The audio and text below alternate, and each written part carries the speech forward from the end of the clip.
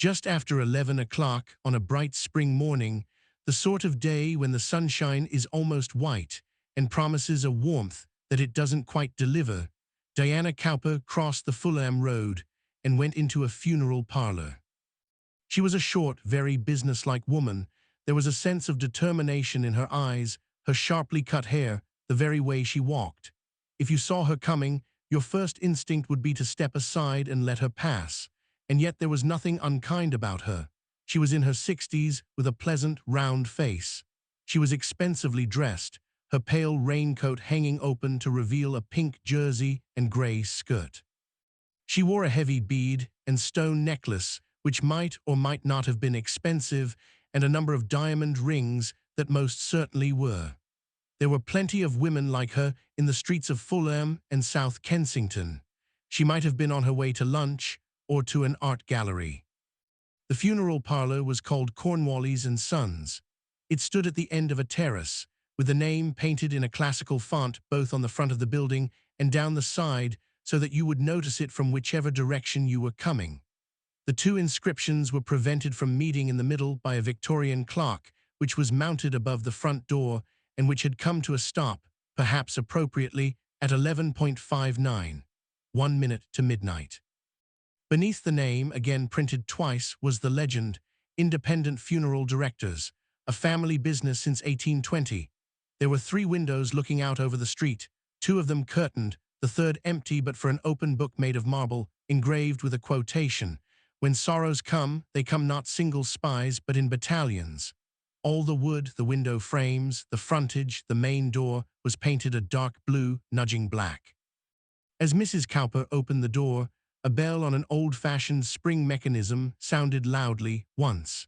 She found herself in a small reception area with 2 sofas, a low table, and a few shelves with books that had that peculiar sense of sadness that comes with being unread. A staircase led up to the other floors.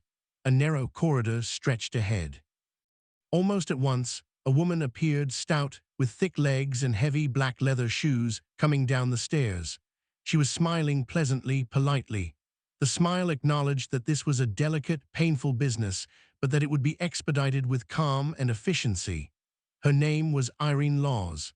She was the personal assistant to Robert Cornwallis, the funeral director, and also acted as his receptionist. "Good morning, can I help you?" she asked.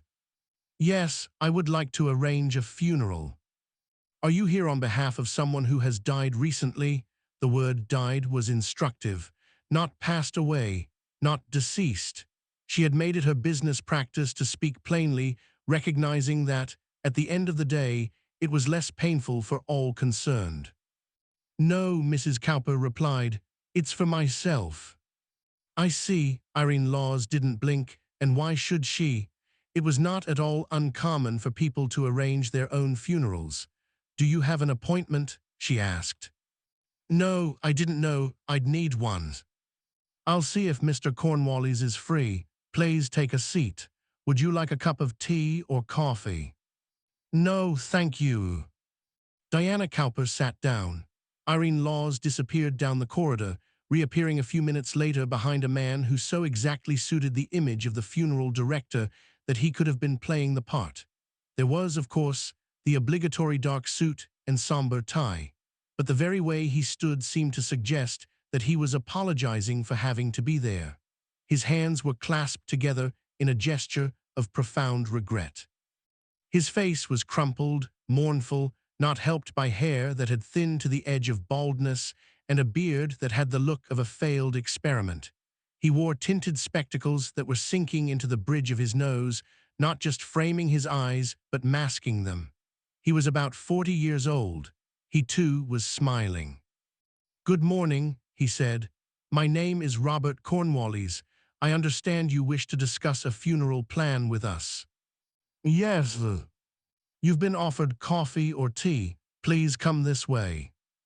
The new client was taken down the corridor to a room at the end. This was as understated as the reception area, with one difference.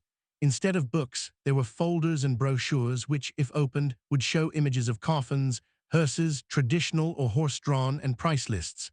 A number of urns had been arranged on 2 shelves should the discussion veer towards cremation. Two armchairs faced each other, one beside a small desk. Cornwallis sat here.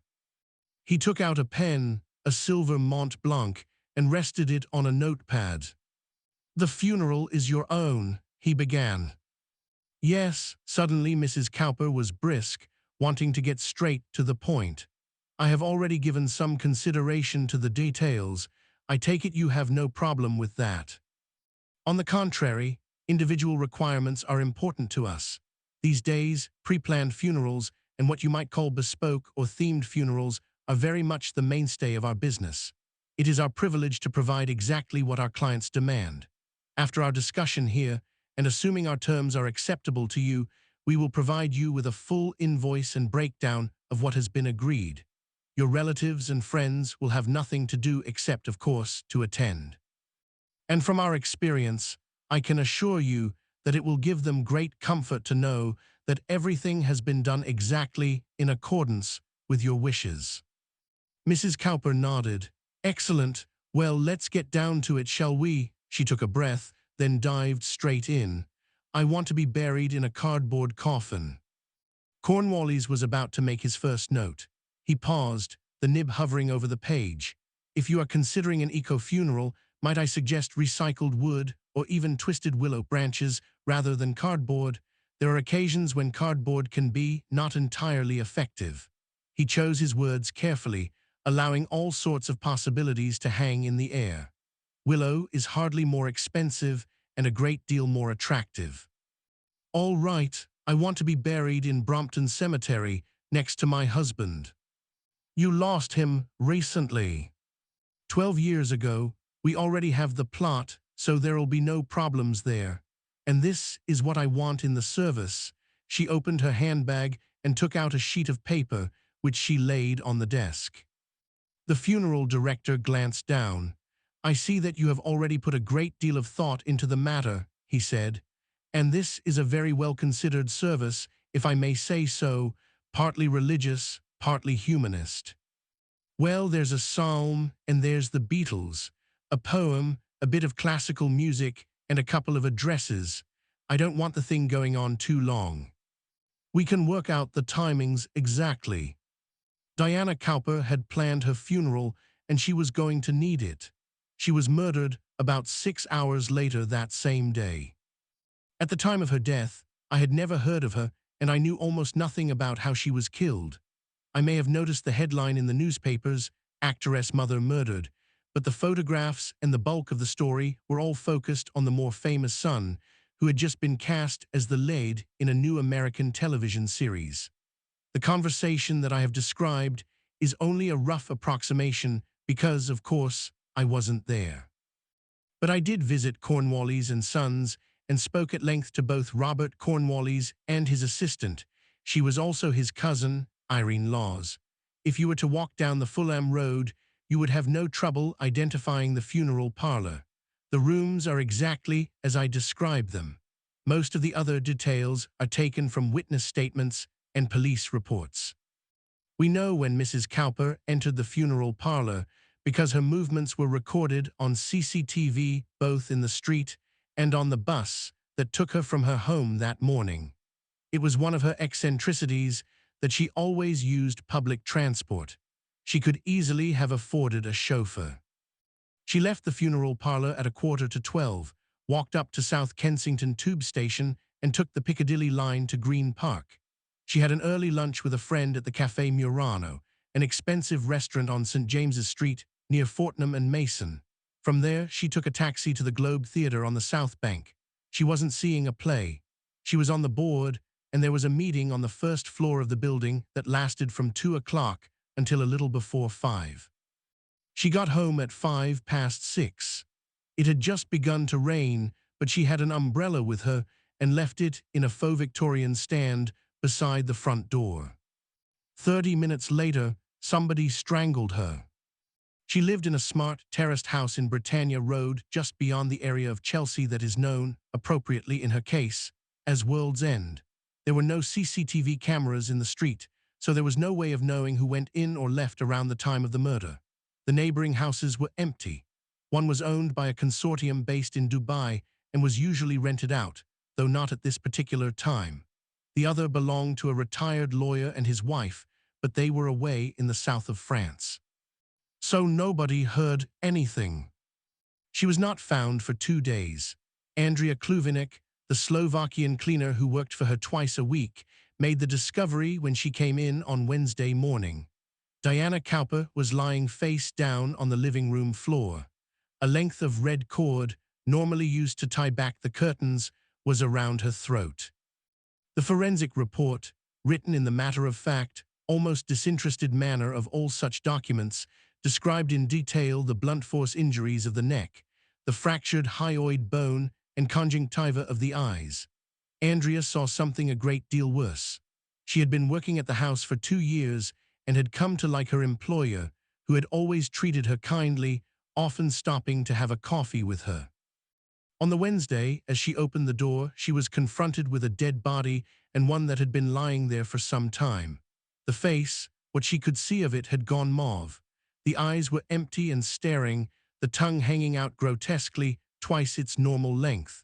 One arm was outstretched, a finger with a diamond ring pointing at her as if in accusation. The central heating had been on. The body was already beginning to smell. According to her testimony, Andrea did not scream. She was not sick.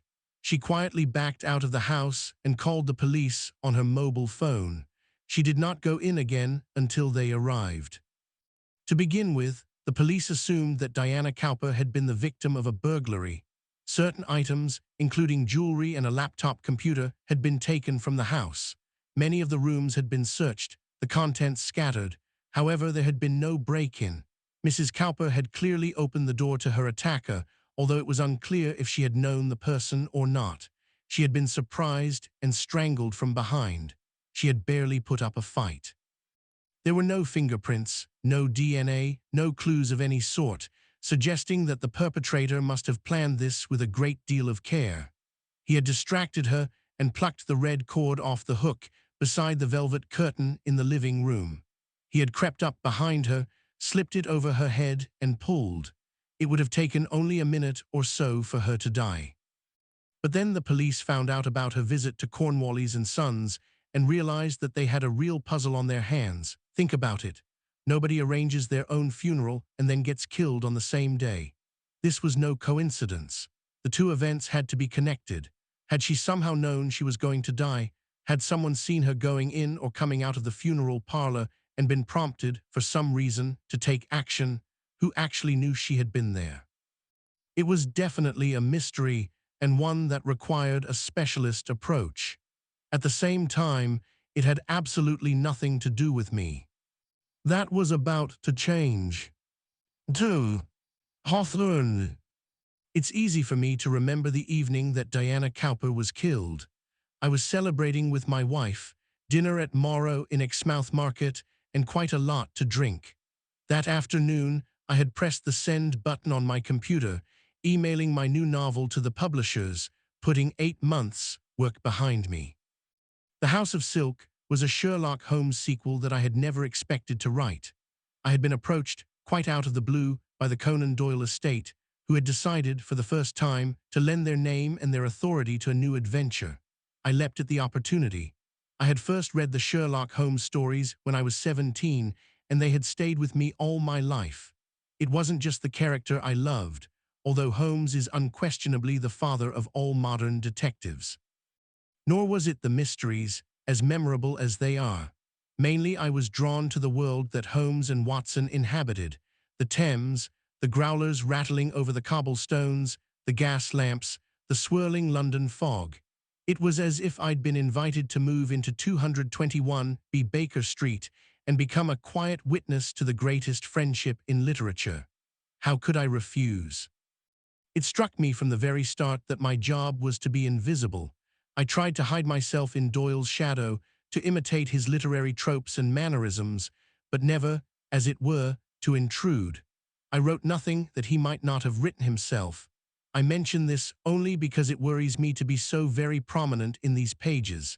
But this time round, I have no choice. I'm writing exactly what happened. For once, I wasn't working on any television. Foyle's War, my wartime detective series, was no longer in production, and there was a question mark over its return. I'd written more than 22-hour episodes over a 16-year period, almost 3 times longer than the war itself. I was tired. Worse still, having finally reached 15 August 1945, VJ Day, I had run out of war. I wasn't quite sure what to do next. One of the actors had suggested Foyle's piece. I didn't think it would work. I was also between novels. At this time, I was known mainly as a children's author, although I secretly hoped that The House of Silk would change that. In 2000, I'd published the first in a series of adventures about a teenaged spy called Alex Rider, which had sold all over the world. I loved writing children's books, but I was worried that with every year that passed, I was getting further and further away from my audience. I had just turned 55. It was time to move on.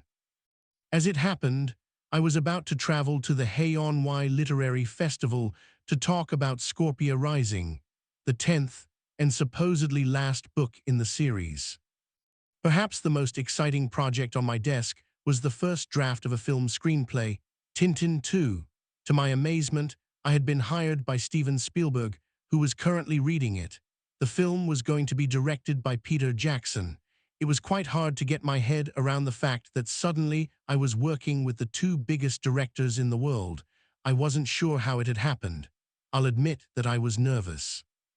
I had read the script perhaps a dozen times and was doing my best to convince myself it was moving in the right direction. Were the characters working? Were the action sequences strong enough? Jackson and Spielberg happened to be in London together in a week's time, and I was going to meet them and get their notes. So when my mobile rang and I didn't recognize the number, I wondered if it might be one of them, not, of course, that they would call me personally. An assistant would check it was me and then pass me across. It was about 10 o'clock in the morning, and I was sitting in my office on the top floor of my flat, reading The Meaning of Treason by Rebecca West, a classic study of life in Britain after the Second World War. I was beginning to think that this might be the right direction for Foyle. Cold War. I would throw him into the world of spies, traitors, communists, atomic scientists. I closed the book and picked up my mobile. "Tony," a voice asked. It certainly was Spielberg. Very few people call me Tony. To be honest, I don't like it. I've always been Anthony, or to some of my friends, Ant. "Yes," I said. "How are you doing, mate? This is Hawthorne." In fact, I'd known who he was before he'd spoken his name. There could be no mistaking those flat vowels, that strangely misplaced accent, part Cockney, part Northern, or the word mate. "Mr. Hawthorne," I said. He had been introduced to me as Daniel, but from the very first I had felt uncomfortable using his first name. He never used it himself. In fact, I never heard anyone else use it either. "It's nice to hear from you." Yeah, he sounded impatient. "Look, you got a minute?" "I'm sorry, what's this about?" "I was wondering if we could meet. What are you doing this afternoon?" That incidentally was typical of him. He had a sort of myopia whereby the world would arrange itself to his vision of how things should be. He wasn't asking if I could meet him tomorrow or next week. It had to be immediately, according to his needs. As I've explained, I wasn't doing anything very much that afternoon, but I wasn't going to tell him that. "Well, I'm not sure," I began. "How about 3 o'clock at that cafe where we used to go?" J&A. "That's the one. There's something I need to ask you. I really would appreciate it." J&A was in Clerkenwell, a 10-minute walk from where I lived. If he had wanted me to cross London, I might have hesitated, but the truth is I was intrigued. "Okay," I said, 3 o'clock. "That's great, mate. I'll see you there." He rang off. The Tintin script was still on the computer screen in front of me. I closed it down and thought about Hawthorne. I'd first met him the year before when I was working on a 5-part television series which was due to be screened in a few months' time. It was called Injustice, a legal drama starring James Purefoy. Injustice was inspired by one of those perennial questions screenwriters sometimes ask themselves when they're casting around for a new idea. How can a barrister defend someone when they know they're guilty? The short answer, incidentally, is that they can't. If the client confesses to the crime before the trial, the barrister will refuse to represent him. There has to be at least a presumption of innocence. So I came up with a story about an animal rights activist who gleefully confesses to the murder of a child shortly after his barrister, William Travers Purifoy, has managed to get him acquitted. As a result, Travers suffers a nervous breakdown and moves to Suffolk. Then one day, waiting for a train at Ipswich station, he happens to see the activist again. A few days later, the activist is himself killed, and the question is, was Travers responsible? The story boiled down to a duel between the barrister and the detective inspector who was investigating him. Travers was a dark character, damaged and quite possibly dangerous, but he was still the hero and the audience had to root for him. So I deliberately set out to create a detective who would be as unpleasant as possible. The audience would find him menacing, borderline racist, chippy, and aggressive. I based him on Hawthorne. To be fair, Hawthorne was none of those things. Well, he wasn't racist anyway. He was, however, extremely annoying to the extent that I used to dread my meetings with him. He and I were complete opposites. I just couldn't make out where he was coming from. He had been found for me by the production supervisor working on the series. I was told that he'd been a detective inspector with the Metropolitan Police Service in London, working out of the sub-command in Putney. He was a murder specialist with 10 years on the force, which had come to an abrupt end when he had been kicked out for reasons that weren't made clear. There are a surprising number of ex-policemen helping production companies make police dramas.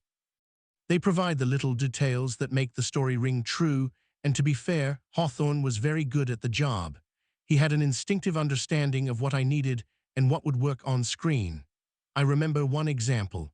In an early scene, when my fictitious detective is examining a week-old corpse, the crime scene examiner hands him a tub of Vicks Vapo Rub to smear under his nose.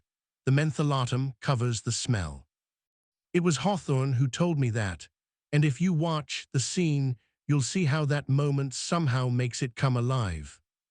The first time I saw him was at the production office of 11th Hour Films, which was the company making the series. Once we got started, I'd be able to contact him at any time of the day to throw questions at him and would then weave the answers into the script. All of this could be done over the telephone. This meeting was really just a formality to introduce us. When I arrived, he was already sitting in the reception area with one leg crossed over the other and his coat folded over his lap. I knew at once that he was the person I had come to meet. He wasn't a large man. He didn't look particularly threatening. But even that single movement, the way he got to his feet, gave me pause for thought. He had the same silken quality as a panther or a leopard, and there was a strange malevolence in his eyes. They were a soft brown that seemed to challenge, even to threaten me. He was about 40 years old with hair of an indeterminate color that was cut very short around the ears and was just beginning to turn gray. He was clean-shaven. His skin was pale. I got the feeling that he might have been very handsome as a child, but something had happened to him at some time in his life so that, although he still wasn't ugly, he was curiously unattractive. It was as if he had become a bad photograph of himself.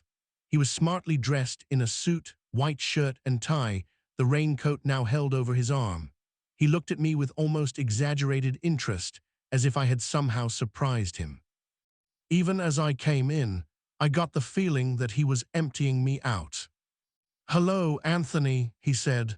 "Nice to meet you." How did he even know who I was? There were lots of people coming in and out of the office, and nobody had announced me, nor had I told him my name. "I'm a great admirer of your work," he said, in a way that told me he'd never read anything I'd written, and that actually he didn't care if I knew it. "Thank you," I said. "I've been hearing about this program you want to make. It sounds really interesting." Was he deliberately being sarcastic? He managed to look bored even as he spoke the words. I smiled. "I'm looking forward to working with you." "It'll be fun," he said. But it never was. We spoke on the phone quite often, but we also had about half a dozen meetings, mainly at the office or in the courtyard outside J&A. He smoked all the time, sometimes roll-ups, but if not, cheap brands like Lambert and Butler or Richmond. I had heard that Hawthorne lived in Essex, but I had no idea where. He never talked about himself or his time in the police force, and certainly not how it had ended. The production supervisor who had contacted him in the first place told me that he had worked on a number of high-profile murder investigations and had quite a reputation, but I couldn't find anything about him on Google. He clearly had a remarkable mind. Although he made it clear that he was no writer himself and showed no interest at all in the series that I was trying to create, he always came up with exactly the right scenarios before I even asked for them. There's another example of his work in the opening scenes. William Travers is defending a black kid who has been framed by the police for the theft of a medal which, they claim, they found in the boy's jacket.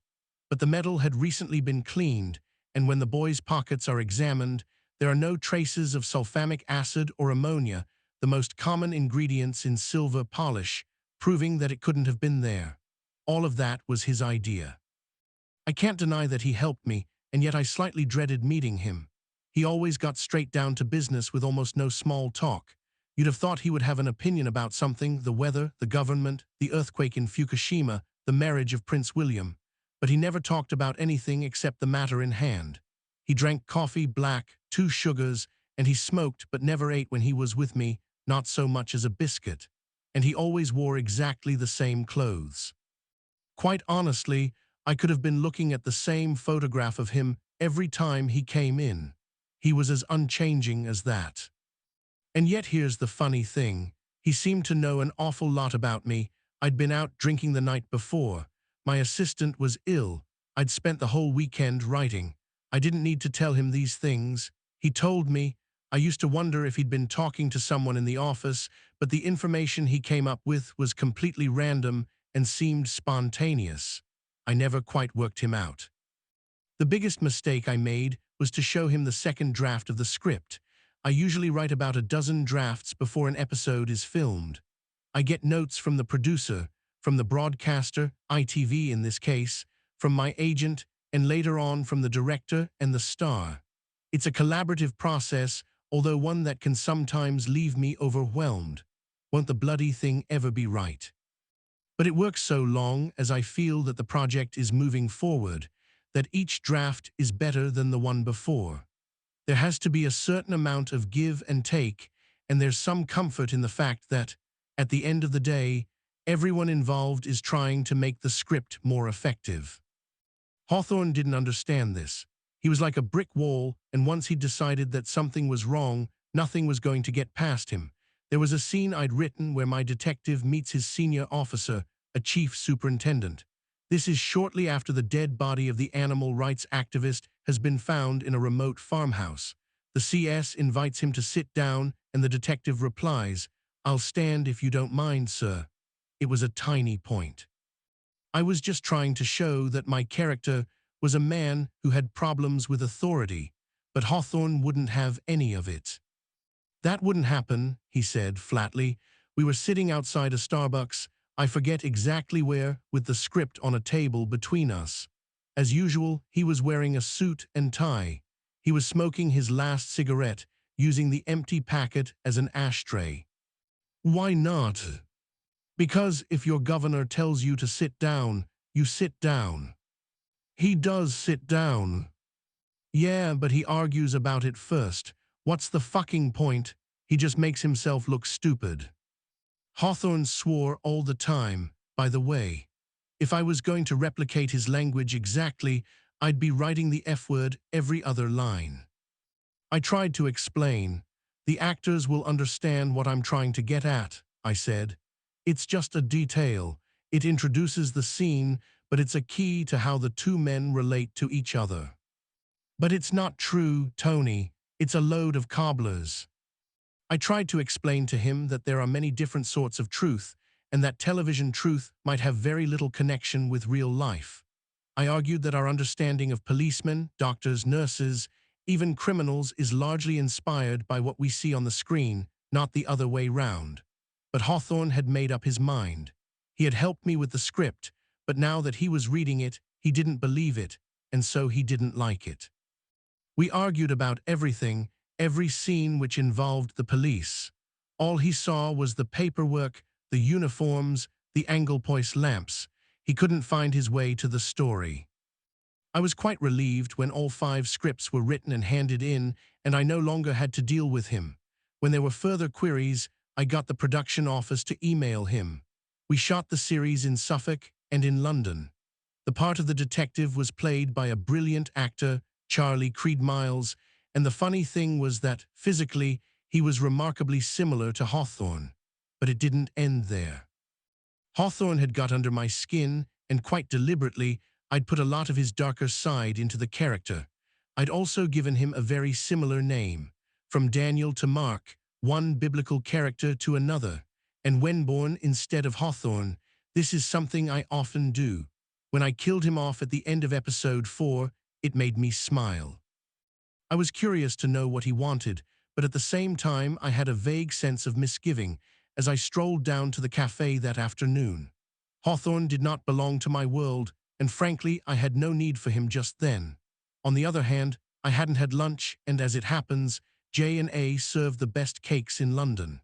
They're in a little alleyway just off the Clerkenwell Road, and because they're tucked away they're usually not too busy.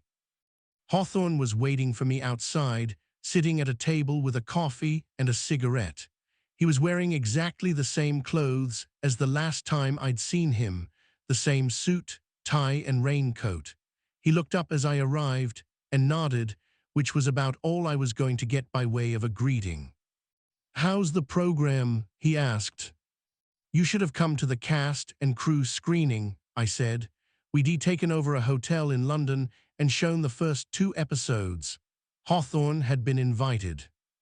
"I was busy," he replied. A waitress came out, and I ordered tea and a slice of Victoria sponge.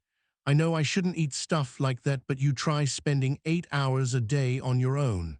I used to smoke between chapters, but gave up 30 years ago. Cake's probably just as bad." "How are you?" I asked. He shrugged. "Can't complain." He glanced at me. "You been in the country?" As it happened, I'd got back from Suffolk that very morning. My wife and I had just been there for a couple of days. "Yes," I said warily. "And you got a new puppy." I looked at him curiously. This was absolutely typical of him. I hadn't told anyone that I'd been out of London. I certainly hadn't tweeted about it. As for the puppy, it belonged to our neighbors. We'd been looking after it while they were away. "How do you know all that?" I asked. "It was just an educated guess." He waved my question aside. "I was hoping you could help me." "How?" "I want you to write about me." Every time I met him, Hawthorne had a way of surprising me. You know where you are with most people. You form a relationship, you get to know them, and after that the rules are more or less set. But it was never like that with him. He had this strange, mercurial quality. Just when I thought I knew where we were going, he would somehow prove me wrong. "What do you mean?" I asked. "I want you to write a book about me." "Why would I want to do that?" "For money." "You want to pay me?" "No, I thought we'd go 50-50. A couple of people came and sat down at the table next to us. I used the moment, as they made their way past, to work out what to say. I was nervous about turning Hawthorne down. That said, I already knew, I'd known instantly, that was exactly what I was going to do. "I don't understand," I said. "What sort of book are you talking about?" Hawthorne gazed at me with those muddy choirboy eyes. "Let me explain it to you," he said, as if it were perfectly obvious. "You know I do a bit of work here and there for TV, that sort of stuff. You probably heard that I got kicked out of the Met. Well, that's their loss, and I don't want to go into all that. The thing is, I do a bit of consultancy too. For the police, it's unofficial. They use me when something unusual happens. Most cases are pretty straightforward, but sometimes they are. When something's outside their everyday experience, that's when they come to me." Seriously, I found it hard to believe. That's how it is with the modern police these days. They've made so many cutbacks, there's no one left to do the job. You've heard of Group 4 and Serco. They're a bunch of tossers, but they're in and out all the time. They've sent in investigators that couldn't find their way out of a paper bag. And that's not all. We used to have a big laboratory down at Lambeth. We'd send down blood samples and stuff like that. But they sold it off, and now they use private companies. Takes twice as long and costs twice as much, but that doesn't seem to bother them. Same with me, I'm an external resource. He paused as if to be sure that I was following him. I nodded. He lit a cigarette and went on. I do well enough out of it. I get a daily rate plus expenses and all that. But the thing is, you see, and to be honest, I don't like to mention this, I'm a bit short. There just aren't enough people getting murdered. And when I met you on that TV show of yours and heard that you write books, I had this idea that actually we could help each other, 50-50. I get sent some really interesting stuff. You can write about me. But I hardly know you, I said. You'll get to know me. I've got a case on at the moment, as a matter of fact. It's early days, but I think it could be right up your street. The waitress arrived with my cake and tea, but now I wished I hadn't ordered them. I just wanted to get home. Why do you think anyone would want to read about you? I asked. I'm a detective. People like reading about detectives. But you're not a proper detective. You got fired. Why did you get fired, by the way? I don't want to talk about that. Well, if I was going to write about you, you'd have to tell me. I'd have to know where you live, whether you're married or not, what you have for breakfast, what you do on your day off. That's why people read murder stories. Is that what you think? Yes. He shook his head. I don't agree. The word is murder. That's what matters. Look, I'm really sorry. I tried to break it gently. It's a good idea, and I'm sure you've got a really interesting case, but I'm afraid I'm far too busy. Anyway, it's not what I do. I write about fictional detectives. I've just finished a story about Sherlock Holmes. I used to do Poirot and Midsummer Murders. I'm a fiction writer. You need someone who writes true crime. What's the difference? All the difference in the world. I'm in control of my stories. I like to know what I'm writing about. Creating the crimes and the clues and all the rest of it is half the fun. If I were to follow you around, just writing down what you saw and what you said, what would that make me? I'm sorry, I'm not interested. He glanced at me over the tip of his cigarette. He didn't look surprised or offended, as if he'd known that was what I was going to say. I reckon you could sell a ton of copies, he remarked, and it would be easy for you. I'd tell you everything you need to know. Don't you want to hear what I'm working on? I didn't, but he went on before I could stop him. A woman walks into a funeral parlor just the other side of London, in South Kensington. She's arranged her own funeral, right down to the last detail. And that same day, 6 hours later, someone murders her, goes into her house and strangles her. That's a bit unusual, wouldn't you say? Who was she? I asked. Her name doesn't matter just for now, but she was rich. She's got a famous son, and here's another thing. As far as we can see, she didn't have an enemy in the world. Everybody liked her. That's why I got called in. None of it makes any sense. For a brief moment, I was tempted. The hardest part of writing murder stories is thinking up the plots, and at that particular moment, I didn't have any more in my head. After all, there are only so many reasons why anyone wants to kill someone else. You do it because you want something from them, their money, their wife, their job. You do it because you're afraid of them. They know something about you, and perhaps they're threatening you. You kill them out of revenge because of something they knowingly or unknowingly did to you. Or, I suppose, you kill them by accident. After 22 episodes of Foyle's War, I'd pretty much covered every variation. And then there was the question of research. If I decide that the killer is going to be, say, a hotel chef, then I have to create his world. I have to visit the hotel. I have to understand the catering business. Making him believable means a lot of hard work, and he's only the first of 20 or 30 characters I have to invent, all of them lurking somewhere inside my head. I have to understand police procedure, fingerprints, forensic science, DNA, all the rest of it. It can be months before I write the first word. I was tired. I wasn't sure I had the stamina to begin another book so soon after finishing The House of Silk. Effectively, Hawthorne was offering me a shortcut. He was giving me the whole thing on a plate, and he was right. The case did sound interesting. A woman walks into a funeral parlor. It was actually quite a good opening. I could already see the first chapter: spring sunshine, a smart area of town. A woman crosses the road. It was still unthinkable. "How did you know?" I asked suddenly. "What?" "Just now, you told me I'd been in the country and you said I'd got a puppy. Who told you that?" "Nobody told me." "Then how did you know?" He scowled as if he didn't want to tell me, but at the same time he was trying to get something out of me, and so, briefly, I had the upper hand.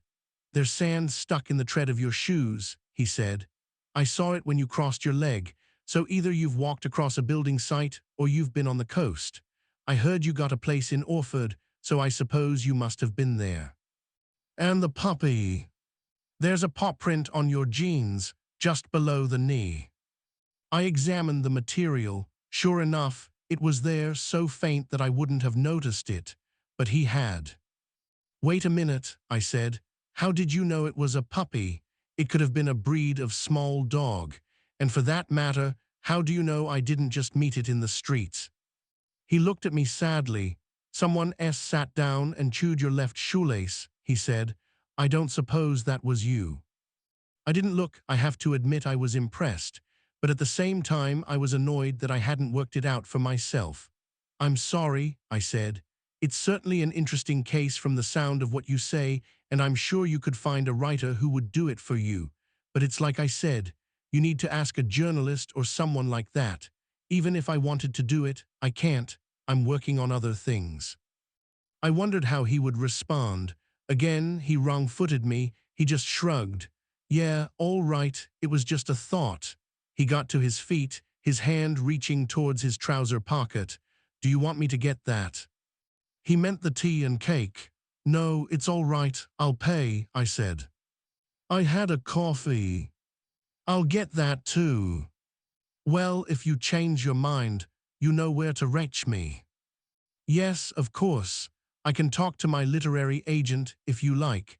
She might be able to recommend someone who can help." "No, don't worry, I'll find someone." He turned round and walked away. I ate the cake. It was a shame to waste it. Then I went back home and spent the rest of the afternoon reading. I tried not to think about Hawthorne, but I couldn't get him out of my mind. When you're a full-time writer, one of the hardest things to do is to turn down work. You're slamming a door which may not open again, and there's always the fear of what you may have missed on the other side.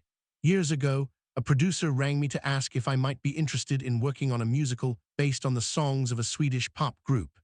I turned her down, which is why I'm not on the posters, and have enjoyed none of the royalties of Mamma Mia. I don't have any regrets, incidentally. There's no saying the show would have been such a success if I had ended up writing it, but it just shows the level of insecurity that most writers live with day by day. A bizarre crime that happened to be true. A woman walks into a funeral parlor.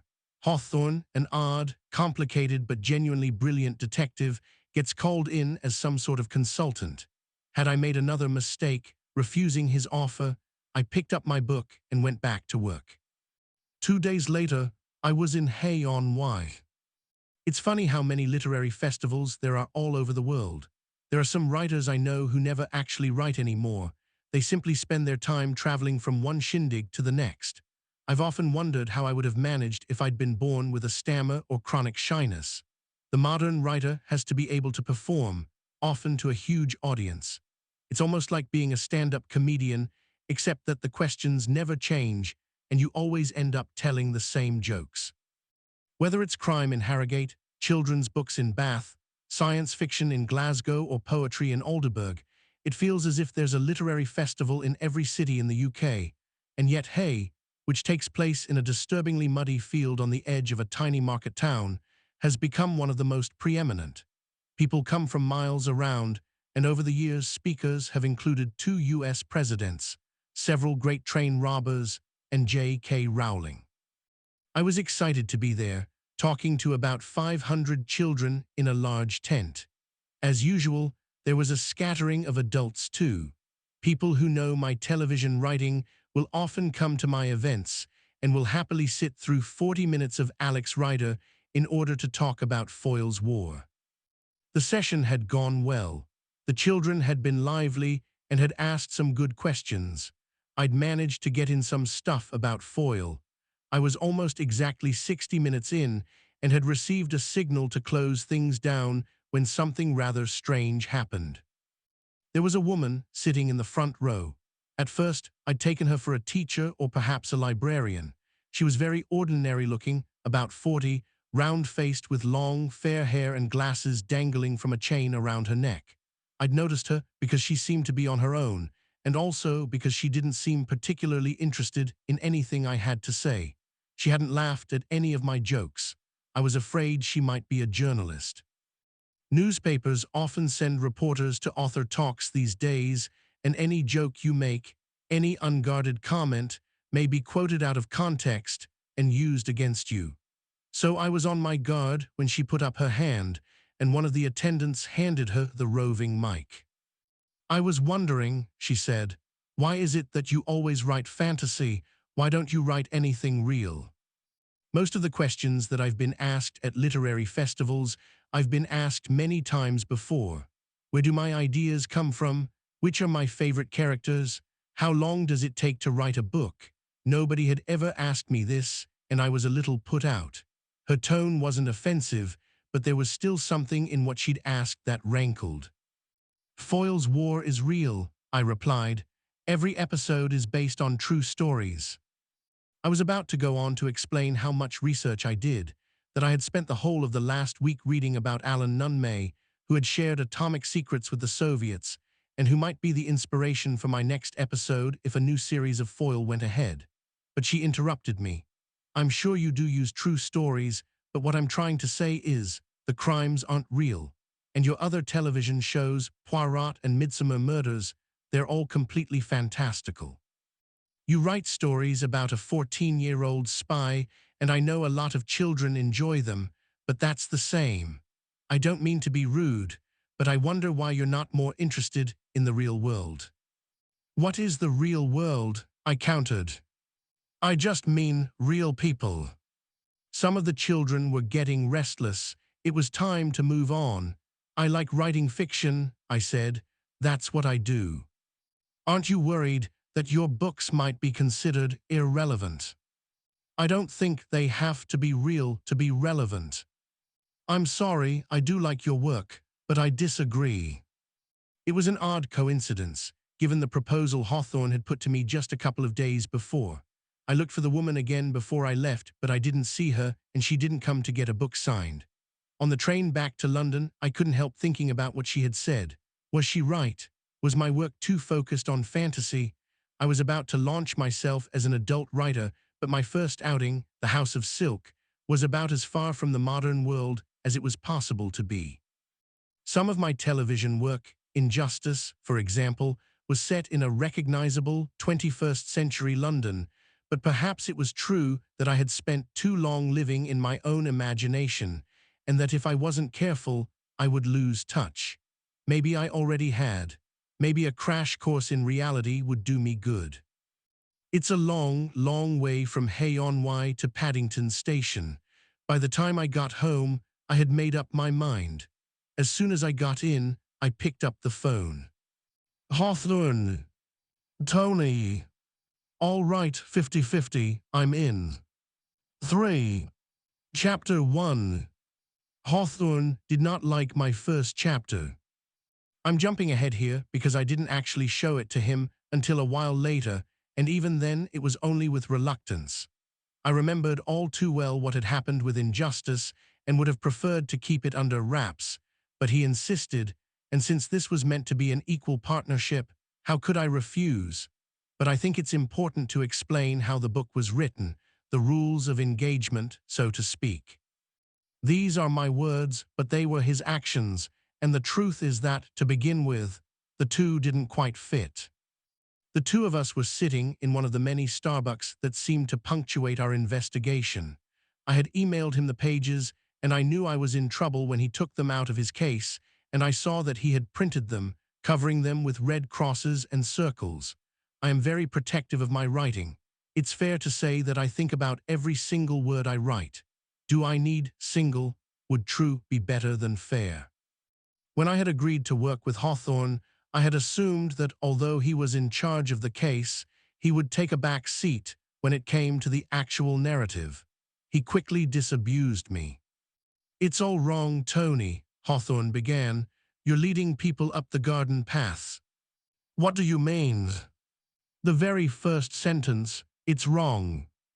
I read what I had written. Just after 11 o'clock on a bright spring morning, the sort of day when the sunshine is almost white and promises a warmth that it doesn't quite deliver, Diana Cowper crossed the Fulham Road and went into a funeral parlor. Just after 11 o'clock on a bright spring morning, the sort of day when the sunshine is almost white and promises a warmth that it doesn't quite deliver, Diana Cowper crossed the Fulham Road and went into a funeral parlor. "I don't see what's wrong with that," I said.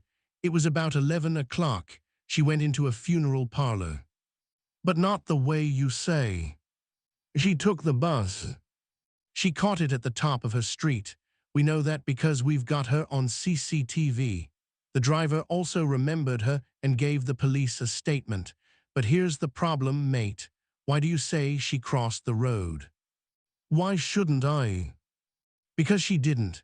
We're talking about the number 14 bus, which she picked up at Chelsea Village. That's the stop marked U, exactly opposite Britannia Road. It took her to Chelsea Football Club, Hortensia Road, Edith Grove, Chelsea and Westminster Hospital, Beaufort Street, and finally Old Church Street, stop HJ, where she got off." "You have a terrific knowledge of London bus routes," I said, "but I do quite get the point. She didn't have to cross the road. When she left the bus, she was already on the right side." "Does it really make any difference?" "Well, yes, it might. If you say she crossed the road, it means she must have gone somewhere else before she went into the undertaker's, and that might be important. She could have gone to the bank and taken out a load of money. She could have had a row with someone that very morning, and that could have been the reason she was killed. That same person could have followed her across the road and seen where she was going. She could have stopped in front of someone who was driving a car, and that could have led to an altercation." "Don't look at me like that. Road rage murders are more common than you think. But the facts of the matter are that she got up in her house, alone. She had breakfast, then she got on a bus. It was the first thing she did." "So what would you want me to write?" He had already scribbled something on a sheet of paper. He handed it to me. I read. At exactly 17 minutes past 11, Diana Jane Cowper exited from the number 14 bus at the Old Church Street, HJ, stop, and retraced her steps 25 meters along the pavement. She then entered Cornwallis and Sons funeral parlor. At exactly 17 minutes past 11, Diana Jane Cowper exited from the number 14 bus at the Old Church Street, HJ, stop, and retraced her steps 25 meters along the pavement. She then entered Cornwallis and Sons funeral parlor. "I'm not writing that," I said. "It reads like a police report." "At least it's accurate. And what's the bell doing there?" "What bell?" "In the fourth paragraph, right here, you say there's a bell on a spring mechanism leading into the funeral parlor. Well, I didn't notice any bell, and that's because it's not there." I tried to stay calm. That was something I would soon learn about Hawthorne. When he put his mind to it, he could annoy me more easily than anyone I'd ever met. "I put the bell in for atmosphere," I explained. "You've got to allow me some sort of dramatic license. I wanted to show how traditional and old-fashioned the business was, Cornwallis and Sons, and that was a simple, effective way." "Maybe, but it makes a big difference. Suppose someone followed her in there. Suppose someone overheard what she said. "You're talking about the man she had the altercation with?" I asked sarcastically. "Or maybe someone she met at the bank. Is that what you think?" Hawthorne shrugged. "You're the one saying that there was a link between Mrs. Cowper arranging her funeral and her getting murdered the same day. At least, that's what you're suggesting to your readers." He lingered on the first syllable of readers, making it sound like a dirty word. "But you have to consider the alternatives. Maybe the timing of the funeral and the murder was just a coincidence, although I'll be honest with you, I don't like coincidences. I've been working in crime for 20 years, and I've always found everything has its place. Or maybe Mrs. Cowper knew she was going to die. She'd been threatened, and she arranged the funeral because she knew there was no way out. That's possible, but it doesn't make a lot of sense, because why didn't she just go to the police? And a third possibility, somebody found out what she was doing. It could have been anyone. They could have followed her in off the street and listened to her making all the arrangements, because there's no sodding bell on the door. Anyone could come in or go out without being heard, but not in your version." "Okay," I said, "I'll take out the bell. And the Mont Blanc pens." "Why?" I stopped him before he could answer. "All right, it doesn't matter. I'll lose that too." He pushed and prodded the pages as if trying to find a single sentence that he liked. "You're being a bit selective with the information," he said, at length. "And what do you mean by that?" "Well, you say that Mrs. Cowper only used public transport, but you don't explain why." "I say she was eccentric." "I think you'll find there was rather more to it than that, mate. And then there's the question of the funeral itself. You know exactly what she requested for her service, but you haven't written down what it was." "A psalm, the Beatles." "But which psalm, which Beatles track? Don't you think it might be important?" He took out a notebook and opened it. "Psalm 34. I will bless the Lord at all times. His praise shall continually be in my mouth." The song was Eleanor Rigby. The poem was by someone called Sylvia Plath. Maybe you can help me with that one, Tony, because I read it and it didn't make a word of bleeding sense. The classical music was The Trumpet Voluntary by Jeremiah Clark. She wanted her son to give the main address. What do you call it? The eulogy. Whatever, and maybe you should have mentioned who she had lunch with at the Café Murano. His name is Raymond Clunes. He's a theatrical producer. Is he a suspect? Well, she just lost 50 grand in a musical he'd produced.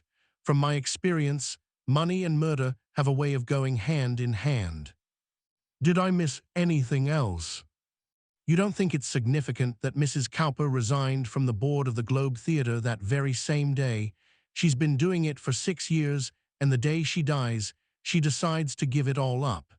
Then there's Andrea Kluvinek, the cleaner. Where did you get that stuff about her tiptoeing out into the street and calling the emergency services?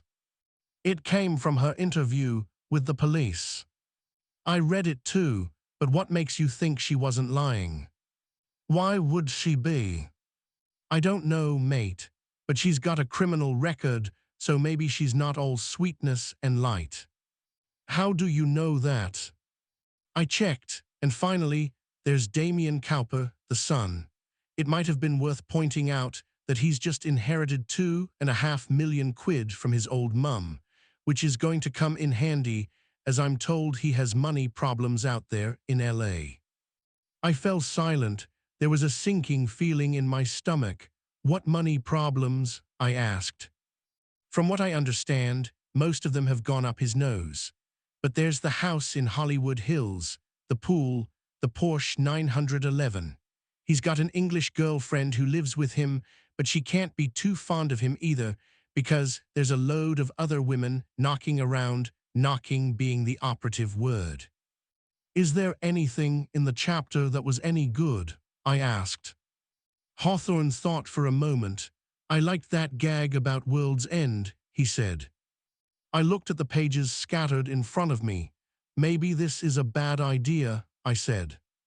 Hawthorne smiled at me for the first time. When he smiled, that was when I saw the child he had once been.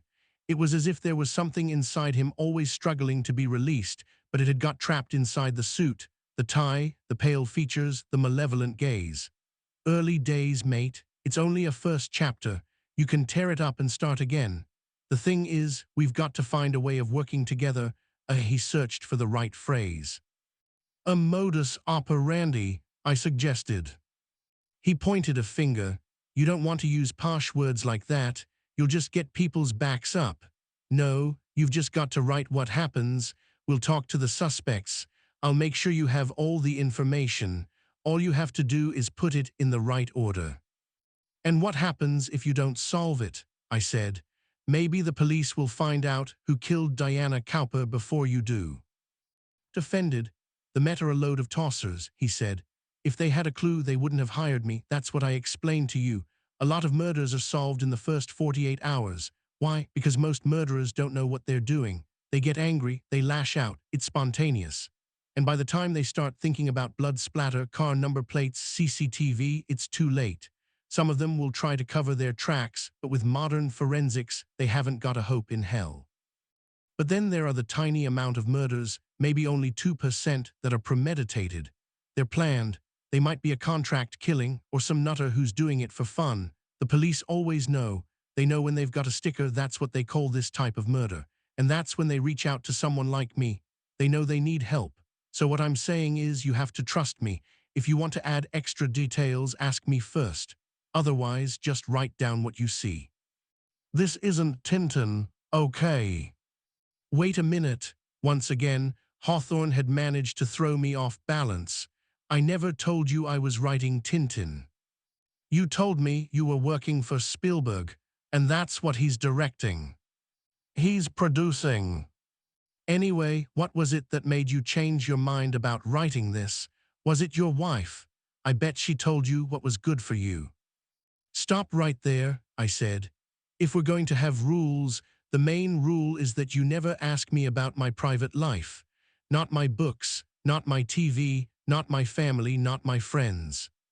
I'm interested you put them in that order. I'll write about you, I'll write about this case, and when you solve it, if you solve it, I'll see if I can get my publisher interested. But I'm not going to be bullied by you. This is still my book, and I'm going to be the one who decides what goes into it. His eyes widened. Calm down, Tony. I'm just trying to help. This is the agreement that we made. I wouldn't show Hawthorne any more of the book, certainly not while I was writing it, and probably not even after it was finished.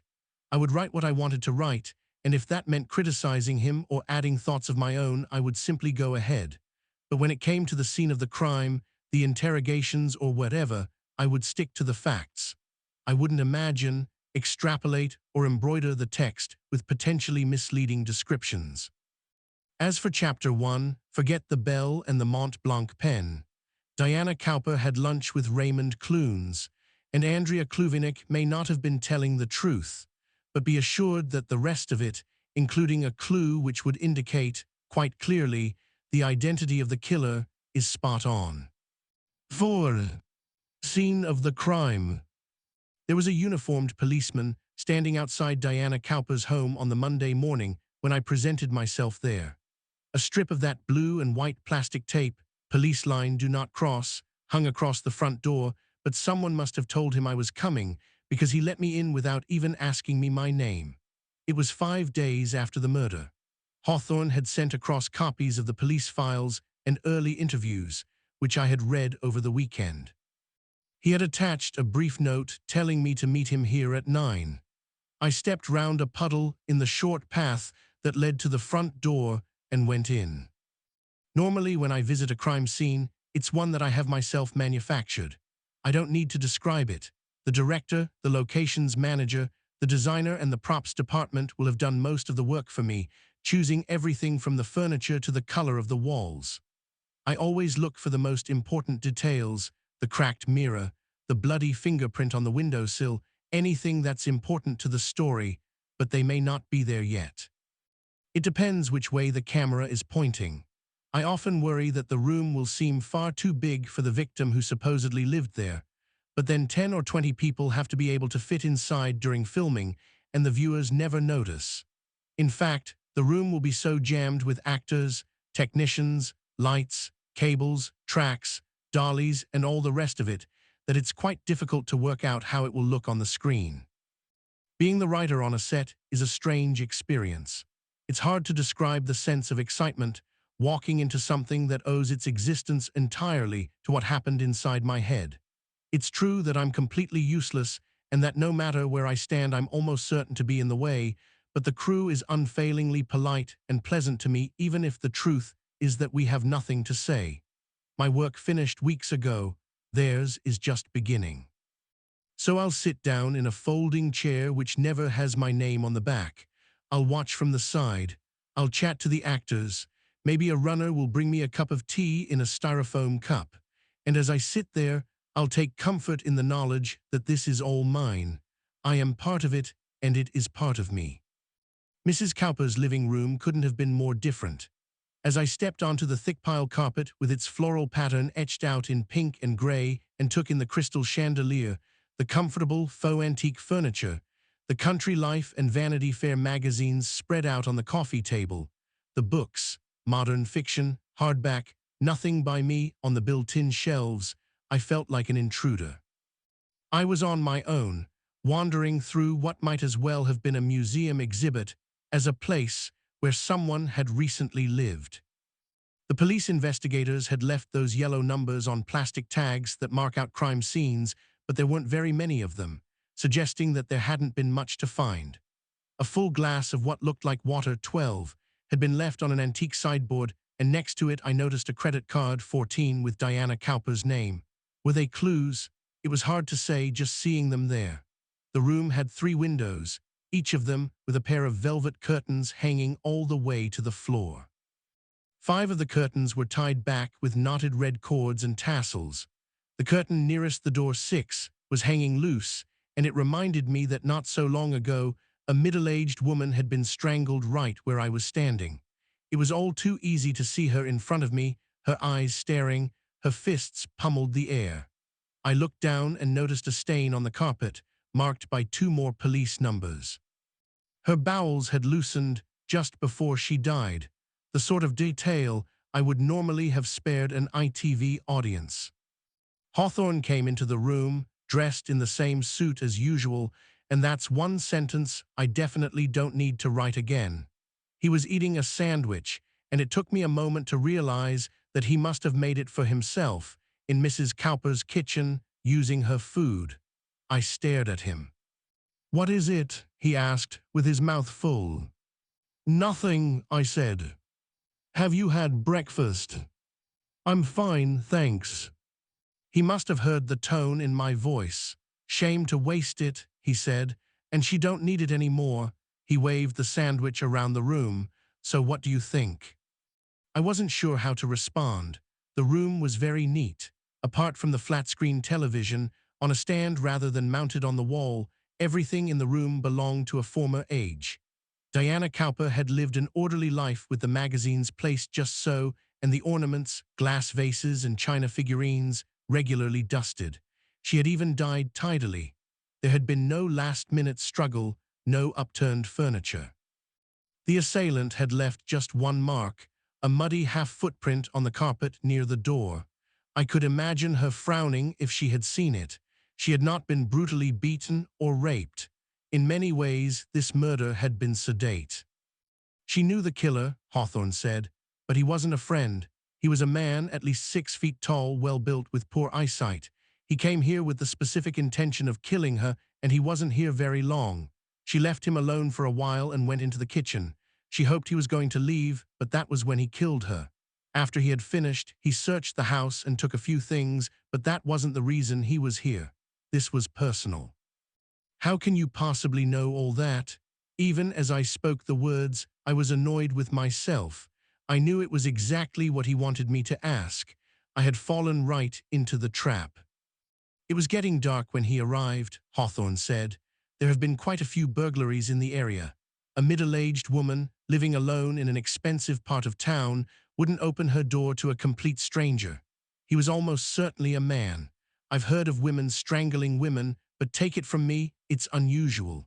Diana Cowper was 5'3", and it would have been helpful if he'd been taller than her. He fractured her hyoid bone when he killed her, which tells me he was strong, although I admit she was a bit of an old biddy, so it might have snapped anyway. How do I know he came here to kill her? 3 reasons. He didn't leave any fingerprints. It was a warm evening, but he made sure he was wearing gloves. He didn't stay here very long. He was only in this room, and as you can see, there are no coffee cups, no empty glasses of G&T. If he'd been a friend, 6 o'clock, they'd probably have had a drink together. He might have been in a hurry, I said. Look at the cushions, Tony. He didn't even sit down. I went over to the glass I'd seen and resisted the temptation to pick it up.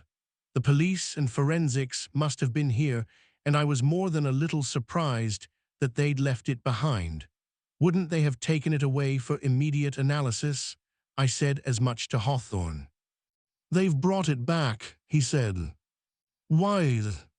For me, he smiled that bleak little smile of his, then finished the rest of the sandwich.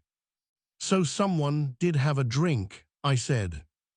It's only water, he chewed and swallowed. My guess is that he asked her for a glass of water before he left. That got her out of the room long enough for him to unhook the curtain and steal the tie. He couldn't have done that with her watching. But he didn't drink it. He didn't want to leave his DNA. What about the credit card? I read the name, printed across it, Mrs. Diana J. Cowper. It had been issued by Barclays Bank. Its expiry date was November, 6 months after hers. That's an interesting one. Why isn't it in her purse with all the others? Did she take it out to pay for something, and is that why she opened the door? There are no fingerprints on it except her own. So you've got a possible scenario. Someone asks her for payment. She takes out the credit card, and while she's fiddling around with it, he slips behind her and strangles her. But then, why isn't it on the floor? He shook his head. On the other hand, it may have nothing to do with what happened. We'll see. You said the killer had poor eyesight, I said. Yes. That was because he missed the diamond ring on her finger. I'd cut in before Hawthorne could explain everything down to the last detail. It must be worth a fortune. No, mate. You've got that all wrong. He obviously wasn't interested in the ring. Whoever did this nicked a few pieces of jewelry and a laptop to make it look like a burglary, but he either forgot the ring or he couldn't get it off her finger and decided not to bother with a pair of secateurs. There was no way he could have missed it. He was right up close when he was strangling her. Then how do you know his eyesight was bad? Because he stepped in the puddle outside the door, which is how he left a mark on the carpet. It looks like a man's shoe, by the way. In every other respect he was careful. That was the one thing he missed. Aren't you going to write all this down? I can remember most of it. I took out my iPhone, but I'll take some pictures if that's okay. You go ahead. He pointed at a black and white photograph of a man in his 40s, also on the sideboard. Make sure you get a shot of him. Who is he? Her husband, at a guess, Lawrence Cowper. Divorced. He looked at me sadly. If they were divorced, she wouldn't keep his picture, would she? He died 12 years ago, cancer. I took the picture. After that, I followed Hawthorne around the house as he went from room to room, photographing everything that he pointed out to me. We started in the kitchen, which had the look of a showroom, expensively stocked but underused. Diana Cowper had enough equipment to cook a Michelin-starred meal for 10, but probably went to bed with a boiled egg and 2 pieces of toast. The fridge was covered with magnets, classical art, and famous Shakespearean quotes. A metal tin, merchandise from the Narnia film Prince Caspian, stood on the fridge. Using a cloth to keep his hands from coming into contact with the metal, Hawthorne opened it and looked inside. It was empty apart from a couple of coins. Everything was in exactly the right place. There were recipe books, Jamie Oliver and Ottolenghi, on the windowsill, notebooks and recent letters in a rack beside the toaster, a blackboard with notes for the week's shopping. Hawthorne glanced through the letters, then returned them. A wooden fish had been mounted on the wall above the counter with 5 hooks which Diana used to hang keys, and he seemed particularly interested in these. There were 4 sets, each one of them labeled, and I duly took a picture, noting that according to the tags they opened the front door, the back door, the cellar, and a second property called Stonner House. "What's this?" I asked. "She used to live there before she moved to London. It's in Walmer, Kent. A bit odd that she should keep the key." We found a household drawer full of older letters and bills, which Hawthorne glanced through. There was also a brochure for a musical called Moroccan Nights. The front cover showed a picture of a Kalashnikov machine gun with its shoulder strap lying in the shape of a heart. One of the producers, listed on the first page, was Raymond Clunes. From the kitchen, we went upstairs to the bedroom, passing wallpaper with faint stripes and old theater programs in frames. Hamlet, The Tempest, Henry V., The Importance of Being Earnest, The Birthday Party. Damien Cowper had appeared in all of them. Hawthorne bulldozed ahead, but I entered the bedroom with a sense of unease that surprised me. Once again, I felt as if I was intruding. Only a week ago, a middle-aged woman would have undressed here, standing in front of the full-length mirror, sliding into the queen-sized bed with a copy of Stieg Larsson's The Girl Who Played with Fire that was lying on the bedside table. Well, at least Mrs. Cowper had been spared the slightly disappointing ending. There were 2 sets of pillows. I could see the indentation on one of them made by her head. I could imagine her waking up, warm, perhaps smelling of lavender. Not anymore. Death for me had always been little more than a necessity, something that moved the plot on. But standing in the bedroom of a woman who had so recently died, I could feel it right there beside me. Hawthorne rifled through the drawers, wardrobes, and bedside cabinets. He glanced briefly at a framed photograph of Damien Cowper, propped up on her makeup table. I vaguely recognized him, although to be honest I'm not good with faces, and most of these young, handsome, English actors blend into one another, particularly once they've made the move to Hollywood. He discovered a safe behind Mrs. Cowper's shoe rack, scowled when he found it was still locked, but then forgot it. I was fascinated by the way he searched for clues. He didn't speak to me. He barely noticed I was there. He reminded me a little of a sniffer dog at an airport.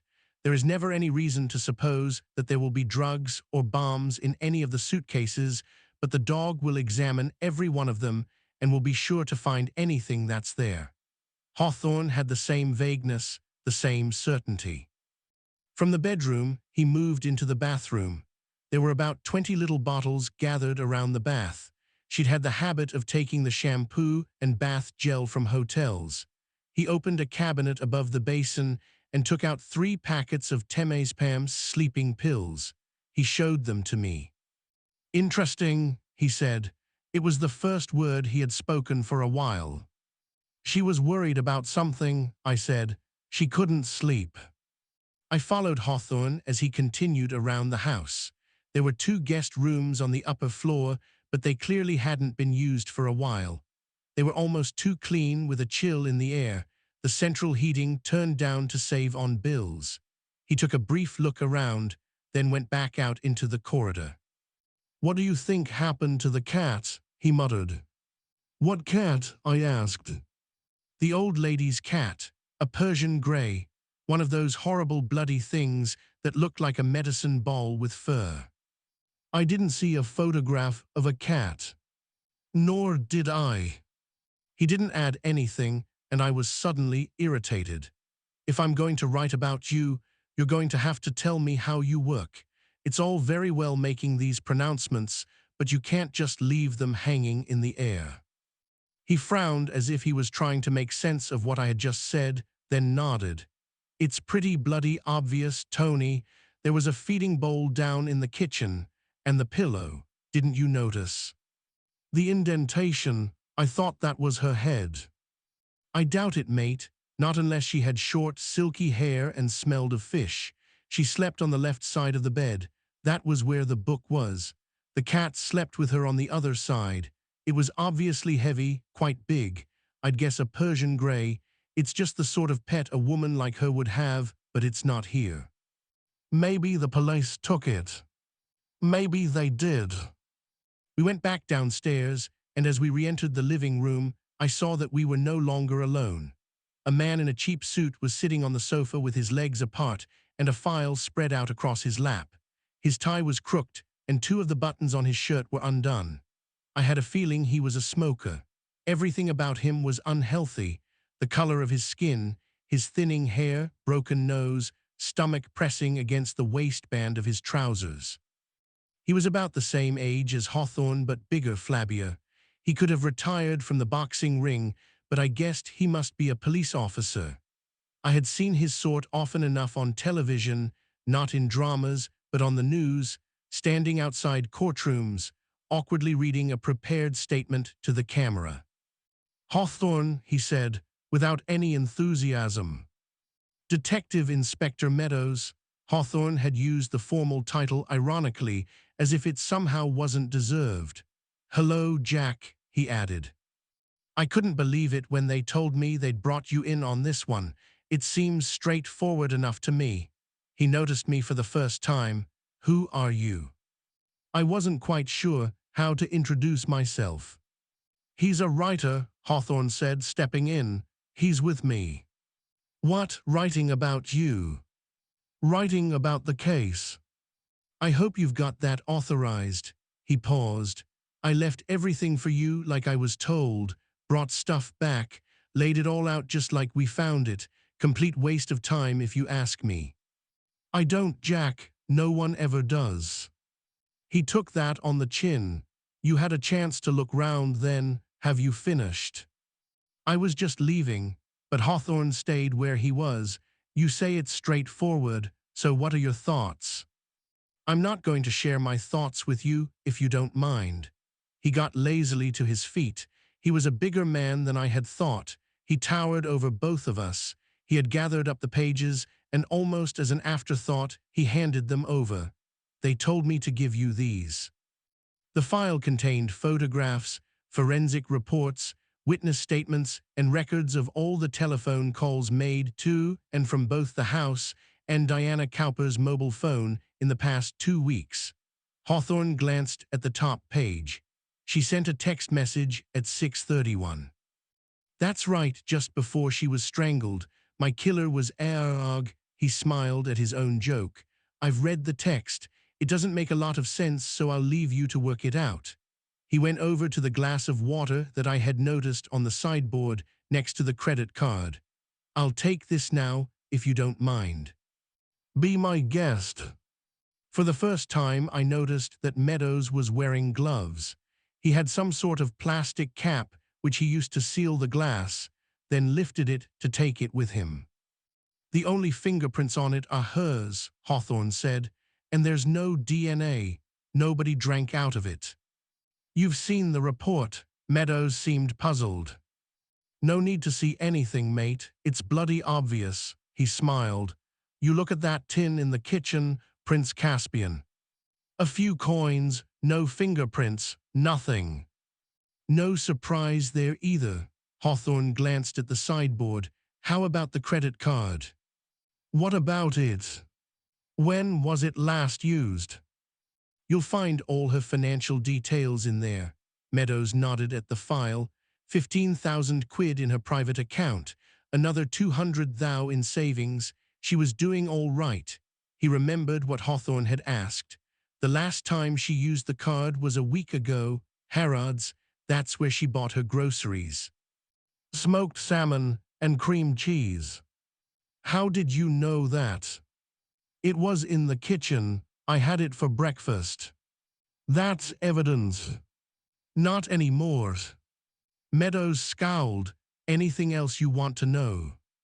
"Yes, did you find the cat?" "What cat?" "That answers the question." "Then I'll leave you to it." Meadows was holding the glass as if he were a magician about to make a goldfish appear. He nodded at me. "Nice to meet you," he said, "but I'd watch out for yourself when you're around this one, particularly if you go near any stairs." He was pleased with that. He took one last look around the room, and then, still holding the glass in front of him, he left. 5. The lacerated man. What did he mean, that crack about the stairs? Charlie Meadows is a pillock. He didn't mean anything. Charlie, you called him Jack. Everyone does. We were sitting outside a cafe close to Fulham Broadway station. Fortunately, the sun was shining, so Hawthorne could smoke. He had gone through the documents that Meadows had given him, sharing them with me too. There were photographs of Diana Cowper before and after she had died, and I was shocked by the difference. The corpse that Andrea Kluvinek had discovered bore almost no resemblance to the smart, active socialite who had invested in theater and eaten lunch in expensive restaurants in Mayfair. I come in at 11 o'clock. Is the start of my work time. I see her, and I know at once that something very bad has happened. I come in at 11 o'clock. Is the start of my work time. I see her, and I know at once that something very bad has happened. Andrea's statement was attached, reproduced word for word in her broken English. There was a photograph of her, a slim, round-faced woman, quite boyish, with short, spiky hair, staring defensively at the camera. Hawthorne had told me she had a criminal record, but I found it difficult to imagine her murdering Diana Cowper. She was too small. There was plenty of other material too. In fact, it occurred to me that it might be possible for Hawthorne to solve the murder right here at this table over his coffee and cigarette. I hoped not. If that happened, it would be a very short book. Perhaps it was with that thought in mind that I wanted to talk about other things first. How do you know him? I asked. Who? Meadows. We worked in the same sub-command in Putney. He had the office next to mine, and although I always held my nose, there were a few times I had to walk down the dark side. I don't know what that means. It's when you have to ask another team for help, when we were doing house to house, that sort of thing. Hawthorne seemed anxious to move on. Do you want to talk about Diana Cowper? No, I said. I want to talk about you. He gazed at the paperwork spread out on the table. He didn't need to say anything. This was all that mattered to him, but for once, I was on my home ground and I was determined. The only way this is going to work is if you allow me into your life, I said. I've got to know about you. Nobody's interested in me. If that were true, I wouldn't be here. If it's true, the book won't sell. I watched as Hawthorne lit another cigarette. For the first time in 30 years, I was tempted to ask for one myself. Listen to me, I went on carefully. They're not called murder victim stories. They're not called criminal stories. They're called detective stories. There's a reason for that. I'm taking a big risk here. If you solve this crime right now, I won't have anything to write about. Worse than that, if you don't solve it at all, it'll be a complete waste of time. So getting to know you matters. If I know you, if I can find something that makes you more human, at least that's a start. So you can't just brush aside every question I ask you. You can't hide behind this wall. Hawthorne shrank away.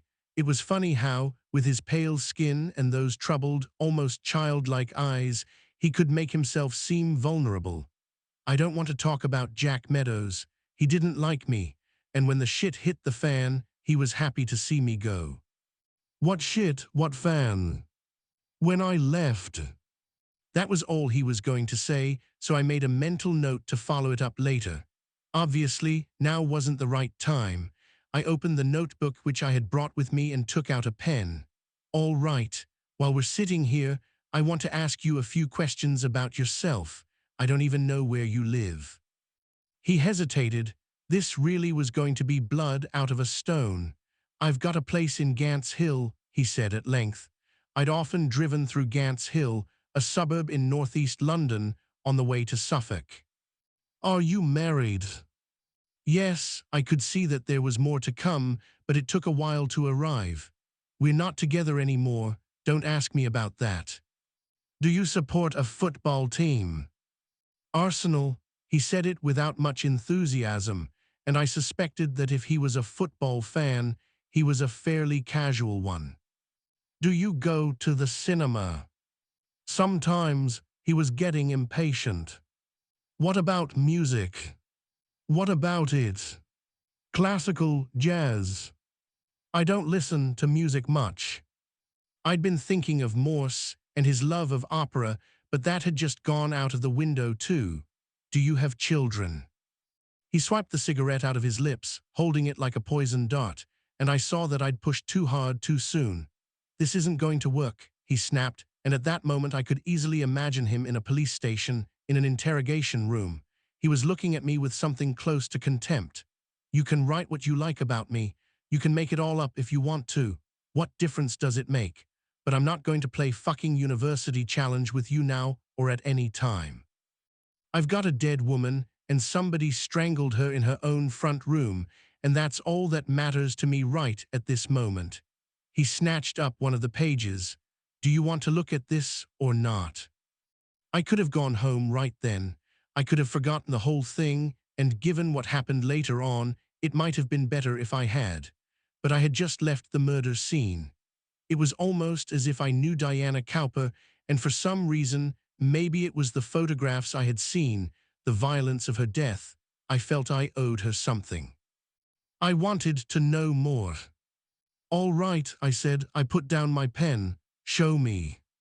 The page contained a screenshot of the text that Diana Cowper had sent to her son just before she died.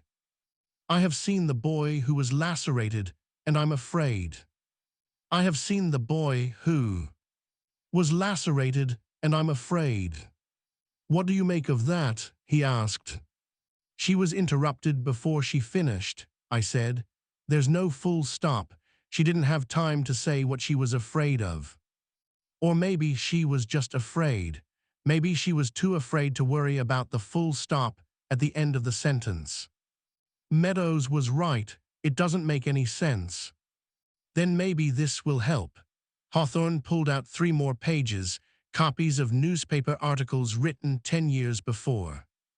Daily Mail, Friday, 8 June 2001, twin boy killed in hit and run horror. His brother is in critical condition, but doctors say he will recover. An 8-year-old boy was fighting for his life, and his twin brother was killed by a short-sighted motorist who plowed into both children before driving off. Jeremy Godwin was left with injuries which include a fractured skull and a severe laceration of the brain. His brother, Timothy, died instantly. The accident took place at 4:30 on Thursday afternoon on the marine in the coastal resort of Deal, Kent. The 2 boys, who have been described as inseparable, were returning to their hotel with their nanny, 25-year-old Mary O'Brien. She told the police. The car came round the corner. The driver didn't even try to slow down. She hit the children and drove straight off. I've been with the family for 3 years and I'm devastated. I couldn't believe she didn't stop. Police have arrested a 52-year-old woman. Daily Mail, Friday, 8 June 2001. Twin boy killed in hit-and-run horror. His brother is in critical condition, but doctors say he will recover. An 8-year-old boy was fighting for his life, and his twin brother was killed by a short-sighted motorist who plowed into both children before driving off. Jeremy Godwin was left with injuries which include a fractured skull and a severe laceration of the brain. His brother, Timothy, died instantly. The accident took place at 4:30 on Thursday afternoon on the marine in the coastal resort of Deal, Kent. The 2 boys, who have been described as inseparable, were returning to their hotel with their nanny, 25-year-old Mary O'Brien. She told the police. The car came round the corner. The driver didn't even try to slow down. She hit the children and drove straight off. I've been with the family for 3 years and I'm devastated. I couldn't believe she didn't stop. Police have arrested a 52-year-old woman. The Telegraph, Saturday, 9 June 2001. Police arrest short-sighted driver who killed the woman who killed 8-year-old twin, Timothy Godwin, and inflicted life-threatening injuries on his brother, has been named as Diana Cowper. Mrs. Cowper, 52, is a long-term resident of Walmer, Kent, and was returning from the Royal Cinque Ports Golf Club when the accident took place. Mrs. Cowper, who had been drinking at the clubhouse with friends, was not over the limit, and witnesses have confirmed that she was not speeding. However, she was driving without her spectacles, and in a test conducted by the police, she was unable to read a registration plate 25 feet away. Her lawyers have made the following statement. Our client had spent the afternoon playing golf and was on her way home when the incident took place. She had unfortunately mislaid her glasses, but thought she would be able to drive the relatively short distance without them. She admits that she panicked following the accident and drove straight home.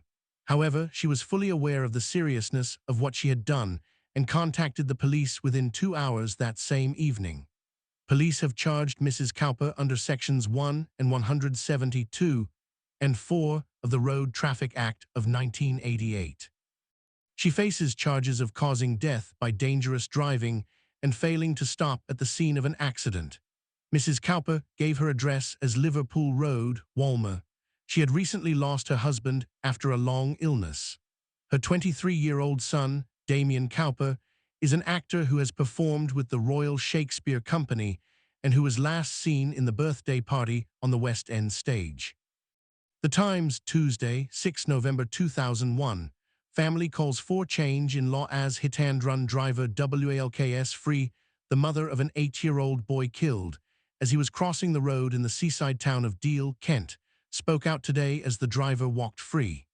Timothy Godwin died instantly, and his twin brother, Jeremy, received severe lacerations to the brain after Diana Cowper, 52, failed to see them.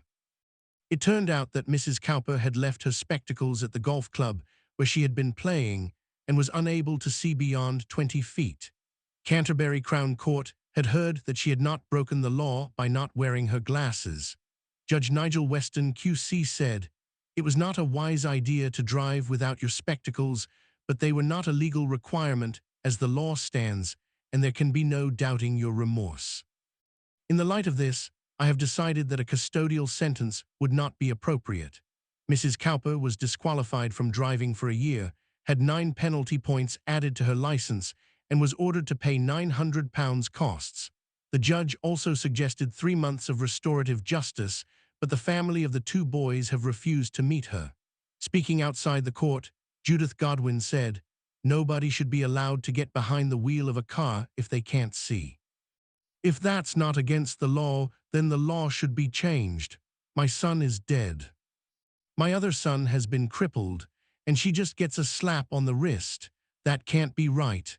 A spokesperson for Break, the road safety charity, said, "Nobody should drive if they are not fully in control of their car." The Telegraph, Saturday, 9 June 2001. Police arrest short-sighted driver who killed twin. The woman who killed 8-year-old twin, Timothy Godwin, and inflicted life-threatening injuries on his brother has been named as Diana Cowper. Mrs. Cowper, 52, is a long-term resident of Walmer, Kent, and was returning from the Royal Cinque Ports Golf Club when the accident took place. Mrs. Cowper, who had been drinking at the clubhouse with friends, was not over the limit, and witnesses have confirmed that she was not speeding. However, she was driving without her spectacles, and in a test conducted by the police, she was unable to read a registration plate 25 feet away. Her lawyers have made the following statement. Our client had spent the afternoon playing golf and was on her way home when the incident took place. She had unfortunately mislaid her glasses, but thought she would be able to drive the relatively short distance without them. She admits that she panicked following the accident and drove straight home. However, she was fully aware of the seriousness of what she had done and contacted the police within 2 hours that same evening.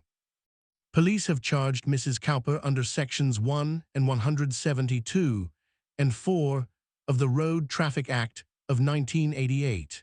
She faces charges of causing death by dangerous driving and failing to stop at the scene of an accident. Mrs. Cowper gave her address as Liverpool Road, Walmer. She had recently lost her husband after a long illness. Her 23-year-old son, Damien Cowper, is an actor who has performed with the Royal Shakespeare Company and who was last seen in the birthday party on the West End stage. The Times, Tuesday, 6 November 2001. Family calls for change. In-law as hit-and-run driver, WALKS free. The mother of an 8-year-old boy killed as he was crossing the road in the seaside town of Deal, Kent, spoke out today as the driver walked free. Timothy Godwin died instantly, and his twin brother, Jeremy, received severe lacerations to the brain after Diana Cowper, 52, failed to see them. It turned out that Mrs. Cowper had left her spectacles at the golf club where she had been playing and was unable to see beyond 20 feet. Canterbury Crown Court had heard that she had not broken the law by not wearing her glasses. Judge Nigel Weston QC said, "It was not a wise idea to drive without your spectacles, but they were not a legal requirement as the law stands, and there can be no doubting your remorse. In the light of this, I have decided that a custodial sentence would not be appropriate." Mrs. Cowper was disqualified from driving for a year, had 9 penalty points added to her license, and was ordered to pay £900 costs. The judge also suggested 3 months of restorative justice, but the family of the 2 boys have refused to meet her. Speaking outside the court, Judith Godwin said, "Nobody should be allowed to get behind the wheel of a car if they can't see. If that's not against the law, then the law should be changed. My son is dead. My other son has been crippled, and she just gets a slap on the wrist. That can't be right." A spokesperson for Brake, the road safety charity, said, "Nobody should drive if they are not fully in control of their car." I looked at the dates above the 3 articles and made the connection. "This all happened exactly 10 years ago," I exclaimed. 9 years and 11 months, Hawthorne corrected me. "The accident was at the start of June." "It's still pretty much the anniversary." I handed back the 3rd article, and the boy who survived, he had brain lacerations. I picked up Diana Cowper's text, "The boy who was lacerated." "You think there's a connection?" I assumed he was being sarcastic, but I didn't rise to the bait. "Do you know where she lives?" I asked. "Judith Godwin." Hawthorne searched through the other pages. "There's an address in Harrow-on-the-Hill." "Not Kent." They might have been on holiday, the first week in June, that summer half-term. So perhaps Hawthorne had children after all. How else would he have known? But I didn't dare raise that subject again. Instead, I asked, "Are we going to see her?" "No need to hurry, and we've got a meeting with Mr. Cornwallis just down the road." My mind had gone blank for a moment.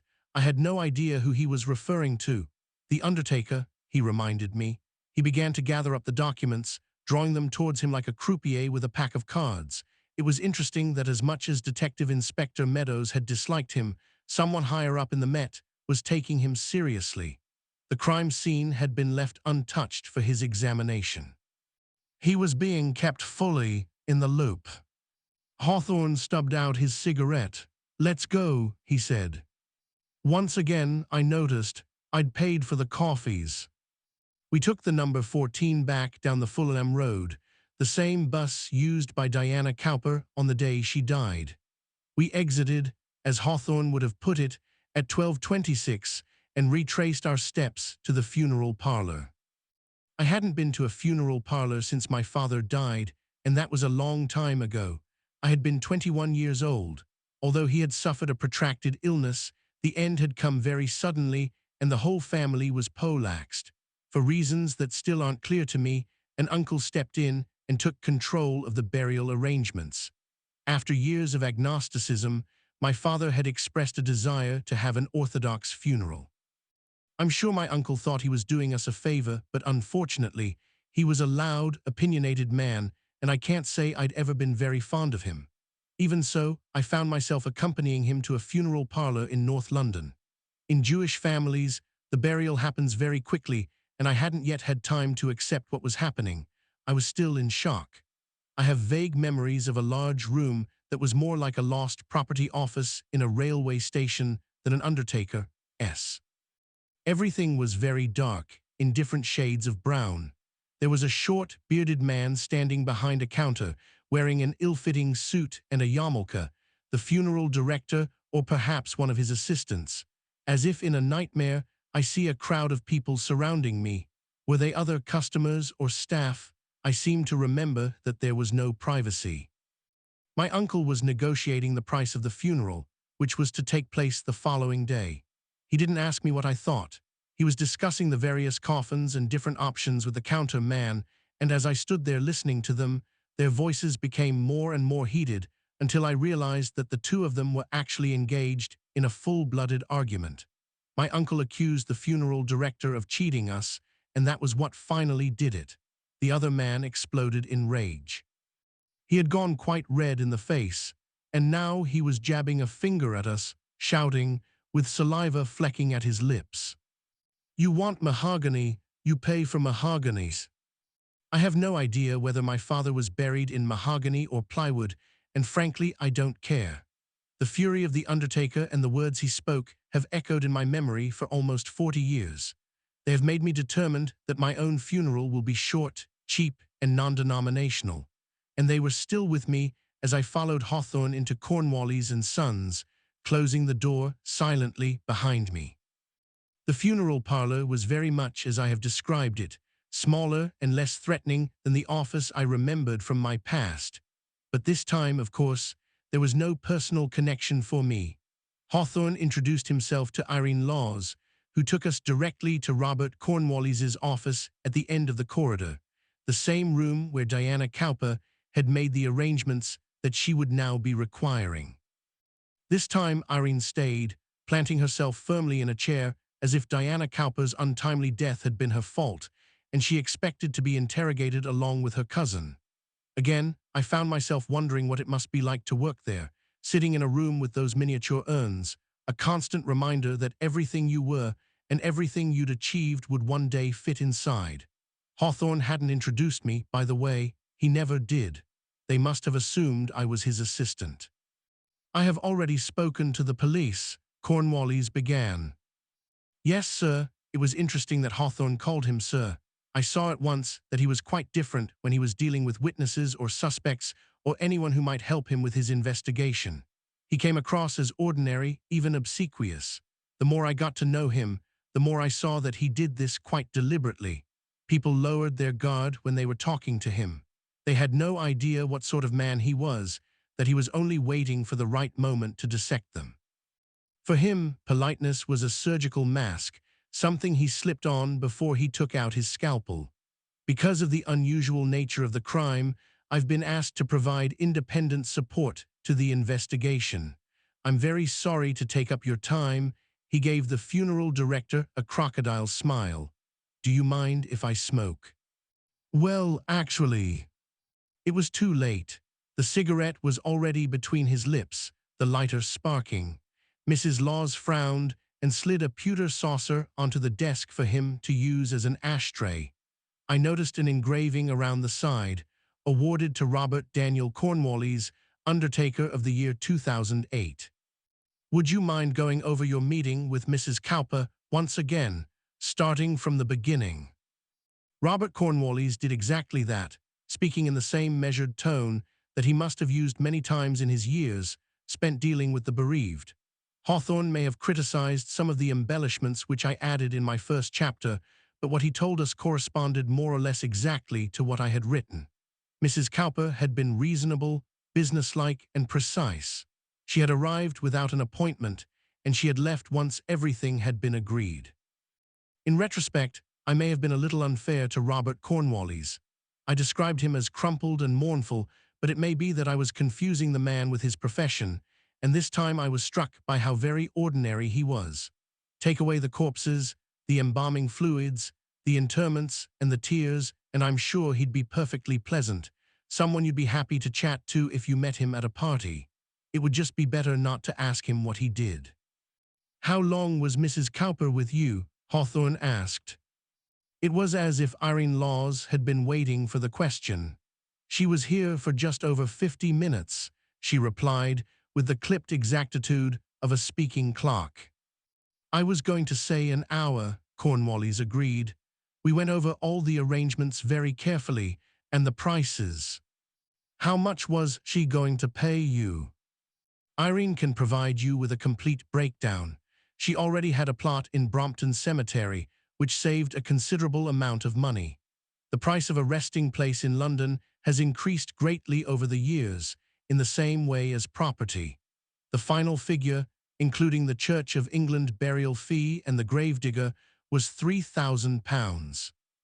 3,170, Miss Laws corrected him. Did she pay with a credit card? Yes, she paid in full, although I assured her that there was a 10-day cooling-off period should she have second thoughts. In that respect, we're rather similar to double-glazing salesmen. This was his little joke. He smiled. Irene Laws frowned. What do you do with that money? I asked. I mean, if she hadn't died. We would have placed it in escrow. We belong to a trust known as the Golden Charter, which takes care of payments and also, of course, calculates for inflation. Somewhere in the back of my mind, it had occurred to me that the funeral parlor might have welcomed Mrs. Cowper's death because they would be the first to profit from it, providing the funeral. But if she had already paid, the very reverse was true. I was glad I hadn't mentioned it. Even so, Hawthorne threw an angry glance at me, letting me know that my contribution had annoyed him. What sort of mood would you say she was in? He asked, changing the subject completely. The same mood as anyone who comes here, Cornwallis replied. She was a little uncomfortable, at least to begin with. We have a great reticence, talking about death, in this country. I always say it's a shame we don't adopt the practice of the Swiss, who invented what they call the café mortal, an opportunity to discuss one's mortality over tea and cake. I wouldn't say no to a cup of tea if you've got one, Hawthorne said. Cornwallis glanced at Miss Laws, who got up and stomped out of the room. You say she'd already worked out everything she wanted for the funeral. Yes, she'd written it down. Do you still have that document? No, she took it with her. I made a copy, which I included in the summary that I sent her. Would you say there was any urgency on her part? Did she tell you why she'd chosen that particular day to come in? She didn't appear to consider herself to be in danger, if that's what you mean. Cornwallis shook his head. It's not unusual for people to plan their funerals, Mr. Hawthorne. She wasn't ill. She wasn't nervous or afraid. I already said this to the police. I also told them that both I and Miss Laws were shocked when we heard the news. Why did you telephone her? I'm sorry. I have her phone records. You telephoned her at 2:05. She had just arrived for a board meeting at the Globe Theatre. You spoke to her for about a minute and a half. You're quite right. I needed the plot number of her husband's grave. Cornwallis smiled.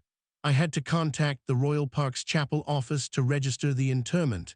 It was the one piece of information she hadn't given me. There's something I should perhaps mention. She was having some sort of argument when I spoke to her. I heard voices in the background. She said she'd call back, but of course she never did. Irene Laws returned with Hawthorne's tea. The cup rattled against the saucer as she set it down. Is there anything else I can help you with, Mr. Hawthorne? Cornwallis asked. I'd be interested to know, did you both speak to her? Irene showed her into this office. I spoke to her briefly in the reception area, but I didn't stay for the meeting, Miss Laws interrupted as she took her place. Was she ever in here on her own? Cornwallis frowned. What a very odd question. Why do you want to know? I'm just interested. No, I was with her the whole time. Just before she left, she used the cloakroom, Miss Laws said. You mean the toilet? That's what I said. That was the only time she was on her own. I took her to the room, which is just along the corridor, and then came back with her while she collected her things. I'd also like to say that she was in a perfectly pleasant state of mind when she left. If anything, she was relieved, but that's often the way when people come here. In fact, it's part of our service. Hawthorne downed his tea in 3 large gulps. We stood up to leave. Then one thought occurred to me. She didn't say anything about someone called Timothy Godwin, did she? I asked. Timothy Godwin, Cornwallis shook his head. Who is he? He was a boy she accidentally killed in a car accident, I said. He had a brother, Jeremy Godwin. What a terrible thing to happen. Cornwallis turned to his cousin. Did she mention either of those names to you, Irene? No. I doubt they're relevant. Hawthorne had cut off the discussion before it could go any further. He stretched out a hand. Thank you for your time, Mr. Cornwallis. Outside in the street, he turned on me. Do me a favor, mate. Never ask questions when you're with me. Never ask anything, all right. You just expect me to sit there and say nothing. That's right. I'm not stupid, I said. I may be able to help. Well, you're wrong on at least one of those counts. But the point is, you're not here to help. You said this was a detective story. I'm the detective. It's as simple as that. Then tell me what you've learned, I said. You've been to the crime scene. You've seen the phone records. You've talked to the undertaker. Do you know anything yet? Hawthorne considered what I'd said. He had a blank look in his eyes, and for a moment I thought he was going to dismiss me out of hand. Then he took pity on me. Diana Cowper knew she was going to die, he said. I waited for him to add something more, but he simply turned and stormed off down the pavement. I considered my options, then followed, in every sense struggling to catch up. 6. Witness statements. I didn't know very much about Diana Cowper, but it was already clear to me that there couldn't have been whole crowds of people queuing up to murder her. She was a middle-aged woman, a widow, living on her own. She was well off without being super rich, on the board of a theater and the mother of a famous son. She had difficulty sleeping, and she had a cat. True, she'd lost money to a theatrical producer, and she'd employed a cleaner with a criminal record, but what reason would either of them have had to strangle her? The one thing that stood out was the fact that she had killed a little boy and badly injured his brother. The accident had been caused by her own carelessness. She hadn't been wearing her spectacles, and worse still, she had driven away without stopping. Despite all this, she had walked free. If I had been Timothy and Jeremy Godwin's father, if I had been related to them in any way, I might have been tempted to kill her myself. And all of this had happened exactly 10 years ago. Well, 9 years and 11 months. Close enough. It was an obvious motive for murder. If the Godwin family was living in North London, in Harrow-on-the-Hill, I couldn't understand why we weren't heading there straight away, and I said as much to Hawthorne. One step at a time, he replied. There are other people I want to talk to first. The cleaner, we were actually sitting in a taxi that was taking us around Shepherd's Bush roundabout on our way to Acton, which was where Andrea Kluvinik lived. Hawthorne had also telephoned Raymond Clunes, and we were seeing him later. You don't suspect her, do you? I suspect her of lying to the police, yes. And Clunes, what's he got to do with this? He knew Mrs. Cowper. 78% of female victims are killed by someone they know, he went on before I could interrupt. Really? I thought you'd have known that, you being a TV writer. Ignoring the no-smoking sign, he pressed the button to lower the window of the cab and lit a cigarette. Husband, stepfather, lover, speaking statistically, they're the most likely killers. Raymond Clunes wasn't any of those things. He could have been her lover. She saw the boy with the lacerations, Jeremy Godwin. She said she was afraid.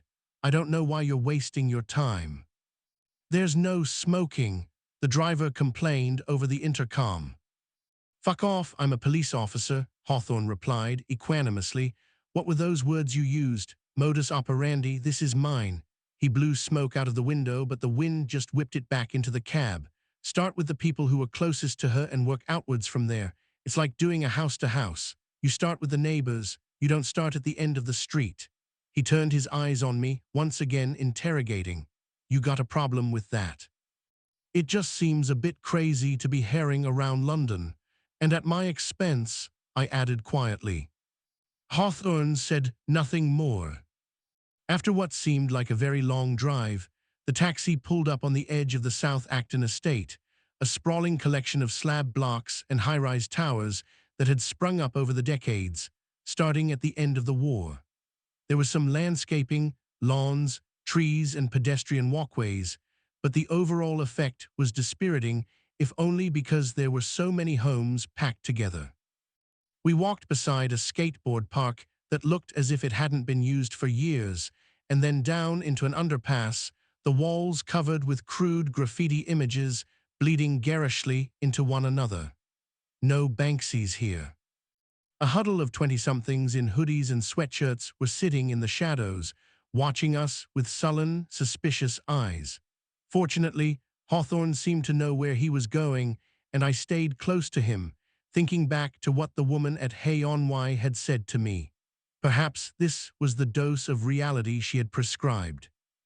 Andrea Kluvinek lived on the second floor of one of the towers. Hawthorne had telephoned ahead, and she was expecting us. I knew from the police files that she had 2 children, but it was 1:30 in the afternoon, and I guessed they were both at school. Her flat was clean, but it was very small, with no more furniture than was needed. 3 chairs at the kitchen table, a single sofa in front of the TV. Even the most optimistic estate agent wouldn't have called the living room open plan. The kitchen simply blended into it, with no way of saying where one ended and the other began. This was a 1-bedroom flat, and I have no idea how they managed at night. Maybe the children had the bedroom and she slept on the sofa. We sat down, facing her across the table. There were pots and pans hanging on hooks, inches behind our heads. Andrea did not offer us tea or coffee. She gazed at us suspiciously across the formica surface of her kitchen table, a small, dark woman who looked even tougher in real life than she had in the photograph I had seen. She was wearing a t-shirt and jeans that had been torn in a way that wasn't a fashion statement. Hawthorne had lit a cigarette, and she had taken one off him too, so I was sitting there surrounded by smoke, wondering if I would actually manage to finish the book before I died of some secondary smoking-related disease. To begin with, Hawthorne was quite pleasant with her. His tone was conversational as he took her through the statement she had given to the police and which I have already described. She had come into the house, seen the dead woman, gone straight outside and called the police. She had waited until they arrived. "You must have got very wet," Hawthorne said. "What?" She looked at him suspiciously. "It was raining that morning when you discovered the body. If I'd been you, I'd have waited in the kitchen. Nice and warm, and there's a phone in there too. No need to use your mobile." I go outside. I already say all this. The police ask me what happened, and I tell them. Her English wasn't very good, and it got worse, the angrier she became. "I know, Andrea," Hawthorne said. "I read what you told the police, but I've come all the way across London to talk to you face to face because I want you to tell me the truth." There was a long silence.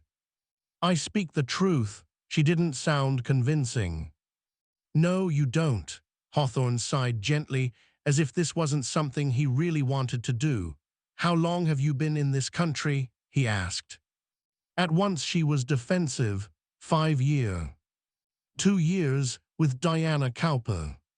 "Yes." "How many days a week did you work for her?"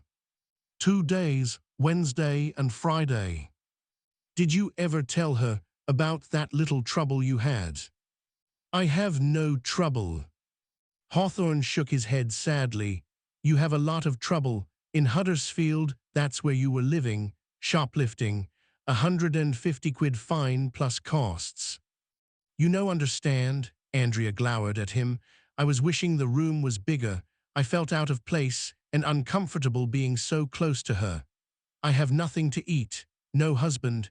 My children, 4-year-old and 6-year-old, have nothing to eat." "So you nicked stuff from a charity shop." "Well, it was Save the Children. I suppose you were taking it literally." "Is not." And it was a second offense, Hawthorne went on before she could deny it. You were already on a conditional discharge. I'd say you were lucky the judge was in a good mood. Andrea was still defiant. I work for Mrs. Cowper for 2 years. She look after me so I no need to steal nothing. I am honest person. I look after my family. Well, you won't be able to look after your family when you're in jail. Hawthorne allowed this to sink in. You lie to me, and that's where you'll end up. Your children will be in care, or maybe they'll be sent back to Slovakia. I want to know how much money you took. What money? The housekeeping money that your employer kept in a Prince Caspian tin. You know who Prince Caspian is?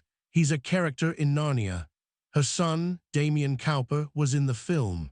She kept the tin in the kitchen. I looked in it, and I found a couple of coins. That's where she keep money, yes, but I don't take it. The thief take it. No, Hawthorne was angry. His eyes had darkened, and the hand holding his cigarette had curled into a fist. A thief went through the house, it's true. He poked around a bit here and there. It was like he wanted us to know where he'd been. But this was different. The tin was put back in its right place. The lid was screwed back on. It was wiped clean of fingerprints by someone who'd been watching too many crime shows on TV. I don't think you get it. There had to be some fingerprints on the surface. Yours, your boss, S. My guess is you pulled out a wad of notes and didn't notice the coins. How much was there? Andrea stared at him sullenly. I wondered how much she had understood. I take money, she said at last. How much? £50. Hawthorne looked pained. How much? 160. He nodded. That's better. And you didn't wait outside either. Why would you when it was pissing down? What I want to know is, what else did you do? What else did you take? I saw Andrea struggling with the decision that she had to make. Did she admit to further wrongdoing and possibly get herself into more trouble, or did she try to deceive Hawthorne and risk angering him again? In the end, she bowed to her better sense. She got up and took a folded piece of paper out of a kitchen drawer. She handed it to him. He unfolded it and read. Mrs. Cowper, you think you can just get rid of me, but I will not leave you alone. What I said is just the beginning, I promise you.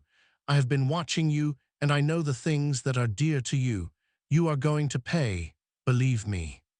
Mrs. Cowper, you think you can just get rid of me, but I will not leave you alone. What I said is just the beginning, I promise you. I have been watching you, and I know the things that are dear to you. You are going to pay, believe me. It was a handwritten letter, unsigned, with no date or address. Hawthorne looked from it to Andrea, inquiry in his eyes. A man come to the house, she explained. 3 weeks ago, he go with Mrs. Cowper in the living room. I was upstairs in the bedroom, but I hear them talking.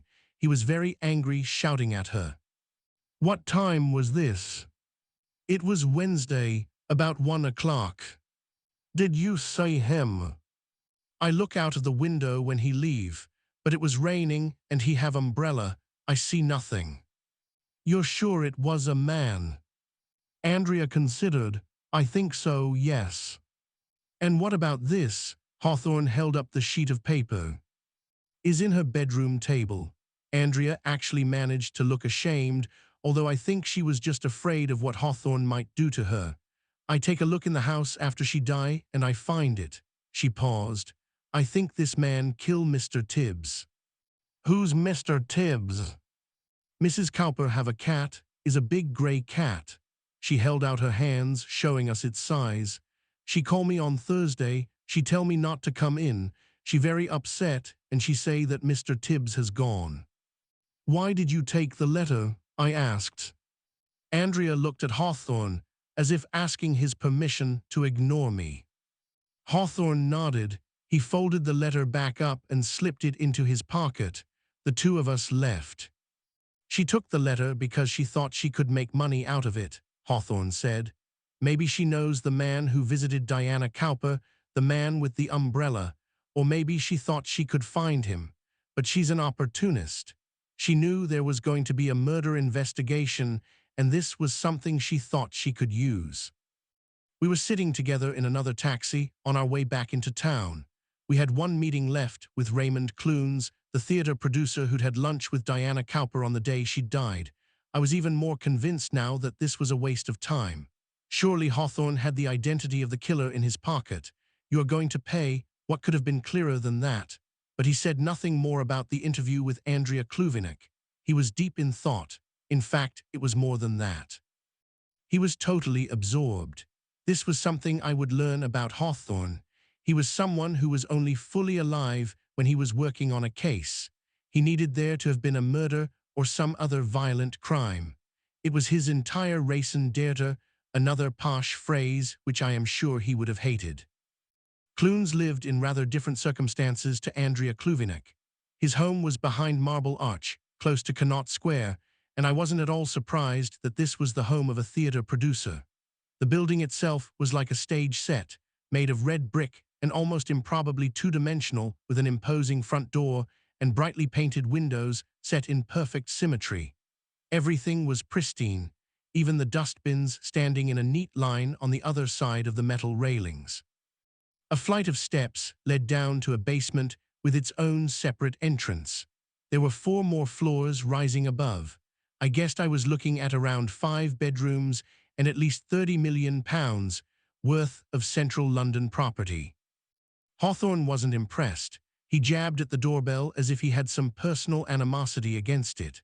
There was nobody else in the street, and I got the feeling that most of the houses here would be empty, owned by foreign businessmen. Didn't Tony Blair live somewhere close by? As central as it was, I'd never actually been to this particular area. It didn't feel like London at all.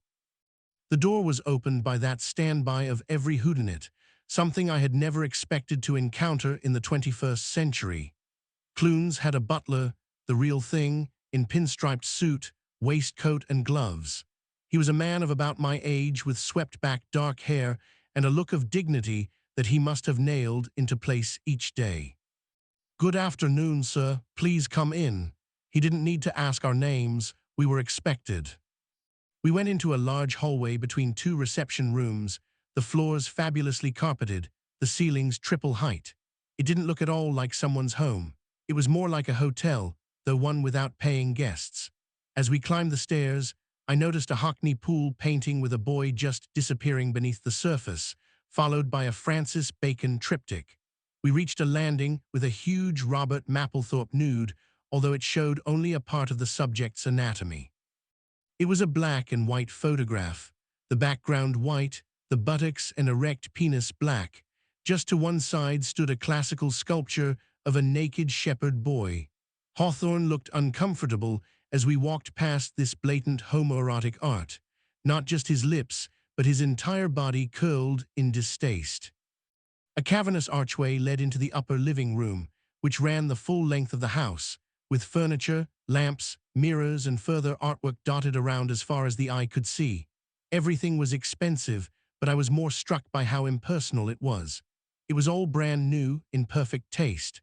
I looked in vain for a discarded newspaper or a pair of muddy shoes that might suggest somebody actually lived there. It was somehow too silent for the center of London. The whole place reminded me of a sarcophagus, as if the owner had deliberately filled it with the riches of a life he had left behind. And yet, when Raymond Clunes finally appeared, he was surprisingly ordinary. He was about 50 years old, dressed in a blue velvet jacket with a roll-neck jersey, poised with his legs crossed, so exactly in the center of an oversized sofa that I wondered if the butler had taken out a tape measure before we arrived and marked out where he should sit. He was well built, with a shock of silver hair and humorous, pale blue eyes. He seemed pleased to see us. "Do sit down." He made a theatrical gesture, directing us to the seat opposite. "Will you have some coffee?" He didn't wait for an answer. "Bruce, let's have some coffee for our guests, and bring up those truffles." "Yes, sir." The butler backed away. We sat down. "You're here about poor Diana." He hadn't waited for Hawthorne to ask a question. "I can't tell you how shocked I am by what's happened. I knew her through the Globe. That was where we first met. And of course I've worked with her son, Damien, a very, very talented young boy. He was in my production of The Importance of Being Earnest at the Haymarket. It was a huge success. I always knew he'd go far. When the police told me what had happened, I couldn't believe it. Nobody in the world would have wanted to hurt Diana. She was one of those people who only brought goodness and kindness to everyone she met. You had lunch with her the day she died, Hawthorne said. At the Cafe Murano. Yes, I saw her as she came out of the station. She waved to me across the road and I thought it was all going to be fine, but once we sat down I could tell at once that she wasn't herself, poor thing. She was worried about her pussy cat, Mr. Tibbs. Isn't that a hilarious name for a cat? He'd gone missing. I said to her not to worry. He's probably gone off chasing mice or whatever it is cats do. But I could see there was a lot on her mind. She couldn't stay long. She had a board meeting that afternoon. You say you were old friends, but as I understand it, you'd fallen out.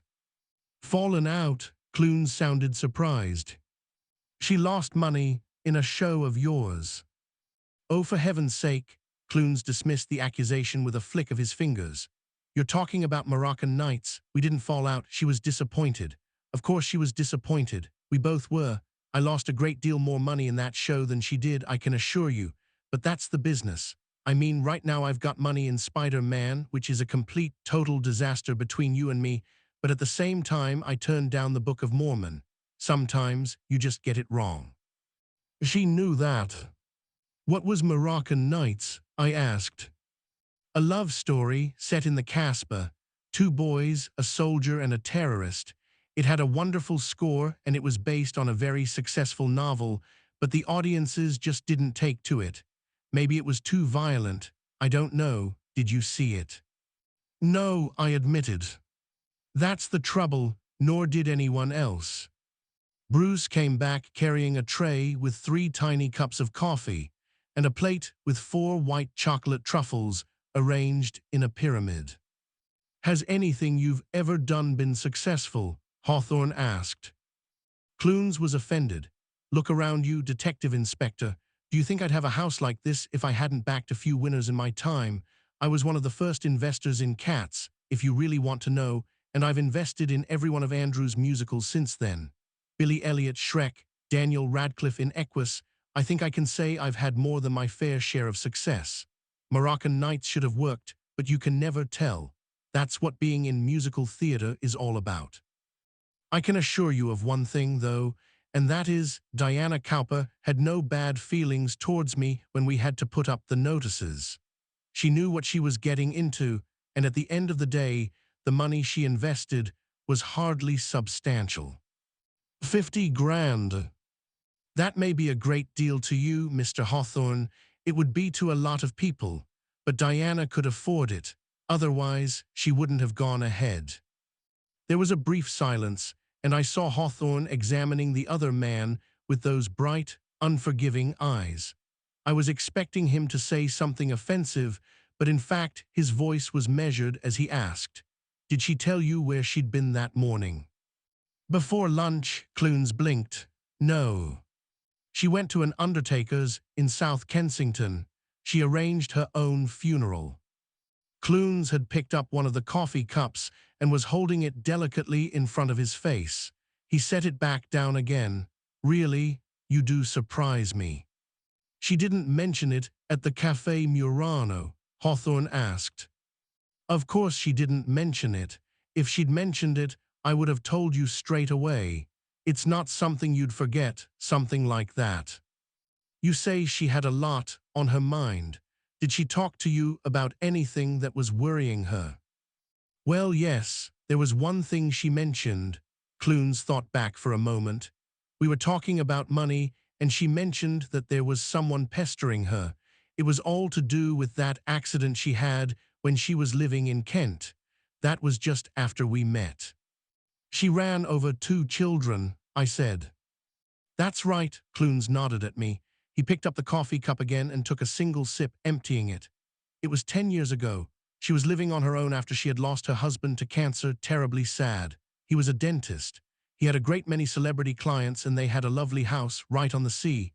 She was living down there, and as it happened, Damien was with her when the accident took place. As I recall, he was between tour or maybe he was doing that thing for the BBC. I really can't remember. Anyway, it absolutely wasn't her fault. There were two children. They were with their nanny, but they ran across the road to get an ice cream just as she was coming round the corner. She couldn't stop in time, but that didn't stop the family blaming her. I actually had a long chat with the judge, and he was quite clear that Diana wasn't in any way responsible. Of course, she was terribly upset by the whole thing. She moved back to London shortly after that, and as far as I know, she never got behind the wheel of a car again. Well, you can't blame her, can you? The whole thing was a horrible experience. Did she tell you who had been pestering her? Hawthorne asked. Yes, she did. It was Alan Godwin, the father of the two boys. He'd been round to see her, making all sorts of demands. What did he want? He was asking her for money. I told her not to get involved. It had all happened a long time ago, and it had nothing to do with her anymore. Did she mention that he'd written to her? I asked. Had he? Clunes looked into the mid-distance. No, I don't think so. She just said he'd been to see her, and she didn't know what to do. Wait a minute, Hawthorne cut in. You say you spoke to the judge. How did that happen? Oh, I know him. Nigel Weston is a friend of mine. He's also an investor. He put money into the musical version of La Cage aux Folles. He did very well out of it. So what you're saying to me, Mr. Clunes, is that Diana Cowper ran over and killed a child. She was an investor in your shows, and she was acquitted by a judge who was also an investor. Out of interest, had the two of them met? I don't know. Clunes seemed defensive. I don't think so. I hope you're not suggesting there was some sort of impropriety, Detective Inspector. Well, if there was, we'll find out. Is Mr. Weston married? I have no idea. Why do you ask? No reason. But Hawthorne was bristling as we went back down the stairs, and this time he didn't try to hide his disgust as we passed the Mapplethorpe. We left the house, walked around the corner, and he lit a cigarette. I watched him as he smoked furiously, refusing to look me in the eye. What's the matter? I asked eventually. He didn't answer. Hawthorne. He turned on me, his eyes vengeful. You think it's all right, do you? That bloody queer, sitting there surrounded by all that porn. What? I was genuinely shocked, not by what he thought. I'd already guessed that, but by the way he'd expressed it. He pronounced queer, queer, making it sound like something alien as well as unpleasant. First of all, that wasn't porn, I said. Do you have any idea how much some of that stuff is worth? And secondly, you can't call him that. What? That word you used. Queer, he sneered at me. You don't think he was straight, do you? I don't think his sexuality is relevant, I said. Well, it might be, Tony, if him and his judge friend colluded to get Diana Cowper off the hook. Is that why you asked if Weston was married? You think he's gay too? It wouldn't surprise me. That sort look after their own. I was having to measure my words carefully. I was aware that suddenly, without warning, everything had changed. What are you talking about? What do you mean by that sort? You can't talk like that. Nobody talks like that anymore. Well, maybe I do, he glared at me. I'm sure you've got lots of homosexual friends, you being a writer and working in TV. But speaking for myself, I don't like them. I think they're a load of pervs, and if I walk into someone's house and I see a great big cock on the wall and find out they've got a pervy friend who put money into a pervy musical and who may have been persuaded to pervert the course of justice, then I'm going to speak my mind. Do you have a problem with that? Yes, I do have a problem with that, actually. A very big problem. I couldn't believe what I was hearing. When I had first met him, Hawthorne had made one or two snide comments about the actors who would be performing in Injustice, but for some reason it had never crossed my mind that he might be homophobic. And if that was what he was, there was no way I was going to write about him. He had said one thing that was true. I do have many close friends who are gay, and if I made a hero out of Hawthorne, if I gave any space to his opinions, they probably wouldn't stay friends for long. I realized that I could be in terrible trouble. What about the critics? They would tear the book apart. Suddenly, I saw my entire career disappearing down the plug hole. I walked away. "Tony, where are you going?" he called after me. He sounded genuinely surprised. "I'm getting the tube home," I said. "I'll call you tomorrow." When I got to the end of the street, I glanced round. He was still standing there, watching me. He looked like an abandoned child. 7. Harrow on the Hills. That night I went to the National Theatre with my wife. I'd managed to get tickets for Danny Boyle's production of Frankenstein, but I'm afraid I couldn't enjoy it. I wondered what Hawthorne would make of the actor Johnny Lee Miller, who spent the first 20 minutes running around the stage, completely naked. We got home at about 11:30, and my wife went straight to bed, but I sat up late into the night, worrying about the book. I hadn't talked to her about it. I knew what she would say. If I had sat down to write an original murder mystery story, I wouldn't have chosen anyone like Hawthorne as its main protagonist. I think the world has had quite enough of white, middle-aged, grumpy detectives, and I'd have tried to think up something more unusual. A blind detective, a drunk detective, an OCD detective, a psychic detective. They'd all been done, but how about a detective who was all four of those things? Actually, I'd have preferred a female detective, someone like Sarah Lund in The Killing. I'd have been much happier with someone who was younger, feistier, more independent, with or without the chunky jerseys. I'd also have given her a sense of humor. Hawthorne was undoubtedly clever. I'd been impressed by the way his mind worked when we were together at the house in Britannia Road, and he'd quickly been proved right about the cleaner and the stolen money. And for that matter, the disappearing cat. Detective Inspector Meadows might not have been pleased to see him, but I had got the sense that there was a grudging respect, and someone high up in the Metropolitan Police clearly had a high opinion of him too. "You got a new puppy." I remembered how quickly he had pinned me down, where I'd been, what I was doing. He was clever, all right. He might even be brilliant. The trouble was, I didn't like him very much, and that made the book almost impossible to write. The relationship between an author and his main protagonist is a very peculiar one. Take Alex Rider, for example. I'd been writing about him for over 10 years, and although I sometimes envied him, he never aged, everyone liked him, he had saved the world a dozen times. I was always fond of him and eager to get back to my desk to follow his adventures. Of course, he was my creation. I controlled him and made sure that I pressed all the right buttons for a young audience. He didn't smoke, he didn't swear, he didn't have a gun, and he certainly wasn't homophobic. That was what was preying on my mind, Hawthorne's reaction to Raymond Clunes. I really had been shocked by what he had said outside the house. I didn't even understand why he'd opened up to me in that way when he was so secretive about everything else. There are some people who argue that we are too sensitive these days, that because we're so afraid of causing offense, we no longer engage in any serious sort of argument at all. But that's how it is. It's why political chat shows on television have become so very boring. There are narrow lines between which all public conversations have to take place, and even a single poorly chosen word can bring all sorts of trouble down on your head. I remember once that I was asked about gay marriage on a radio program. This was at a time when a Christian husband and wife with a hotel in Cornwall had refused to give a room to a gay couple. I was careful. To begin with, I made it clear that I was 100% in favor of gay marriage and that I didn't agree with the hotel owners at all. However, having established that, I went on to say that we should try to understand their point of view, which was at least based on some sort of religious conviction, even if I didn't share it, and that perhaps they didn't deserve the hate mail and the death threats they had received. We need to tolerate intolerance. I thought that was a neat encapsulation of what I believed. It didn't prevent a torrent of abuse hitting my Twitter feed.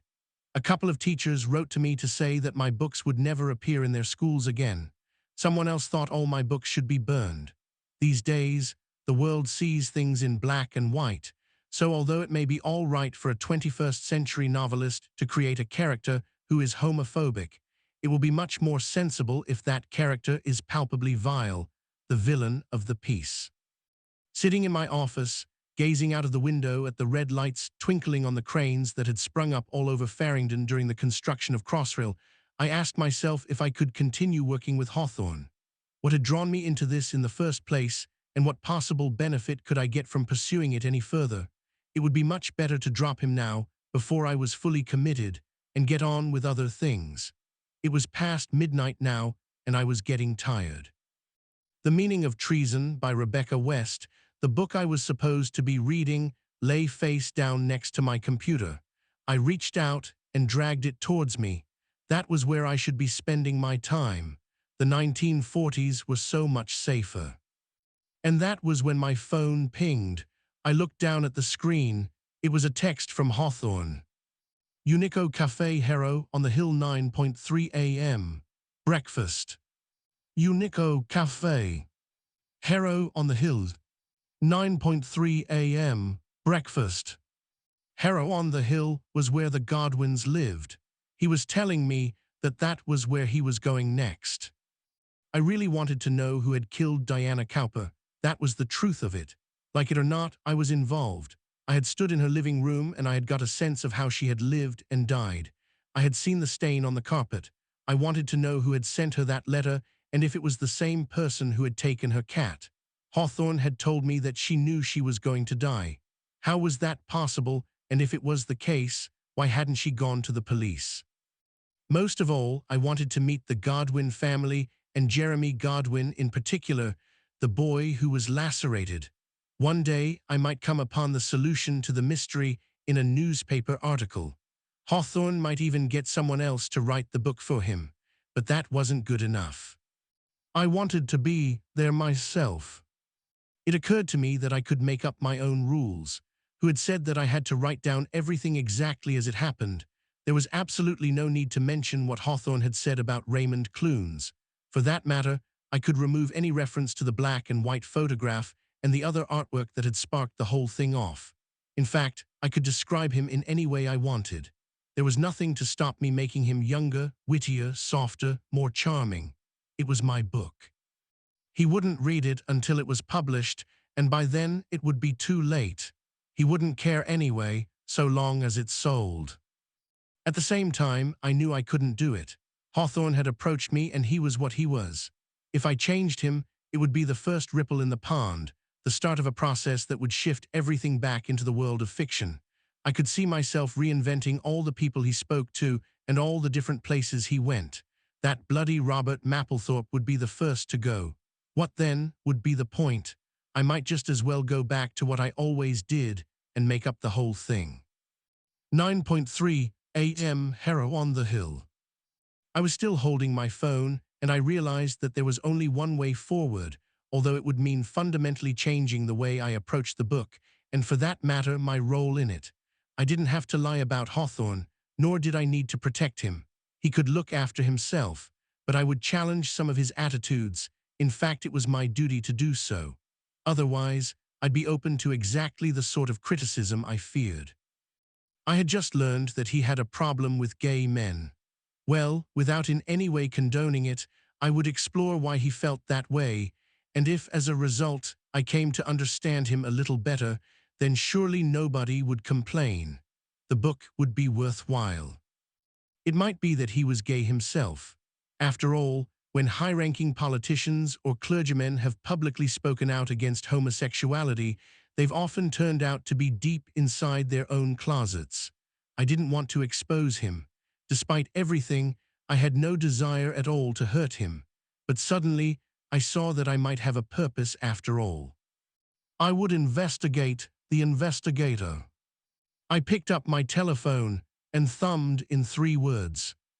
See you there, then I went to bed. See you there. Then I went to bed.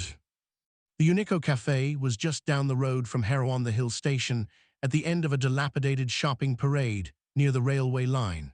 Hawthorne had already ordered breakfast, eggs, bacon, toast, and tea.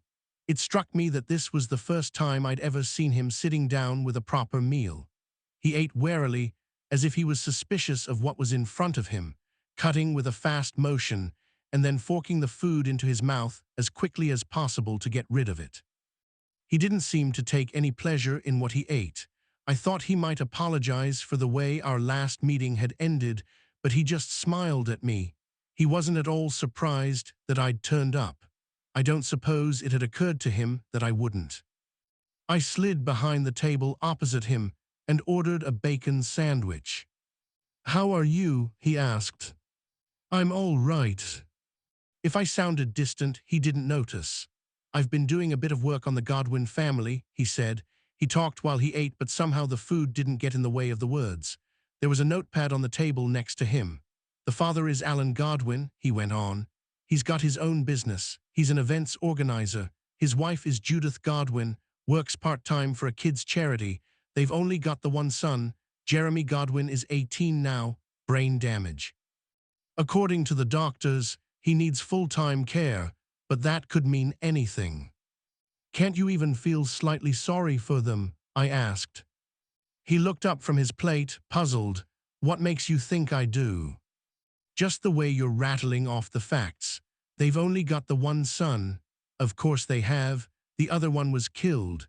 And as for the one who's still alive, you're already suggesting that he might be faking it or something. I can see you got out of bed the wrong side." He drank some tea. "I don't know anything about Jeremy Godwin apart from what I've been told, but unless Diana Cowper made a mistake, it seems he may well have got out of his bed or out of his wheelchair and hiked down to Britannia Road on the night she died. And let's not forget that only yesterday you were the one who was in a hurry to get up here.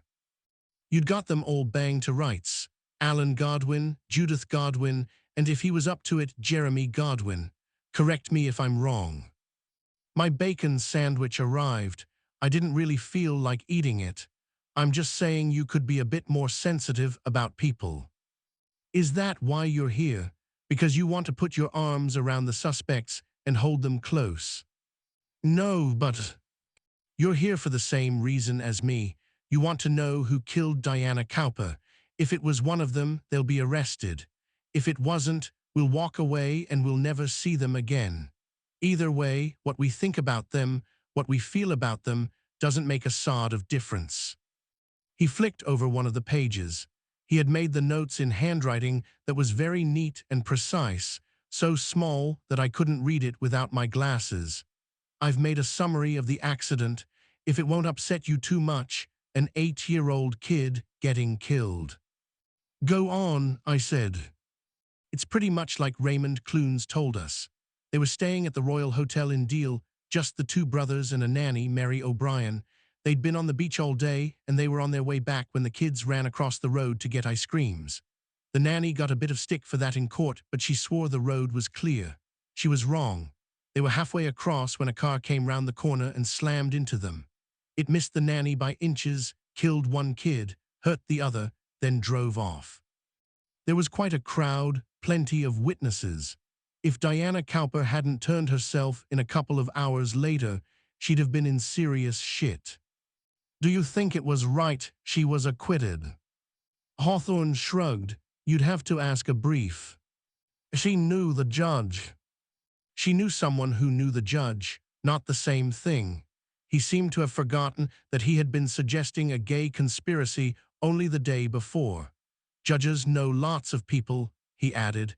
"It doesn't necessarily mean there was something nasty going on." We finished the breakfast in a moody silence. The waitress brought the bill. Hawthorne didn't look at it. He was expecting me to pay. "That's another thing," I said.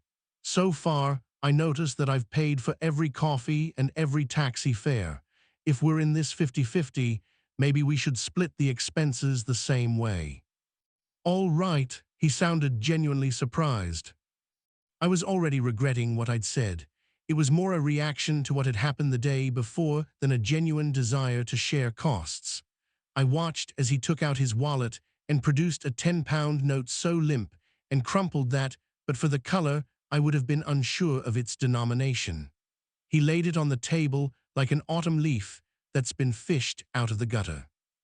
There were no other notes in his wallet, and even if my point had been justified, all I'd managed to do was to make myself seem petty and mean. That was just about the last time Hawthorne ever paid for anything. By the way, I never complained again. We walked together from the cafe. I actually know Harrow on the Hill quite well.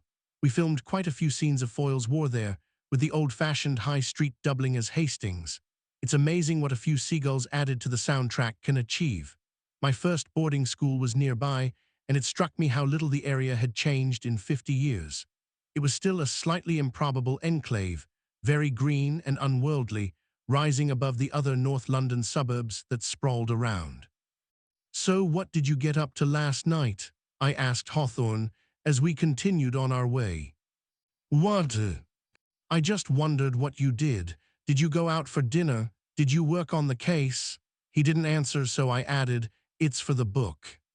"I had dinner, I made some notes, I went to bed." "But what did he eat? Who did he go to bed with? Did he watch TV? Did he even own a TV?" He wasn't going to tell me, and there wasn't time to ask. We had arrived at a Victorian house on Roxborough Avenue, 3 stories high, built out of those dark red bricks that always make me think of Charles Dickens. It was set back from the main road with a gravel path and a double garage, and from the very first sight it struck me that I had never seen a building that exuded a greater sense of misery. From the scrawny, half-wild garden to the peeling paintwork, the window boxes with dead flowers, the blank, unlit windows. This was the home of the Godwins, or, at least, the 3 members of the family who had survived. Late. Damaged goods. One of my favorite screenwriters is Nigel Neal, the inventor of the eccentric Professor Quatermass. He wrote a chilling television play, The Stone Tape, which suggested that the very fabric of a house, the bricks and mortar, might be able to absorb and play back the various emotions, including the horrors, that it had witnessed. I was reminded of it as I entered the Godwins' home on Roxborough Avenue. It was an expensive house. Any property of this size in Harrow on the Hill would have been worth a couple of £1,000,000, and yet the hall was cold, colder perhaps than it was outside, and poorly lit. It was crying out for redecoration. The carpets were a little threadbare with too many stains. There was a sense of something in the air that might have been damp or dry rot, but was actually just misery, recorded and re-recorded until the memory bank was full.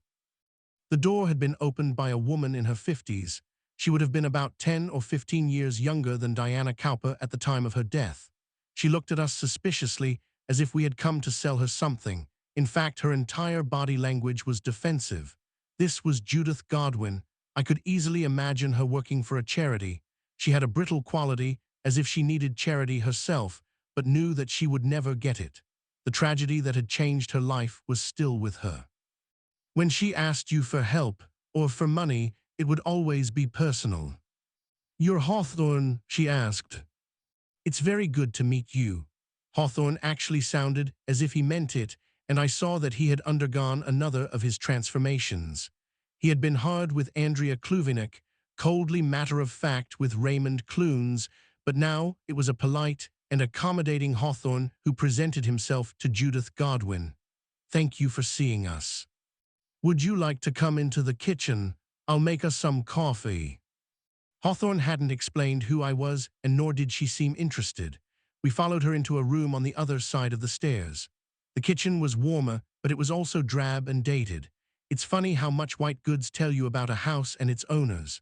The fridge would have been expensive when it was installed, but that was too long ago. The panels had a yellowy sheen, pockmarked with magnets and old post-it notes containing recipes, telephone numbers, emergency addresses. The oven was greasy and the dishwasher worn out with overuse. There was a washing machine, grinding slowly round, murky water lapping at the window. The room was clean and tidy, but it needed money spent on it. A Weimaraner with mangy fur and a grey muzzle lay half asleep in the corner, but thumped its tail as we came in. Hawthorne and I sat down at an uncomfortably large pine table while Judith Godwin plucked a percolator out of the sink, washed it under the tap, and set about making coffee. She talked to us as she worked. I could see she was the sort of woman who never did just one thing at a time. You wanted to talk to me about Diana Cowper. I assume you've spoken to the police. Very briefly, she went to the fridge and took out a plastic carton of milk, sniffed it, dumped it on the counter. They telephoned me. They asked me if I had seen her. And had you? She turned round, her eyes defiant. Not in 10 years. Again, she busied herself, now putting biscuits on a plate. Why would I want to see her? Why would I want to go anywhere near her? Hawthorne shrugged. I wouldn't have thought you'd have been too sorry to hear she had died. Judith Godwin stopped what she was doing. Mr. Hawthorne, who exactly did you say you were? I'm helping the police. This is a very delicate matter, and obviously there are all sorts of ramifications, so they called me in. You're a private detective, a consultant, and your friend. I'm working with him, I said. It was simple and true and begged no further questions. Are you suggesting I killed her? Not at all. You're asking if I saw her. You're suggesting I'm glad she's dead. The kettle had boiled. She hurried over to flick it off. Well, on that second point I am. She destroyed my life. She destroyed my family's life. 1 second behind the wheel of a car she shouldn't have been driving, and she killed my child and took everything away from me. I'm a Christian. I go to church. I've tried to forgive her. But I'd be lying to you if I said that I wasn't glad when I heard someone had murdered her. It may be a sin, and it may be wrong of me, but it's nothing less than she deserved. I watched her make the coffee in silence. She attacked the percolator, the mugs, and the milk jug as if she was taking out her anger on them. She carried a tray over to the table and sat down opposite us. What else do you want to know? She demanded. I want to know everything you can tell us, Hawthorne said. Why don't you start with the accident? The accident? You're talking about what happened to my 2 sons in Deal. She smiled briefly, bitterly. It's such a simple word, isn't it? An accident. It's like when you spill the milk or bump into another car. I was in town when they rang me and that's what they said. I'm afraid there's been an accident. And even then I thought that maybe something had happened at the house or at work. I didn't think that my Timmy was lying in the morgue and that my other boy was never going to have a normal life. Why weren't you with them? I was at a conference. I was working for Shelter at the time, and there was a 2-day event in Westminster. My husband was in Manchester on a business trip. She paused. We're not together anymore. You can blame that on the accident too. It was half-term, and we decided to send the boys on a trip with their nanny. She took them to the coast to Deal. The hotel had a special offer. That's the only reason we chose it. The boys couldn't have been more excited. Castles and beaches and the tunnels up at Ramsgate. Timmy had a wonderful imagination. Everything in his life was an adventure. She poured 3 cups of coffee. She left us to add the sugar and the milk. Mary, the nanny, had been with us for just over a year, and she was absolutely wonderful. We trusted her completely, and although we went over and over what had happened, we never thought for a minute that it was her fault. The police and all the witnesses agreed. She's still with us now. She looks after Jeremy. Yes, Judith let the word hang in the air. She felt responsible, she went on. When Jeremy finally came out of hospital, she found she couldn't leave him, and so she stayed. Another pause. She had to make an effort to revisit the past. The 3 of them had been on the beach. They'd been paddling. It was a nice day, but it wasn't warm enough to swim. The road runs right next to the beach. There's just a low sea wall and a promenade. The children saw an ice cream shop, and although Mary shouted out to them, they ran across. I've never understood why they did that. They were only 8 years old, but they usually had more sense. Even so, Mrs. Cowper should have been able to stop. She had plenty of time, but she wasn't wearing her glasses, and she just plowed right into them. As we discovered later, she could barely see from one side of the road to the other. She shouldn't have been driving, and as a result, Timmy was killed immediately. Jeremy was flung into the air. He had terrible head injuries, but he survived. Mary wasn't hurt. She was very lucky. She had run forward to grab hold of the boys. The car missed her by inches. This all came out in the trial, Mr. Hawthorne. Mrs. Cowper didn't stop. Later on, she told the police that she had panicked, but you have to ask yourself what sort of woman does that, leaving 2 children in the road. She went home to her son. That's right, Damien Cowper. He's quite a well-known actor now, and he was staying with her at the time. The Crown lawyers said that she was trying to protect him, that she didn't want his name dragged into the press. If that's true, then the 2 of them are as bad as each other. Anyway, she turned herself in later that same day, but only because she had no choice. There were lots of witnesses, and she knew that her number plate had been seen. You'd have thought the judge would have taken that into consideration when it came to sentencing, but it didn't seem to make any difference. She walked free. She picked up the plate of biscuits and offered me one. "No, thank you," I said, at the same time thinking how bizarre it was that she should manage to do something so homely, so banal in the middle of such a conversation. But I guessed that was how she was. She had lived the last 10 years in the shadow of what had happened in Deal until, for her, it had become the new normality. It was as if she had been locked up in a lunatic asylum for so long that she had forgotten she was actually mad. "I know this is painful for you, Mrs. Godwin," Hawthorne said, "but when exactly did you and your husband split up?" "It's not painful, Mr. Hawthorne. It's actually the opposite. I'm not sure I've felt anything since I answered the telephone that day.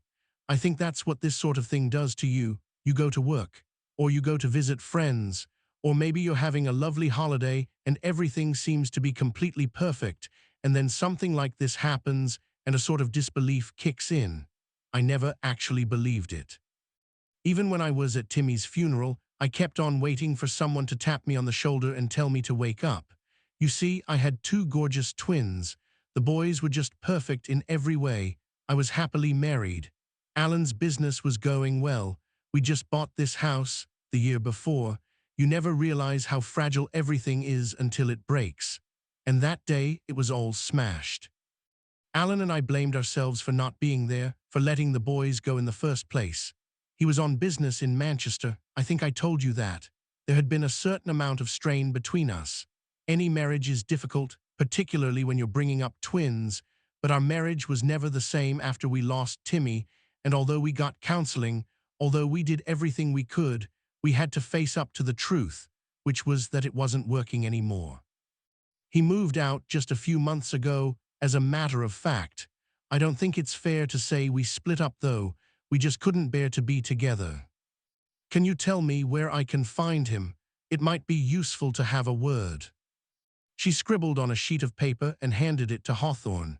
"This is his mobile number. You can call him if you want to. He's living in a flat in Victoria until we sell here." She stopped. She might not have meant to give us this information. "Alan's business hasn't gone very well recently," she explained. "We can't keep this house up, so we're putting it on the market. We only stayed here because of Jeremy. It's his home. Because of his injuries, we thought it was better for him to be somewhere he knew." Hawthorne nodded. "I always knew when he was about to go on the attack. It was as if someone had waved a knife in front of his face, and I had seen it reflected, for an instant, in his eyes. You say you haven't seen Diana Cowper. Do you know if your husband approached her?" "He didn't tell me that he had. I can't imagine why he would." "And you weren't anywhere near her home on Monday of last week, the day she died?" "I've already told you, no." Hawthorne rocked his head briefly from side to side. "But you were in South Kensington." "I'm sorry." "You came out of South Kensington Station at 4:30 in the afternoon." "How do you know?" "I've been looking at the CCTV footage, Mrs. Godwin. Are you going to deny it?" "Of course I'm not going to deny it. Are you telling me that's where Diana Cowper lived?" Hawthorne didn't answer. "I had no idea. I thought she was still living in Kent. I went shopping on the King's Road. The estate agent wants me to buy a few things for the house to cheer it up. I went to some of the furniture shops. It didn't sound very likely to me. The house was run down, and it was obvious that Judith Godwin had no money. It was the reason she was selling. Did she really think a few expensive items of furniture would make any difference? Did your husband mention that he'd written to Mrs. Cowper? He wrote to her. I don't know anything about that. You'll have to ask him. What about Jeremy? She stiffened when Hawthorne spoke his name, and he went on quickly. You said that he lives with you. Yes. Could he have approached her? She thought for a moment, and I wondered if she was going to ask us to leave. But once again she was calm, matter of fact. I'm sure you know that my son received severe injuries when he was 8 years old, Mr. Hawthorne. The lacerations occurred in the temporal and occipital lobes of the brain which control, respectively, memory, language and emotions and vision. He's 18 now, but he will never be able to have a normal life. He has a number of issues, which include short-term and working memory loss, aphasia, and limited concentration. He requires and receives full-time care. She paused. He does leave the house, but never on his own. Any suggestion that he might approach Mrs. Cowper to speak to her or to do her harm is as ridiculous as it is offensive. Nonetheless, Hawthorne said, just before she was murdered, Mrs. Cowper sent a rather strange text message. If I understand her correctly, she claims to have seen your son. Then perhaps you haven't understood her correctly. She was fairly specific. Do you know where he was last Monday? Yes, of course I know where he was. He was upstairs. He's upstairs now. He doesn't often leave his room and certainly never on his own. The door opened behind us and a young woman came into the kitchen, dressed in jeans and a loose-fitting jersey. I knew at once that this was Mary O'Brien. She somehow had the look and the manner of a nanny, with a sort of seriousness about her, thick arms crossed over her chest, a plump face, very straight black hair. She was about 35, so would have been in her mid-20s when the accident occurred. I'm sorry, Judith, she said. Her Irish accent was immediately distinctive. I didn't know you had company. That's all right, Mary. This is Mr. Hawthorne and Anthony, I said. They're asking questions about Diana Cowper. Oh, Mary's face fell. Her eyes flicked back to the door. Perhaps she was wondering if she could leave. Perhaps she was wishing that she had never come in. They may want to talk to you about what happened in Deals. Mary nodded. I'll tell you whatever it is you want to know, she said. Although heaven knows I've gone over it 1,000 times. She sat down at the table. She had lived here so long that she was on equal terms with Judith. She treated the house as her own. At the same time, though, Judith got up and moved to the other side of the room, and I wondered if, after all, there might be some tension between them. So how can I help you? Mary asked. You can tell us what happened that day, Hawthorne said. I know you've said it all before, but it may help us, hearing it from you. All right, Mary composed herself. Judith watched from the side. We'd come off the beach. I'd promised the boys they could have an ice cream before we went back to the hotel. We were staying at the Royal Hotel, which was just a short distance away. The boys had been told never to cross the road without holding my hand, and normally they never would have, but they were overtired. They weren't thinking straight. They saw the ice cream shop and they got excited, and before I knew what had happened, they were running across. I ran after them, trying to grab them. At the same time, I saw the car coming, a blue Volkswagen. I was sure it would stop, but it didn't. Before I could reach them, the car had hit them. I saw Timothy knocked to one side and Jeremy flying through the air. I was convinced he would be the worst hurt of the two. She glanced at her employer. I hate going over this in front of you, Judith. It's all right, Mary. They need to know. The car came screeching to a halt. It would have been about 20 yards further up the road. I was sure the driver was going to get out, but she didn't. Instead, she suddenly accelerated and drove off down the road. Did you actually see Mrs. Cowper behind the wheel? No, I only saw the back of her head, and even that didn't really register with me. I was in shock. Go on. There's not very much more to tell. A whole crowd of people seemed to appear from nowhere very quickly. There was a chemist's next to the ice cream shop, and the owner was the first to arrive. His name was Traverton. He was very helpful. "How about the people from the ice cream shop?" Hawthorne asked. "It was closed," Judith said, and there was a bitter quality to her voice. "It somehow makes it even worse that the boys hadn't noticed," Mary agreed. "The shop was closed anyway, but there was just a small sign in the door and they hadn't seen it." "What happened next?" "The police arrived. An ambulance came. They took us to hospital, all three of us. All I wanted to do was ask about the boys, but I wasn't their mother and they wouldn't tell me. I got them to call Judith and Alan. It was only when they finally got there that I found out." "How long did it take the police to find Diana Cowper?" "Her son drove her to the police station in Deal 2 hours later. She would never have got away with it. One of the witnesses had seen her registration number, so they knew who the car belonged to." "Did you see her again?" Mary nodded. "I saw her at the trial. I didn't speak to her." "And you haven't seen her since?" "No, why would I want to? She's the last person in the world I'd want to see. Someone murdered her last week." "Are you implying I did it? That's ridiculous. I didn't even know where she lived." I didn't believe her. It's easy enough to find anyone's address these days, and she was certainly hiding something. Looking at her more closely, I realized Mary O'Brien was more attractive than I had first thought.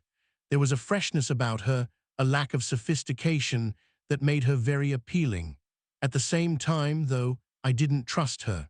I got the feeling that she wasn't telling us the whole truth. "Mr. Hawthorne thinks that Jeremy might have visited that woman on his own," Judith Godwin said. "That's completely impossible. He never goes anywhere on his own." Hawthorne wasn't even slightly fazed. "That may be the case, but you might as well know that, just before she was murdered, Mrs. Cowper sent a rather strange text message which suggested she had seen him." He rounded on the nanny. "Were the two of you here on Monday the 9th? Mary didn't hesitate. "Yes." "You didn't accompany Mrs. Godwin on her shopping trip to South Kensington?" "Jeremy hates shops. It's a nightmare buying him clothes." "Why don't you talk to him?" Judith suggested. Mary looked surprised. "It's the easiest way to show them." Judith turned back to Hawthorne. "You can ask him some questions if you want to, although I would ask you to be a little more sensitive. He gets upset very easily." I was as surprised as the nanny, but I suppose it was the easiest way to get rid of us. Hawthorne nodded, and Judith took us up. The stairs creaked underneath our feet. The further up we went, the older and dowdier the house seemed to be. We reached the first floor and crossed a landing into what might once have been the master bedroom, with views out onto Roxborough Avenue. It had been given over to Jeremy, who had his bed-sitting room here. Judith knocked on the door and took us in, without waiting for an answer. "Jeremy," she said, "there are two people who want to see you." "Who are they?" The boy had his back to us. "They're just friends of mine. They want to talk to you." Jeremy Godwin had been sitting in front of a computer when we came in. He was playing a game, Mortal Kombat, I think. Hearing him speak, it was immediately obvious that something was wrong. His words were half-formed, coming as if from the other side of a wall. He was overweight, with long black hair that he hadn't brushed, and wore baggy jeans and a thick, shapeless sweater. The bedroom was decorated with Everton football posters and an Everton quilt on the bed, which was a double. Everything was well looked after but still seemed shabby, as if it had somehow been left behind. Jeremy came to the end of a level in his game and hit the pause button. As he turned to face us, I saw a round face, thick lips, a wispy beard around his cheeks. The brain damage was painfully evident in brown eyes, which showed no curiosity and simply didn't connect with us. I knew he was 18, but he looked older. "Who are you?" he asked. "I'm Hawthorne. I'm a friend of your mum's." "My mum doesn't have many friends." "I'm sure that's not true." Hawthorne looked around him. "You've got a nice room, Jeremy." "It's not my room anymore. We're selling it." "We'll find somewhere just as nice for you," Mary said. She had brushed past us and sat down on the bed. I wish we didn't have to go. Do you want to ask him anything? Judith was standing by the door, anxious for us to be on our way. Do you go out a lot, Jeremy? Hawthorne asked. I couldn't see any point in the question. This young man would never be able to take himself off into the center of London, nor did he seem to have a shred of aggression about him. The accident had taken that from him, along with the rest of his life. I go out sometimes, Jeremy replied. But not on your own, Mary added. Sometimes, he contradicted her, I went to see my dad. We put you in a taxi, and he met you at the other end. Have you ever been to South Kensington? Hawthorne asked. I've been there lots of times. He doesn't know where it is, his mother said quietly. I couldn't stay here any more and quietly backed away, for once taking the initiative. Hawthorne followed me out. Judith Godwin took the two of us downstairs. It's a credit to the nanny that she stayed with you, Hawthorne said. He sounded impressed, but I knew he was digging for more information. Mary was devoted to the boys, and after the accident she refused to leave. I've been glad to have her here. It's very important for Jeremy to have continuity. There was a coldness in her voice, and I was aware of something being unsaid. Will she stay with you when you move? We haven't discussed it. We reached the front door. She opened it. I'd prefer it if you didn't come back, she said. Jeremy hates disruption, and he finds strangers very difficult. I wanted you to see him so you'd understand how he is, but we have nothing to do with what happened to Diana Cowper. The police clearly don't believe we're involved. We really have nothing more to say. Thank you, Hawthorne said. You've been very helpful. We left. The door closed behind us. The moment we were outside, Hawthorne took out a packet of cigarettes and lit one. I knew how he felt. I was glad to be out in the open air. Why didn't you show her the letter? I asked. What? He shook the match, extinguishing it. I was surprised that you didn't show her the letter that Diana Cowper received. The one you got from Andrea Kluvinek. Maybe Judith wrote it, or her husband. She might have recognized the writing. He shrugged. His thoughts were elsewhere. That poor little sod, he muttered. It's a horrible thing to have happened, I said, and I meant it. My two sons insist on cycling in London. They often forget to put on their helmets, and I shout at them, but what can I do? They're in their late 20s. For me, Jeremy Godwin was the embodiment of a nightmare I tried not to have. I've got a son, Hawthorne said, abruptly, answering the question I'd put to him about 24 hours before. How old is he? 11, Hawthorne was upset, his thoughts elsewhere. But before I could ask anything more, he suddenly turned on me. And he doesn't read your fucking books. Pinching the cigarette between his fingers, he raised it to his lips, then walked away. I followed. As we went, something strange happened. Maybe it was some instinct, or maybe a movement caught my eye, but I realized that we were being watched. I turned round and looked at the house we had just left.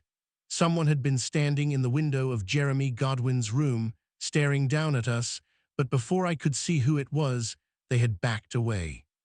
9. Star power. As we walked back to the tube station together, Hawthorne received a call on his mobile phone. He answered it, but didn't give his name. He just listened for about half a minute and then rang off. We're going to Brick Lane, he said. Why? The prodigal son has returned. Damien Cowper is back in London. It must have been difficult for him, fitting it into his busy diary. His mum's been dead for over a week. I thought about what he had just said. Who was that? I asked. What? On the phone. What does it matter? I'd just be interested to know where you're getting your information. Hawthorne didn't answer, so I went on. You knew that Judith Godwin was at South Kensington Station. Someone gave you access to the CCTV footage. You also knew about Andrea Kluvenik's criminal record. For an ex-policeman, you seem to be remarkably well informed. He gave me the look that he did so well, as if I'd surprised and offended him at the same time. It's not important, he said. It is important. If I'm writing this book about you, I can't just have information being pulled out of thin air. Tell me you meet someone in a garage and we'll call him Deep Throat if you like. No, forget that. I need the truth. You've obviously got someone helping you. Who is it? We were walking through the village and passed a group of Harrow schoolboys wearing their uniform, blue jackets, ties, straw boaters. I wonder if they realize they look like complete wankers, Hawthorne said. They look fine, and don't change the subject. All right, he frowned. It was my old DCI. I'm not going to give you his name. He wasn't too happy about what happened, the way I got blamed for what wasn't my fault. In fact, he knew it was a load of bollocks, and anyway, he needed me. I mean, you've met Meadows. If you added up the IQ of half the officers in the murder squad, you still wouldn't reach 3 figures. He brought me in as a consultant, and he's been using me ever since. How many of you are there, working for the police? There's only me, Hawthorne said. There are other consultants, but they don't get results. A total waste of time. He spoke without malice. Brick Lane, I said. Damien Cowper flew in yesterday business class from LA. His girlfriend is with him. Her name's Grace Lovell. They've got a kid. You didn't mention he had a child. I mentioned he had a cocaine habit. From what I'm told, that matters to him more. He's also got a flat in Brick Lane, which is where we're heading now. We had passed Harrow School and headed back down the hill towards the station. I was beginning to worry about my role in all this. I was simply following Hawthorne around London, which reminded me that I wasn't feeling comfortable with the shape of the book. From Britannia Road to the funeral parlour, then South Acton, Marble Arch, Harrow on the Hill, and next up, Brick Lane, it felt more like an A to Z of London than a murder mystery. I was annoyed that we seemed to have drawn a complete blank with Jeremy Godwin. Diana Cowper had texted that she had seen him, but there was no way he could have crossed the city on his own, certainly not to commit a violent and well-planned murder. But if he hadn't strangled her, who had? If I were in control of events, I would have introduced the killer by now, but I wasn't at all certain that we had met anyone yet who fitted the bill. There was something else preying on my mind. I hadn't mentioned any of this to my literary agent, who was confidently expecting me to turn up with an idea for the next book after The House of Silk. I knew I was going to have to confront her sooner or later, and I had a feeling she wouldn't be pleased. We took the tube to Brick Lane. We had to cross London all the way from west to east, and it would have taken forever in a taxi.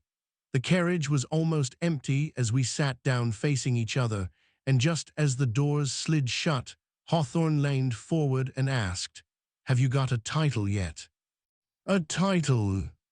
For the book, so he'd been thinking about it too. It's much too early, I told him. First of all, you've got to solve the crime. Then I'll have a better idea what I'm writing about. Don't you think of the title first? Not really, no. I've never found it easy coming up with titles. Almost 200,000 books are published in the UK every year, and although some of them will have the advantage of a well-known author attached, the vast majority have just 2 or 3 words on a surface measuring no more than 6 by 9 inches to sell themselves. Titles have to be short, smart, and meaningful, easy to read, easy to remember, and original. That's asking a lot. Many of the best titles are simply borrowed from elsewhere. Brave New World, The Grapes of Wrath, Of Mice and Men, Vanity Fair, all of these were drawn from other works. Agatha Christie used the Bible, Shakespeare, Tennyson, and even the Rubaiyat of Omar Khayyam for many of her 82 titles. For my money, nobody has beaten Ian Fleming. From Russia with Love, You Only Live Twice, Live and Let Die. His titles have passed into the English language, although even he didn't find it easy. Live and Let Die was almost published as The Undertaker's Wind.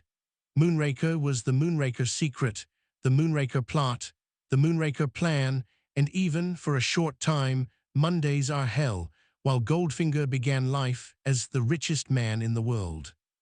I didn't have a title for my new book. I wasn't even sure I had a book. Hawthorne and I didn't speak for a long while. I let my thoughts wander as I watched the various stations rush past: Wembley Park, South Hampstead, and then Baker Street, its tiled walls picking out the silhouette of Sherlock Holmes. Now there was another master of the title, although Conan Doyle often had second thoughts too. Would A Study in Scarlet have struck such a chord if it had remained as A Tangled Skein? I was thinking of Hawthorne Investigates, Hawthorne said suddenly. I'm sorry. For the book, the carriage had got more crowded. He crossed over and sat next to me. The first one anyway. I think all of them should have my name on the cover. It had never occurred to me that he was thinking of a series. I have to say, my blood ran cold. I don't like it, I said. Why not? I searched for a reason. It's a bit old-fashioned. Is it? Parker Pyne Investigates. That's Agatha Christie. Hetty Wainthropp Investigates. It's been done before. Yeah, well, he nodded. I'll come up with something. No, you won't, I said. It's my book. I'll think of the title. It's got to be a good one, he said. To be honest with you, I don't much like The House of Silk. I'd forgotten I'd even mentioned it to him. The House of Silk is a great title, I exclaimed. It's a perfect title. It sounds like a Sherlock Holmes story, and it's what the whole plot is about. The publisher likes it so much, he's even going to put a white ribbon in the book. I'd been shouting above the roar of the train, but I suddenly realized we'd stopped. We were sitting in Euston Square. The other passengers were looking at me. No need to be touchy, mate. I'm just trying to help. The doors slid shut, and we were carried once again into the darkness. In fact, I already knew quite a bit about Damien Cowper. I'd Googled him the night before. Generally, I avoid Wikipedia. It's very helpful if you know what you're looking for, but it contains so much misinformation that a writer, trying to appear authoritative, can all too easily fall flat on his face. More than that, I could imagine a successful actor doctoring his own entry, so preferred to look elsewhere. Fortunately, Damien had been the subject of quite a few newspaper articles, allowing me to stitch together his history. He left the Royal Academy of Dramatic Art, RADA, in 1999 and had been snapped up by Hamilton Hodel, one of the major talent agencies, whose clients include Tilda Swinton, Mark Rylance, and Stephen Fry. For the next 2 years, he played a series of parts with the Royal Shakespeare Company, Ariel in The Tempest, Malcolm in Macbeth, the title role in Henry V. After that, he moved into television, starting with the BBC conspiracy thriller State of Play, which aired in 2003. He won his first BAFTA nomination for his role in Bleak House, another BBC drama, and in the same year picked up the Emerging Talent Award at the Evening Standard Theatre Awards for his performance as Algernon in The Importance of Being Earnest. It was rumored that he turned down the opportunity to play Doctor Who. David Tennant was cast instead, but by now his career was taking off in films. He had been directed by Woody Allen in Match Point and followed this with Prince Caspian, 2 of the Harry Potter films, The Social Network, and in 2009, the reboot of Star Trek. He moved to Hollywood that year and was cast in 2 seasons of Mad Men. There was also a pilot that wasn't picked up. Finally, he'd been given the lead role in a new series, Homeland, with Claire Danes and Mandy Patinkin, which had been about to start shooting when his mother died. I'm not sure at what stage he'd been able to afford a 2-bedroom flat on Brick Lane, but this was where he lived when he was in London. It was on the 2nd floor of a warehouse that had been carefully converted to show off its original features: stripped wooden floors, exposed beams, old-fashioned radiators, and lots of brickwork. My first impressions of the vast, double-height living room was that it looked almost fake, like a television set. There were different living areas, with an industrial-style kitchen stage left, then a seating area with vintage leather sofas and armchairs around a coffee table, and finally a raised platform with glass doors leading out to a roof terrace. I could see lots of terracotta pots and a gas barbecue on the other side. A Wurlitzer jukebox stood against the far wall. It had been beautifully renovated, with polished aluminum and neon lights. A spiral staircase led up to the next floor. Damien Cowper was waiting for us when we arrived, perched on a bar stool beside the kitchen counter. There was something that wasn't quite real about him, too. The languid pose, the shirt with its wide collar open at the neck, the gold chain resting against the chest hair, the tan. He could have been posing for the front cover of a fashion magazine. He was remarkably handsome, and probably knew it, with jet black hair swept back, intense blue eyes, and exactly the right amount of designer stubble. He looked tired, which might have been jet lag, but I was aware he had spent much of the day being interviewed by the police. There was also a funeral to arrange, or, at least, to attend. The arrangements, of course, had all been made for him.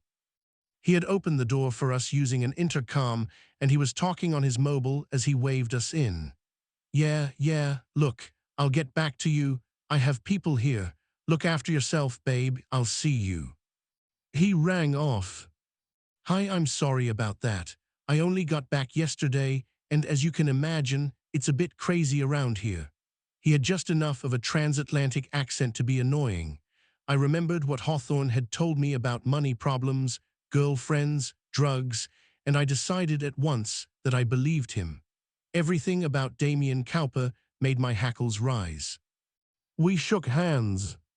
"You want a coffee?" Damien asked. He pointed at the sofa, inviting us to sit down. "Thank you." He had one of those machines that take capsules and spin the milk round in a metal cylinder to froth it up. I can't tell you what a nightmare this whole thing has been. My poor mum, I spoke to the police for a long time yesterday afternoon and again this morning. When they told me the news, I couldn't believe it, not at first. He stopped himself.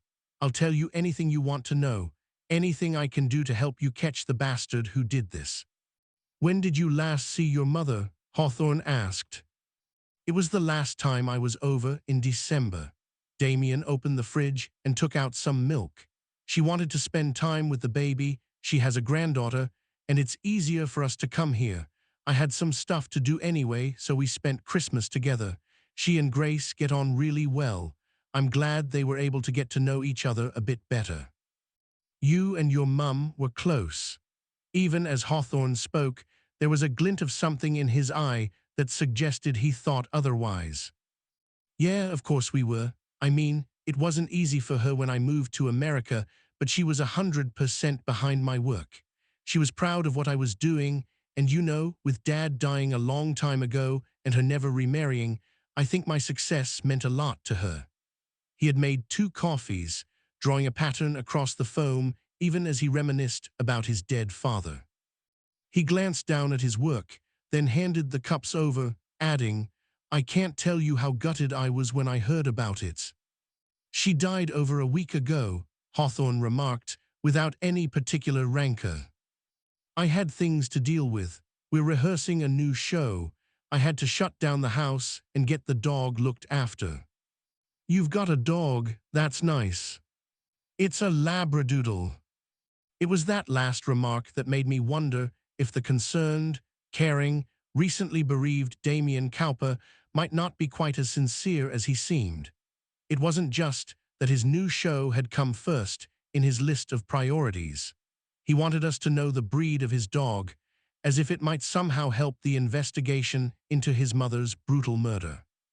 "How often did the 2 of you speak?" Hawthorne asked. "Once a week," he paused. "Well, once a fortnight anyway. She used to come in here and check the place out for me, water the plants on the terrace and all the rest of it. She forwarded my mail." He shrugged. "We didn't always speak. She was busy and the time difference didn't help. We did lots of texts and emails." "She texted you the day she died," I said. "Yes, I told the police about that. She said she was afraid." "Do you know what she meant by that?" "She was referring to that kid, the one who got hurt in Deal." "He was more than hurt," Hawthorne cut in. He had taken the corner of the sofa and was sitting there quite languidly with his legs crossed, more like a doctor than a detective. "He's got serious brain damage. He needs 24-hour care." It was an accident. Suddenly Damien seemed agitated.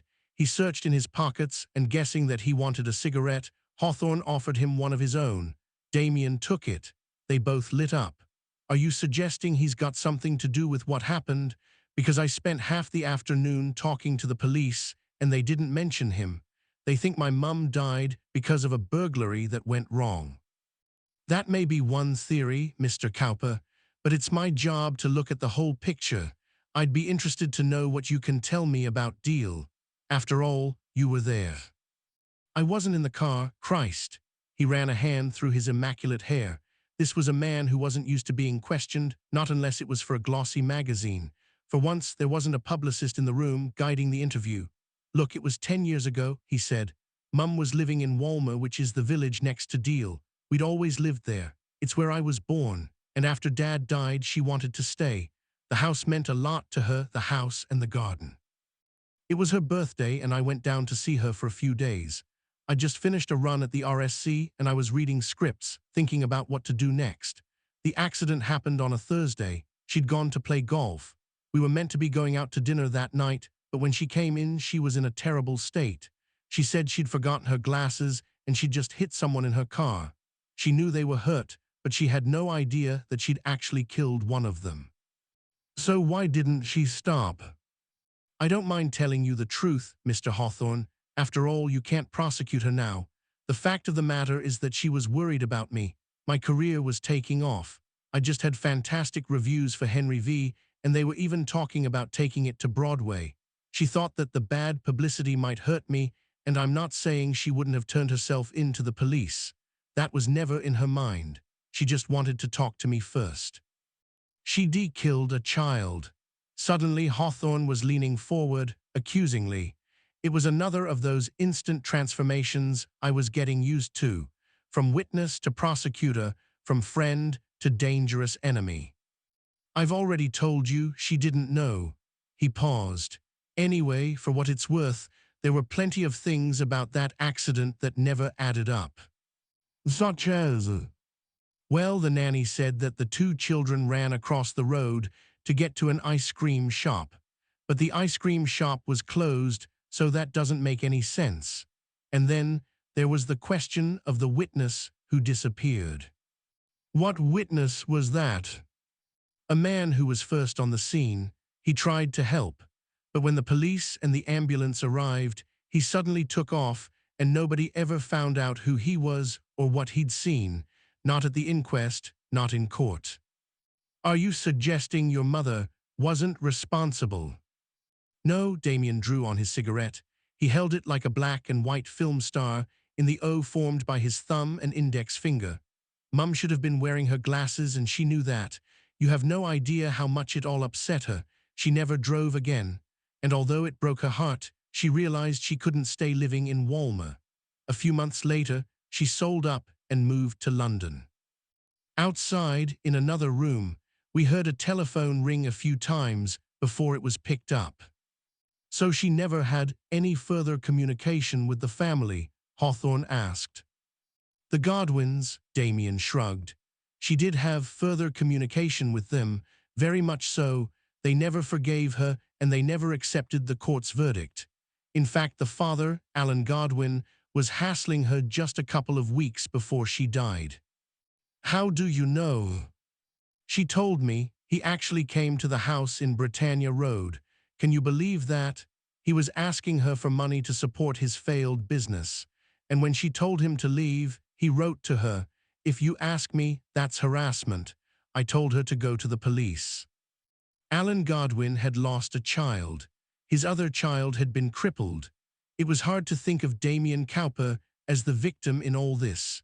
But before Hawthorne could say as much, a young, very attractive black woman came down the spiral stairs, leading a little girl by the hand and holding a mobile phone. "Dame, it's Jason," she said. She sounded nervous. "He says it's important." Sure, he took the phone from her and began to walk towards the terrace. "I'm sorry, it's my manager. I've got to take this." He stopped at the window and frowned. "I thought you were putting Ashley down for a nap." "She's jet-lagged. She doesn't know if it's night or day." He went outside, leaving us with the woman and her child. This had to be Grace Lovell. There could be no doubt that she was or had been a model or an actress. She had the physique and the confidence that go with the job, a sort of look-at-me quality that demanded to be put on the screen. She was in her early 30s, quite tall, with very high cheekbones, a long neck and delicate, rounded shoulders.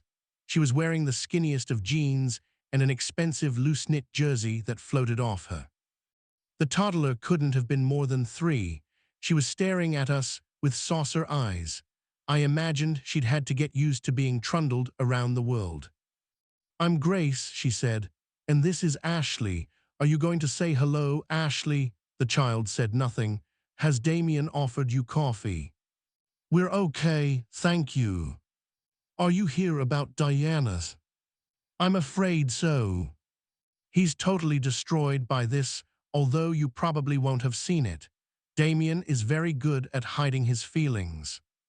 I wondered why she felt the need to defend him. "He was devastated when he heard the news," she went on. "He adored his mum.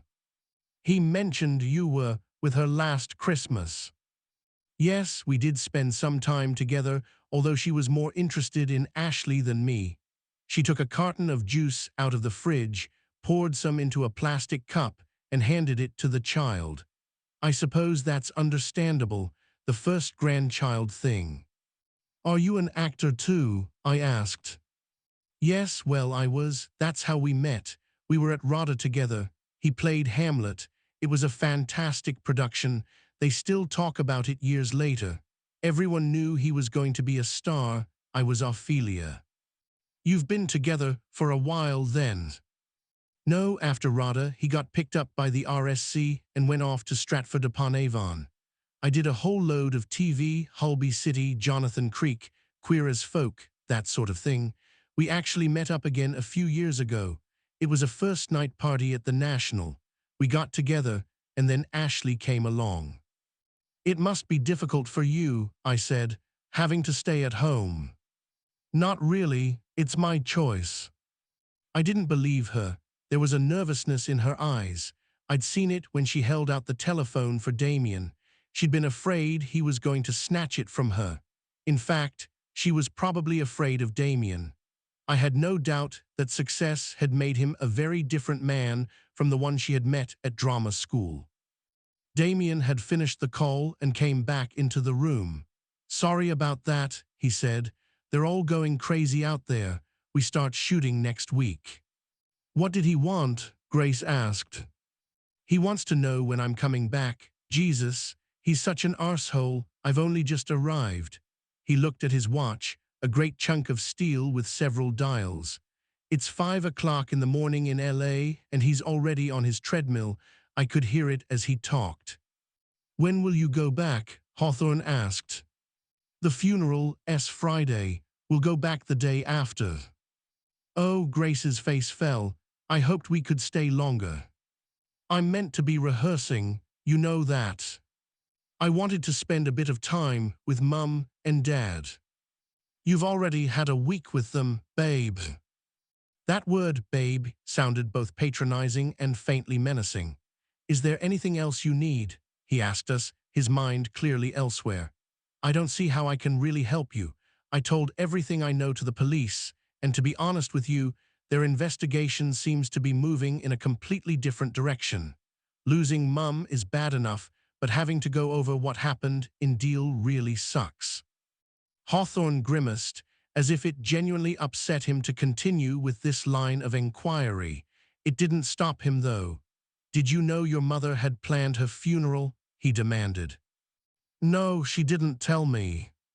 "Do you have any idea why she might have decided to do that?" "Not really. She was someone who was very organized. That was part of her character. The funeral, the will, all of that." "You know about the wills." When Damien was angry, 2 little pinpricks of red, almost like light bulbs, appeared in his cheeks. "I've always known about the will," he said, "but I'm not going to discuss it with you. I imagine she left everything to you." "As I said, that's private." Hawthorne stood up. "I'll see you at the funeral. I understand you're going to be performing. Actually, that's not what I'd call it. Mum left instructions for me to say a few words, and Grace is going to read a poem. Sylvia Plath, Grace said. I didn't know she liked Plath, but I had a call from the undertaker, a woman called Irene Laws. Apparently, everything was written down. You don't think it's a bit strange that she made all these arrangements the same day she died? The question seemed to annoy him. I think it was a coincidence. A funny coincidence. I don't see anything funny in it at all. Damien walked over to the front door and opened it for us. It's been nice meeting you, he said. He hadn't even tried to make that sound sincere. We left and went down the single flight of stairs and out into the busy street. Once we got there, Hawthorne stopped. He looked back deep in thought. I missed something, he said. What? I don't know what. It was when you asked him about the text that Diana Cowper sent. After what I told you, why couldn't you keep your mouth shut? The hell with you, Hawthorne. Right then, I'd really had enough. Don't you ever talk to me like that. I'm listening to you, I'm taking notes. But if you think I'm going to follow you around London like some kind of pet dog, you can forget it. I'm not stupid. What was wrong with asking him about the text? It's obviously relevant. Hawthorne glared at me. You think? Well, isn't it? I don't know, maybe it is, but there was something he'd just told me that was important. You broke my train of thought and I haven't picked up on it. That's all I'm saying. You can ask him at the funeral. I walked away. Let me know what he says. It's 11 o'clock on Friday, he called after me. Brompton Cemetery. I stopped and turned round. I can't come, I'm busy. He stalked after me. You've got to be there. It's a big deal. That's what this is all about, remember? She wanted a funeral. And I've got an important meeting. I'm sorry. You'll just have to take notes and tell me about it afterwards. I'm sure you'll be more accurate than me anyway. I saw a taxi and flagged it down. This time, Hawthorne didn't try to stop me. I was careful not to turn round, but I saw him reflected in the mirror, standing there, lighting another cigarette as we accelerated round a corner. 10. Script conference. There was a reason why I couldn't attend the funeral. The day before, I'd finally had a phone call from Steven Spielberg's office. Both he and Peter Jackson had arrived in London and wanted to meet me to discuss the first draft of the Tintin script at the Soho Hotel in Richmond Mews, just off Dean Street. I know the hotel well, although it's hard to believe it was once an NCP car park. The low ceilings and the lack of windows are the only clues, but has now become something of a focal point for the British film industry. It's surrounded by production houses and post-production facilities and has 2 screening rooms of its own. Once or twice, I've had lunch in its busy ground-floor restaurant, Refuel. It's almost impossible not to spot someone you know, and the very fact that you're meeting there can make you feel that, somehow, you've arrived. In this respect, it's London's own little corner of Lowe's Angels. I forgot all about Damien Cowper and his mother for the next couple of days. Instead, I immersed myself in the script, going through it line by line, trying to remember the thought processes that had got me this far. I was convinced that there were lots of good things in it, but I still had to be prepared to fight my corner if need be. I wasn't sure how either Jackson as director or Spielberg as producer was going to respond to my work. This was the problem. Tintin is a European phenomenon and one that has never been particularly popular across the Atlantic. Part of the reason for this may be historical. The 1932 album, Tintin in America, is a ruthless satire on the United States, showing Americans to be vicious, corrupt, and insatiable. The very first panel shows a policeman saluting a masked bandit who is walking past with a smoking gun, and no sooner has Tintin arrived in New York and climbed into a taxi than he finds himself being kidnapped by the mob. The entire history of Native Americans is brilliantly told in 5 panels. oil is discovered on a reservation. Cigar-smoking businessmen move in. Soldiers drive the crying Native American children off their land. Builders and bankers arrive. Just one day later, a policeman tells Tintin to get out of the way of a major traffic intersection. Where do you think you are? The Wild West. There's a total cultural disconnect, too. What would the Americans make of the bizarre relationships that seem quite normal in the world of Tintin?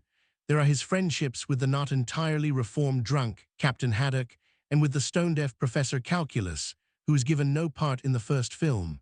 There is a talking dog. There are the idiotic, one-joke detectives, Thompson and Thompson, who can only be told apart by the shapes of their mustaches. But most of all, there is the inconsequentiality of the adventures. Marvel and DC Comics dealt with fantastical characters, but at least they sent them on recognizable journeys, providing them with origin stories, personal tragedies. The villain Magneto was revealed to be a Holocaust survivor, love affairs, psychological issues, political awakenings, and all the rest of it. Very few of the Tintin albums have anything that comes close to a proper narrative shape, and one of them, the Castafiore Emerald, was deliberately designed to have no story at all. Tintin has no girlfriend. Although he is supposedly a journalist, he is hardly ever seen to work. His age is indeterminate. He could actually be a child, a grown-up Boy Scout. His dress sense and hairstyle are ridiculous. Unlike all the other characters, who are carefully delineated, he is deliberately drawn as a cipher. His face is made up of 3 dots for his eyes and mouth, and a small letter C, which is his nose. Although presumably Belgian, he has no national characteristic that might make him a foreigner abroad. He has no parents, no real home, until he moves into Marlinspike Hall with Captain Haddock. No emotions beyond a desire to travel and have adventures. How could he possibly be the hero of a $135 million Hollywood film? I had been drawn into the world of Tintin in a rather strange way. I'd originally been invited to work on the computer game that would go out with the first film, The Secret of the Unicorn, working with the French company who had just had a huge hit with Assassin's Creed. This isn't something I would normally consider. I don't play computer games. I don't particularly like them. And writing random dialogue for nameless pirates wandering around the deck of the Unicorn didn't particularly appeal to me, even if, in an early draft, I had them all earnestly discussing my books. But the truth is that Spielberg is Spielberg, and I wondered where the job might take me. It took me to Wellington and the home of Peter Jackson. Somehow I found myself drawn into the sequel, just as the first film was nearing completion.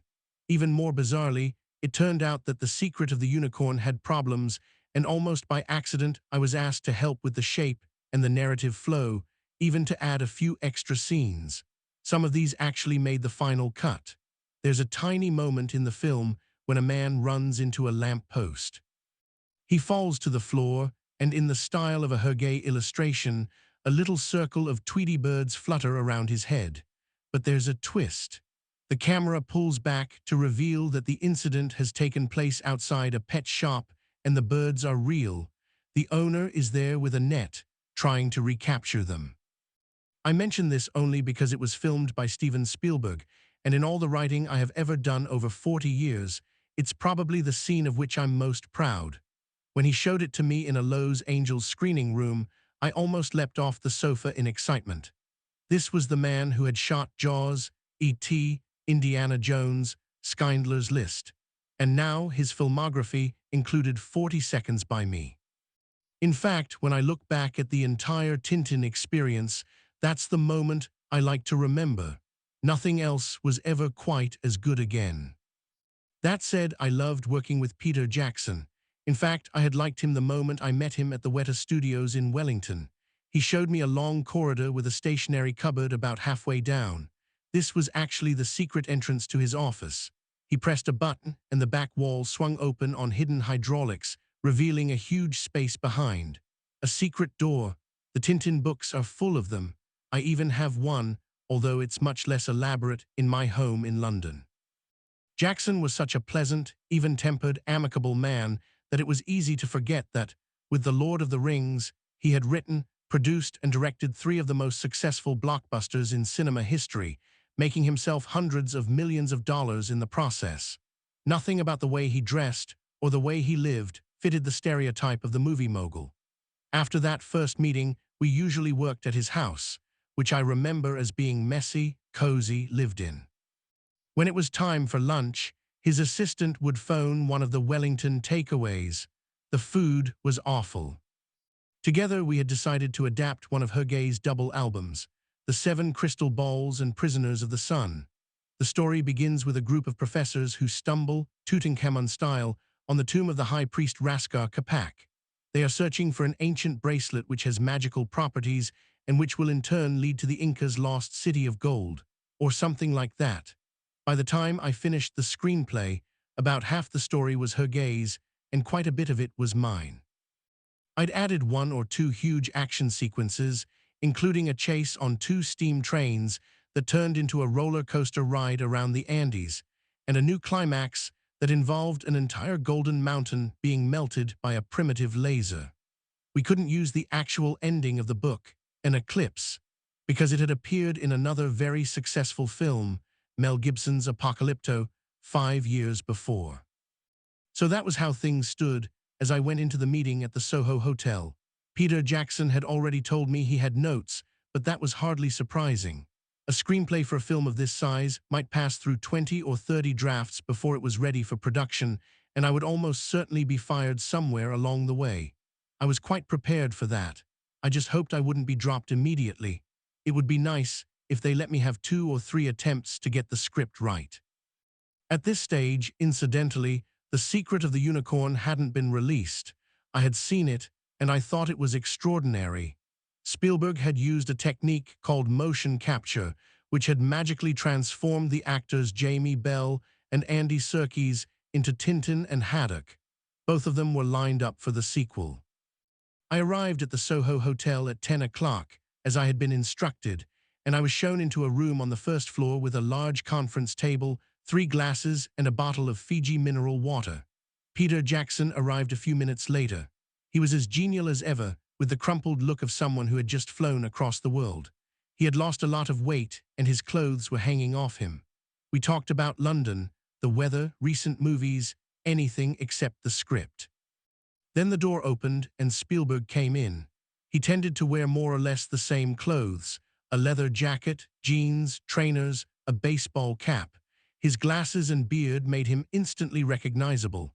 As always, I had to remind myself that this was really happening, that I was sitting in the same room as him. He was someone I had wanted to meet pretty much all my life. Spielberg got straight to the point.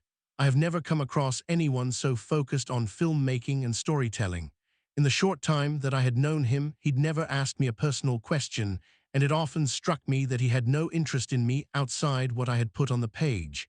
I had been wondering where he would begin. Did he like my way into the narrative? Did the characters work? Were the action sequences in the right place? Were my jokes funny? I always dread the moment when a director opens a script of mine. The first words that come out of his or her mouth may change the next year of my life. "You've chosen the wrong book," he said. It was impossible. Peter and I had discussed which books we were going to adapt when we were in Wellington. I had spent 3 months on this draft. It was the last thing I had expected him to say. "I'm sorry, I'm not sure those were the exact words I used. The Seven Crystal Balls, Prisoners of the Sun, those are the wrong books." "Why? I don't want to do them." I turned to Peter, he nodded. "Okay." And that actually was it. It didn't matter that Peter Jackson was directing and Spielberg was producing. They both had copies of my script, but we weren't going to discuss it at all. Not the plot, the characters, the action, the jokes. There was nothing to talk about. "We can do Prisoners of the Sun as the 3rd film," Peter said, brushing it aside with a casual wave of his hand. "Which book do you think Anthony should start working on for number 2? Anthony, that was me. I wasn't going to be fired. But before Spielberg could answer, The door opened again, and to my shock and utter dismay, Hawthorne walked in. As always, he was in his suit and white shirt, but this time he'd also put on a black tie. For the funeral. He didn't seem to have any idea what sort of meeting he'd just interrupted or how important it was to me. He wandered in as if he had been invited, and when he saw me, he smiled as if he hadn't expected me to be there. "Tony," he said, "I've been looking for you." "I'm busy," I said, feeling the blood rush to my face. "I know, I can see that, mate, but you must have forgotten the funeral." "I told you, I can't come to the funeral." "Who died?" Peter Jackson asked. I glanced at him. He looked genuinely concerned. On the other side of the table, Spielberg was sitting very straight, a little annoyed. I could imagine that he belonged to a world where nobody would walk in unless they were expected, and only if they were being escorted by an assistant. Apart from anything else, there was his security to consider. "It's nobody," I said. I still couldn't quite believe Hawthorne had come here. Was he deliberately trying to embarrass me? "I told you," I said quietly, "I really can't come." "But you have to. It's important." "Who are you?" Spielberg asked. Hawthorne pretended to notice him for the first time. "I'm Hawthorne," he said. "I'm with the police." "You're a police officer." "No, he's a consultant," I cut in. "He's helping the police with an investigation." "A murder," Hawthorne explained helpfully, once again sitting on that first vowel to make the word somehow more violent than it already was. He was looking at Spielberg, only now recognizing him. "Do I know you?" he asked. "I'm Steven Spielberg." "Are you in films?" I wanted to weep. "That's right, I make films." "This is Steven Spielberg, and this is Peter Jackson." I don't know why I said that. Part of me was trying to take back control. Perhaps I was hoping I could overawe Hawthorne and get him out of the room. "Peter Jackson," Hawthorne's face brightened. "You did those 3 films, The Lord of the Rings." "That's right," Jackson was relaxed. "Did you see them?" "I watched them on DVD with my son. He thought they were great." "Thank you." "The first one, anyway. He wasn't too sure about the second. What was it called?" "The Two Towers." Peter was still smiling, even if it was a smile that had slightly frozen in place. "We didn't much like those trees, the talking trees. We thought they were stupid." "You mean the Ents?" "Whatever, and Gandalf. I thought he was dead, and I was a bit surprised when he turned up again." Hawthorne thought for a moment, and I waited with a sense of mounting dread for what was going to come next. The actor who played him, Ian McEwan, he was a bit over the top. Sir Ian McKellen, he was nominated for an Oscar. "That may be the case, but did he win it?" "Mr. Hawthorne is a special consultant for Scotland Yard," I cut in. "I've been commissioned to write a book about his latest case." "It's called Hawthorne Investigates," Hawthorne said. Spielberg considered. "I like that title," he said. "It's good," Jackson agreed. Hawthorne glanced at his watch. "We've got the funeral at 11 o'clock, he explained. "And I've already said I can't be there." "You have to be there, Tony. I mean, everyone who ever knew Diana Cowper is going to attend. It's an opportunity to see them all interacting. You could say it's a bit like having a read-through before a film. You wouldn't want to miss that, would you?" I explained. "Diana Cowper," Spielberg said, "isn't that Damien Cowper's mother?" "That's her. She was strangled in her own house."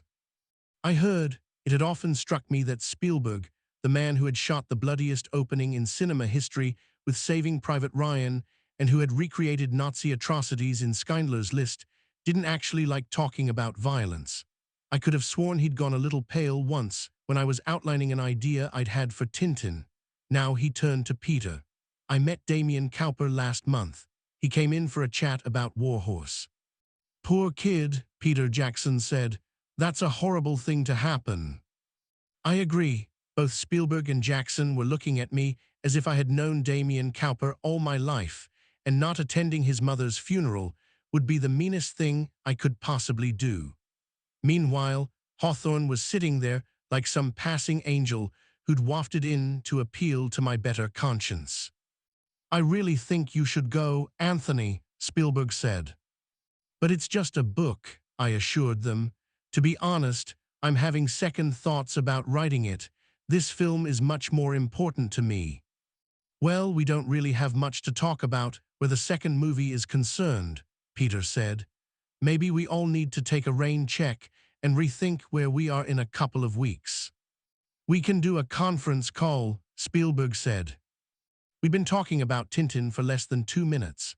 My script had been thrown out in its entirety, and before I could start coming up with ideas for the Calculus Affair or Destination Moon or even Flight 714 to Sydney spaceships, Spielberg liked spaceships, didn't he? I was being thrown out. It wasn't fair. I was in a meeting with the two greatest filmmakers in the world. I was meant to be writing a film for them. And yet I was being dragged out to the funeral of someone I hadn't even met. Hawthorne got to his feet. It tells you something about my state of mind that I hadn't even noticed when he'd sat down. Very nice to meet you, he said. Sure, Spielberg said. Do please pass on my condolences to Damien. I'll do that. And don't worry, Anthony, we'll give your agent a call. They never did call my agent.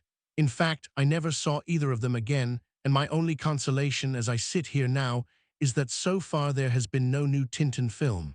The Secret of the Unicorn got rave reviews and made $375 million worldwide, but the response in America was less enthusiastic. Maybe that's dissuaded them from continuing with the sequel, or maybe they're working on it now, without me. They seemed very nice, Hawthorne said, as he walked down the corridor. For Christ's sake, I exploded. I told you I didn't want to come to the funeral. Why did you come here? How did you even know where I was? I rang your assistant. And she told you. Listen, Hawthorne was trying to calm me down. You don't want to do Tintin. It's for children. I thought you were leaving all that stuff behind you. It's being produced by Steven Spielberg, I exclaimed. Well, maybe he'll make a film of your new book, a murder story. He knows Damien Cowper. We pushed through the main doors of the hotel and went out into the street. Who do you think will play me? 11. The funeral. I know Brompton Cemetery well. When I was in my 20s, I had a room in a flat just 5 minutes away, and on a hot summer afternoon, I'd wander in and write there. It was somewhere quiet, away from the dust and the traffic, a world of its own. In fact, it's one of the most impressive cemeteries in London, a member of the so-called Magnificent Seven, with a striking array of Gothic mausoleums and colonnades peopled by stone angels and saints, all of them constructed by the Victorians partly to celebrate death, but also to keep it in its place. There's a main avenue that runs in a straight line all the way from one end to the other, and walking there on a sunny day, I could easily imagine myself in ancient Rome.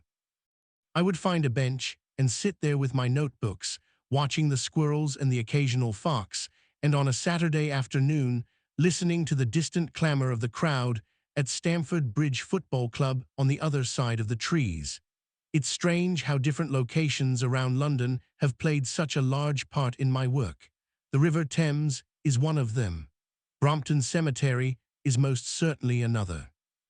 It was 10 to 11 when Hawthorne and I arrived and made our way between the two red telephone boxes that seemed to stand guard on either side of the main gate. We followed a narrow, twisty path with bollards that could be lowered to allow vehicles, presumably hearses, to come in. A few mourners walked ahead of us. This part of the cemetery was shabbier and more depressing than I remembered. I noticed a headless statue on a plinth. Another greeted us with a severed arm.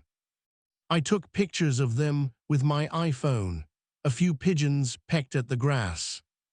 We turned a corner and the Brompton Chapel appeared ahead of us, a building that consisted of a perfect circle with two wings. If viewed from above, It would have the same shape as a London Underground sign, vaguely appropriate when you think about it. We had approached it from the back, and sure enough, there was a hearse parked on a square of concrete next to an open door. The willow casket that Diana Cowper had requested was inside. As I realized with a jolt in my stomach, was she. 4 men in black tailcoats stood waiting to carry her in. The path bent round and brought us to the main entrance, a door with 4 pillars facing north. There was a small crowd making its way inside.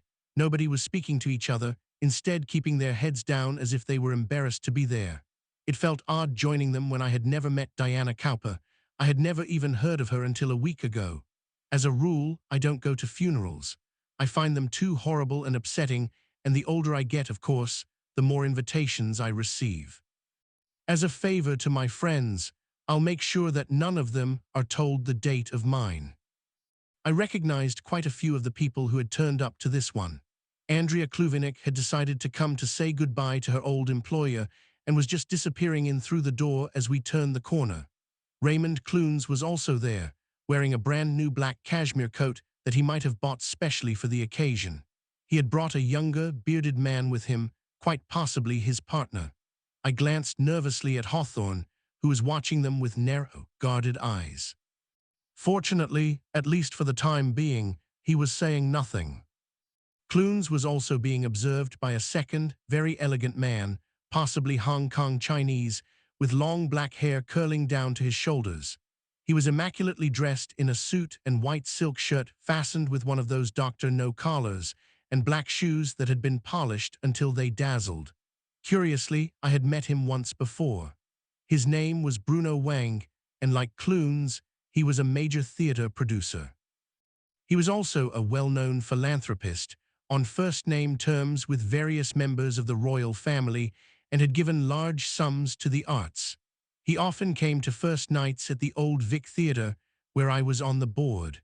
From the way he was looking at Clunes, I could tell at once that the 2 men were definitely not friends. We found ourselves next to him at the door, and I greeted him. "Did you know Diana Cowper?" I asked.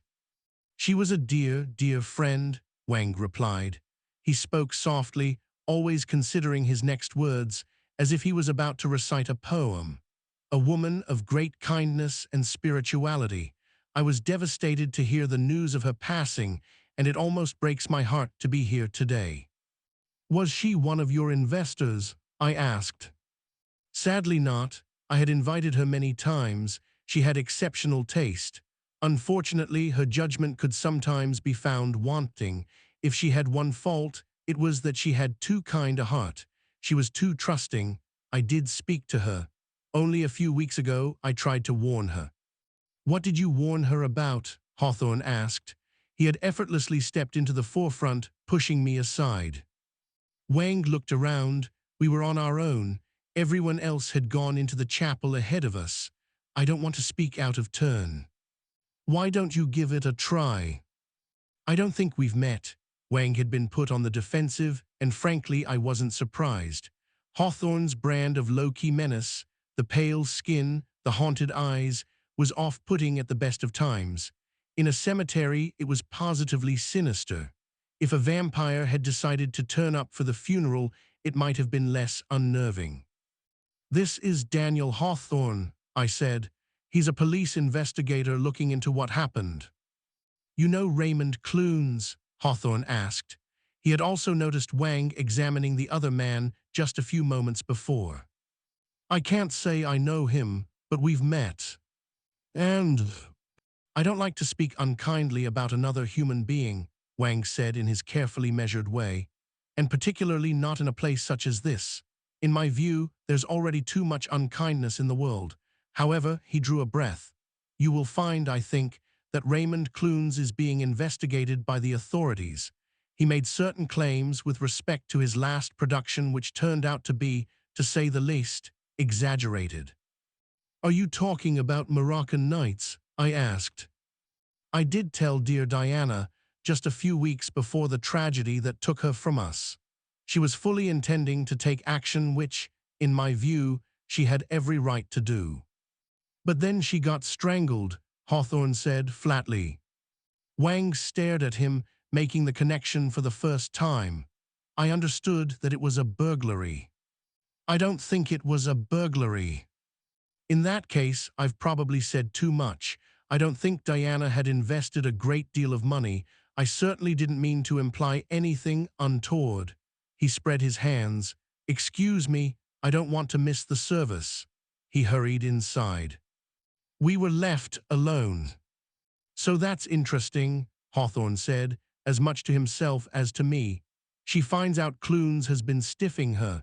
She plans to have it out with him, and before you know it, she's a stiff herself. That's a nice way of putting it. That's my pleasure. You can use it. There were a couple of men loitering a short distance away with cameras. I only noticed them when one of them snapped a photograph. Fucking journalists, Hawthorne muttered. It was true. They must have come here to catch a shot of Damien Cowper. What have you got against journalists? I asked, thinking I might have to add them to the list. Hawthorne threw down the cigarette he'd been smoking and ground it out beneath his foot. Nothing. We always used to get them sniffing around the crime scene. They never got anything right. We went into the chapel. It was a circular space, white, with pillars holding up a domed roof and windows positioned too high up to allow a view of anything other than the sky. About 40 chairs had been arranged to face the coffin, which was being carried in as we took our places. Looked at more closely, the coffin had a strange and unfortunate resemblance to an enormous picnic basket, the lid fastened with 2 leather straps. There was a yellow and white floral garland resting on the top. A recording of Jeremiah Clark's Trumpet Voluntary was already playing on the speaker system. It was odd because, of course, that piece of music is more often associated with weddings. I wondered if it had accompanied Diana Cowper down the aisle when she got married. The coffin was carefully laid down on 2 trestles, and while that was happening, I examined the rest of the crowd, a little surprised by how few people had turned out. There couldn't have been more than a couple of dozen in the room. Bruno Wang and Raymond Clunes were both in the front row, some distance apart. Andrea, in a cheap black leather jacket, was over to the side. Detective Inspector Jack Meadows had turned up too. I saw him stifling a yawn, sitting uncomfortably on a chair that was slightly too small for him. I suppose Damien Cowper had the star role in this production, and he seemed to know it. He had dressed for the part in a beautifully tailored suit, gray shirt and black silk tie. Grace Lovell was next to him in a black dress, but there was a space around them as if this was the VIP area of the chapel and the other mourners could notice them, but please, don't come too close. I'm not exaggerating. There were only 2 people sitting in the row behind him. Later, I would discover that one of them had been sent by Damien's London agent, and the other was his personal trainer, a very muscular black man who seemed to be acting as his bodyguard. Otherwise, the congregation was made up of friends and colleagues of Diana Cowper, none of them under 50. Looking around, it struck me that although there were a great many emotions on display in the chapel, boredom, curiosity, seriousness, nobody seemed particularly sad. The only person who showed any sense of loss was a tall man with straggly hair, sitting a few chairs away from me. As the vicar stood up and approached the coffin, he took out a white handkerchief and dabbed at his eyes. The vicar was a woman, short, fleshy, with a downturned smile. I know this is a sad occasion, she seemed to be saying, but I'm very glad you're here. I could see that she was going to be modern rather than traditional in her approach.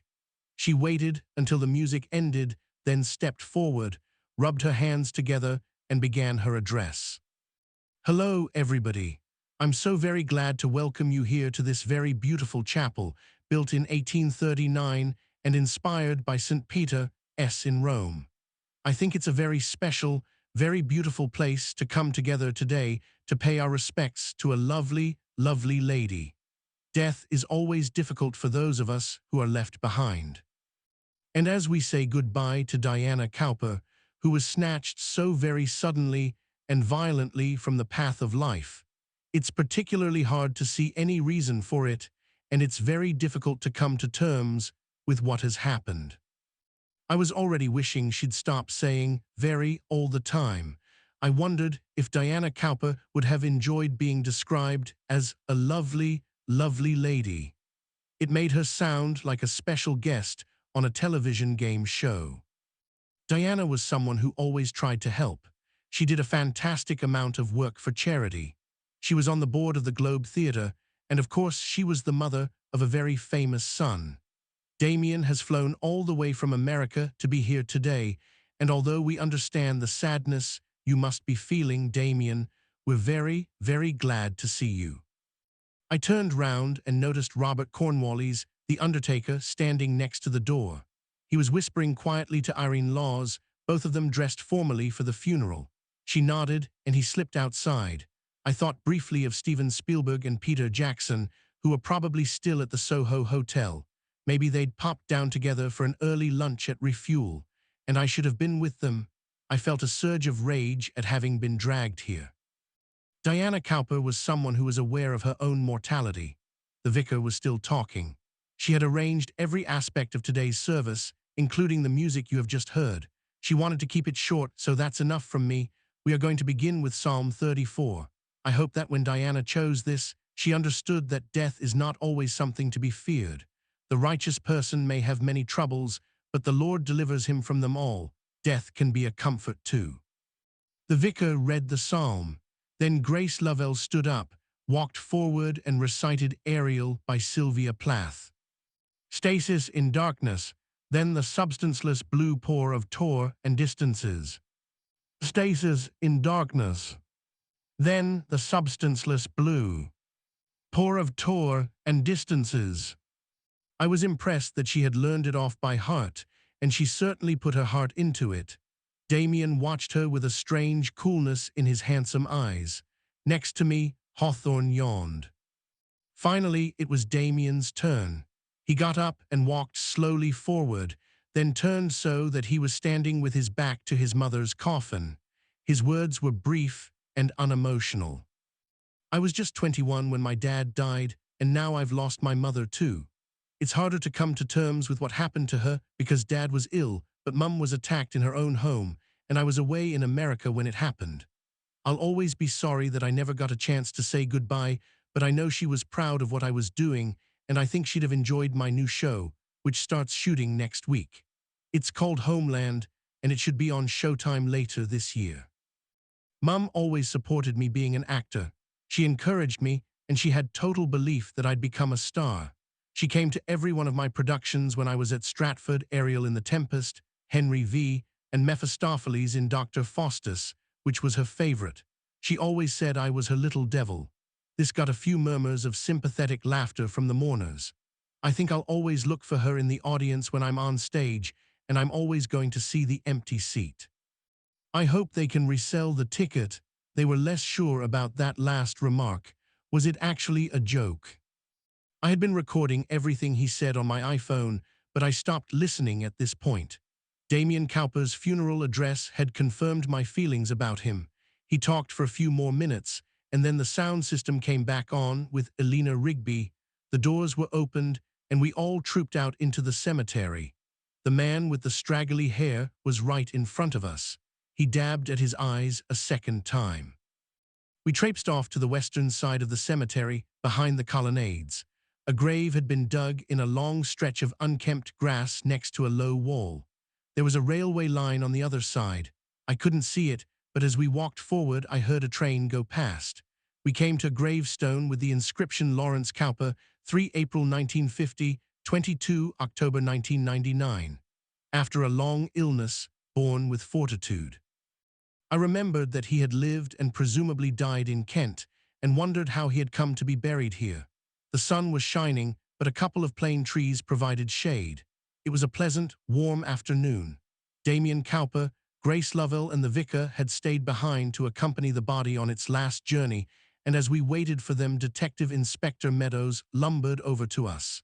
He was wearing a suit that could have come out of a charity shop, or should have been on the way to one. "So how's it going, Hawthorne?" he asked. "Not too bad, Jack." "You getting anywhere with this?" Meadows sniffed. "You don't want to solve it too soon, I'd have thought, Not if you're being paid by the day. I'll wait for you to come up with an answer, Hawthorne said. That way I'll make a fortune. Actually, I may have to disappoint you there. Looks like we're closing in. Really? I asked. If Meadows actually solved the case before Hawthorne, it would be catastrophic for the book. Yes, you'll read about it in the newspapers soon enough, so I might as well tell you now. There have been 3 burglaries in the area around Britannia Road recently with an identical MO. The intruder dressed up as a dispatch rider delivering a package. A motorbike helmet covered his face. He targeted single women living on their own. And he murdered them all, did he? No, he beat up the first 2 and locked them in a cupboard while he ransacked their houses. The third one was smart. She didn't let him in. She dialed 999 and he hiked it. But we know who we're looking for. We're looking at CCTV footage now. We should be able to track down the bike without too much trouble, and that'll lead us to him. And what's your theory for how Diana Cowper got herself strangled? Why didn't he just beat her up like the rest of them? Meadows shrugged his rugby player's shoulders. It just went wrong. There was a movement on the other side of the trees. Diana Cowper was being brought to her final resting place in a procession which included the 4 men from the funeral parlor. They were carrying the basket, along with the vicar, Damien Cowper, and Grace Lovell. Finally, Irene Laws followed behind at a discreet distance, her hands clasped behind her back, making sure that everything was being done correctly. There was no sign of Robert Cornwallis. You know what? I think your theory is a lot of shit, Hawthorne said. His language jarred with the setting, the sunlight, the cemetery, and the approaching coffin with its garland of flowers. You always were complete crap at the job, mate. And when you finally track down your masked dispatch rider, you can give him best wishes from me, because I bet you any money you like he never went anywhere near Britannia Road. And you always were an insufferable bastard when you were in the Met, Meadows growled. You don't know how glad we were to see you go. It's just a shame what happened to your targets, Hawthorne responded, his eyes glittering. I hear they nosedived after I went, and while we're on the subject, it's too bad about your divorce. Who told you about that? Meadows jerked back. It's written all over you, mate. It was true. Meadows looked neglected. His crumpled suit, the shirt that hadn't been ironed and was missing a button, and his scuffed shoes all told one half of the story. He was still wearing a wedding ring, though, so either his wife had died or she had left him. Either way, the comments had hit home. In fact, I was almost expecting the 2 of them to come to blows, like Hamlet and Lear's on the side of the grave. But just then the coffin arrived, and I watched as it was set down on the grass, the willow creaking. 2 ropes ran underneath it, and the 4 pallbearers took a moment to run the ends through the handles, securing it, while Irene Laws looked on approvingly. I glanced at Damien Cowper. He was staring into the mid-distance, unaware of anyone around him. Grace was standing beside him, but there was no contact between them. She wasn't holding his arm. The photographers I had noticed earlier were some distance away, but their cameras had zoom lenses, and I imagined they could get everything they needed. It's time to lower the coffin, the vicar intoned. Let us all stand together, and maybe you'd like to hold hands while we take these last few moments to think about the very special life that has now ended. The coffin was lifted and maneuvered over the grave that waited to receive it. The small crowd stood around, watching as it was lowered.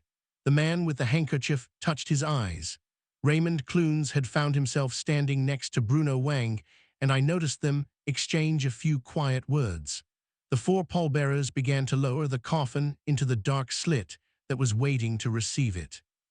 And then, quite suddenly, music began to play. It was a song, a children's song. The wheels on the bus go round and round, round and round, round, and round the wheels on the bus go round and round all day long. The wheels on the bus go round and round, round and round, round and round. The wheels on the bus go round and round, all day long. The sound quality was thin and tinkly, and my immediate thought was that it was somebody's mobile phone. The mourners were looking among themselves, wondering whose it was and who was going to be embarrassed. Irene Laws stepped forward, alarmed. Damien Cowper was standing closest to the grave. I saw him look over the edge with an expression that was somewhere between horror and fury. He pointed down and said something to Grace Lovell. That was when I understood. The music was coming from inside the grave. It was inside the coffin. The second verse began. The wipers on the bus go swish, swish, swish, swish, swish, swish, swish, swish, swish. The wipers on the bus go swish, swish, swishy. Swish, swish, swishy. Swish, swish, swishy. The four pallbearers had frozen, not knowing whether to drop the coffin the rest of the way and hope that the depth of the grave would muffle the sound, or whether to pull it out again and somehow deal with it. Could they actually bury the dead woman with this hideously inappropriate song accompanying her? It was quite obvious now that the source of the music was some sort of digital recorder or radio inside the coffin. Had Diana Cowper chosen a more traditional material, mahogany for example, there's every chance that we would have been unable to hear it. The dead woman might have been left to rest in peace, at least once the battery ran out. But the words were leaking out of the twisted willow branches. There was no escaping them. The driver on the bus goes, move on back. The driver on the bus goes, move on back. On the far side of the cemetery, the photographers raised their cameras and moved forward, sensing that something was wrong. At the same time, Damien Cowper lashed out at the vicar, not physically but ferociously. He needed someone to blame, and she was close by. "What's going on?" he snarled. "Who did this?" Irene Laws had reached the edge of the grave, moving as fast as her short, stubby legs would allow. "Mr. Cowper," she began breathlessly. "Is this some sort of joke?" Damien looked ill. "Why are they playing that song?" "Raise the coffin." Irene had taken charge. "Lift it back out again. Move on back, move on back. Move on back, move on back. I want you to know I'm going to sue your fucking company for every penny." "I'm most dreadfully sorry." Irene was talking over him. "I just don't understand." The four men pulled the coffin back out rather faster than they had lowered it.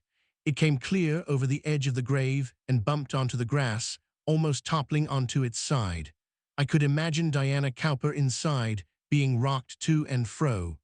I examined the other mourners, wondering if one of them was responsible, for presumably this had been done deliberately. Was it a sick joke? Was it some sort of message? Raymond Clunes was clutching on to his partner. Bruno Wang was staring, his hand over his mouth. Andrea Kluvinek, I could have been wrong, but she seemed to be smiling. Next to her, the man with the handkerchief was gazing at the coffin with an expression I couldn't make out at all. He brought his hand to his mouth, as if he was going either to throw up or to burst into laughter, then twisted round and backed away. I watched him as he hurried out of the cemetery, heading up the path that would lead him to the Brompton Road. The driver on the bus goes, move on back all day long. The driver on the bus goes, move on back. All day long. It wouldn't stop. That was the worst of it.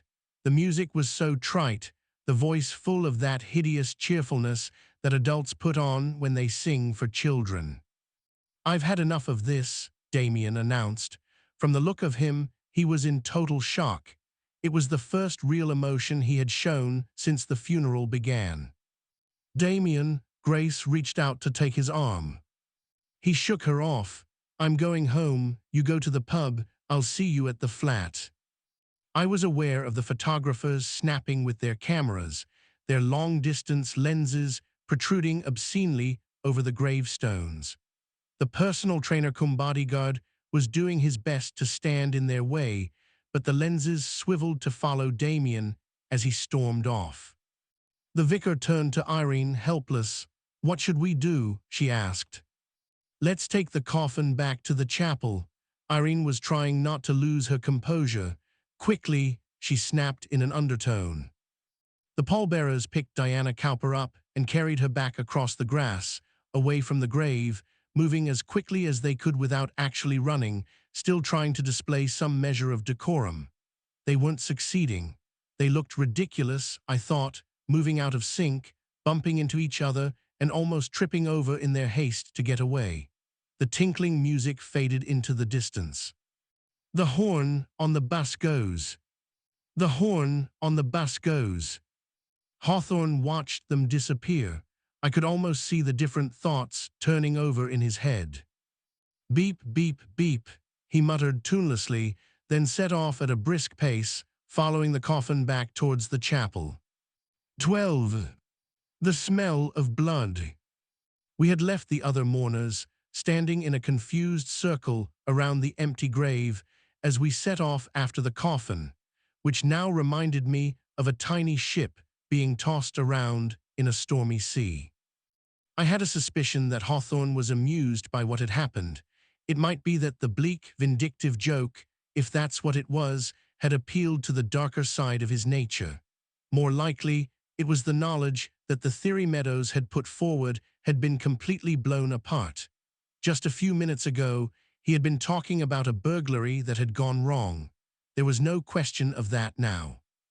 Everything that had happened had pushed the crime far outside normal police experience and gave Hawthorne all the more opportunity to call the investigation his own. I looked back and saw Meadows lumbering after us, but for the time being Hawthorne and I were alone as we headed towards the chapel, which lay a short way ahead. "What do you think that was all about?" I asked. "It was a message," Hawthorne said. "A message? Who for?" "Well, Damien Cowper, for one. You saw his face. He was upset. That's putting it mildly. He was white as a bloody sheet. I thought he was going to pass out." "This has got to be about Jeremy Godwin," I said. "He wasn't run over by a bus." "No, but maybe he was carrying a toy bus when he was hit. Maybe he liked traveling on buses." "You're right about one thing, mate. It was a kiddie's nursery rhyme, so it's likely to have something to do with a dead kiddie." Hawthorne stepped delicately over a grave. "Damien's gone home," he went on, "but we'll catch up with him soon enough. I wonder what he's got to say." "It's been 10 years since the accident in Deal." I was thinking out loud. First Diana Cowper is killed, then this. Someone is certainly trying to make a point. We had reached the chapel. The coffin had already gone in. We waited until Meadows caught up with us. "I always knew things would go pear-shaped once you were involved," he grunted. He was terribly out of shape. Even the short walk had left him breathless. If he didn't watch his diet, quit smoking, and take exercise, he would soon be back in the cemetery for a more permanent visit. "I'll be interested to hear how your burglar pulled this one off," Hawthorne said. "I can't say I noticed anyone dressed up as a dispatch rider." "What happened here may have nothing to do with the murder, and you know it," Meadows replied. "There's a Hollywood celebrity involved. It was a practical joke, someone with a twisted mind, that's all." "You might be right." Hawthorne's tone of voice made it clear he didn't believe a word of it. We went into the chapel. By now the coffin was back on the trestles, and Irene Laws was busily undoing the straps, watched by the vicar, wide-eyed with shock, and the 4 men from Cornwallis and Sons. She looked up as we came in. "I've been in this business for 27 years, she said, "and nothing like this, nothing, has ever happened before." At least the nursery rhyme music had stopped. I heard only the creak of willow as Irene finished her work and lifted the lid. I flinched.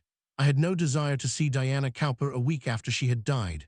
Fortunately, she was covered by a muslin shroud, and although I could make out the shape of her body, I was spared the sight of the staring eyes or the sewn-together lips. Irene leaned in and removed what looked like a bright orange cricket ball which had been placed between Diana Cowper's hands. She handed it to Meadows. He examined it with distaste. "I don't know what this is," he said. It's an alarm clock.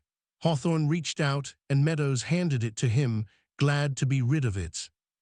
I saw that it was indeed a digital alarm clock, with the correct time displayed in a circular panel on one side. It had a number of perforations, like an old-fashioned radio, and two switches. Hawthorne flicked one of them up, and it began again. The wheels on the bus go round and round.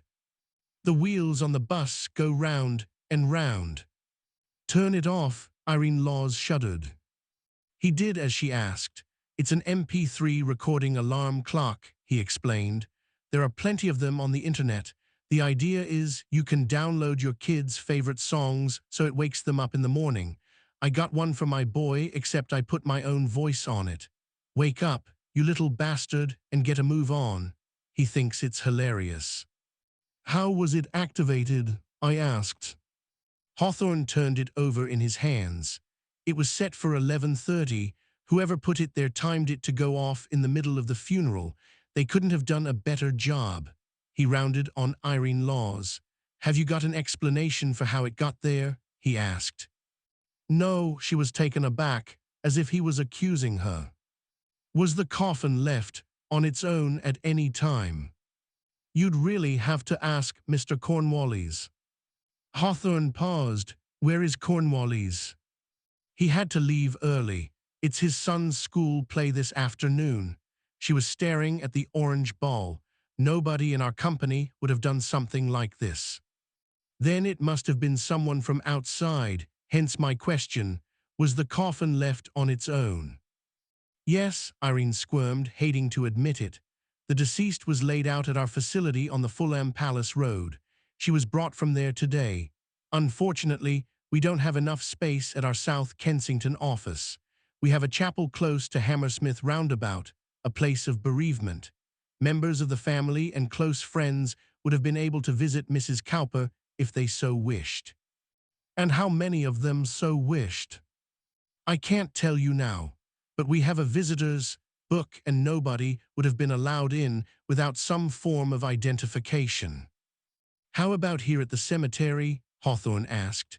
Irene said nothing, so he went on. When we arrived, the coffin was inside the hearse, which was parked around the back. Was there someone there the whole time? Irene deflected the question to one of the pallbearers, who shuffled his feet and looked down. We were there most of the time, he muttered, but not all of it. And who are you? Alfred Laws. I'm a director of the company. He took a breath. Irene is my wife. Hawthorne smiled mirthlessly. Keep it all in the family, don't you? So where were you?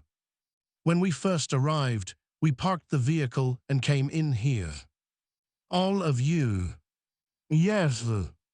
And was the hearse locked? No. In our experience, nobody has ever tried to remove a dead person, Irene remarked icily. Well, maybe that's something you should think about in the future. Hawthorne closed in her, almost menacing. I'll need to talk to Mr. Cornwallis. Where can I find him? I'll give you his address. Irene held out a hand, and her husband passed her a notebook and a pen. She scribbled a few lines on the first page, then tore it out and handed it to Hawthorne. Thank you. Wait a minute. Meadows had been standing to one side throughout all this, and it was as if he had only just realized he hadn't said anything. At the same time, I saw it in his eyes. He knew he had nothing more to say. I'll take the alarm clock, he muttered, asserting his authority. It shouldn't have been handled, he added, forgetting that he had been the one who had taken it from Irene in the first place. Forensics aren't going to like that. I doubt forensics will find very much, Hawthorne said. Well, if it was bought on the internet, there's a good chance we'll be able to find the identity of the purchaser. Hawthorne handed it to him. Meadows made a point of gripping it very carefully, with his thumb and second finger each side of the digital clock. Good luck, Hawthorne said. It was a dismissal. The wake, if that was what it was being held at a gastropub on the corner of Finborough Road, a few minutes' walk from the cemetery. This was the place that Damien had mentioned before he had stormed off. He wasn't the only one who had gone straight home. Half the mourners had decided to give it a miss too. That left Grace Lovell and about a dozen men and women hitting the Prosecco and miniature sausages, trying to console each other not just on the loss of an old friend, but on the terrible farce that her funeral had become. Hawthorne had said he wanted to talk to Damien Cowper, and he had already called through to Robert Cornwallis, leaving a message on his mobile phone. But first of all, he wanted to catch up with the other mourners. After all, if they hadn't known Diana Cowper well, they wouldn't have come to the funeral, and it was his one chance to catch them while they were all together. There was a definite spring in his step as we crossed the Fulham Road and went in. Any sort of mystery energized him, and the more bizarre the better. We saw Grace straight away. Although she was wearing black, her dress was very short, and she had a velvet tuxedo jacket with extravagantly padded shoulders. Leaning against the bar, she could just as easily have come from a film premiere as a funeral. She wasn't talking to anyone and smiled anxiously as we came over to her. "Mr. Hawthorne," she was clearly glad to see him. "I don't know what I'm doing here. I hardly know any of these people." "Who are they?" Hawthorne asked. She looked around, then pointed. "That's Raymond Clunes. He's a theater producer.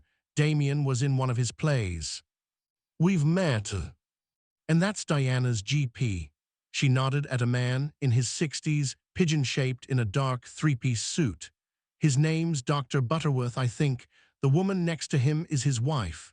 The man standing in the corner is Diana's lawyer, Charles Kenworthy. He's dealing with the will, but I don't know anyone else." Damien went home. He was very upset. That song was deliberately chosen to upset him. It was a horrible joke to play. "You know about the song?" "Well, yes," she hesitated, unsure if she could continue. "It goes back to that horrible business with those two children," she said. "It was Timothy Godwin's favorite song. They played it when they buried him in Harrow Weald." "How do you know that?" Hawthorne asked. "Damien told me. He often talked about it." For some reason, she felt a need to defend him. He's not someone to show his feelings, but it really mattered to him what happened all those years ago. She had a glass of Prosecco and drained it. "God, what a horrible day. I knew it was going to be horrible when I woke up this morning, but I never dreamed it would be anything like this." Hawthorne was examining her. "I got the impression you didn't much like Damien's mother," he said suddenly. Grace blushed, the straight lines at the very top of her cheekbones darkening. "That's not true. Who told you that?" "You said she ignored you." "I said nothing of the sort. She was just more interested in Ashley, that's all." "Where is Ashley?" "In Hounslow, at my parents' place. I'm picking her up when I leave here." She put her glass down on the bar and picked up another one from a passing waiter. "So you were close to her then," Hawthorne said. "I wouldn't say that," she thought for a moment. "Damien and I had only been together a short while before Ashley arrived, and she was nervous that being a father would hold him back." She stopped herself. "I know how that sounds, but you have to understand that she was quite a lonely person. After Lawrence died, she only had Damien, and she doted on him. His success meant the world to her. And the baby was in the way." "She wasn't planned, if that's what you mean. But Damien loves her now. He wouldn't have it any other way." "How about you, Miss Lovell? Ashley can't have helped your career." "You do say the most unpleasant things, Mr. Hawthorne. I'm only 33. I love Ashley to bits. And it doesn't make any difference to me if I don't work for a few years. I'm very happy with the way things are." "She can't have been that good an actress, I thought. I certainly wasn't convinced by her now." "Do you enjoy Los Angeles?" Hawthorne asked. "It's taken me a while to get used to it.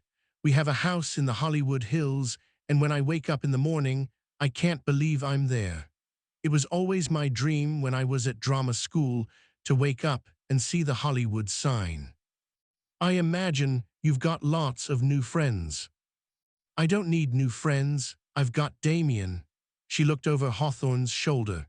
"If you don't mind, I have to say hello to some of these people. I'm meant to be looking after everyone, and I don't want to stay too long." She slipped away. Hawthorne followed her with his eyes. I could see his thoughts ticking over. "What now?" I asked. "The doctor," he said. "Why him?" Hawthorne glanced at me tiredly. Because he knew Diana Cowper inside out. Because if she had any problems, she may have talked to him. Because he may have been the one who killed her. I don't know. Shaking his head, Hawthorne approached the man in the three-piece suit whom Grace had pointed out.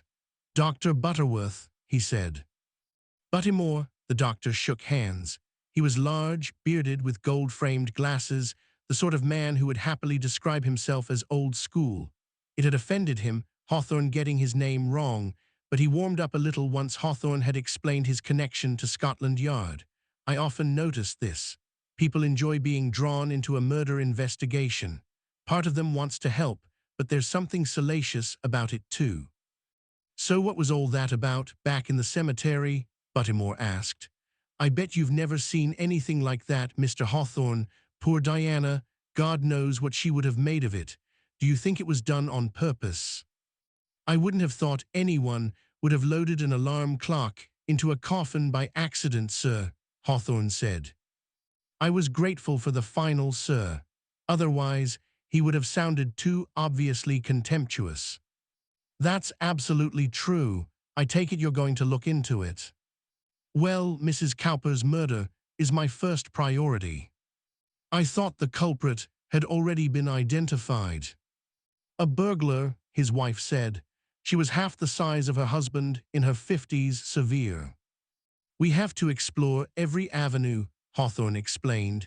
He turned back to the husband. "I understand you were a close friend of Mrs. Cowper, Dr. Buttymore. It would be helpful to know when you last saw her." "About 3 weeks ago. She visited my surgery in Cavendish Square. She'd come in to see me quite a few times, as a matter of fact." "Recently?" "Over the last few months. She was having trouble sleeping. It's quite common, actually, among women of a certain age, although she was also having anxiety issues." He glanced left and right, nervous of sharing confidential information in a public place. He lowered his voice. She was worried about her son. "And why would that be?" Hawthorne asked. "I'm speaking to you as her doctor as well as her friend, Mr. Hawthorne. The truth is that she was worried about his lifestyle in Los Angeles. She had been opposed to his going in the first place, and then she'd read all these vile things in the gossip columns, drugs and parties and all the rest of it. Of course, there wasn't an iota of truth in it. The newspapers will print rubbish and lies about anyone who's famous. That's what I told her. But she was clearly in a state, so I prescribed sleeping pills. Ativan to begin with, and later on, when that wasn't strong enough, temazepam. I remembered the pills that we had found in the dead woman's bathroom. They seemed to do the trick," Buttymore went on. "I last saw her, as I just mentioned, at the end of April. I gave her another prescription." "You weren't afraid of her getting addicted?" Dr. Buttymore smiled benignly. "Forgive me, Mr. Hawthorne, but if you knew anything about medicine, you'd know there's very little chance of addiction with temazepam. It's one of the reasons I prescribe it. The only danger is short-term memory loss, but Mrs. Cowper seemed generally in excellent health." "Did she talk to you about visiting a funeral parlor?" "I'm sorry." "She went to a funeral parlor. She arranged her funeral the very same day she died." Dr. Buttymore blinked. "I'm absolutely astonished. I can't think of any reason why she would have done that. I can assure you that apart from the anxiety problem, she had no reason to believe her health was in decline. I can only assume the timing of her death was a coincidence." "It was a burglary," his wife insisted. "Exactly, dear. She couldn't possibly have known it was going to happen. It was a coincidence, nothing more." Hawthorne nodded, and the two of us moved away. "Fucking Pratt," he muttered, as soon as we were out of earshot. "Why do you say that?" "Because he didn't have a clue what he was talking about." I looked puzzled. You heard what he said. It didn't make any sense, Hawthorne said. It made sense to me. He's a prat, just make sure you write that down. A fucking prat. I assume you'd like the expletive. Hawthorne said nothing. I'll just make sure it's clear it was you who said it, I added. That way, he can sue you instead of me. He can't sue anyone if it's the truth. We moved on to Charles Kenworthy, the lawyer. He was still in the corner, talking to a woman I assumed to be his wife. He was short and round with curling silver hair. She was a similar shape but heavier. The two of them could have come down to London from the country, as they both had a horsey quality, with ruddy cheeks from all that fresh air. He was drinking Prosecco. She had a fruit juice. How do you do? Yes, I'm Charles Kenworthy. This is Frieda. He could hardly have been more affable. As soon as Hawthorne had introduced himself, Kenworthy made it his business to tell us as much about himself as he could. He had known the dead woman for more than 30 years and had been a close friend of Lawrence Cowper, pancreatic cancer. Absolutely shocking. He was a remarkable man, a first-rate dentist. He still lived in Kent, in Faversham. He had helped Diana sell the house after that dreadful business and moved to London. Did you advise her at the time of the trial? Hawthorne asked. Absolutely. Kenworthy couldn't help himself. He didn't just talk, he gushed. There was no case against her. The judge was absolutely right. Did you know him? Weston, we met once or twice. A fair-minded chap. I told her she had nothing to worry about, no matter what the newspapers said. Still, it was a difficult time for her. She was very upset. When did you last see her? Last week, the day she died, at a board meeting. We were both on the board of the Globe Theatre. As you may know, the theatre is an educational charity. We rely very heavily on donations to be able to continue. What sort of plays do you put on? Well, Shakespeare, obviously. I wasn't sure if Hawthorne really was unaware that the Globe was a reconstruction of a theatre that had stood on the south bank of the Thames 400 years ago, and that it specialized in authentic performances of mainly Elizabethan plays. There was nothing about him that suggested he had any interest in drama, or, for that matter, literature, music, or art. At the same time, though, he was remarkably well informed about a great many things, and it was quite possible that he was simply trying to get under the lawyer's skin. I understand that you had a bit of an argument that day. I wouldn't say so. Who told you that? Hawthorne didn't answer. It was actually Robert Cornwallis who had heard raised voices when he had called Diana Cowper to ask about plot numbers in Brompton Cemetery. She resigned from the board, he said. Yes, but that wasn't because of any particular disagreement. So why did she resign? I have no idea. She simply said that she'd been thinking about it for some time and that she would leave with immediate effect. Her announcement took us all by surprise. She had been a passionate supporter of the theatre and a driving force in our fundraising and educational programs. Was she unhappy about something? Not at all. If anything, I would have said she was quite relieved. She had been on the board for 6 years. Maybe she thought it was enough. Next to him, his wife was becoming uneasy. Charles, maybe we ought to be on our way. All right, dear. Kenworthy turned to Hawthorne. I can't really tell you anything more about the board. It's confidential. Can you tell me about Mrs. Cowper's will? Well, yes, I'm sure that will become public knowledge soon enough. It's quite simple. She left everything to Damien. From what I understand, that's quite a bit. It's not for me to go into details. It's been very nice meeting you, Mr. Hawthorne. Charles Kenworthy put down his glass. He fished in his pocket and handed a car key to his wife. Off we go then, dear. You'd better drive. Righty-ho. The keys, Hawthorne was speaking to himself. His eyes were fixed on Charles and Frieda Kenworthy as they walked away, but at the same time he was no longer interested in them. His thoughts were elsewhere. Frieda was still holding the car key. I saw it in her hand as she went through the door and realized that it had thrown some sort of switch, reminding Hawthorne of something he had missed. And then he worked it out. I actually saw the moment when it happened. It was almost shocking, as if he had been physically hit. I wouldn't say that the color drained from his face, as there had never been much color to begin with. But it was there in his eyes, the terrible realization that he had got something wrong. "We're going," he said. "Where?" "There's no time, just move."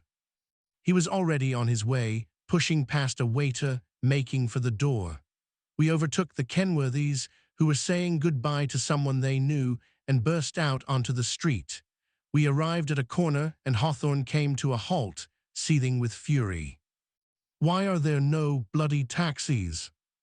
He was right. Despite the heavy traffic, there wasn't a taxi in sight, but as we stood there, I saw one pull in on the other side of the road. It had been hailed by a woman carrying shopping bags. Hawthorne shouted a single exclamation. At the same time, he ran across the road, blind to the traffic. Taking a little more care, I was remembering that the cemetery was just around the corner. I followed. There was the screech of tires, the blast of a horn, but somehow I made it to the other side. Hawthorne had already interposed himself between the woman and the driver, who had clicked on the meter, turning off his yellow light. "Excuse me," I heard the woman say, her voice rising with indignation. "Police," Hawthorne snapped. "It's an emergency." She didn't ask him for ID.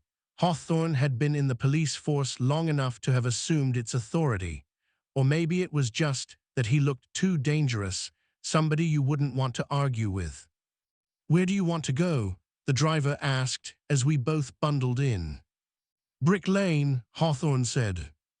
"Damien Cowper's home." I will never forget that taxi journey. It was a few minutes past midday, and there wasn't actually that much traffic, but every snarl up, every red traffic light, was torture for Hawthorne, who sat hunched up next to me, almost writhing. There were all sorts of questions I wanted to ask him. What was it about a set of car keys that had alerted him? Why had they put him in mind of Damien Cowper? Was Damien in some sort of danger? But I was sensible enough to keep silent.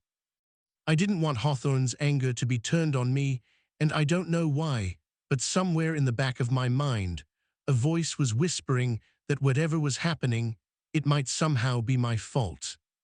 It's a long way from Fulham to Brick Lane.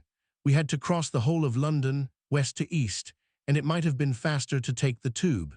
We actually went past several stations, South Kensington, Knightsbridge, Hyde Park Corner, and each time I saw Hawthorne making the calculation, trying to work out the amount of traffic ahead. As we headed down towards Piccadilly, he took out some of his frustration on the driver. "Why are you going this way? You should have gone past the bloody palace." The driver ignored him. It was true that the traffic crawled as we came down towards Piccadilly Circus, but when you're in a hurry in London, every route will be the wrong one. I looked at my watch. It had so far taken us 25 minutes to get here.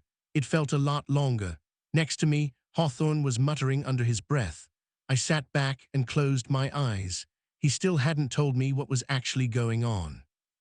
Eventually, we reached Damien Cowper's flat. Hawthorne leapt out, leaving me to pay. I handed the driver £50 and, without waiting for change, followed Hawthorne through the narrow doorway and staircase that led up between two shops. We reached the entrance on the first floor. Ominously, the door was ajar. We went in. It was the smell of blood that hit me first. I'd written about dozens of murders for books and television, but I had never imagined anything like this. Damien Cowper had been mutilated. He was lying on his side in a puddle of dark brown blood that had spread all around him, seeping into the floorboards. One of his hands was stretched out, and the first thing I noticed was that two of his fingers had been half severed as he had flailed out, trying to protect himself from the knife that had cut him half a dozen times, and which had finally been left sticking out of his chest. One of the blows had slashed him across the face, and this injury was more horrible than any of the others, because when we meet someone, it's the first thing we look at. Lose an arm or a leg, and you are still you. Lose your face, and almost everything we know about you is taken away. Damien had a deep cut that had taken out one eye and folded back a great flap of skin all the way down to his mouth. His clothes might hide the worst of his other injuries, but here there was no disguising the madness of what had been done to him. One of his cheeks was pressed against the floor, and his whole head had taken on the melting quality of a punctured football. He no longer looked anything like himself. I had really only recognized him by his clothes and the tangled black hair. The smell of his blood filled my nostrils.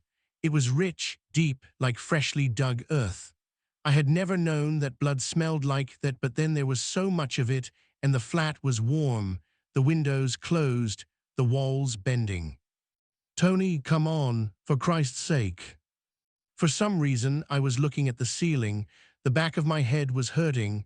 Hawthorne was leaning over me. I opened my mouth to speak, then stopped myself. I couldn't have fainted. That was impossible. It was ridiculous. It was embarrassing. "But I had 13 dead man's shoes. Tony, are you all right?" Hawthorne was leaning over me, filling my vision. He didn't look concerned. If anything, he was puzzled, as if it was a strange thing to do, to faint after seeing a hideously mutilated and still bleeding corpse. I wasn't all right. I'd hit my head on Damien Cowper's warehouse-style floor, and I felt sick. The smell of blood was still in my nostrils, and I was afraid that I might have tumbled into it. Grimacing, I felt around me. The floorboards were dry. "Can you help me up?" I said. "Sure," he hesitated, then reached down and seized my arm, pulling me to my feet. Why the hesitation? Here was a moment of insight. In all the time I had known him, during this investigation, and while he had helped me with my research, there had never been any physical contact between us. We had never so much as shaken hands. In fact, now that I thought about it, I had never seen him come into physical contact with anyone. Was he a germaphobe, or was he simply antisocial? It was another mystery for me to solve. I sat down in one of the leather armchairs, away from the body and the blood. "Do you want some water?" he asked. "No, I'm okay." "You're not going to throw up, are you? It's just that we have to protect the crime area." "I'm not going to throw up." He nodded. "It's not very nice seeing a dead body, and I can tell you this is about as bad as it gets." He shook his head. "I've seen decapitations, people with their eyes gouged out." "Thanks." I could feel the nausea rising. I took a breath. "Someone certainly didn't like Damien Cowper," he said. "I don't get it," I said. I thought of what Grace had told us after the funeral. This was planned, wasn't it? Someone put the music player in the coffin because they knew it would get to Damien. They wanted to drive him away so he'd be on his own. But why him? If this is all about the accident in Deal, he can hardly take the blame. He wasn't even in the car. "You've got a point." I tried to think it through. A woman drives a car recklessly and kills a child. 10 years later, she is punished. But why extend that to her son? Could there be some biblical reason? An eye for an eye? That made no sense. Diana Cowper was already dead. If someone had wanted to use her son to hurt her, they would have killed him first. His mother didn't go to the police at first because she was trying to protect him, I mused. That was the reason why she drove away. Maybe it was enough to make him responsible. Hawthorne thought for a moment in silence, but not about what I'd said. "I've got to leave you for a minute," he said. "I've already called 999, but I've got to check the flat." "Go ahead." Funnily enough, it was something I remembered from our time working on Injustice E. We had been talking about one of the scenes in episode 1, when the animal rights activist is found dead in a farmhouse. Hawthorne had told me then that when a body is discovered, the first priority for any policeman or detective will be their own self-preservation. Are they under threat? Is the assailant still in the building? They'll make sure they're safe. Then they'll look for possible witnesses. Classically, the child hiding in the wardrobe or under the bed. Hawthorne would have dialed 999 while I was lying on the floor. I suppose it was nice of him to notice me at all. He left the room, disappearing up the spiral staircase. I sat in the armchair trying to ignore the body, trying not even to think of the dreadful injuries. It wasn't easy. If I closed my eyes, I became more aware of the smell. If I opened them, I found myself glimpsing the blood, the sprawled-out limbs. I had to turn my head away to keep Damien Cowper out of my line of vision. And then he groaned. I twisted round, thinking I'd imagined it. But there it was again, a quite gruesome, rattling sound. Damien's head was facing away from me, but I was quite certain it was coming from him. "Hawthorne," I shouted. At the same time, I felt the bile rising in my throat. "Hawthorne." He came hurrying back down the stairs.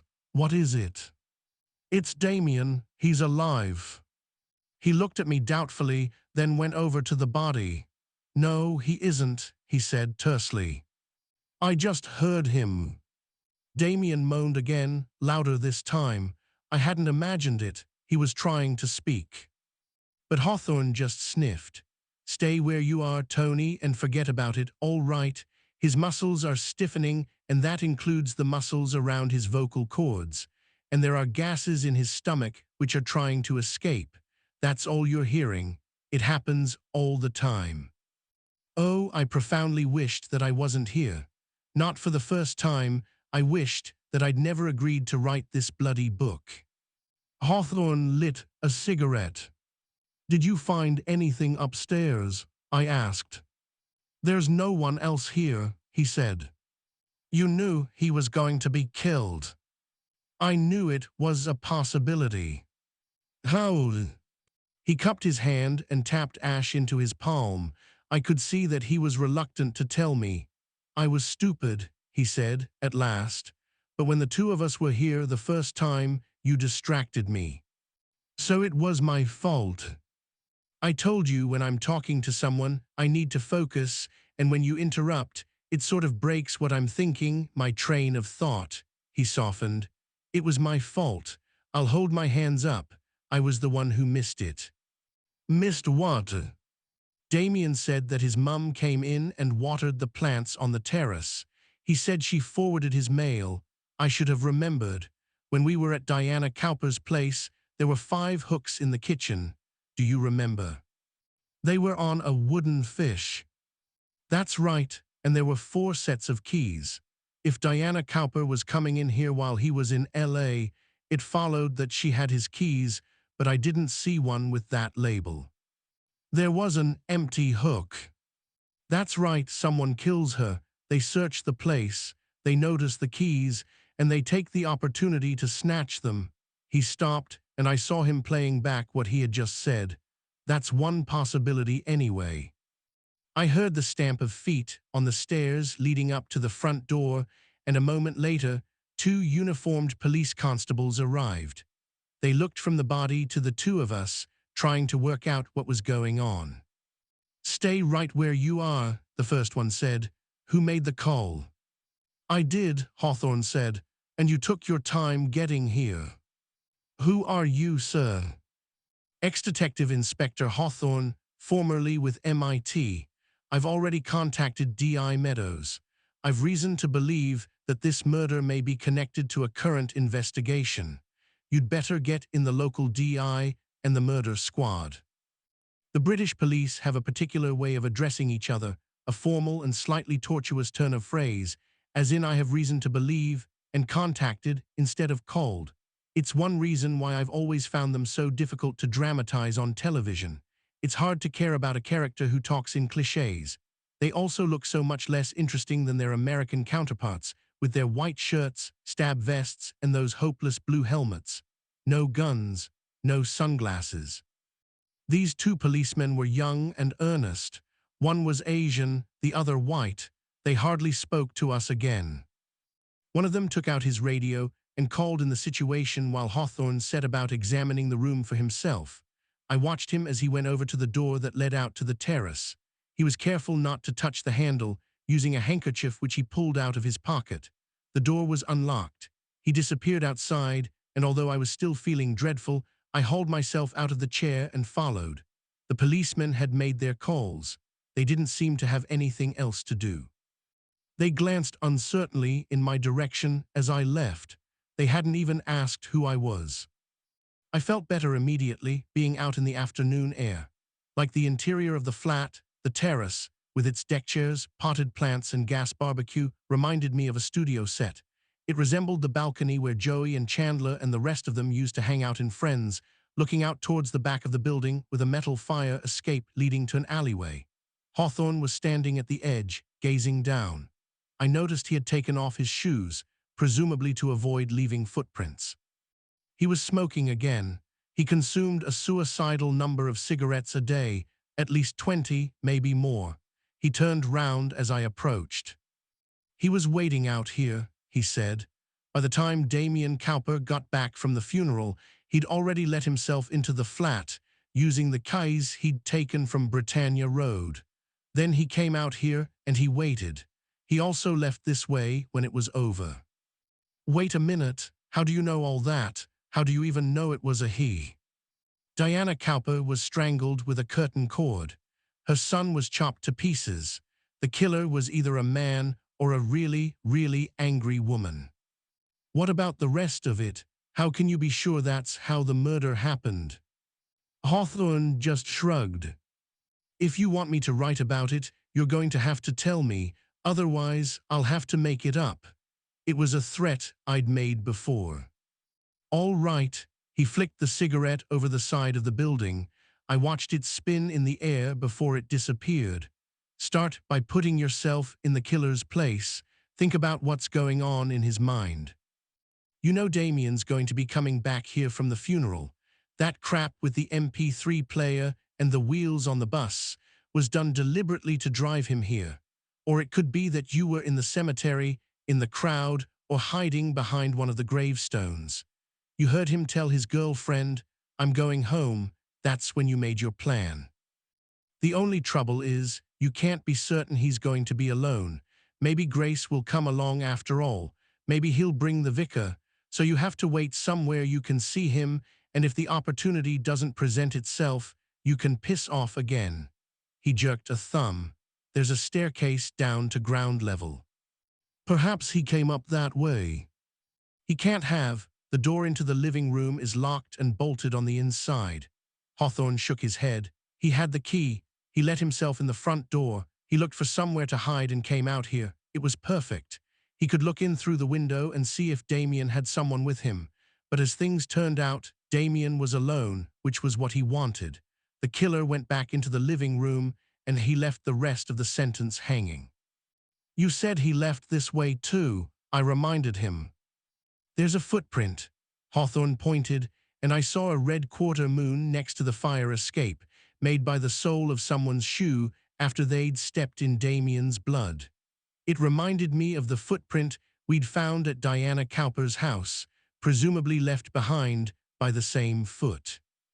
Anyway, he couldn't use the front door, Hawthorne went on. You've seen the stab wounds. There'd have been a lot of blood. He'd have been covered in it. You think he could stroll down Brick Lane without being noticed? My guess is he put on a coat or something, climbed down here, and disappeared down the alleyway. Do you know how the alarm clock got into the coffin? Not yet. We're going to have to talk to Cornwallis. He rolled the cigarette between his fingers. But we're not going to be able to leave here for a while. You may have to give a statement to Meadows when he finally turns up. Don't say too much. Just play dumb. He glanced at me. It shouldn't be too difficult. Over the next couple of hours, Damien Cowper's flat became more and more crowded while the two of us sat there with nothing to do. The police constables who had first arrived on the scene had summoned their detective inspector, who had in turn called in the murder investigation team. There were about half a dozen of them, wearing those plasticized paper suits with hoods, masks, and gloves that made them almost indistinguishable from each other. Every few seconds, the room seemed to freeze as a police photographer captured some section of it with a dazzling flash. A man and a woman, both part of the forensic team, were crouching over Damien's body, delicately swabbing his hands and neck with cotton buds. I knew what they were looking for. If there had been any bodily contact between Damien and his attacker during the knife attack, they might be able to pick up DNA. Both of his hands had been bagged, the opaque plastic securely taped. It was extraordinary how quickly he had been dehumanized, and worse was to come. When they were finally ready to remove him, two men knelt down and wrapped him in polythene, which they sealed with gaffer tape. The process turned him into something that reminded me of both ancient Egypt and Federal Express. They'd used blue and white tape to create a cordon which began at the front door and blocked off the stairs. I wasn't sure how they would deal with the neighbors on the upper and lower floors. As for me, although I hadn't been questioned, a woman in a plastic suit had asked me to remove my shoes and taken them away. That puzzled me. What do they need them for? I asked Hawthorne. Latent footprints, he replied. They need to eliminate you from the inquiry. I know, but they haven't taken yours.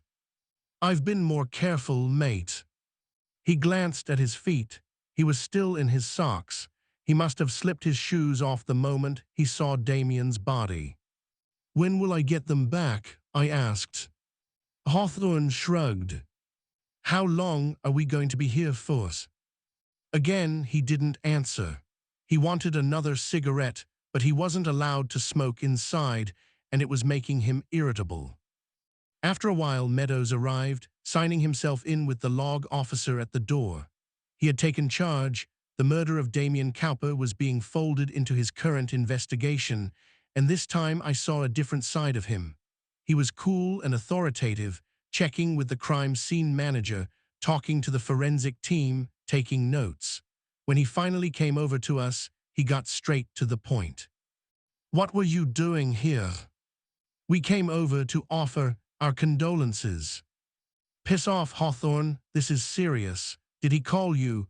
Did you know he might be in danger? Meadows wasn't as stupid as Hawthorne had suggested.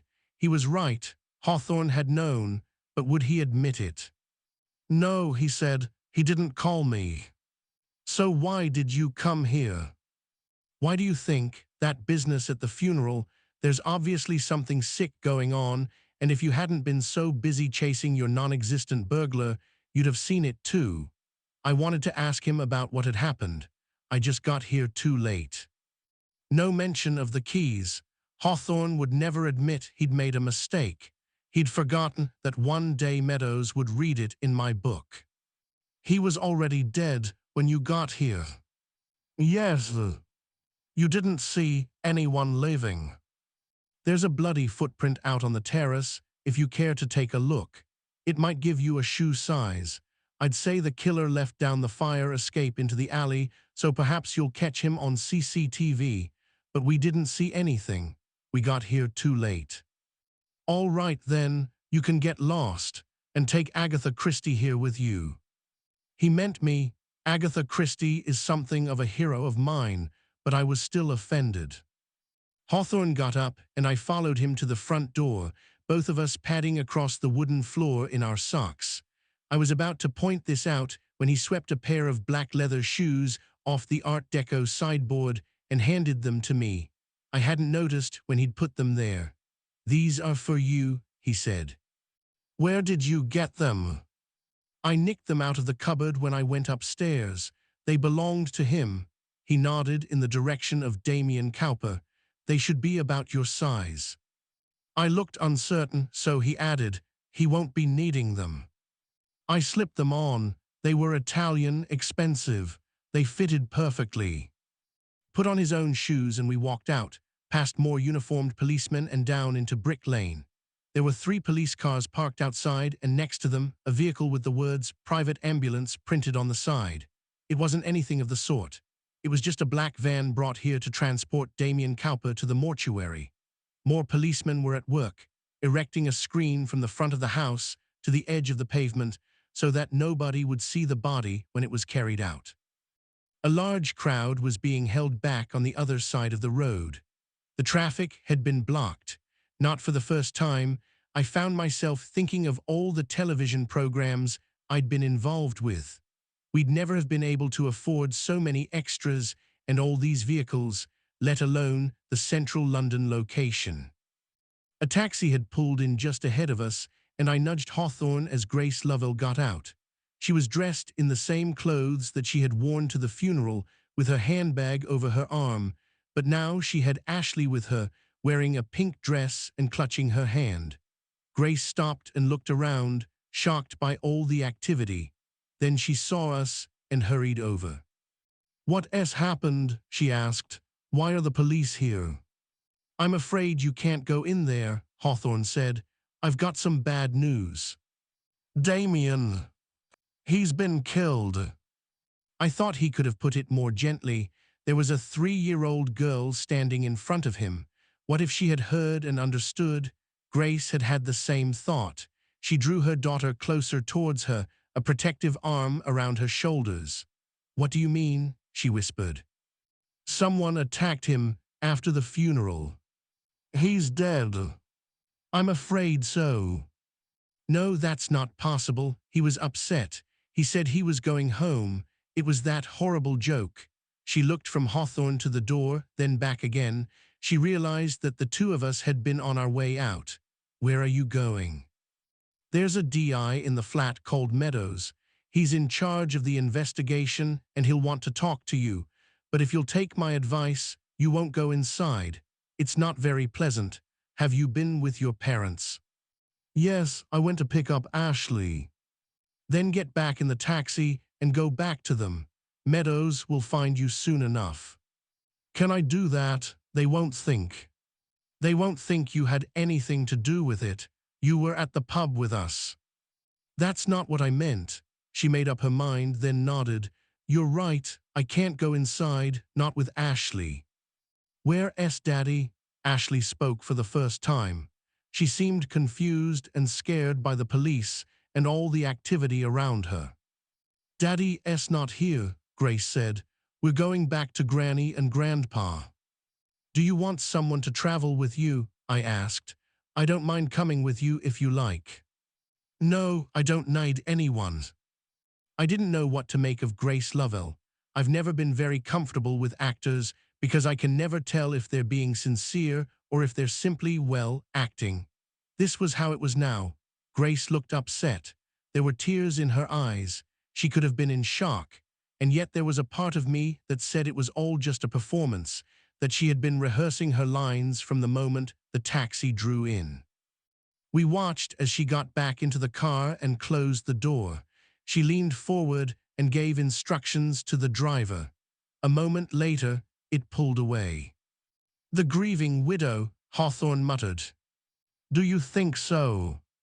"No, Tony, I've seen more grief at a Turkish wedding. If you ask me, I'd say there's a lot of things she's not telling us." The taxi passed through the traffic lights at the top of Brick Lane and disappeared. Hawthorne smiled. She didn't even ask how he died. 14. Willesden Green. It was a 1950s semi-detached house, red brick on the first floor, then off-white stucco topped with a gabled roof. It was as if 3 architects had worked on it at the same time without ever being introduced to one another, but they must have been pleased with their work because they'd replicated it on the house next door, which was an exact mirror of its neighbor, with a wooden fence dividing the drives and a single chimney shared between the 2 properties. Each one of them had a bay window which looked out over an area of crazy paving running down to a low wall, with the street, Snade Road, on the other side. I guessed it had about 4 bedrooms. A poster in the front window advertised a fun run for the North London Hospice. A garage stood open to one side, with a bright green Vauxhall Astra, a tricycle and a motorbike fighting for space. The doorway was arched, the door fake medieval with thick panels of frosted glass. There was a novelty welcome mat which read, "Never mind the dog, beware of the owner." When Hawthorne pressed the doorbell, it played the opening notes of the theme from Star Wars. Chopin's Funeral March might have been more appropriate, for this was where Robert Cornwallis lived. The woman who opened the door was almost aggressively cheerful, as if she had been looking forward to our visit all week. "There you are, at last," she seemed to say as she beamed out at us. "What took you so long?" She was about 40 years old and was hurtling into middle age with complete recklessness, actually embracing it with a baggy, out-of-shape jersey, ill-fitting jeans, with a flower embroidered on one knee, frizzy hair and cheap, chunky jewelry. She was overweight, an Earth Mother, she might call herself. She had a huge pile of laundry under one arm and a cordless telephone in her hand, but didn't seem to notice either of them. I could imagine her balancing the laundry on her raised thigh, with the phone squeezed between her ear and her shoulder, as she struggled to open the door. "Mr. Hawthorne?" she asked, looking at me. She had a pleasant, well-educated voice. "No," I said, "that's him." "I'm Barbara, please come in. I'm afraid you're going to have to excuse the state of the house. It's 6 o'clock and we're just putting the children to bed. Robert's in the other room. I'm sure you'll understand, we've had a bit of a day. Irene told us what happened at the funeral. It's shocking. You're with the police, is that right?" "I'm helping the police with this inquiry." "This way, mind the roller skate. I've told the children not to leave them in the hall. One day someone's going to break their neck." She glanced down, noticing the laundry for the first time. "Look at me. I'm so sorry. I was just putting on the wash when the door rang. I don't know what you must think of me." We stepped over the loose roller skate and went into a hallway cluttered with coats, Wellington boots, and different-sized shoes. A motorbike helmet sat on a chair. 2 children were racing around the house. We heard them before we saw them, screaming high-pitched voices. A second later, they came charging out of a doorway, 2 little boys, both fair-haired, aged about 5 and 7. They took one look at us, then turned round and disappeared, still screaming. "That's Toby and Sebastian," Barbara said. "They'll be going up for their bath in a minute, and then maybe we'll get a bit of peace. Do you have children? Honestly, sometimes this place is like a battlefield." The children had taken over the house. There were clothes on radiators, toys everywhere, footballs, plastic swords, stuffed animals, old tennis rackets, scattered playing cards, and pieces of Lego. It was difficult to see past the mess, but as we were shown through an archway and into the living room, I got the impression of a comfortable, old-fashioned home, with dried flowers in the fireplace, seagrass carpets, an upright piano that would almost certainly be out of tune, throws on the sofas, and those round paper lampshades that never seemed to have gone completely out of fashion. The pictures on the walls were abstract and colorful, the sort of art that might have come out of a department store. "Do you work in your husband's business, Mrs. Cornwallis?" Hawthorne asked as we followed her towards the kitchen. "God, no, and call me Barbara." She dumped the laundry on a chair. "We see enough of each other as it is. I'm a pharmacist, part-time, the local branch of Boots. I can't say I love that either, but we have to pay the bills. Watch out, that's the other roller skate. Robert S. in here." The kitchen was bright and cluttered, with a breakfast bar and a white, rustic-style table. Dirty plates were piled up in the sink with clean ones beside them. I wondered how Barbara would be able to sort out which was which. French windows looked out over a garden that was little more than a green rectangle with a few shrubs growing down one side, boxed in by fences. Even this had been colonized by the children, with a trampoline and a climbing frame occupying and killing much of the lawn. Robert Cornwallis, in the same suit that he had worn at the Brompton Chapel, but without the tie, was sitting at the table, going through some accounts. It was strange seeing him here, a funeral director outside his parlor. At least, it was strange because I knew he was a funeral director. I wondered what it was like to come home to this cozy, domestic normality after a day stitching up bodies in the morgue.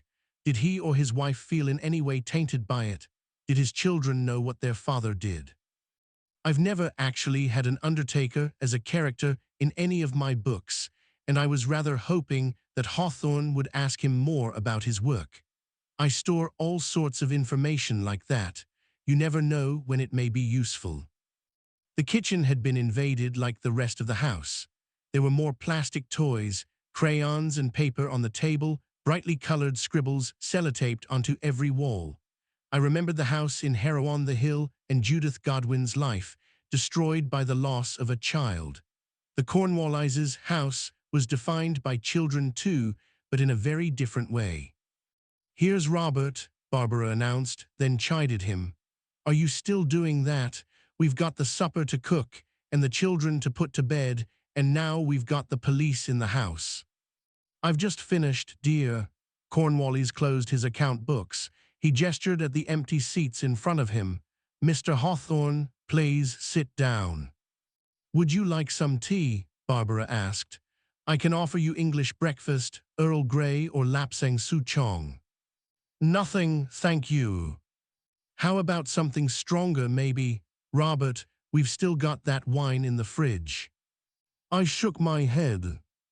"I might have a glass, if you don't mind. After all, it's the weekend, almost. Will you have one, Robbie?" "No, thank you, dear." Hawthorne and I sat down on the other side of the table. Hawthorne was about to start his interrogation when suddenly the two children came charging in, racing around the table, demanding a bedtime story. Robert Cornwallis raised his hands, trying to take control of the situation. "All right, you two, that's enough." The children ignored him. "Why don't you go out in the garden? As a special treat, you can have 10 minutes on the trampoline before bed." The children yelled with delight. Their father got up and opened the French windows. They ran out, and we watched as they climbed onto the trampoline. "Lovely kids," Hawthorne muttered, with all the malice in the world. "They can be a bit of a handful at this time of day." Cornwallis sat down again. "Where's Andrew?" he called over to his wife, who was standing beside the fridge with a half-full bottle of white wine. "Upstairs, doing his homework." "Or playing on his computer," Cornwallis said. "I can't get him off it, but then he's 9.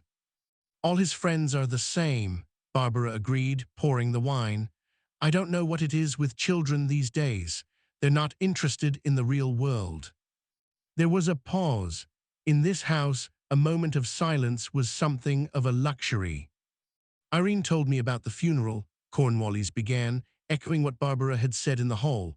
"I cannot tell you how dismayed I am. I have been 10 years in this business. My father ran the company before me, and my grandfather before that. I can assure you that nothing like this has ever happened before." Hawthorne was about to ask him something, but he continued. "I am particularly sorry that I wasn't there. I try to be present at every funeral, but, as I'm sure Irene will have told you, it was my son's school play." "He spent weeks learning his lines," Barbara exclaimed. "Every night before bed, he took it very seriously." She had filled a large glass with wine and came over and joined us. "He would never have forgiven us if we hadn't been there. Acting runs in his blood, it's all he ever talks about. And he was absolutely brilliant. Well, I would say that, wouldn't I? But he was. I shouldn't have gone. I knew it at the time. I had this gut feeling that something was going to go wrong." "Why was that, Mr. Cornwallis?" He thought back. "Well, everything about Mrs. Cowper's death had been unusual. It may surprise you, but I am no stranger to violent crime, Mr. Hawthorne. We have another branch in South London, and we have been summoned by the police on more than one occasion, knife crime, gang violence. But in this instance, for Mrs. Cowper to have arranged her funeral the very day that it would be required." "You said to me you were worried about it," Barbara agreed. "Only this morning, when you were getting dressed, you were going on about it." She ran her eyes over him. "Why are you still in that suit? I thought you were going to get changed." Barbara Cornwallis was a pleasant, friendly woman, but she never stopped talking, and being married to her would have driven me insane. Her husband ignored her last question. "That was why I asked Irene to be there," he explained. "I knew there would be police and journalists, and of course Damien Cowper had a certain celebrity. I didn't trust Alfred to handle it on his own. Even so, I should have stayed." "You never even got to talk to Damien Cowper." There was a bowl of crisps on the table. Barbara slid them towards herself and took a handful. In the garden, the boys were bouncing up and down. We could hear their excited laughter on the other side of the double glazing. "And he's one of your favorite actors, too." "That's true. We've seen everything he's done." "What was the television program he was in? The one about the journalists?" "I can't remember, dear." "Of course you can remember. You bought the DVD. You've watched it lots of times." "The State of Play." "That's the one. I couldn't follow it myself, but he was very good. And we saw him in the theater, didn't we, in Oscar Wilde, The Importance of Being Earnest. I took Robert for our anniversary." She turned to her husband. "We both thought he was brilliant." "He was a very good actor," Cornwallis agreed, "but I would never have approached him at his mother's funeral, even if the opportunity had arisen. It wouldn't have been appropriate." He allowed himself a little joke. "I was hardly going to ask him for an autograph." "Well, I have some news that may surprise you," Hawthorne said. He helped himself to a single crisp, holding it as if it were evidence. "Damien Cowper is also dead." "What?" Cornwallis stared at him. "He was murdered this afternoon, just an hour or so after the funeral." "What are you talking about? That's impossible." Cornwallis looked completely shocked. "I would have thought the news had already been on TV or the internet, but the two of them must have been too busy with their children to have seen it." "How was he killed?" Barbara asked. She looked shocked too. "He was stabbed in his flat in Brick Lane." "Do you know who did it?" "Not yet. I'm surprised Detective Inspector Meadows hasn't been in touch with you." "We haven't heard anything." Cornwallis gazed at us, searching for words. "What happened at the funeral? Is there a connection? I mean, there must be. When Irene told me about it, I thought it was just an unpleasant joke." "Someone with a grudge. That's what you said," Barbara reminded him. That seemed the obvious conclusion, but, as I said, it was completely outside my experience. But if Damien's been killed, I would imagine that puts everything in a very different light. Hawthorne had had second thoughts about the crisp. He dropped it back in the bowl.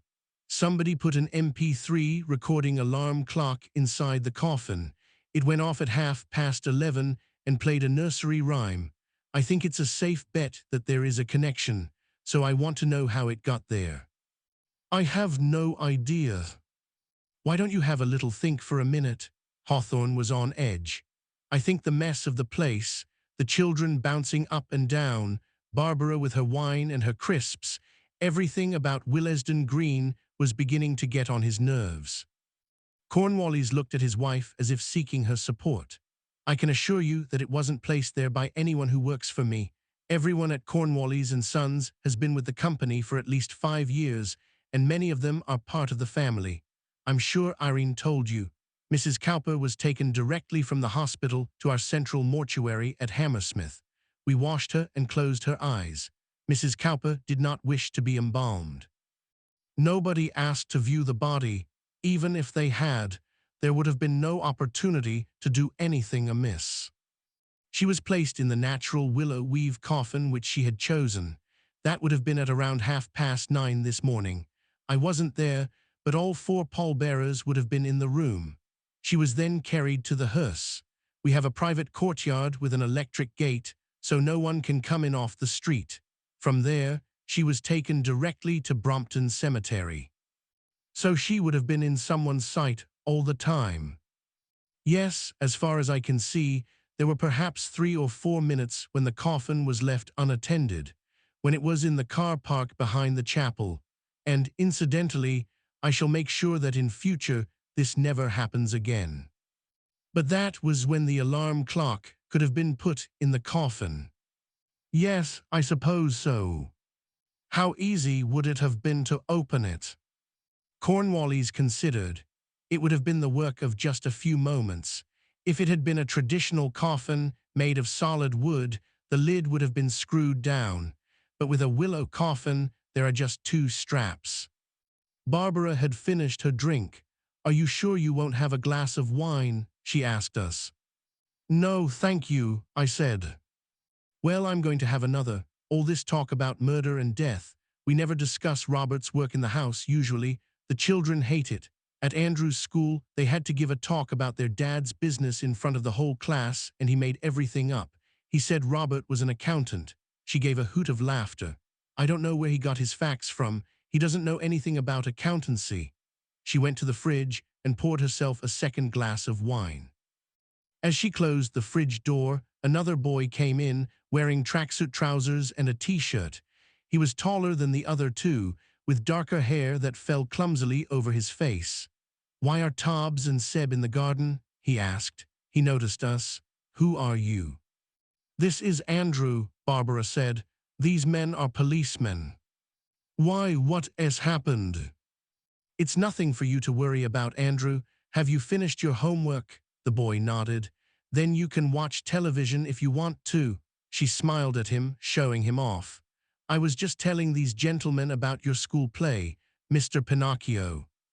He wasn't very good, Cornwallis said. Then he mimed his nose, stretching.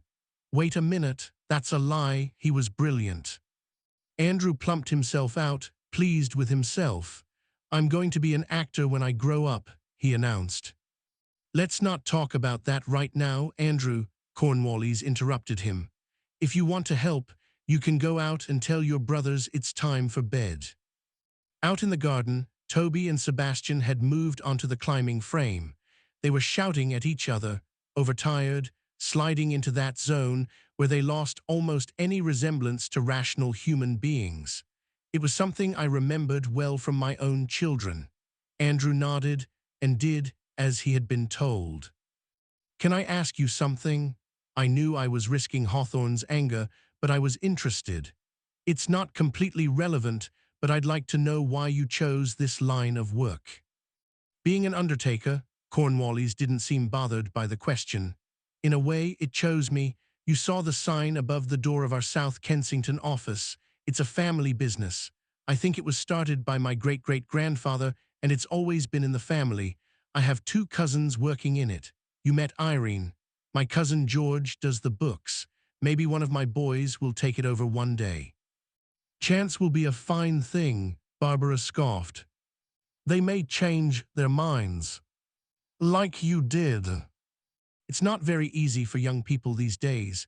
It'll be good for them to know there's a job for them if they want it. He turned back to us. After I left college, I did other things. I traveled, and in my own way, I suppose I sowed a few wild oats. There was a part of me that resisted the idea of becoming a funeral director, but if I hadn't joined the firm, my life would have been very different. He reached out and took hold of his wife's hand. It was how we met. It was my uncle's funeral. One of the very first where I was officiating. Cornwallis smiled.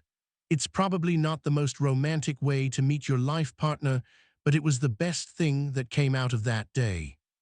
I never much liked Uncle David anyway, Barbara said. It was getting dark outside, and the 2 children were now arguing with their older brother, who was trying to bring them in. I'm afraid if you have no more questions, we're going to have to ask you to leave, Cornwallis said. We have to get the boys into bed. Hawthorne got to his feet. You've been very helpful, he said. I wasn't sure if this was true. Can you let us know if you find anything? Barbara asked. It's hard to believe that Damien Cowper has been killed. His mother first, then him. It makes you wonder who'll be next. She went outside to gather up her children while Cornwallis took us to the door. There was one other thing I thought I ought to mention to you, he said, as we stood on the crazy paving outside in the grey light. I'm just not sure if it's relevant or not. Go on, Hawthorne said. Well, 2 days ago I got a telephone call. It was someone wanting to know where and when the funeral was going to take place. It was a man at the other end of the line. He said he was a friend of Diana Cowper and that he wanted to attend, but he refused to give me his name. In fact, his entire manner was, how can I put it, rather suspicious. I won't say he was deranged, but he certainly sounded as if he was under a lot of strain. He was nervous. He wouldn't even tell me where he was calling from. How did he know you were in charge of the funeral? I wondered about that myself, Mr. Hawthorne. I imagine he must have telephoned all the undertakers in West London, making the same inquiry, although we're one of the largest and best respected, so he could have started with us first. Anyway, I didn't think very much of it at the time. I simply gave him the details that he wanted. But when Irene told me the awful things that had happened today, well, of course I was reminded of him. I don't suppose you have his number. Yes, I do. We keep a record of all our incoming calls, and he rang me from a mobile, so his number showed up on our system. Cornwallis took out a folded piece of paper and handed it to Hawthorne. I was in two minds whether to give this to you. To be honest, I don't want to get anyone into any trouble. We'll look into it, Mr. Cornwallis. It's probably nothing, a waste of time. I've got a lot of time. Cornwallis went back inside and closed the door. Hawthorne unfolded the paper and looked at it. He smiled. I know this number, he said. How come? It's the same number Judith Godwin gave me at her place in Harrow-on-the-Hill. It's for her husband, Alan Godwin. Hawthorne folded the piece of paper and slipped it into his pocket. He was smiling as if it had been something he had expected all along. 15. Lunch with Hilda. You've bought new shoes, my wife said as I left home the following Monday. No, I haven't, I replied. I looked down and saw that I was wearing the shoes that Hawthorne had given me, the ones that had belonged to Damien Cowper. They were comfortable, Italian, but I had put them on without thinking. Oh, these, I muttered. My wife is a television producer. She has such an extraordinary eye for detail that she could easily be a detective or a spy. I stood there, awkwardly. I hadn't told her anything about Hawthorne. I've had them for some time, I said. I just don't often wear them. We don't lie to each other. Both statements were broadly true. Where are you going? She asked. Lunch with Hilda, I said. Hilda Stark was my literary agent. I hadn't told her about Hawthorne either. I left as quickly as I could. The relationship between writers and their agents is a peculiar one, and I'm not even sure I fully understand it myself. Starting with the basics, writers need agents. Most writers are hopeless when it comes to contracts, deals, invoicing, in fact anything to do with business or common sense. Agents handle all of this in return for 10% of what you earn, a figure which is actually very reasonable until you start selling a lot of books. But when that happens, you no longer care. They don't do very much else. They won't really get you work. If they manage to raise your advance, it will be by quite a lot less than the amount they're taking for themselves. An agent is not exactly your friend, or if they are, they're a particularly flirtatious one with dozens of other clients whom they're equally pleased to see. They may tentatively ask about your wife or children, but actually it's the progress of your new book that most interests them. It could be said that they have a one-track mind, and that it's perfectly in sync with Nielsen, the company that scans and tracks UK book sales. 1 week after I have a book published, Hilda will ring to tell me where it is in the charts, even though she knows I hate it. Book sales aren't everything, I will tell her, and that, in a nutshell, is the difference between us. I remember meeting her at City Airport shortly after she had taken me on. We were on our way to Edinburgh for a talk I was giving, and I was already surprised that she had agreed to come. Didn't she have a home to go to, a family? I would never find out. She didn't invite me to her home, and I've never met her family. When I saw her, on the other side of security, she was yelling at someone on her mobile, and she signaled me not to interrupt. It took me about 10 seconds to work out that it was a publisher at the other end, and another 10 seconds to realize that it was my publisher. She had put on her shoes, belt, jacket, and marched into the airport branch of W.H. Smith, where she had discovered that my new book wasn't stocked. She wanted to know why. That was Hilda. Before I signed with her, I met her at book fairs in Dubai, Hong Kong, Cape Town, Edinburgh, and Sydney. She knew everything about me, how well my latest book was doing, why my editor had just resigned, who was going to replace her. She really was the genie to my Aladdin, although as far as I could recall, I had never rubbed the magic lamp. It was inevitable that I would sign with her, and in the end I did. I was far from her biggest author, by the way. Her talent was in making me believe that, actually, I was. I always had to remind myself that theoretically she worked for me and not the other way round. Even so, I was always nervous when I was meeting her. She was a short, sharply dressed woman with tightly curled hair and very intense, searching eyes. Everything about her was tough. The way she jabbed her finger at you, the staccato phrases, the lack of emotion, the dress sense. She swore almost as much as Hawthorne. I liked her and feared her in equal measure. I knew that I was going to have to tell her about the book I was writing. She would sell it. She would do the deal. I also knew that she would be annoyed that I had gone ahead without asking her first, which is why I held back for as long as I could, talking about anything else that mattered. Marketing for the House of Silk, the possibility of a new Alex Rider.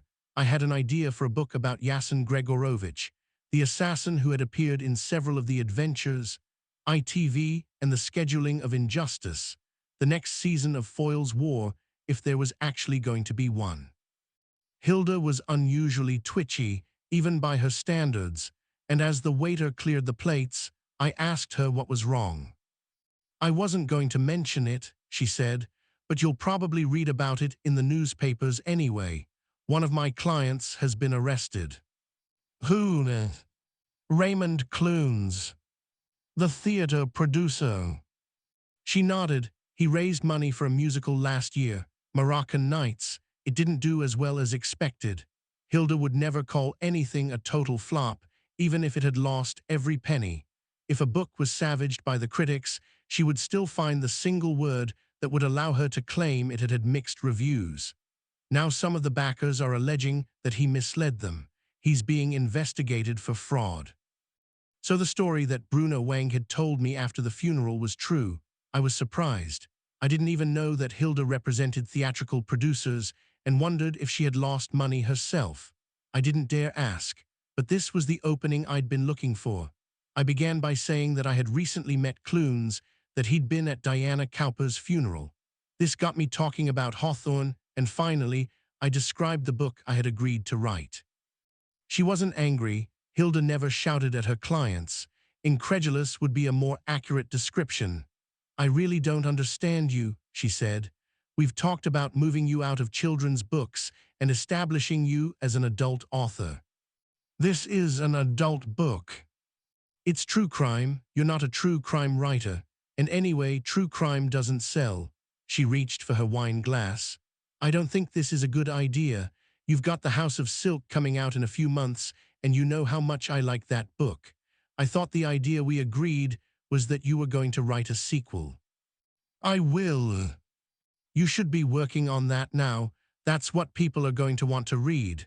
Why should anyone be interested in this? What's he called? Hawthorne, Daniel Hawthorne, but he doesn't use his first name. They never do. He's a detective. He used to be a detective. So he's an unemployed detective. The Unemployed Detective. Is that what you're going to call the book? Do you have a title yet? No. She threw back the wine. I really don't understand what's attracted you to this. Do you like him? Not terribly, I admitted. Then why will anyone else? He's very clever. I knew how feeble that sounded. He hasn't solved the case. Well, he's still working on it. The waiter arrived with the main courses, and I told her about some of the interviews where I'd been present. The trouble was, apart from the notes I'd taken, I hadn't written anything down yet, and in the telling, it all sounded very vague and anecdotal, boring even. Imagine trying to describe, in detail, the plot of an Agatha Christie. That was how it was for me. In the end, she interrupted. Who is this man, Hawthorne? She asked. What makes him fun? Does he drink single malt whiskey? Does he drive a classic car? Does he like jazz or opera? Does he have a dog? I don't know anything about him, I said miserably. He used to be married, and he has an 11-year-old son. He may have pushed someone down a flight of stairs at Scotland Yard. He doesn't like gay people. I don't know why. Is he gay? No, he hates talking about himself. He won't let me come close. Then how can you write about him? If he solves the case. Some cases can take years to solve. Are you going to follow him around London for the rest of your life? She had ordered veal escalope. She sliced into it as if it had caused her offense. You're going to have to change names, she added. You can't just barge into people's houses and put them in a book. She glared at me. You'd better change my name. I don't want to be in it. Look, at the end of the day, this is an interesting case, I insisted. And I think Hawthorne is an interesting man. I'm going to try and find out more about him. How? There's a detective I met. I'll start with him. I was thinking about Charlie Meadows. Maybe he'd talk to me if I bought him a drink. Have you talked to Mr. Hawthorne about money? Hilda asked, chewing on her veal. It was the question I had been dreading. I suggested 50-50. What? She almost threw down her knife and fork. That's ridiculous, she said. You've written 40 novels. You're an established writer. He's an out-of-work detective. If anything, he should be paying you to write about him, and certainly he shouldn't be getting more than 20%. It's his story. But you're the one writing it, she sighed. Do you really mean to go ahead with this? It's a bit late to back out now, I said. Anyway, I'm not sure I want to. I was there in the room, Hilda. I actually saw the dead body, cut to ribbons, covered in blood. I glanced at my steak, then put down my knife and fork. I want to know who did it. All right, she gave me the sort of look that said that no good would come of this, but it wasn't her fault. Give me his number. I'll talk to him. But I should warn you now, you're still under contract for 2 more books, and at least one of them is meant to be set in the 19th century. I'm not sure your publishers are going to be interested in this. 50-50, I said. Over my dead body. After lunch, I headed off to Victoria, feeling like a schoolboy playing truant. Why was I suddenly hiding everything from everyone? I hadn't told my wife anything about Hawthorne, and here I was, slipping off to meet him again without having mentioned it to Hilda. Hawthorne was worming his way into my life in a way that was definitely unhealthy. The worst of it was that I was actually looking forward to seeing him, to finding out what happened next. What I just said to Hilda was true. I was hooked. I don't like Victoria and hardly ever go there. Why would I? It's a weird part of London on the wrong side of Buckingham Palace. As far as I know, it has no decent restaurants, no shops selling anything anyone could possibly want, no cinemas, and just a couple of theaters that feel cut off and separated from their natural home in Shaftesbury Avenue. Victoria Station is so old-fashioned you almost expect a steam train to pull in, and the moment you step outside, you find yourself lost in a haphazard junction of shabby, seedy streets that all look the same.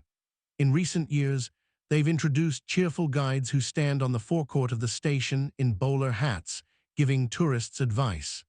The only advice I'd give them is to go somewhere else. This was where Alan Godwin worked, running a company that organized conferences and social events for businesses. His office was on the second floor of a 1960s building that had weathered badly, at the end of a narrow street crowded with unappetizing cafes close to the coach station. It was raining when I arrived. It had been cloudy all day, and with the puddles on the pavements and the coaches spraying water as they rumbled past, I could hardly imagine anywhere I would less like to be. The sign on the door read Dearby Events, and it took me a moment to work out where it had come from. It was a quotation from Harold Macmillan, who had once been asked what politicians should fear. His answer was, "Events, dear boy, events." I was shown into a small, unevenly shaped reception room, and I didn't need to be a detective to see the way this business was going. The furniture was expensive, but it was getting tired, and the trade magazines spread out on the table were out of date. The potted plants were wilting. The receptionist was bored and didn't make any attempt to disguise it. Her telephone wasn't ringing. There were a few awards on display on a shelf, handed out by organizations I'd never heard of. Hawthorne was already there, sitting on a sofa with that sense of impatience I was beginning to know so well. It was as if he was addicted to crime and couldn't wait to begin his next interrogation. "You're late," he said. I looked at my watch. It was 3:05. "How are you?" I asked. "How was your weekend?" "It was all right." "Did you do anything? Did you see a film?" He looked at me curiously. "What's the matter with you?" "Nothing. I was thinking about my lunch with Hilda." I sat down opposite him. "Did you know that Raymond Clunes has been arrested?" He nodded. "I saw it in the papers. When he took that 50 grand off Diana Cowper, it looks like he was ripping her off." Maybe she knew something about him. It could have given him a reason to kill her. Hawthorne considered my suggestion in a way that told me he had already dismissed it. Is that what you think? It's possible. A young girl came into the reception area and told us, in a hopeless tone of voice, that Mr. Godwin would see us. She led us down a short corridor past two offices, both of them empty, I noticed. There was a door at the end. She opened it. Here are your visitors, Mr. Godwin. We went in. I knew Alan Godwin at once. I had seen him at the funeral. He had been the tall man with the straggly hair and the white handkerchief. Now he was sitting behind a desk with a window behind him and a view of the coach station over his shoulder. He was wearing a sports jacket and a round-necked jersey. He recognized us too as we came in. He knew that we had seen him at the cemetery. His face fell. There were two seats opposite the desk. We sat down. You're a police officer? He examined Hawthorne nervously. I'm working with the police, that's right. I wonder if I could see some sort of identification. I wonder if you could tell me what you were doing at Brompton Cemetery, and for that matter what you did when you left. Godwin didn't say anything, so Hawthorne went on. The police don't know you were there, but I do, and if I tell them, I'm sure they'll be very interested to talk to you. Frankly, I think you'd find it a lot easier talking to me. Godwin seemed to sink into his chair. Looked at more closely, he was a man weighed down by failure. It was hardly surprising. The accident that had taken one of his sons and cruelly injured the other had been the start of a general unraveling which had seen him lose his home, his marriage, and his business. I knew he was going to answer Hawthorne's questions. He had almost no fight left in him. I didn't commit any crime going to the funeral, he said. That may or may not be the case. You heard that music. The wheels on the bus, if memory serves, that one comes under the Burial Laws Amendment Act, riotous, violent, or indecent behavior at a funeral. But I suppose you could equally well put it down to breaking and entering. Someone broke into the coffin and inserted a music box. Do you know anything about that? No. But you saw what happened. Yes, of course. Did that song mean anything to you? Godwin paused, and for a moment I saw two deep pits of despair opening in his eyes. We played it when we buried Timothy, he rasped. It was his favorite song. Even Hawthorne faltered at that, but only briefly. Straight away he was back on the attack. So why were you there? He demanded. Why go to the funeral of a woman you had every reason to hate? It was because I hated her. Godwin's cheeks had reddened. He had heavy black eyebrows which accentuated his anger.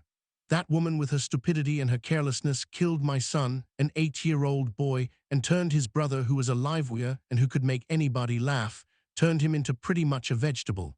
She wasn't wearing her glasses, and she destroyed my life.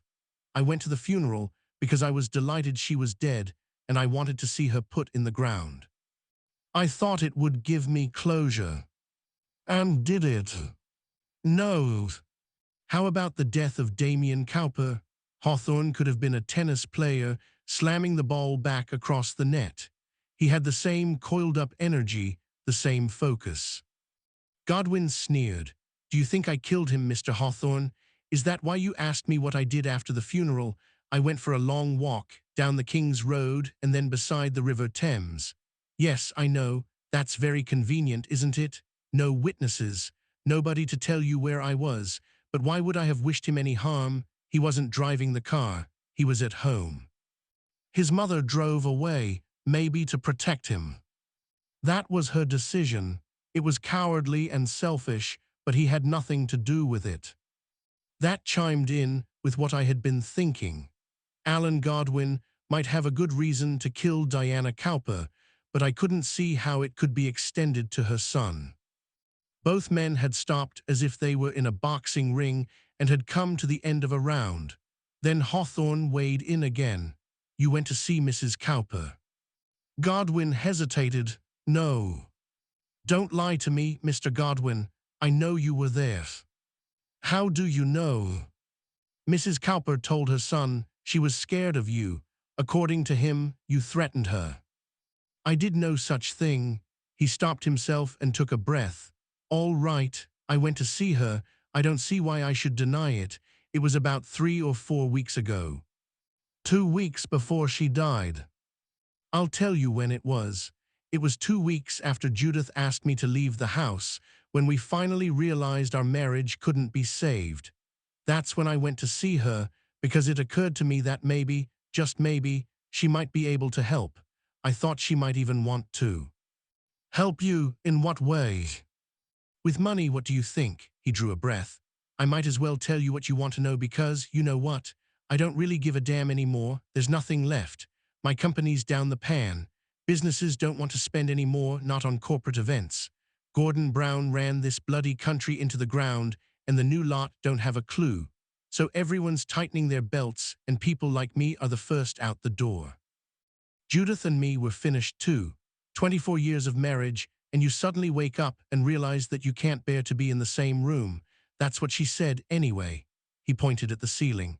There's a 1-bedroom flat upstairs, and that's where I'm living now. I'm 55 years old, and I'm boiling eggs on a single gas ring or bringing in Big Macs in brown paper bags. That's what my life has come to. I can put up with all that, I don't care. But do you know what really hurts? Why I went to see that bloody woman? We're losing my house, the house in Harrow on the Hill. We can't keep up with the mortgage repayments. And even that wouldn't matter to me except it's Jeremy's house. It's his home. It's the one place he feels safe. Anger sparked in his eyes. If I could find any way to protect him from that, I would do it. So that is why I swallowed my dignity and went to see Mrs. Cowper. I thought she could help.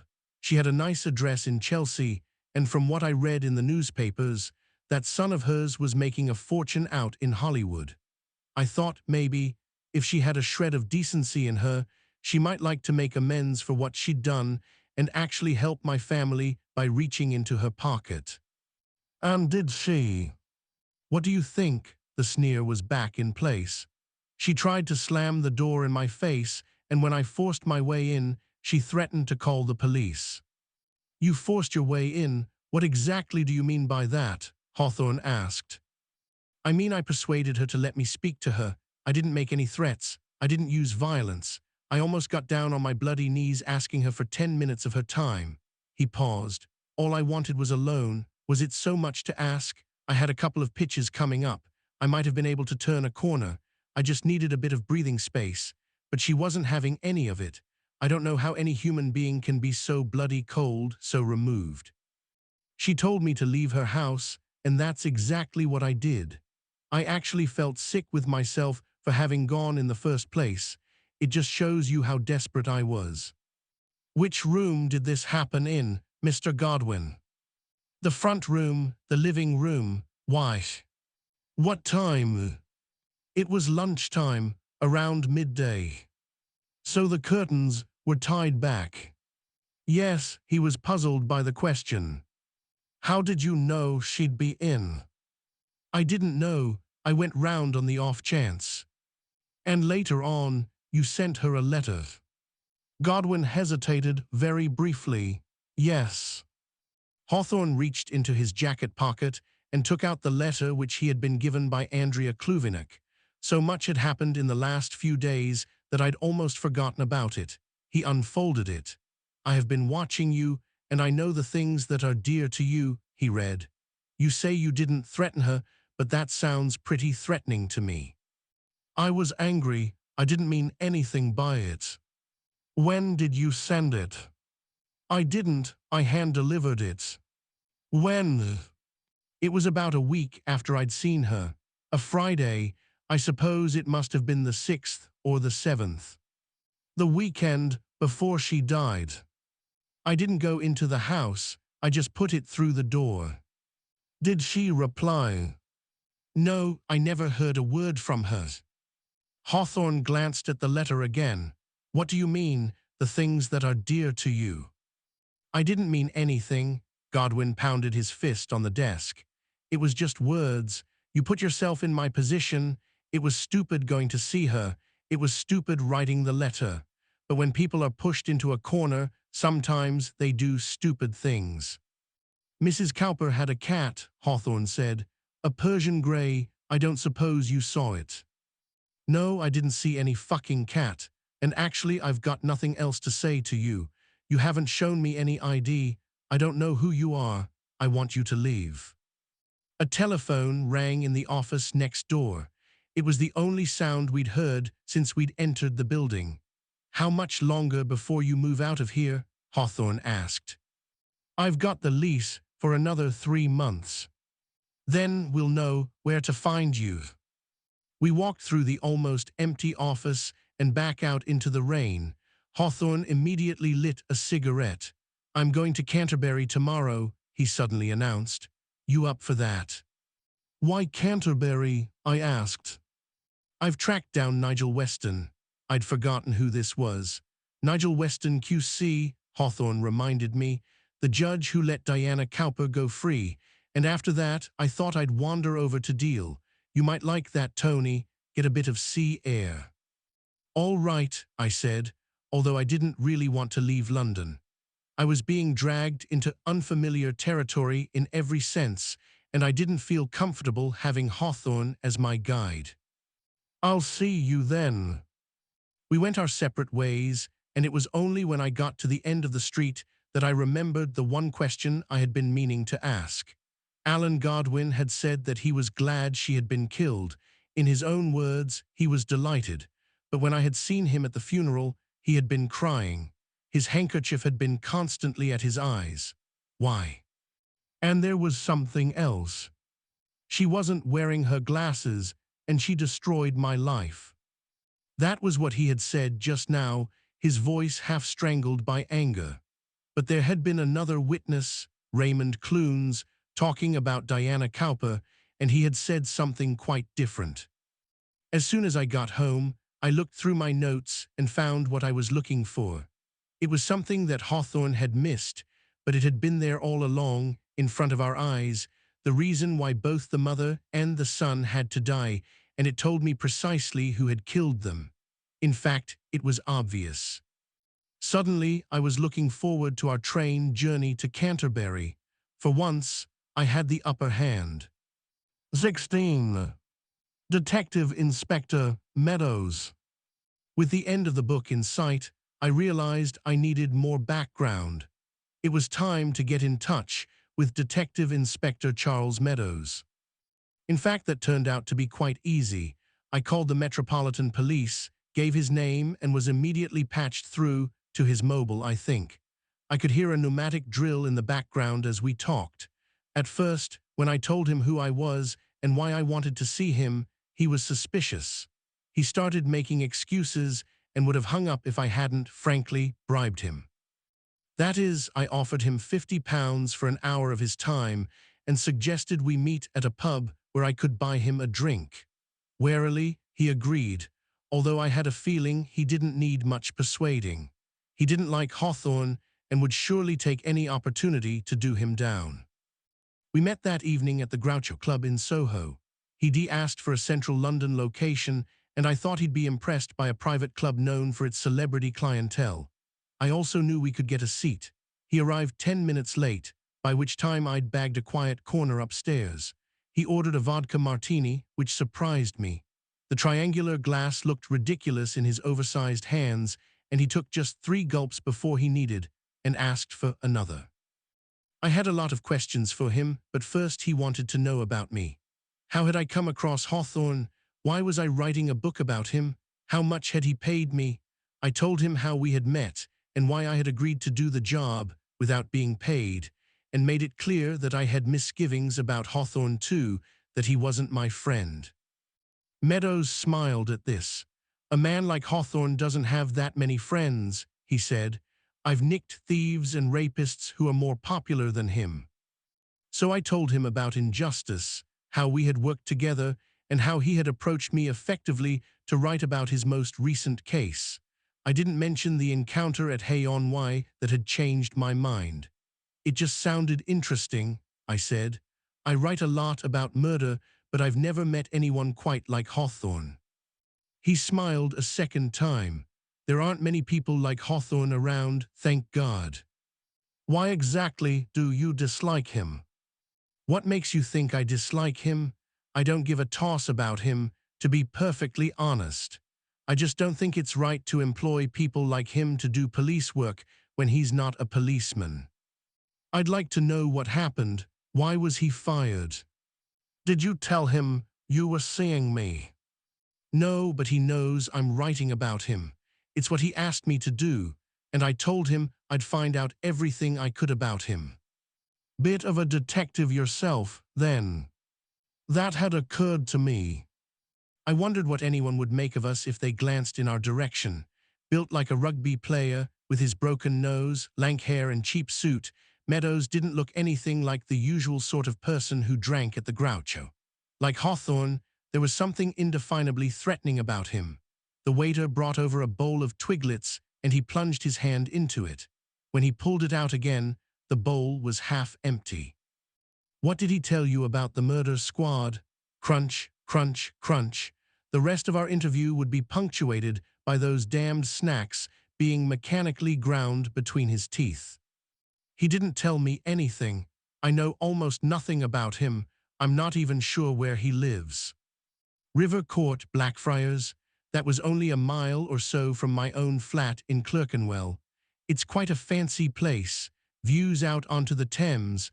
I don't know what the arrangement is. He doesn't own it. Do you know the numbers? He shook his head. No. He told me he had a place in Gants Hill. He lost that when he split up from his wife. That's what I thought. I paused. Did you ever meet her? Once she came to the office, about 5'11", Caucasian. He was describing her as if she were a suspect in an investigation. She was quite pretty, fair hair, a few years younger than him, a bit nervous. She asked to see him, and I took her to his desk. What did they talk about? I haven't got the faintest idea. No one ever hung around with Hawthorne. I made myself scarce. So what was he like to work with? You couldn't work with him, that was his problem. Crunch, crunch, crunch. He wasn't enjoying the twiglets, he was just eating them. Can I have another of these? He raised his glass. I signaled at the waiter. Hawthorne came to us in 2005, he said. He'd been in other subcommands in Sutton and Hendon, and they weren't having him, and we soon found out why. They say there's a lot of competition working in murder. It's true that the teams can be at each other's throats, but at the same time, we rub along. We'll drink together after work. We try to help each other out. But he wasn't like that. He was a loner, and if you want the truth, nobody likes a loner. I'm not saying people didn't respect him. He was bloody good at the job, and he got results. We have something called the Murder Manual. You ever heard of that? I can't say I have. Well, there's no secret about it. You can download the whole thing on the internet if you want to look at it. It came out about 20 years ago, and it's the definitive guide to homicide investigation. It says that on page 1. Basically, it's the manual to everything from first response to crime scene strategy to house and post-mortem procedure, and there are some investigating officers who carry it around with them like born-again Christians with their Bible. That's the thing about our job. Process is king. The trouble is, you can take it too far.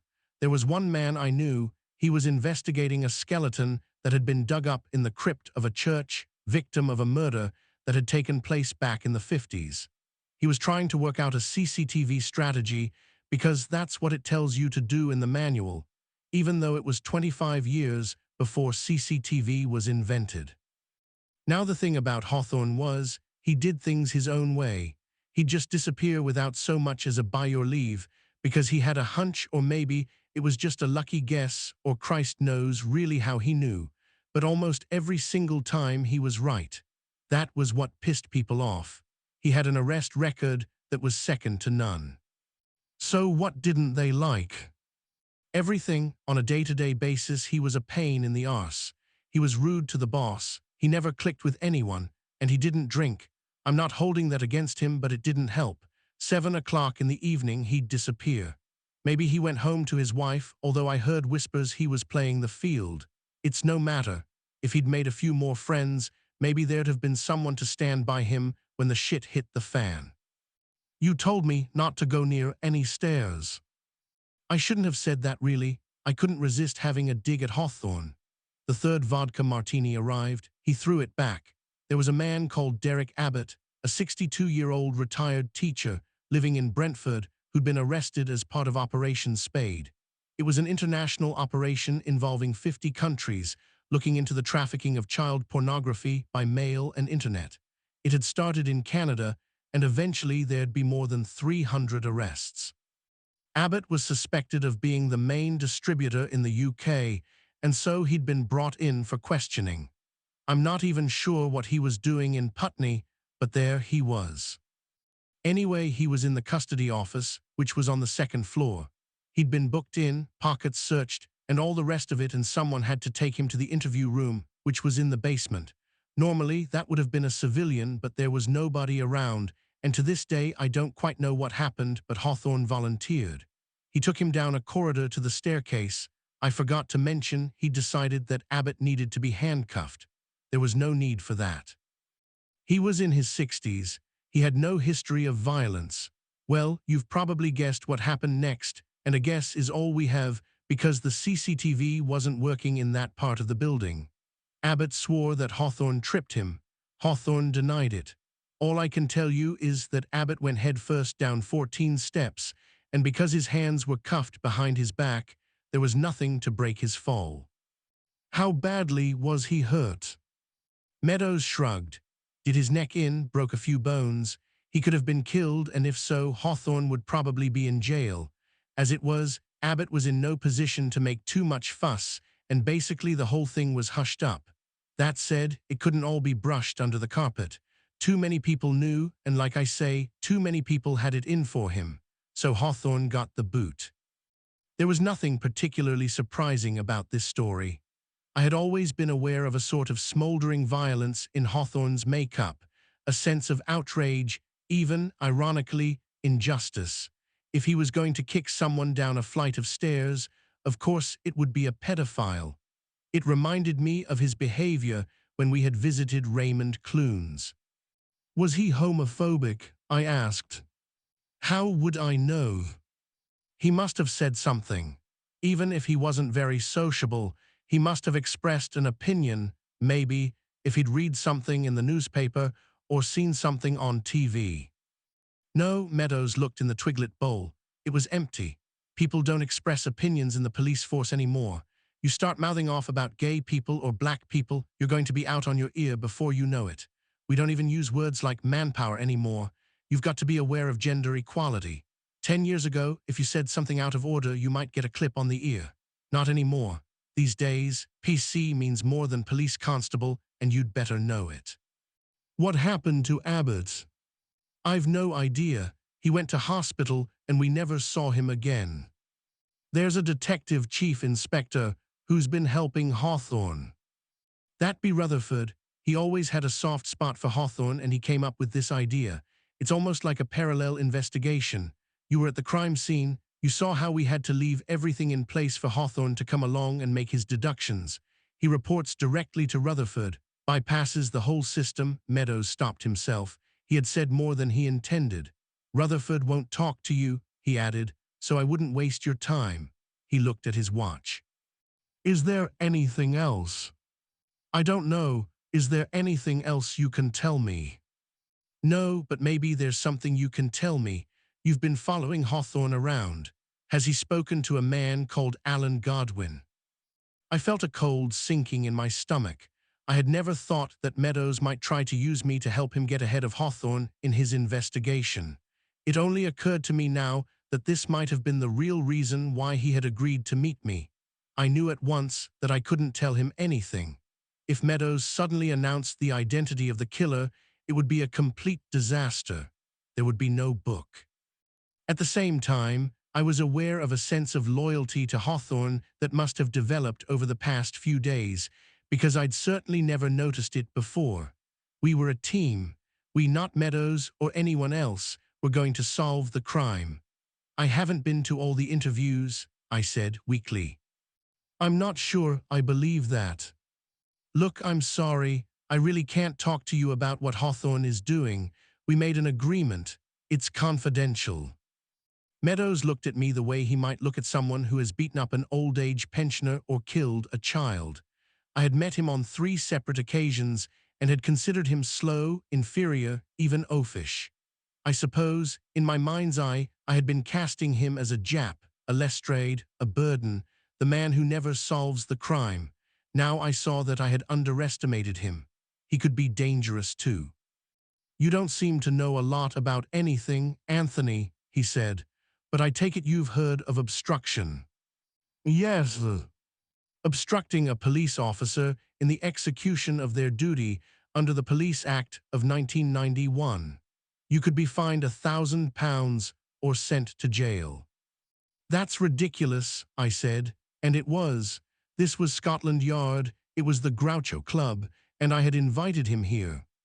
I'm asking you a simple question. Ask him, I said, holding his gaze. I had no idea what he was going to do, but then, quite suddenly, he relaxed. The cloud had passed. It was as if that little bit of nastiness had never happened. I forgot to mention, he said.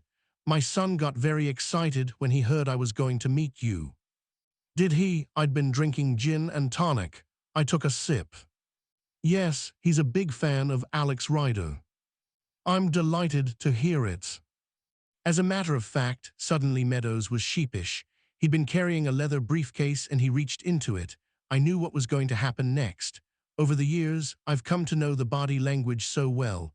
Meadows pulled out a copy of Skeleton Key, the 3rd Alex Rider novel. It was brand new. He must have stopped at a bookshop on the way to the club. Would you mind signing it? He asked. It's a pleasure. I took out a pen. What's his name? Brian. I opened the book and wrote on the first page, to Brian, I met your dad and he almost arrested me. All good wishes. I signed it and handed it back. It's been a pleasure meeting you, I said. Thank you for your help. I think you said you were going to pay me for my time. Oh yes, I reached for my wallet. £50, I said. He looked at his watch. Actually, we've been here an hour and 10 minutes. As long as that. And it took me 30 minutes to get here. He left with £100. I'd also paid for 3 cocktails and signed his book. And what had I got in return? I wasn't sure it had been much of a deal. 17. Canterbury. For once, I was looking forward to meeting Hawthorne, and I saw that he was in a good mood when I joined him the next day at King's Cross, St. Pancras. He had already bought the tickets, and he asked me to fork out only for mine. We sat facing each other across a table as the train pulled out, but before I could begin a conversation, he suddenly produced a pad of paper, a pen and a paperback book. I looked at the cover upside down. The book was The Outsider by Albert Camus, translated from the French. It was a second-hand edition, a Penguin classic, with loose pages falling apart at the spine. I was very surprised. It had never occurred to me that Hawthorne would read anything except maybe a tabloid newspaper.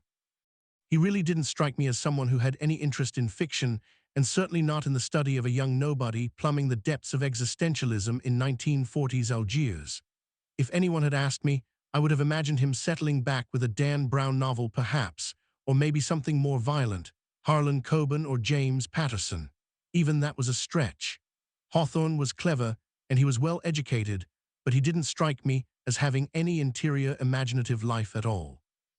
I didn't want to interrupt, but at the same time I was itching to tell him my theory, the solution to the murders of Diana Cowper and her son, and after 15 minutes, sitting in silence with London slipping behind me, I couldn't resist it any more.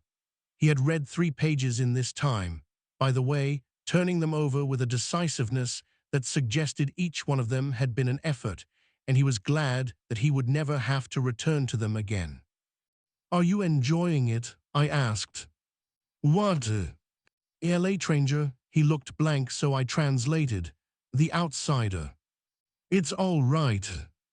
So you like modern literature, then? He knew I was digging, and he was briefly irritated. But for once, he actually volunteered some information. I didn't choose it.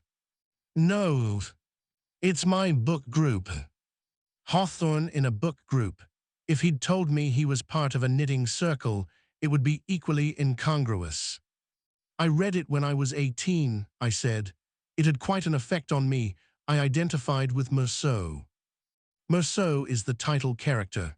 He drifts through the novel, "Today my mother died," or maybe "Yesterday, kills an Arab, goes to prison, dies." It was the bleakness of his outlook, his lack of connectivity, that appealed to me. As a teenager, there was a part of me that wished I could be more like him. "Trust me, mate, you're nothing like Meursault," Hawthorne replied. He closed the book. "I meet people like him all the time. They're dead inside. They go out and they do stupid things, and they think the world owes them a living. I wouldn't write about them. I wouldn't read about them either, except it wasn't my choice." "So who's in the book group?" I asked. "Just people." I waited for him to tell me more. "They're from the library." "When do you mate?" He said nothing. I looked out of the window at the rows of terraced houses backing onto the railway line, tiny gardens separating them from the endless rattle of the trains. There was litter everywhere. Everything was covered in grey dust. "What other books have you read?" I asked. "What are you on about? I'd like to know." He thought back. I could see he was getting annoyed. "Lionel Shriver, a book about a boy who kills his schoolmates. That was the last one." "We need to talk about Kevin. Did you like it?" "She's clever, she makes you think." He stopped himself. There was a danger that this was going to turn into a conversation. "You should be thinking about the case," he said. As a matter of fact, I am. Hawthorne had given me exactly the opening I had been hoping for. I leapt in. "I know who did it." He looked up at me with eyes that were both challenging and waiting for me to fail. "So who was it?" he asked. "Alan Godwin," I said. He nodded slowly, but not in agreement. "He had a good reason to kill Diana Cowper," he said, "but he was at the funeral at the same time as us. You think he had time to cross London and get to Damien's flat? He left the cemetery as soon as the music started playing, and who else would have put the MP3 player in the coffin if it wasn't him? You heard what he told us. It was his dead son's favorite song." I went on before he could stop me. "This has got to be about Timothy Godwin. It's the reason why we're on this train, and the simple fact is that nobody else had any reason to kill Diana Cowper. Was it the cleaner because she was stealing money, or Raymond Clunes with his stupid musical?" "Come on, I'm surprised we're even arguing about it." "I'm not arguing," Hawthorne said, with equanimity. He weighed up what I had just said, then shook his head, sadly. "Damien Cowper was at home when the accident happened. He had nothing to do with it. So what was the motive for killing him?" "I think I've worked that out," I said. "Suppose it was Diana Cowper who was driving the car. Mary O'Brien didn't actually see her face, and as far as we know, she was only ever identified because of the registration number. Mrs. Cowper went to the police. She turned herself in. She could have done that to protect Damien. He was the one behind the wheel. The more I thought about it, the more it made sense. He was her son. He was getting famous. Maybe he was drunk or on cocaine or something. She knew it would ruin his career if he was arrested, so she took the rap. And she made up that stuff about forgetting her glasses to get herself off the hook." "You have no evidence for that." "As a matter of fact, I do." I played my ace card. "When you were talking to Raymond Clunes, he mentioned that when he had lunch with her the day she was killed, he saw her as she came out of the tube station. She waved to me across the road. That's what he said. So if she could see him across the road, that means her eyesight was perfectly good. She made up the whole thing." Hawthorne treated me to a rare smile. It flickered across his face, but was gone in an instant. "I see you've been paying attention," he said. "I've been listening," I said warily. "The trouble is, she might have been wearing her glasses when she came out of the station," Hawthorne went on. He seemed genuinely sad, as if it pained him, demolishing my theory. Clunes didn't say anything about that.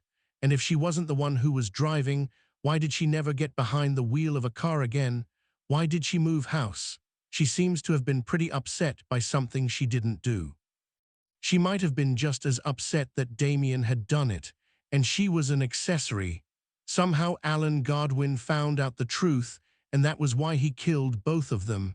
They were in it together. The train had picked up speed. The buildings of East London were giving way to a little more greenery and some open spaces. "I don't buy your theory," Hawthorne said.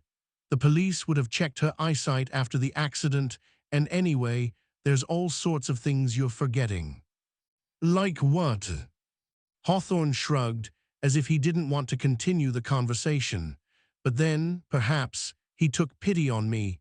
"What was Diana Cowper's frame of mind when she went to the undertaker?" he asked. "And what was the first thing she saw when she went there?" "You tell me." "I don't need to, mate.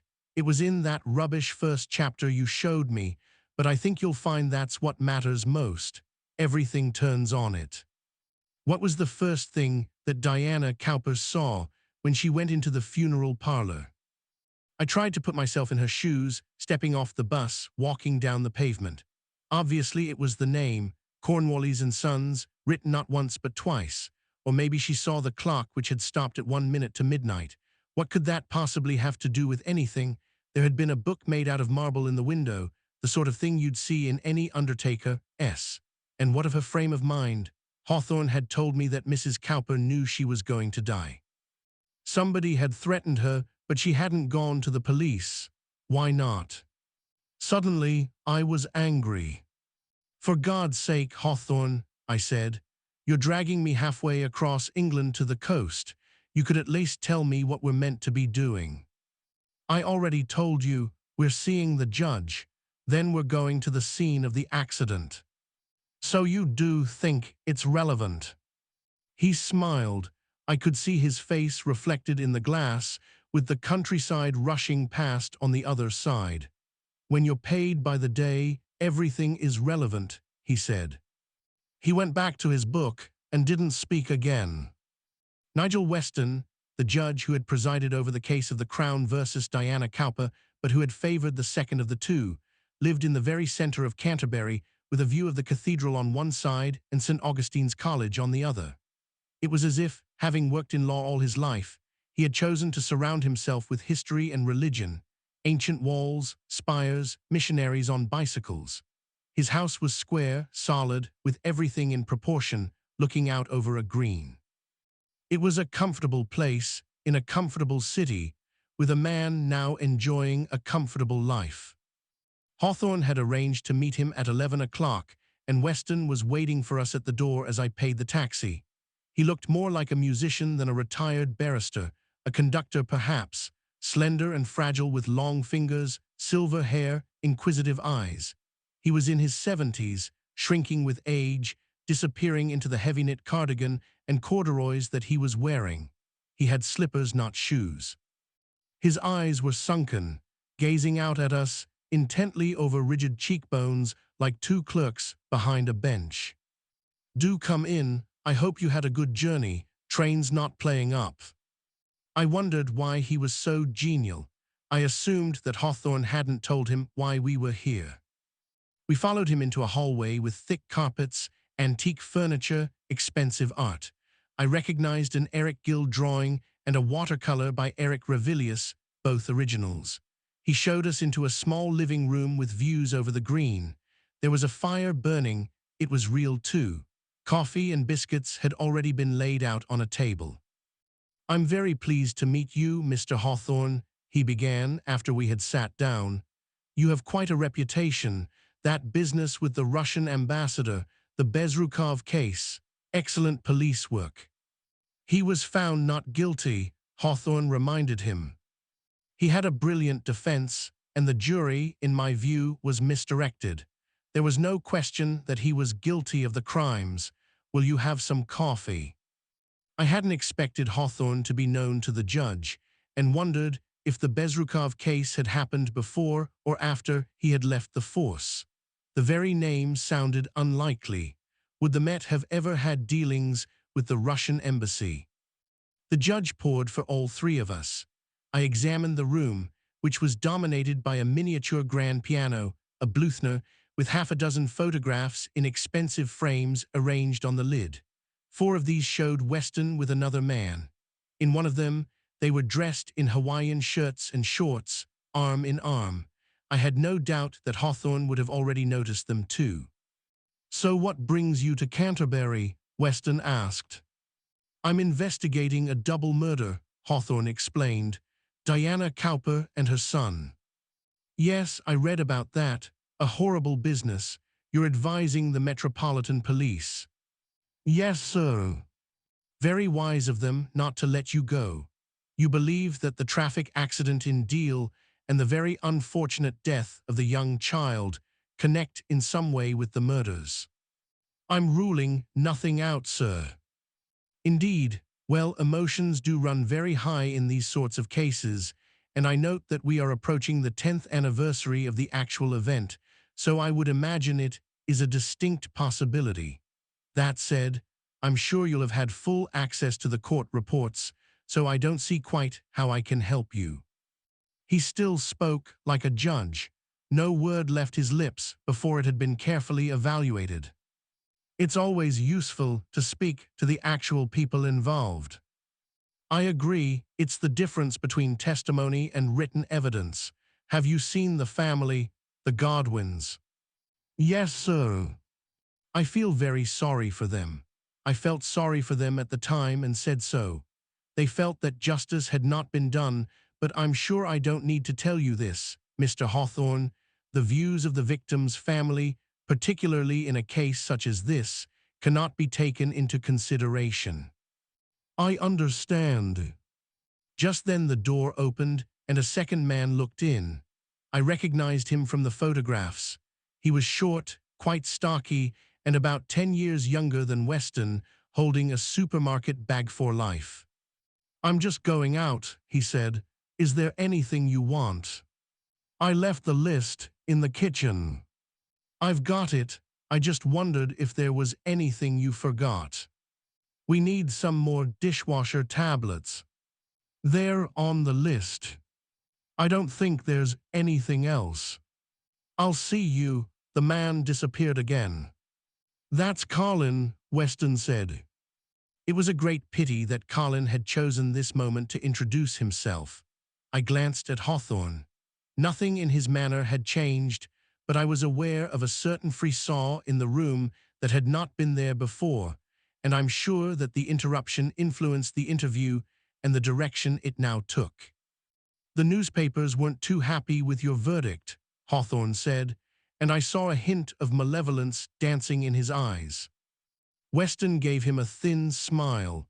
"It was never my habit to look at the newspapers," he said. "What made them happy or unhappy had nothing to do with the facts. The facts were that she killed an 8-year-old child, crippled his brother, and walked away with a slap on the wrist." The smile became even thinner. "It was the task of the prosecution to prove death by dangerous driving under Section 2A of the Road Traffic Act of 1988, Weston said. This they failed to do, and with good reason. Mrs. Cowper did not ignore the rules of the road and did nothing that created a significant risk. There were no drugs or alcohol involved. Do I need to continue? She had no intention to kill anyone. She wasn't wearing her glasses." Hawthorne glanced at me, warning me not to interrupt. "I agree that was unfortunate, but you should be aware, Mr. Hawthorne, that the incident took place in 2001. Since then, the law has been tightened on this particular point, and I think that is entirely correct. But for what it's worth, if I were trying the case today, even given the new guidelines, I think I might well come to the same conclusion." "Why is that?" "I refer you to the transcripts. As the defense successfully demonstrated, the responsibility did not lie exclusively with the accused. The 2 children ran into the road. They had seen an ice cream shop on the other side. The nanny briefly lost control of them. She was in no way to blame, but even if Mrs. Cowper had been wearing her spectacles, it is quite possible she would still have been unable to stop in time. Is that why you told the jury to let her off? Weston looked pained. He took a moment before answering. I did no such thing, and quite frankly, I find your use of language a little offensive. As a matter of fact, it would have been quite within my jurisprudence to advise the jury not to convict, and they in turn could have ignored me. I will agree that my summing up did lean generally in Mrs. Cowper's favor, but again, you must consider the facts. We are talking about a very respectable person with no criminal record. She had committed no obvious offense, given the law of the time. As tragic as it was for the family of the two children, a custodial sentence would have been completely inappropriate. Hawthorne leaned forward, and once again I was reminded of the jungle animal going in for the kill. You knew her. 3 simple words, and yet they were followed by a silence that was almost physical, that slammed shut like a mortuary door. It was the moment everything changed, when Nigel Weston knew there was danger in the room. I was aware of the crackling of the fire and felt the heat of it against my face. I'm sorry, Weston said. I'm just interested that you knew her. I wonder if that had any bearing on the case. You're mistaken. I didn't know her. Hawthorne looked puzzled. You were a close friend of Raymond Clunes, he said. I don't think. Raymond Clunes, the theater producer, not a name you'd forget, I'd have thought. Also, he made you a lot of money. Weston was keeping his composure with difficulty. I do know Raymond Clunes perfectly well. He is a social and a business connection. You invested in a show. I invested in 2 shows, as a matter of fact.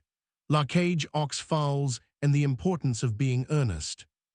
Damien Cowper starred in the second one of those. Did you meet him and his mother at the first night party? No. But you discussed the case with Clunes. Who told you that? He did. Weston had had enough. How dare you sit here in my home and make these accusations, he said. He hadn't raised his voice, but he was furious. His hand had tightened around the end of his armchair. I could see the veins bulging out beneath the skin. I had a very distant, tangential connection with Mrs. Cowper.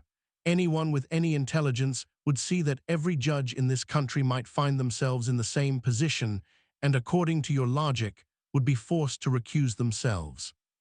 I'm sure you've heard of 6 degrees of separation. Anyone in the court could join the dots between themselves and the accused. As it happens, I did go to a party following the first night of The Importance of Being Earnest, but if Damien Cowper or his mother were there, I did not see them, and I did not speak to them. And Mrs. Cowper didn't ask Raymond Clunes to approach you at the time of the trial. Why would she have done that? To persuade you to see things from her point of view. You might have listened to him because you were both, what's the word I'm looking for? You tell me. Angels, you and Mrs. Cowper were both investing in his plays. I've had enough of this. Weston got to his feet. I agreed to see you because I thought I could help, and I also knew you by reputation. Instead, you come here with all sorts of unpleasant insinuations, and I can see absolutely no point in continuing with this discussion. But Hawthorne hadn't quite finished. You know that Raymond Clunes is going to jail. I've asked you to leave, Weston thundered. So we did. Back out in the street and on our way to the station, I turned on him. What exactly did you hope to gain by that? I asked. Hawthorne didn't seem at all put out. He lit a cigarette, just testing the water. Do you really think there was some sort of gay conspiracy going on, that Raymond Clunes and Nigel Weston would have got together, as you'd put it, because they happened to have the same sexual orientation? Because if that's what you think, I have to be honest with you, I think you've got a problem. Maybe I've got lots of problems, Hawthorne replied. He was walking more quickly, not looking at me. But I didn't mention anything about sex. I was talking about money. Why have we come all this way? Because we want to know about the accident the connection between Diana Cowper and the Godwins. Justice Nigel Weston was part of that connection, and that was all I was exploring. You think he had something to do with her murder? Everyone we meet had something to do with her murder. That's how murder works. You can die in bed, you can die of cancer, you can die of old age. But when someone slashes you to pieces or strangles you, there's a pattern, a network, and that's what we're trying to work out. He shook his head. I don't know, maybe you're not right for this, Tony. It's a shame I couldn't go with one of the other writers. What? I was horrified. What are you talking about? You heard me. You spoke to other writers. Of course, mate, they turned me down. 18. Deal. I didn't speak to Hawthorne on the train to Deal. We sat across from each other, on opposite sides of the aisle, and there was more distance between us than there had ever been. Hawthorne read his book, resolutely turning the dog-eared pages. I stared morosely out of the window, thinking about what he had said. Perhaps I was wrong to be offended, and I did wonder which other writers he'd approached, but by the time we arrived, I'd managed to put the whole thing out of my head. It didn't matter how it had come to me. This was my book, and it just made me all the more determined to make sure that I was the one in control. I'd never visited Deal before, but had always wanted to. I read all the Hornblower books when I was at school, and this is where they began. It's the setting of the third James Bond novel, Moonraker. Hugo Drax plans to destroy London with a newfangled V-2 rocket fired from his headquarters nearby. And it's one of the settings in my very favorite novel, Bleak House. The hero, Richard Carstone, is garrisoned there. In fact, I've always had a fondness for seaside towns, particularly out of season when the streets are empty and the sky is grey and drizzling. At the time when I was reading Hornblower, my parents would often go to the south of France, but they would send me, my sister and my nanny to Instow in Devonshire, and the whole language of the British seaside has stayed with me. I loved the sand dunes, the slot machines, the piers, the seagulls, the peppermint rock with the name printed, impossibly, all the way through. I have a hankering for the cafes and the tea shops, old ladies pouring muddy tea out of pots, slabs of millionaire shortbread, shops that sell fishing nets, windbreaks, and novelty hats. I suppose it's the age I am. These days, everyone leaps on a plane when they want a cheap holiday. But that's also part of the charm of all those little towns along the coast, the fact that they've been left behind. Deal seemed to be surprisingly charmless as we came out of the station and walked down the main street with the seagulls screaming at us from the rooftops. It was May, but the season had yet to kick off, and the weather was utterly miserable. I wondered what it must be like to live here, trapped in the triangle formed by the massive Sainsbury's and the inevitable Poundland and Iceland supermarkets. A drink at the Sir Norman Wisdom pub, dinner at the Loon Hin Chinese restaurant, and then on to the Ocean Rooms nightclub and bar, entrance next to the co-op. We came to the sea, as cold and uninviting as only the English Channel can be. Deal has a pier, but it is one of the most depressing in the world, an empty stretch of concrete, brutalist in style, lacking any entertainments whatsoever, no penny arcades, no trampolines, no carousels. I wondered why the Godwins had sent their children here. Surely there must have been somewhere more fun. But gradually, the little town won me over. It had that peculiar defiance of all coastal resorts, that sense of being quite literally outside the mainstream, on the edge. Many of the houses and villas fronting the sea were brightly painted and had overflowing window boxes. The pebble beach, sloping down to the water, stretched into the distance, with a wide promenade and dozens of benches. There were flower beds, lawns and parkland, old fishing boats leaning on their side, dogs running, seagulls hovering. We came to a miniature castle, and I began to see that in the Sunshine Deal might provide a host of adventures. I was being too cynical. I needed to look at it with a child's eye. We did not visit the accident site to begin with. Hawthorne wanted to see where Diana Cowper had been living, and so when we reached the sea, we turned right towards the neighboring village of Walmer. We still weren't talking to each other, but as we continued along the seafront, we passed an old antique shop, and Hawthorne suddenly stopped and looked in the window. There wasn't much there, a ship's compass, a globe, a sewing machine, some moldering books and pictures. But as if to break the silence, he pointed and said, "That's a Focke-Wulf FW-190. He was looking at a German fighter plane with 3 black crosses and the figure 1 on the fuselage, suspended on a thread. There was a tiny pilot just visible in the cockpit. It was from one of those plastic kits, Revel, Matchbox, or Airfix, that children used to assemble, although to be fair it had been so well made that I doubted that a child had been involved. It's a single-seat, single-engine fighter developed in the 30s, he went on. The Luftwaffe used it throughout the war. It was their favorite aircraft. It was quite a different Hawthorne who was speaking, and I understood that he had given me this scrap of information as a peace offering to make up for what he had told me on the train. It wasn't the history of the Focke-Wulf that interested me. It was the fact that Hawthorne had shown it to be one of his enthusiasms. He had actually revealed 2 things about himself in the space of 1 day. There was the reading group, and there was this. It didn't add up to a character I particularly understood, but it was a start, and I was grateful.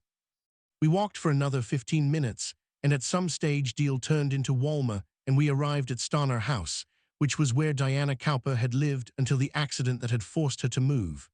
It was sandwiched between 2 roads, Liverpool Road at the back and the beach at the front, a private drive connecting them, with ornate metal gates at each end. From the little that I knew about Diana Cowper, I would have said the house had suited her very well. Certainly, I could imagine her living here. It was pale blue, solid, well-maintained, with 2 floors, several chimneys, and a garage. A pair of stone lions stood guard in front of the door. It was surrounded by topiary that had been precisely clipped and semi-tropical plants, equally disciplined in narrow beds. The whole place was walled off so that it was both prominent and private. Of course, some of these particulars could have been installed by the new owners, but I got the feeling that it was more likely they had inherited it the way it was. "Are we going to ring the bell?" I asked. We were standing on the Liverpool Road side. As far as I could see, there was nobody at home. "No, there's no need." He took a key out of his pocket, and I saw the name of the house on the tag dangling underneath it. For a moment, I was puzzled. Then I realized he must have taken it from Diana Cowper's kitchen, although I wasn't sure when. I didn't think the police would have allowed him to remove evidence, so they were probably unaware it even existed. The key was solid and chunky, not a Yale. I saw now that it couldn't have fitted the front door. It was much more likely to open the gate. Hawthorne tried it a couple of times, then shook his head. Not this one.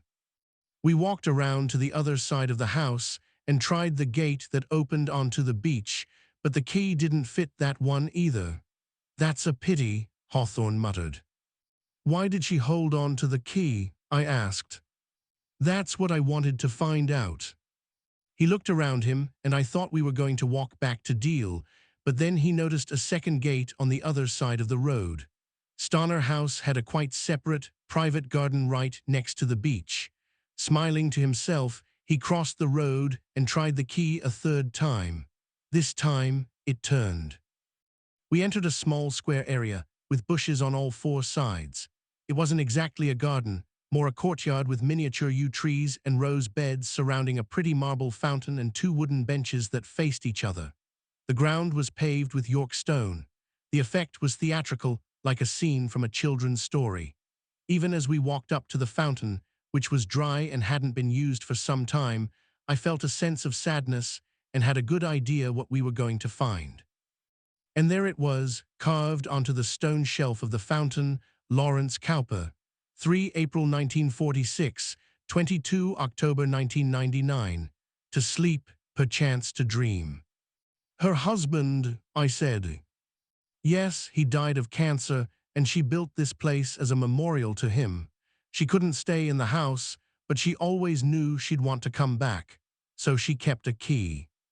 "She must have loved him very much," I said.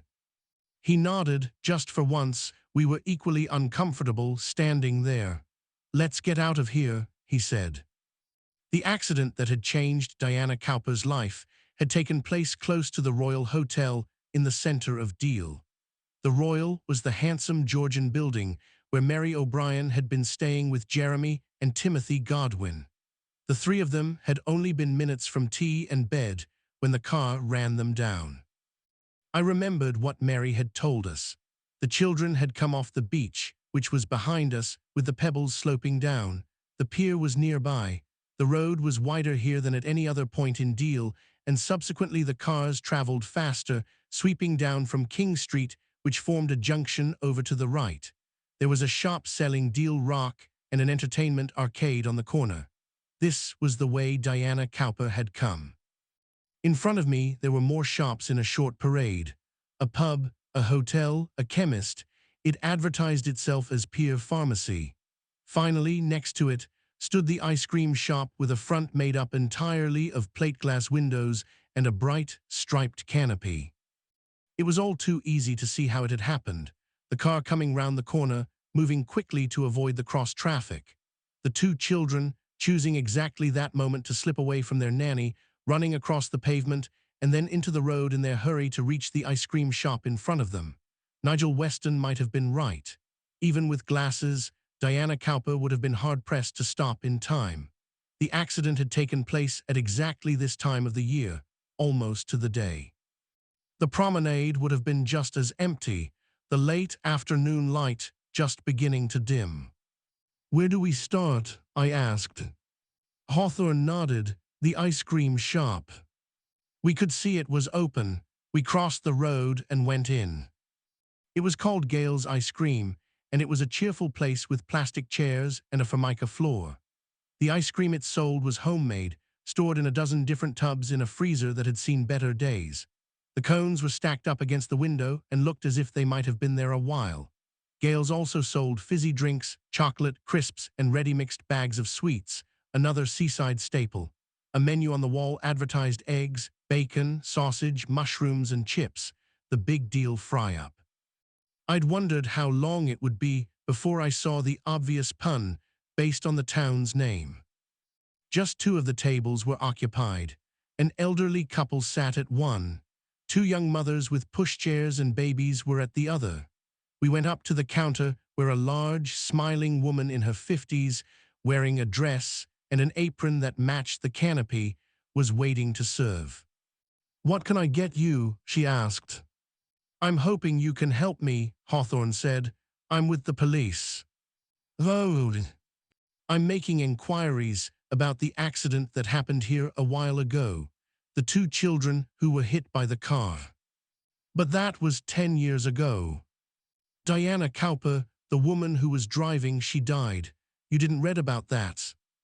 "I may have read something, but I don't see." Fresh evidence may have come to light. Hawthorne was keen to shut down the conversation. "Oh," she looked at us nervously, in a way that made me wonder if she had something to hide. "I'm afraid I can't tell you very much about it," she said. "Were you here?" "I'm Gail Harcourt. This is my shop, and I was here the day it happened. It makes me feel sick when I remember those poor little children. All they wanted was an ice cream, and that was why they ran across the road. But they were wasting their time. We weren't open." "At the beginning of June. Why was that?" She pointed at the ceiling. "We had a burst pipe. It completely flooded the place, ruined the stock, and put out the electrics. We weren't insured either, of course. Well, you should have seen the premium. It nearly ruined us," she sighed. "If only they'd stopped to look. They just ran across the road at the worst possible moment. I heard the accident. I didn't see it. I went out into the street and saw them both lying there. The nanny didn't know what to do. She was in shock, but then she was young herself, only in her 20s. I turned my head and then I saw the car. It had stopped just the other side of the pier. It stayed there a minute and then it drove off." "Did you see the driver?" I asked. I got a dark look from Hawthorne, but I didn't care. "Only the back of her head. So it could have been anyone." "It was that woman. They put her on trial." She turned back to Hawthorne. "I don't know how anyone could do that, drive away from the scene of the accident. And those two little children lying there, what a bitch. She wasn't wearing her glasses, you know, but who gets behind the wheel of a car when they can't see?" She should have been locked up for life, and that judge, the one who let her walk free, he should have been sacked. It's disgusting. There's no justice anymore." I was quite taken aback by her vehemence. For a moment, she seemed almost monstrous. "I've never felt the same here since," she continued.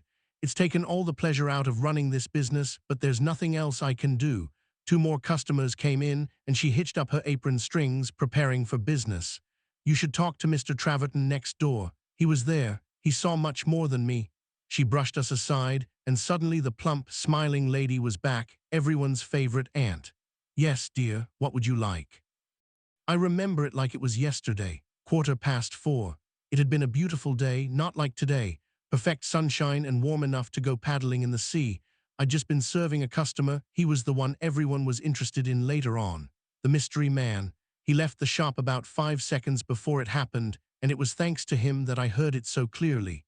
You see, he activated the entrance door. I actually heard the car hitting those 2 children. It was a horrible sound. You wouldn't have thought it would be so loud. I knew at once it was going to be bad. I grabbed my mobile phone and went straight out. There was nobody else in the shop, by the way, except Miss Presley, who used to work in natural remedies, but she's married now, and I don't think she lives in Deal. I made sure she stayed behind before I left. We have a lot of drugs and medicines here, and we're not allowed to leave the premises unguarded, even in exceptional circumstances such as these. Pier Pharmacy was one of those strange, old-fashioned shops that seem very much at home in a British seaside resort. As we'd gone in, the door had folded open automatically to reveal a rack with a dozen varieties of hot water bottle. Nearby, a collection of brightly colored scarves hung forlornly on a wire display. The shop seemed to sell a little bit of everything. Looking around, I saw stuffed toys, jam, chocolate bars, cereal, toilet paper, and dog leads. It was like one of those crazy memory games I used to play with my children. There was a corner with stationery and terrible birthday cards, the sort you might find in a garage. A whole aisle was given over to herbal remedies. By far the biggest area was at the back of the shop, which contained the actual pharmacy. Deal might have more than its fair share of old-age pensioners, but no matter what diseases their later years might bring, I was sure they would find a remedy here. The staff wore white coats. They had hundreds of different packets, foils, and bottles within reach. We were talking to one of them, Graham Traverton, the owner and manager, a man in his 50s, bald and ruddy-cheeked, with an off-putting gap between his 2 front teeth. He was keen to talk to us, and I was astonished at his grasp of detail. He seemed to have a perfect memory of everything that had happened that day, to the extent that I wondered if he wasn't making some of it up. But then again, he had been interviewed before by the police and by journalists. He had plenty of opportunities to rehearse his story. And I suppose, when something terrible happens, you do tend to hang on to the details that surround it. I went out through that door and almost bumped into the customer who was standing on the pavement, Traverton continued. I went straight up to him. "What happened?" I asked. "He didn't tell me. He didn't say anything." I tell you, I can still see all of it. Every day when I go home, it's like a photograph engraved on my mind. The 2 children were in the road, both of them dressed in blue shorts and short-sleeve shirts. I knew that one of them had to be dead just from the way he was lying there with his arms and legs all wrong. His eyes were shut and he wasn't moving. The nanny, her name was Mary O'Brien, was kneeling beside the other little boy. She was obviously shocked. She was like a ghost. As I stood there, she looked up at me, and for a minute she was staring right into my eyes. It was like she was pleading with me to help her, but what could I do? I called the police. I think a lot of people must have done the same. There was a car, a blue Volkswagen, parked just a short way up the road. I noticed someone sitting in it, and then seconds later, it pulled out from the curb and accelerated away. I swear it had smoke coming out of the exhaust, and I heard the sound of the rubber tires screaming against the tarmac. Of course, at the time I didn't know it belonged to the woman who was responsible for the accident, but I took down her number and reported it to the police. That was when I noticed the man that I'd been serving. He suddenly turned round and walked away. He went round the corner into King Street, and then he disappeared. "Did that strike you as strange?" Hawthorne asked. It most certainly did. He was behaving in a very peculiar way. I mean, what do you do when you see an accident like that? You either stay and you watch, that's human nature, or you decide it's got nothing to do with you and you leave. But he hurried away like he didn't want to be seen. And here's the point. He'd seen it. He must have. It had happened right in front of him. But when the police asked for witness statements, he never came forward. What else can you tell us about him? Not a lot, because that's the other thing. He was wearing sunglasses. Now why would he do that? It was 4:30 in the afternoon and the sun was low in the sky. In fact, it was getting a little cloudy. He didn't need them unless he was someone famous and didn't want to be recognized. I can't remember much else about him, to be honest. He was also wearing a cap, but I can tell you what he bought. And what was that? A jar of honey and a packet of ginger tea. It was local honey from a place in Fingalsham. I recommended it. So what happened next? Traverton sighed. There's not very much more to tell you. The nanny was kneeling there. At least one of the children was alive. I saw him open his eyes. He called out for his father. Daddy, it was pitiful, really it was. Then the police and the ambulance arrived. It hadn't taken them very long to get there. I went back into the shop. Actually, I went upstairs and had a cup of tea. I wasn't feeling at all well, and I don't feel that good now, remembering it all. I understand the woman in the car has been killed. Is that why you're here? That's a terrible thing, but I won't say she deserved it. But driving away like that, all the harm she caused, I think the judge let her off far too lightly, and I'm not at all surprised that someone else agreed. From the pharmacy, we walked the short distance to the Royal Hotel. Hawthorne said nothing. He had a son himself, of course, an 11-year-old. He was just 3 years older than Timothy Godwin had been when he died, and it was possible that the story we had just heard had made an impression on Hawthorne. But I have to say that he didn't look particularly sad. If anything, he seemed to be in a hurry to be on his way. We entered the sort of lounge you can only get in an English seaside hotel: low ceilings, wooden floors with scattered rugs, and cozy leather furniture. It was surprisingly crowded, mainly with elderly couples tucking into sandwiches and beer. The room was almost unbearably warm, with radiators on full blast and a gas effect fire to one side. We made our way through to the reception area. The friendly local girl who was working there said that she couldn't help us, but telephoned the manager, who came up from the downstairs bar. Her name was Mrs. Rendell, like the crime writer, she said. She had been at the Royal Hotel for 12 years, but hadn't been working on the day of the accident. She had, however, met Mary O'Brien and the 2 children. They were dear little things, very well behaved. They had the family room on the 2nd floor. It has a king-sized bed and bunks. Would you like to see it? Not really, Hawthorne said. Oh, he had offended her, but she continued anyway.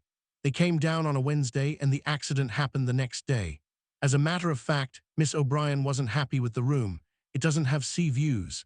She'd requested a twin and a double with an adjoining door, but we don't have such a thing in this hotel, and we couldn't allow 2 small children to sleep on their own.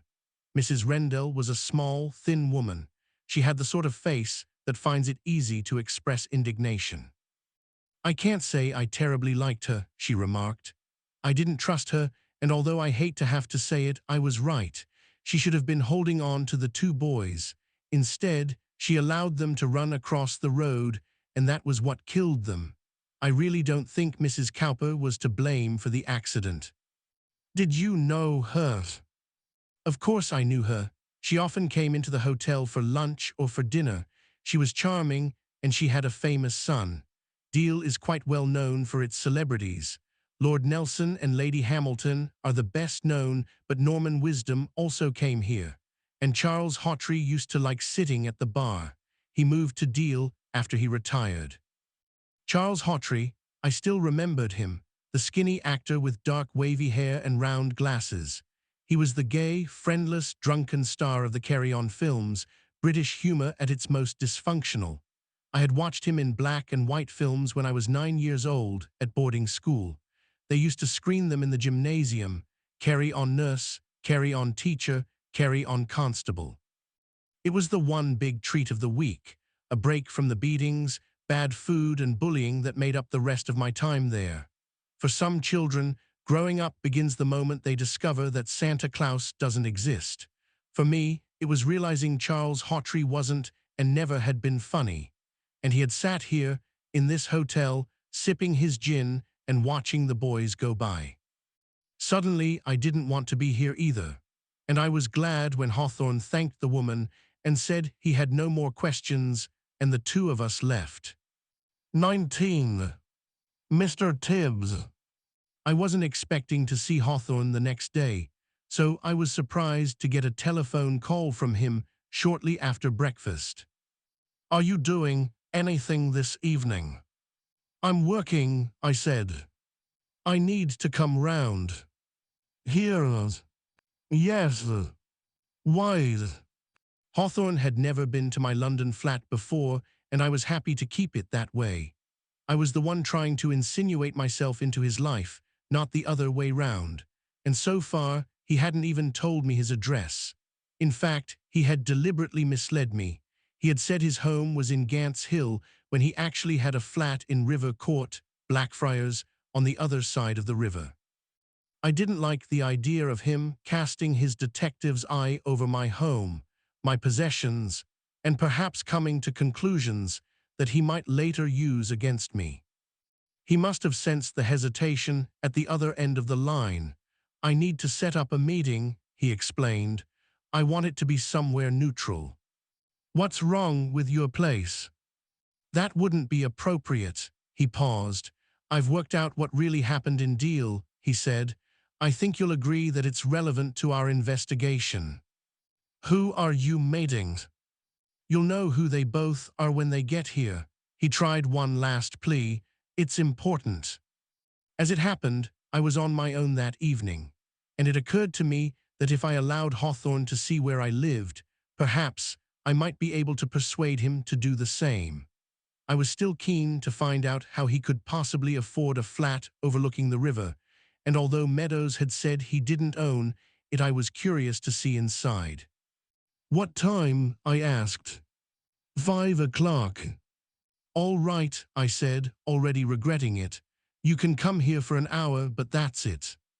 "That's great," he rang off.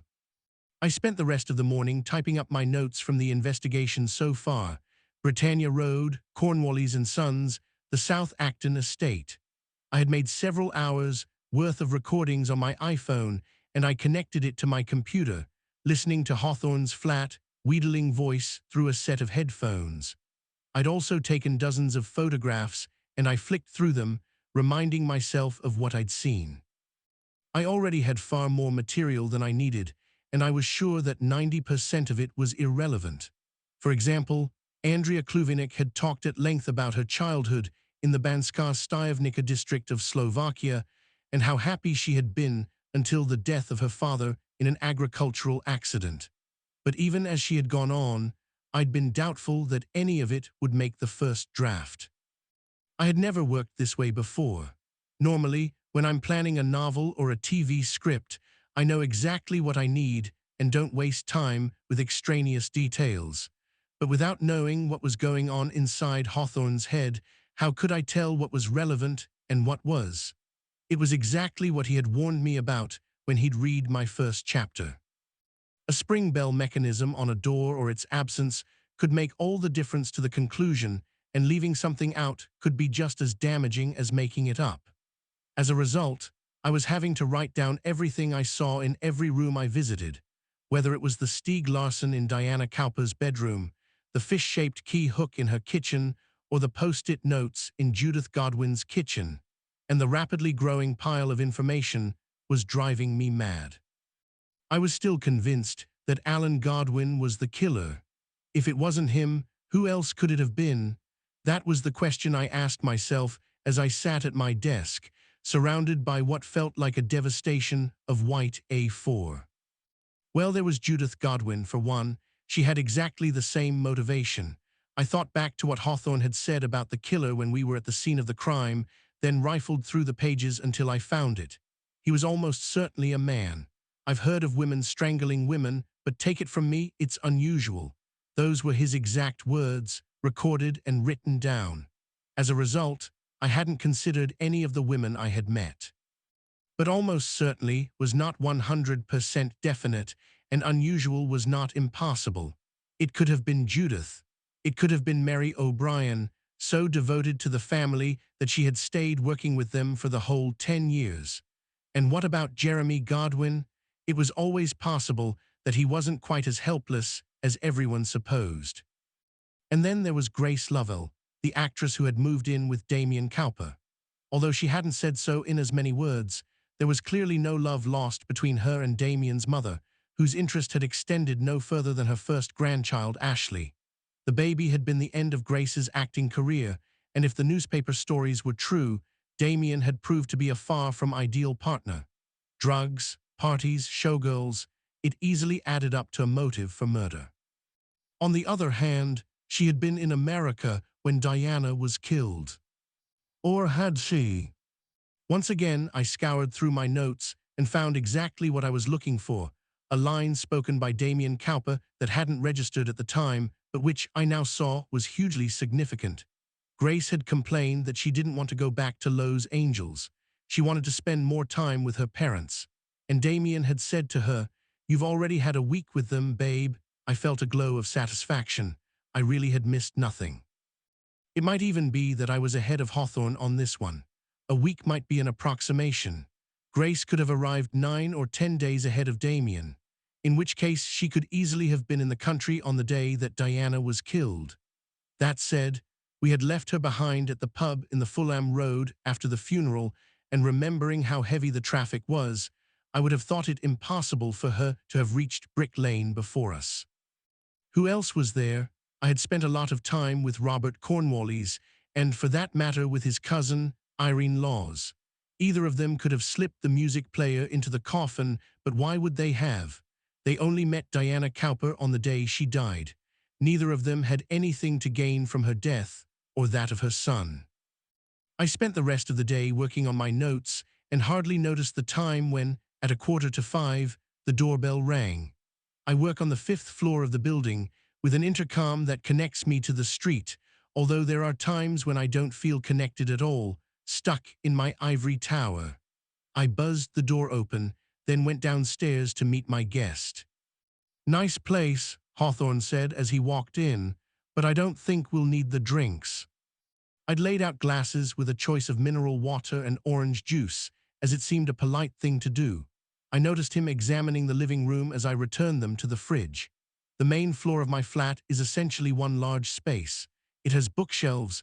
I have about 500 books in the house, but I keep my favorite ones here: a kitchen area, a dining room table, and my mother's old piano, which I try to play every day. There's a TV area and a couple of sofas around a coffee table. Hawthorne sat down here. He looked completely relaxed. "So you know what really happened in Deal," I said. "Am I about to find out who killed Diana Cowper?" Hawthorne shook his head. "Not right now, but I think you'll find it interesting. I've got some good news, by the way," he added. "What's that?" "Mr. Tibbs has turned up." Mr. Tibbs, it took me a few seconds to remember who he was. The cat. Diana Cowper's Persian Grey. Where was he? He'd got into the neighbor's house through a skylight. Then he couldn't get out again. He was found by the owners when they got back from the south of France, and they called me. "I suppose that is good news," I said, wondering what Diana Cowper's cat had to do with anything. Then another thought struck me. Wait a minute. There was a lawyer living in the house next door. "Mr. Grossman. Why did he contact you? How did he even know who you were?" "I put a note through his door. Actually, I put a note in all the houses in Britannia Road. I wanted to know if the cat had made an appearance." "Why?" "Mr. Tibbs is the reason everything happened, Tony. If it hadn't been for him, Mrs. Cowper might never have been killed, and nor would her son."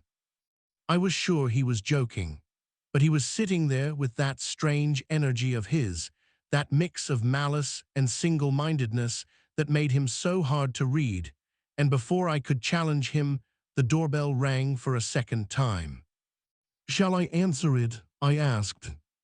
Hawthorne waved a hand. It's your place. I went over to the intercom and picked up the telephone. Yes. This is Alan Godwin. I felt a surge of excitement. So that was my first visitor. I told him to come up the 3 flights of stairs and buzzed him in. He appeared a short while later, wearing a raincoat that looked a size too large for him, the same coat he had worn at the funeral. He came into the room like a man approaching the scaffold, and I was quite certain that, despite what he had said to me on the way to Canterbury, Hawthorne had summoned him here to accuse him of the murders, and that everything was about to be revealed to me. Then I remembered that there were 2 people coming. Could Godwin have had an accomplice? What is it you want? He asked, heading straight for Hawthorne. You said there was something you had to tell me. Why couldn't you just do it over the phone? He looked around him, noticing his surroundings for the first time. Do you live here? No, Hawthorne pointed in my direction. He does. Godwin realized that although we had met, he knew nothing about me. Who are you? He demanded. You never told me your name. Fortunately, the doorbell rang again, and I hurried over to answer it. This time there was silence from the street. Are you here to see Hawthorne? I asked. Yes, it was a woman's voice. I'll open the door. Just follow the stairs up to the flat. Who is that? Godwin demanded, but from the fear in his voice, I think he knew. Why don't you sit down, Mr. Godwin? Hawthorne said. Although you won't believe me, I'm actually trying to help you. Is there anything you want? I've got juice, I said. I'll have some water. Godwin sat down on the other side of the table, facing Hawthorne, but carefully avoiding his eye. I went and got the water that Hawthorne had told me to put away. I just brought it over when I heard more footsteps and Mary O'Brien walked into the room. She was the last person I had expected to see, but at the same time it suddenly seemed obvious that it should have been her. She took 2 steps towards us, then stopped dead. If she had been nervous and uncertain a moment before, she was now simply thunderstruck. She had noticed Alan Godwin, and she was staring at him. He, equally shocked, stared back. Hawthorne sprang to his feet. There was something almost devilish about him, a glee I had never seen before. I think you 2 know each other, he said. Alan Godwin was the first to recover. Of course we know each other. What do you mean by this? I think you know exactly what's going on, Alan. Why don't you sit down, Mary? I think I can call you that. We're all friends here. I don't understand. Mary O'Brien was trying to keep her emotions in check, but she was on the edge of tears. She looked at Godwin. Why are you here? He told me to come. The 2 of them looked guilty, angry, afraid. Godwin stood up.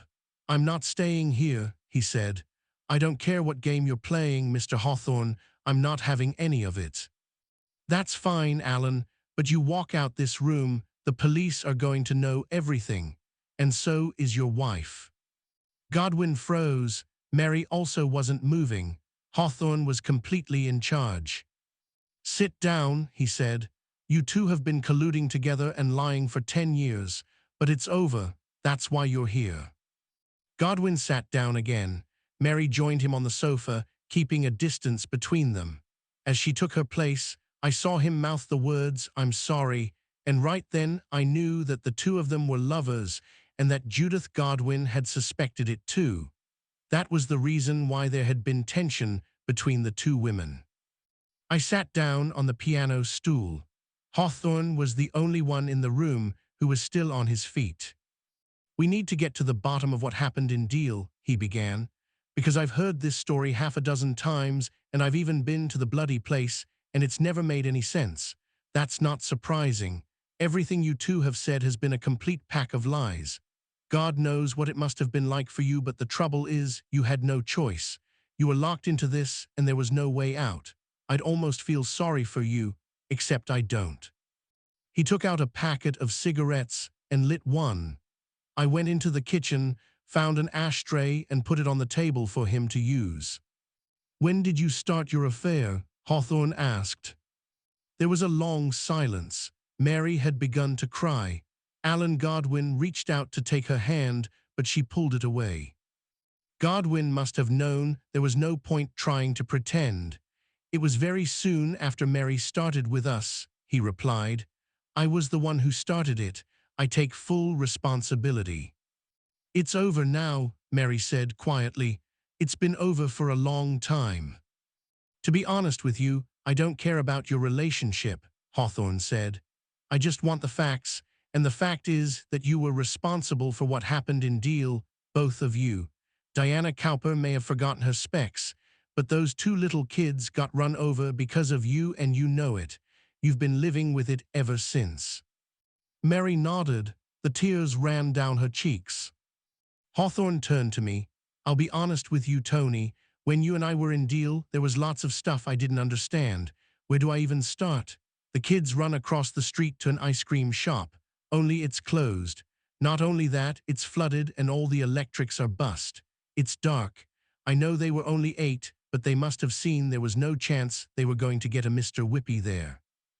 And then they get hit by the car, and one of them is dead, and the other's lying there, and according to Mr. Traverton in the chemist shop, he's calling out for his daddy. But no child does that. When a child gets hurt, what he wants is his mummy. So what's going on there? He paused for a moment. Nobody spoke, and it struck me that he was completely in control of the situation, that this might as well have been his flat as mine. Hawthorne certainly had a magnetic personality, although, of course, magnets can repel as well as attract.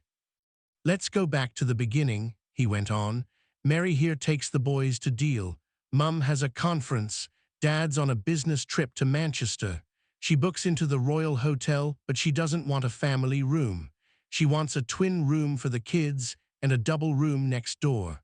Why do you think that is?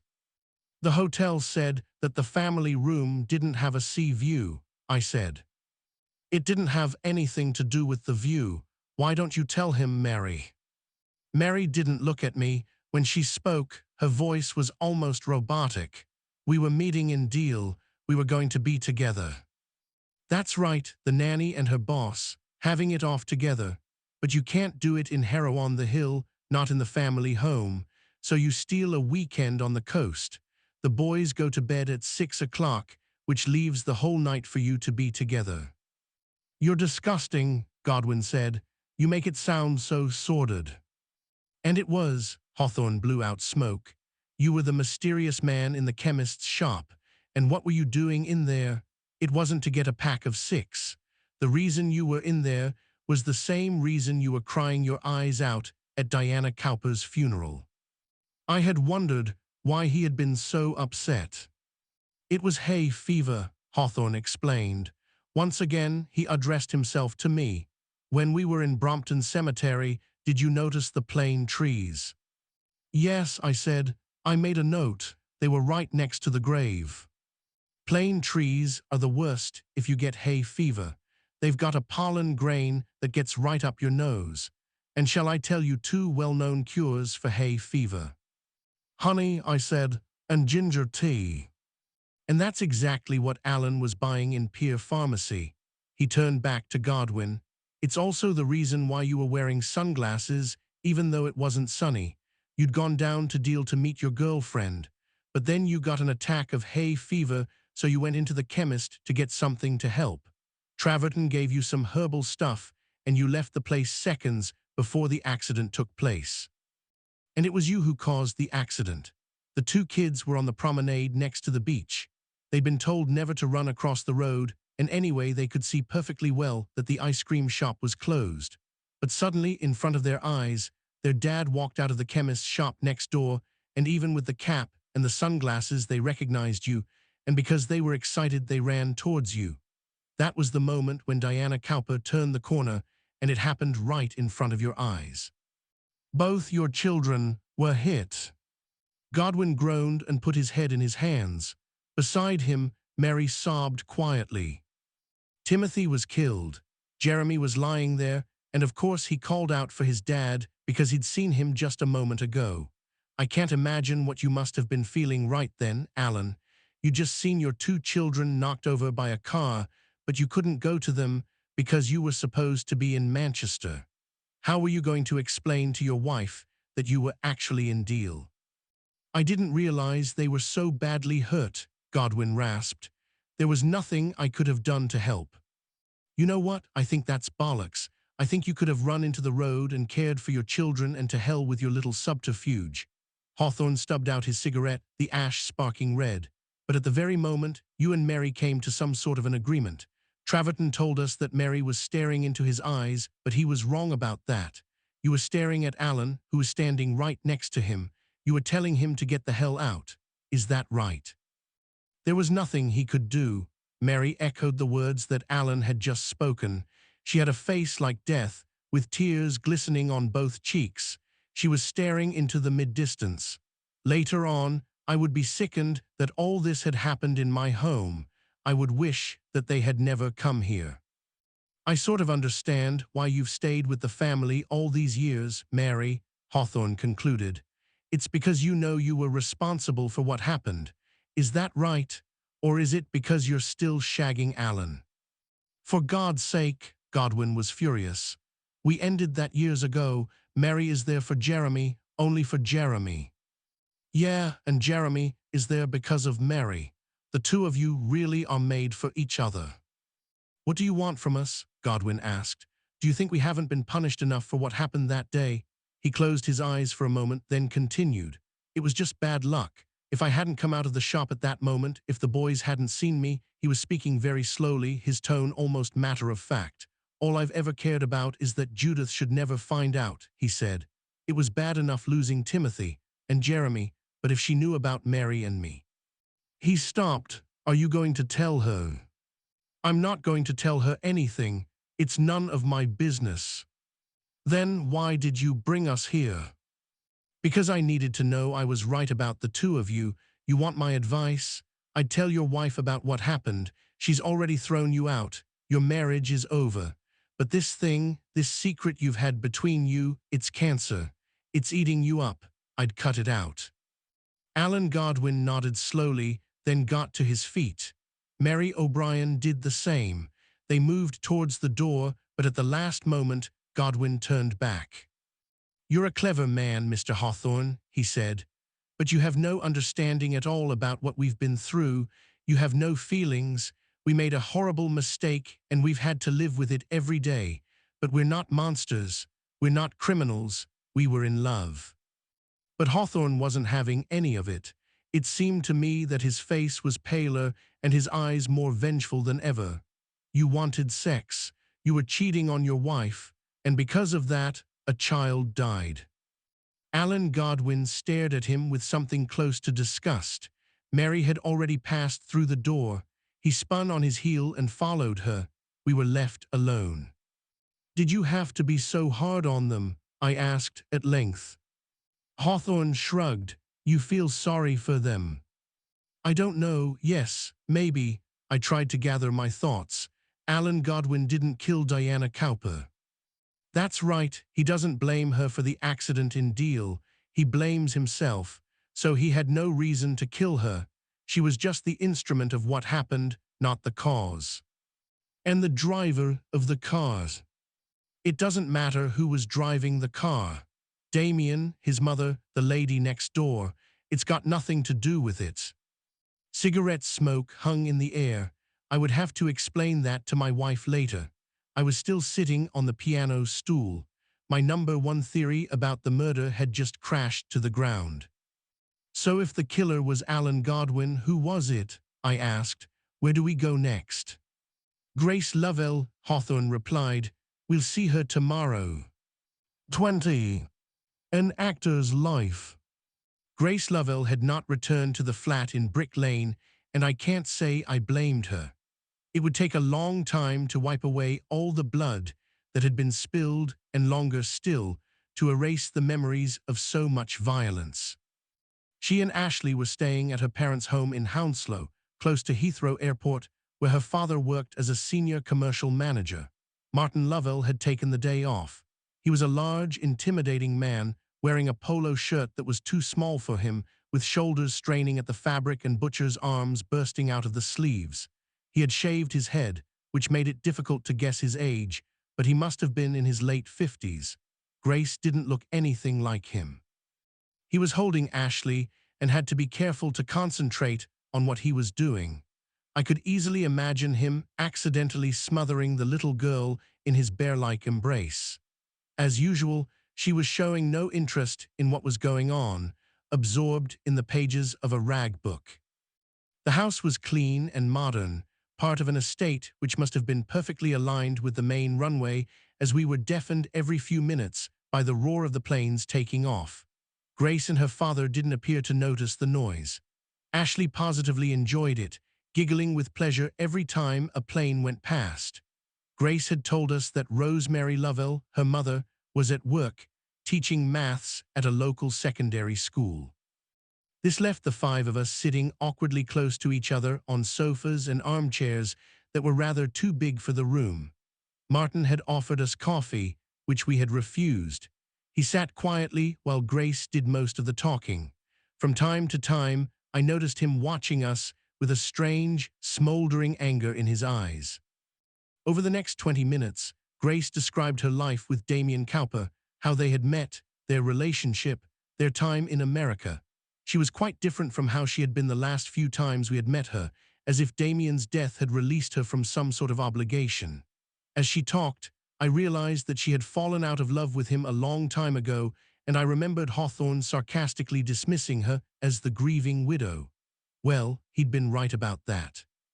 She'd been the actress all along, and this was her moment in the spotlight. I don't mean to be unkind. I liked her. She was young and charismatic, and she had allowed her life to be stolen away from her. Although she never said as much, it was clear that Damien's death would give her a chance to start again. This is what she said. I always wanted to be an actress for as long as I can remember. I loved drama class when I was at school, and I went to the theater whenever I could afford it. I'd go to the National first thing in the morning and queue up for £10 seats, or I'd get tickets right at the back of the top circle.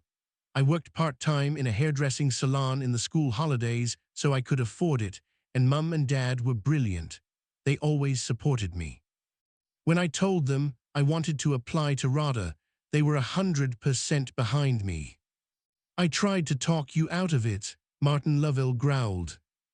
You came into town with me, Daddy. When I had my first audition, you sat in that pub round the corner. She turned back to us.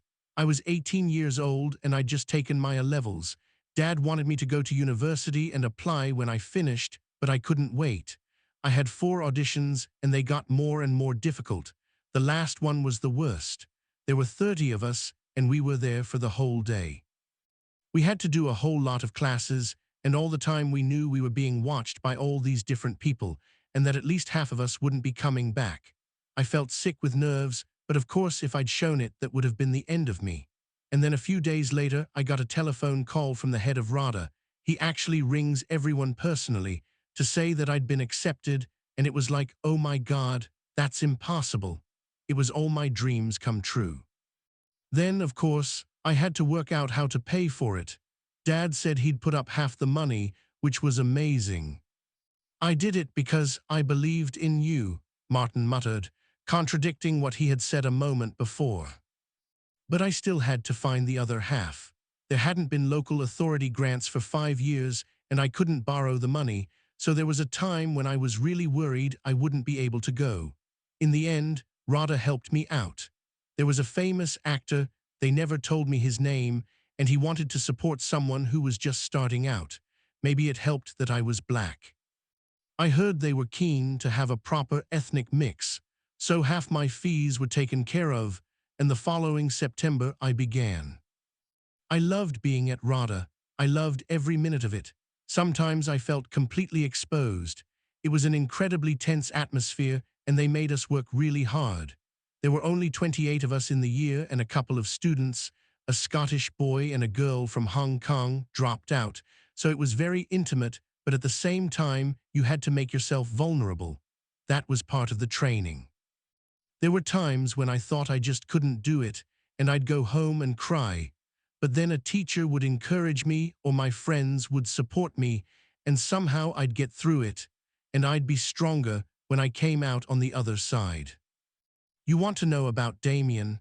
You have to understand that we were very close as a group. We all loved each other. We really did. And we weren't competitive at all, at least, not until the very end when we had to do our tree and the agents were circling. "What's a tree?" I asked. "Oh, it's a showcase. You have to perform short scenes and monologues and lots of agents come to see your work. It's named after the actor Beerbohm Tree." She picked up her train of thought. "At the beginning, of course, everyone got into different cliques. There were 3 girls from the north of England, and we were all a bit scared of them. There were a couple of gay guys. Some of the students were older, in their late 20s, and they felt more comfortable with each other. To begin with, I was completely on my own.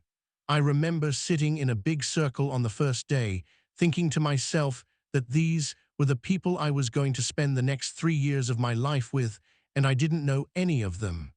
I was terrified. But then, as I say, we got closer, and almost from the very start, if there was one person who stood out, it was Damien. Everyone knew him. Everyone admired him. He was the same age as me, and he had hardly ever been in London. He lived in Kent, but he had this extraordinary confidence, and the teachers were all over him. Nobody said he was a star. It didn't work like that.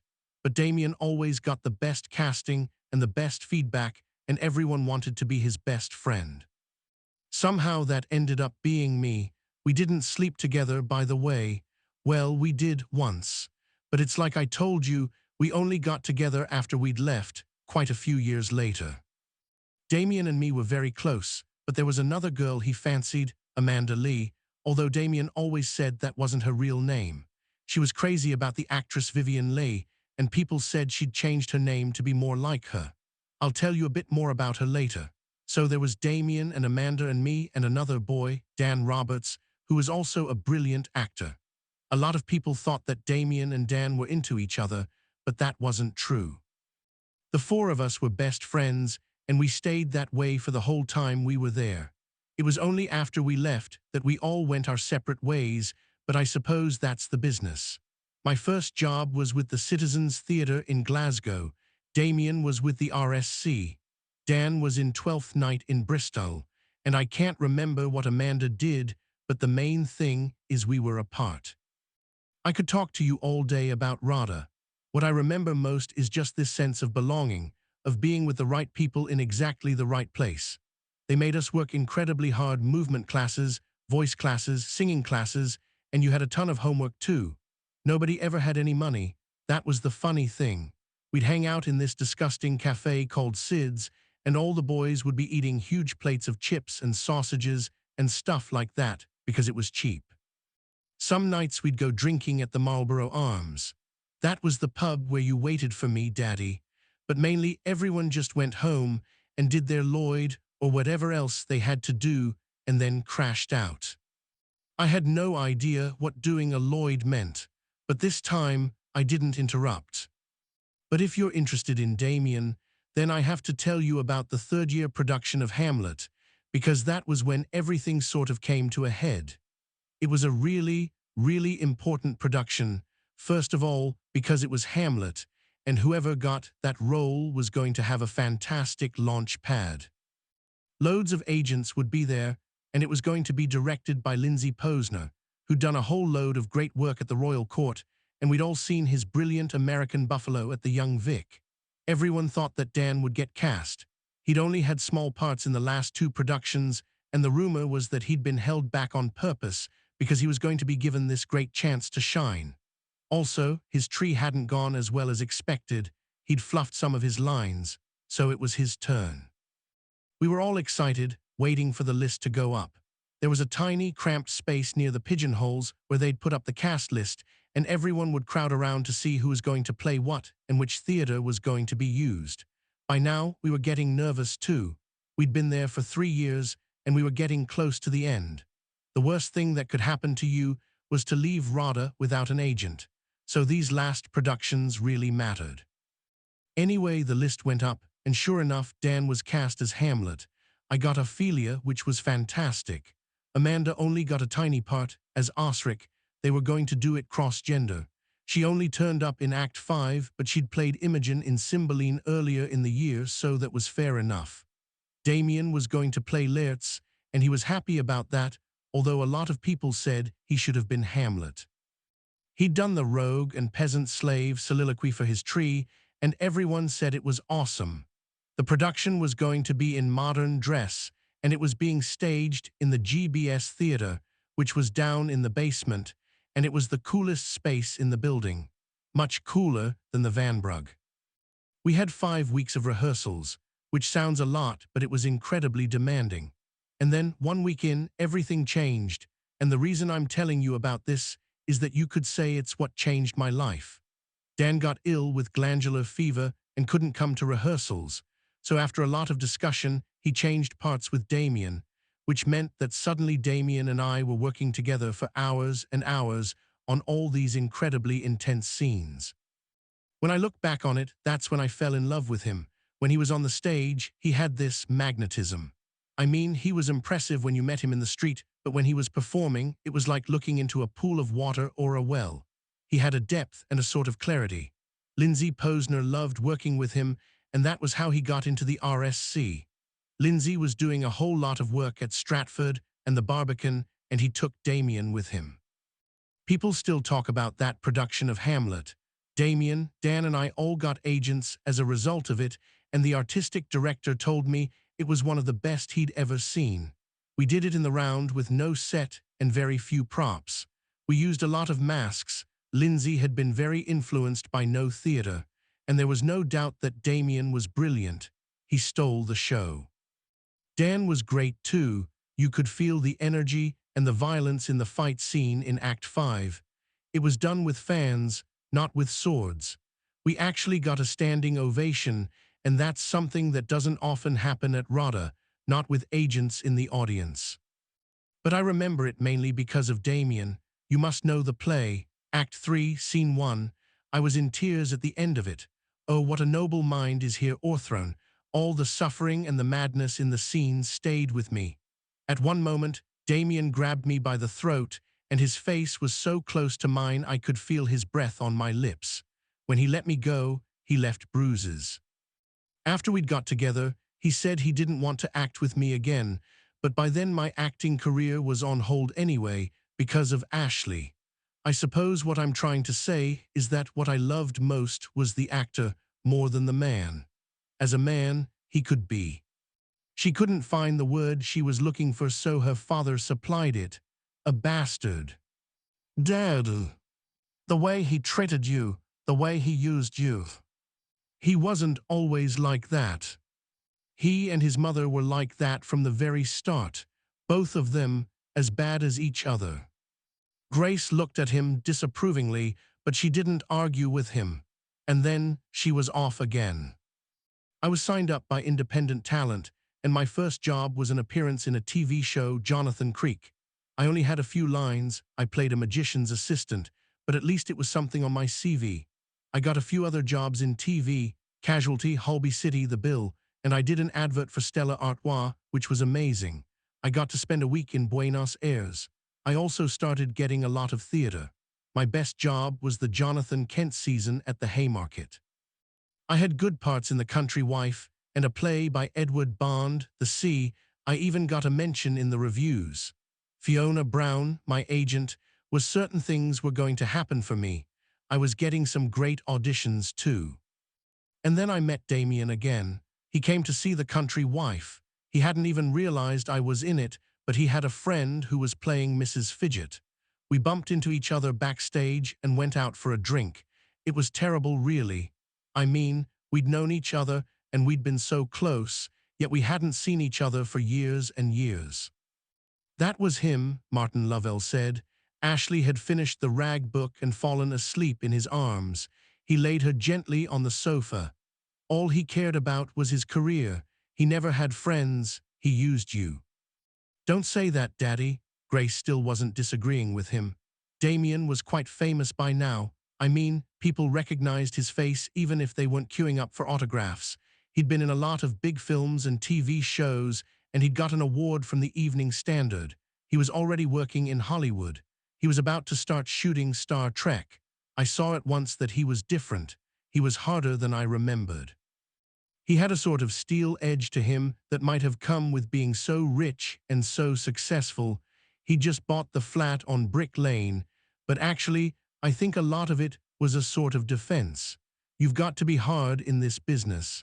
I'd say it's part of an actor's life. We had a wonderful evening.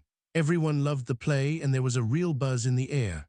We had far too much to drink and we started talking about Radha and all the times we'd had together. Damien had worked with a couple of people from the school.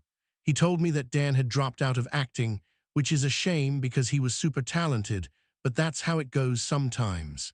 You get offered tiny parts or understudies, but the big auditions never quite click. Dan very nearly got the main part in Pirates of the Caribbean.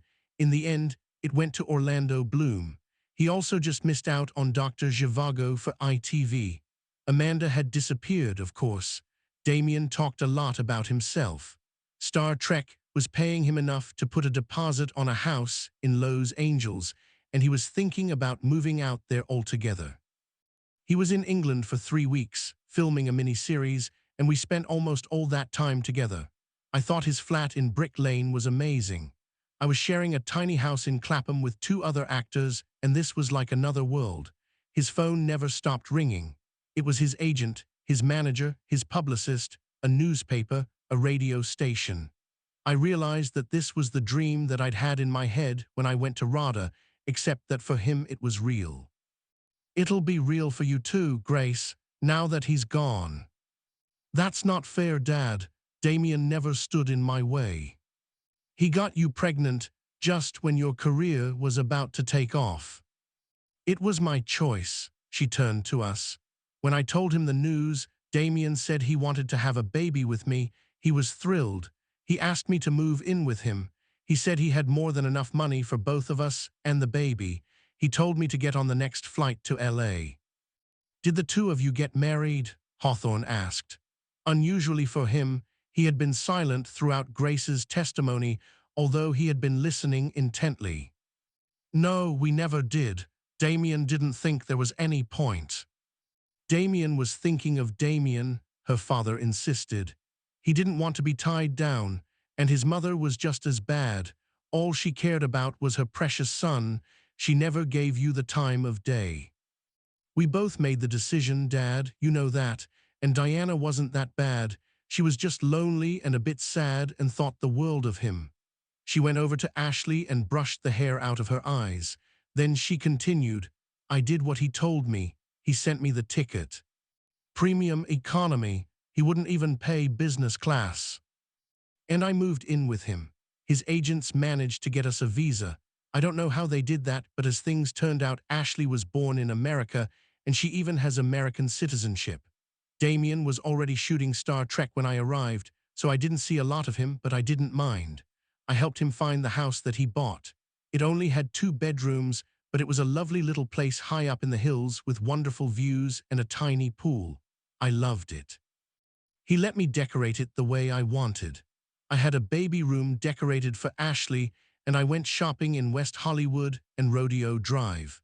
Damien came home late sometimes, but we had weekends together, and he introduced me to all his friends, and I thought everything was going to be all right. She looked down, and just for a moment, I saw the sadness in her eyes. Only it was my fault, really. I didn't much like Los Angeles even though I tried to. The trouble is, it's not really a city at all. You have to get in the car to go anywhere, but actually there isn't anywhere to go. I mean, it's shops and it's restaurants and it's the beach, but somehow it all just feels a bit pointless. It was always too hot, particularly when I was pregnant. I found myself spending more and more time on my own in the house. I said that Damien introduced me to his friends, but he didn't actually have that many of them, and they were always gossiping about the work they were doing, so inevitably I felt left out. They were mainly Brits, mainly actors. It's funny out there.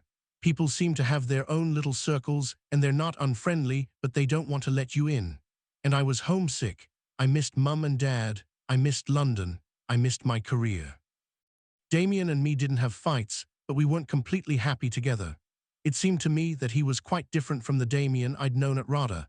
Maybe it was because he was getting so famous. He'd come home, and he'd be glad to see me, and sometimes we'd be close, but I often thought it was all just an act. He was always telling me about the famous people he'd met, Chris Pine and Leonard Nim and J.J. Abrams. And of course I was just sitting at home, and that made me resentful. I wanted to be a mother, but I wanted to be more than that too. Ashley was born, and that was magical, and Damien had a big party, and he was the proud dad. But after that, I found that he was away more and more. He'd been cast in season 4 of Mad Men, and his whole life seemed to be about parties, premieres, fast cars, and models, while I was stuck at home with feeding bottles, prams and nappies, or diapers, I should call them. He was getting through the money like nobody's business. There was never enough for the gardeners and the grocery bills. It was like some cheap paperback version of Hollywood, all the cliches. Tell them about the drugs, her father said. He took cocaine and other stuff, but that wasn't anything special. All the Brits out there did the same. You couldn't go to a party without someone getting on their mobile, and minutes later a motorbike dispatch rider would arrive with the little plastic bags. In the end, I stopped going to the parties. I've never taken drugs, and I didn't feel comfortable. Ashley stirred on the sofa, and Martin scooped her up again. The child lolled happily in his arms. I make it all sound awful, Grace continued. But that's only because I'm telling it now that it's all over. You can't be completely unhappy in Los Angeles, not when the sun is shining and the garden is full of bougainvillea. Damien never hurt me. He wasn't a bad man. He was just selfish. Martin Lovell finished the sentence. Successful, Grace contradicted him. He was eaten up by success. And now he's dead, Hawthorne said. He glanced bleakly in her direction. You might say that it couldn't have happened at a better time. I don't know what you mean, Grace was angry. I would never say that. He was Ashley's father. She's going to grow up without ever knowing him. I understand. He left a will. Grace faltered. Yes. Do you know what's in it? Yes, his lawyer, Charles Kenworthy, was at the funeral, and I asked him then. I had to know we're going to be secure, if only for Ashley's sake. I don't have to worry. He left everything to us. He had life insurance. I don't know about that. I do, Grace. Sitting there in his suit with his legs crossed and his arms folded, Hawthorne was both at his most relaxed and at his most ruthless. His dark eyes were fixed on her, pinning her down. He took out a policy 6 months ago. From what I understand, you'll get almost £1 million, not to mention the flat in Brick Lane, the house in Hollywood Hills, the Alfa Romeo Spider. What are you saying, Mr. Hawthorne? Her father demanded. Do you think my daughter killed Damien? Why not? From the sound of it, you wouldn't have been too sorry, and frankly, if I'd been stuck with him, I wouldn't have thought twice. He turned back to Grace. I notice you arrived in England the day before Damien's mum died. I hadn't had a chance to tell Hawthorne what I had found, looking through my notes. I was disappointed to hear he had got there without me. Did you see her? He asked. I was going to visit Diana, but Ashley was exhausted after the flight. I suppose you were flying premium economy again, so you didn't go round. No. Grace was here with me, her father said, and I'll swear to that in a court of law if I have to. And when Damien was killed, she was still at the funeral. And where were you during the funeral, Mr. Lovell? I was in Richmond Park with Ashley. I took her to see the deer. Hawthorne swung back to Grace. When you were telling us about Radha, you said there was something more that you wanted to tell us about the girl who called herself Amanda Lee. What was that? She was Damien's first girlfriend, but right at the end they split up. As a matter of fact, I think she left him for Dan Roberts. I saw them kissing just before we started rehearsing Hamlet, and I mean kissing. They were completely into each other. She played Osric in the production. I told you that. Afterwards, she did quite well. She did a couple of big musicals. That was her speciality. The Lion King and Chitty Chitty Bang Bang, but then she disappeared. You mean she stopped working? I asked. No, she disappeared. She went out for a walk one day and she didn't come back. It was in all the newspapers. Nobody ever found out what happened to her. A quick Google search on my iPhone outside Martin Lovell's home produced the following newspaper report from 8 years before. South London Press, 18 October 2003. Parents appeal as actress goes missing. A woman, 26, has gone missing from her home in Streatham, sparking a police search operation. Police officers are searching for Amanda Lee, an actress who has appeared in several major West End musicals, including The Lion King and Chicago. She is described as slim, with long fair hair, hazel eyes, and freckles. Miss Lee left her flat early Sunday evening. She was smartly dressed in a grey silk trouser suit and carrying a dark blue Hermes Kelly handbag. Police were informed when she failed to appear for the Monday evening performance at the Lyceum Theatre. It has now been 6 days since she was last seen. Police have been talking to several internet dating agencies. The actress, who was single, was known to have met men online and could have been on her way to an assignation. Her parents have appealed for anyone who saw her that evening to come forward. South London Press, 18 October 2003. Parents appeal as actress goes missing. A woman, 26, has gone missing from her home in Streatham, sparking a police search operation. Police officers are searching for Amanda Lee, an actress who has appeared in several major West End musicals, including The Lion King and Chicago. She is described as slim, with long fair hair, hazel eyes, and freckles. Miss Lee left her flat early Sunday evening. She was smartly dressed in a grey silk trouser suit and carrying a dark blue Hermes Kelly handbag. Police were informed when she failed to appear for the Monday evening performance at the Lyceum Theatre. It has now been 6 days since she was last seen. Police have been talking to several internet dating agencies. The actress, who was single, was known to have met men online and could have been on her way to an assignation. Her parents have appealed for anyone who saw her that evening to come forward. I showed it to Hawthorne, who nodded as if it was exactly what he had expected to read. "So why are you interested in Amanda Lee?" I asked. He didn't answer. We were still standing in the middle of the estate, surrounded by identical houses and gardens, a few parked cars providing the only primary colors.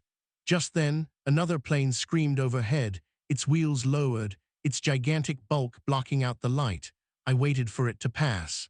"Are you going to tell me that Amanda Lee was also murdered? But she's got nothing to do with this. We never even heard of her before today." Hawthorne's phone rang. He held up a hand as he dug it out of his pocket and answered it. The conversation lasted about a minute, although Hawthorne barely said anything, just yes 2 or 3 times, then right and okay. Finally, he rang off. His face was grim. "That was Meadows," he said. "What has happened?"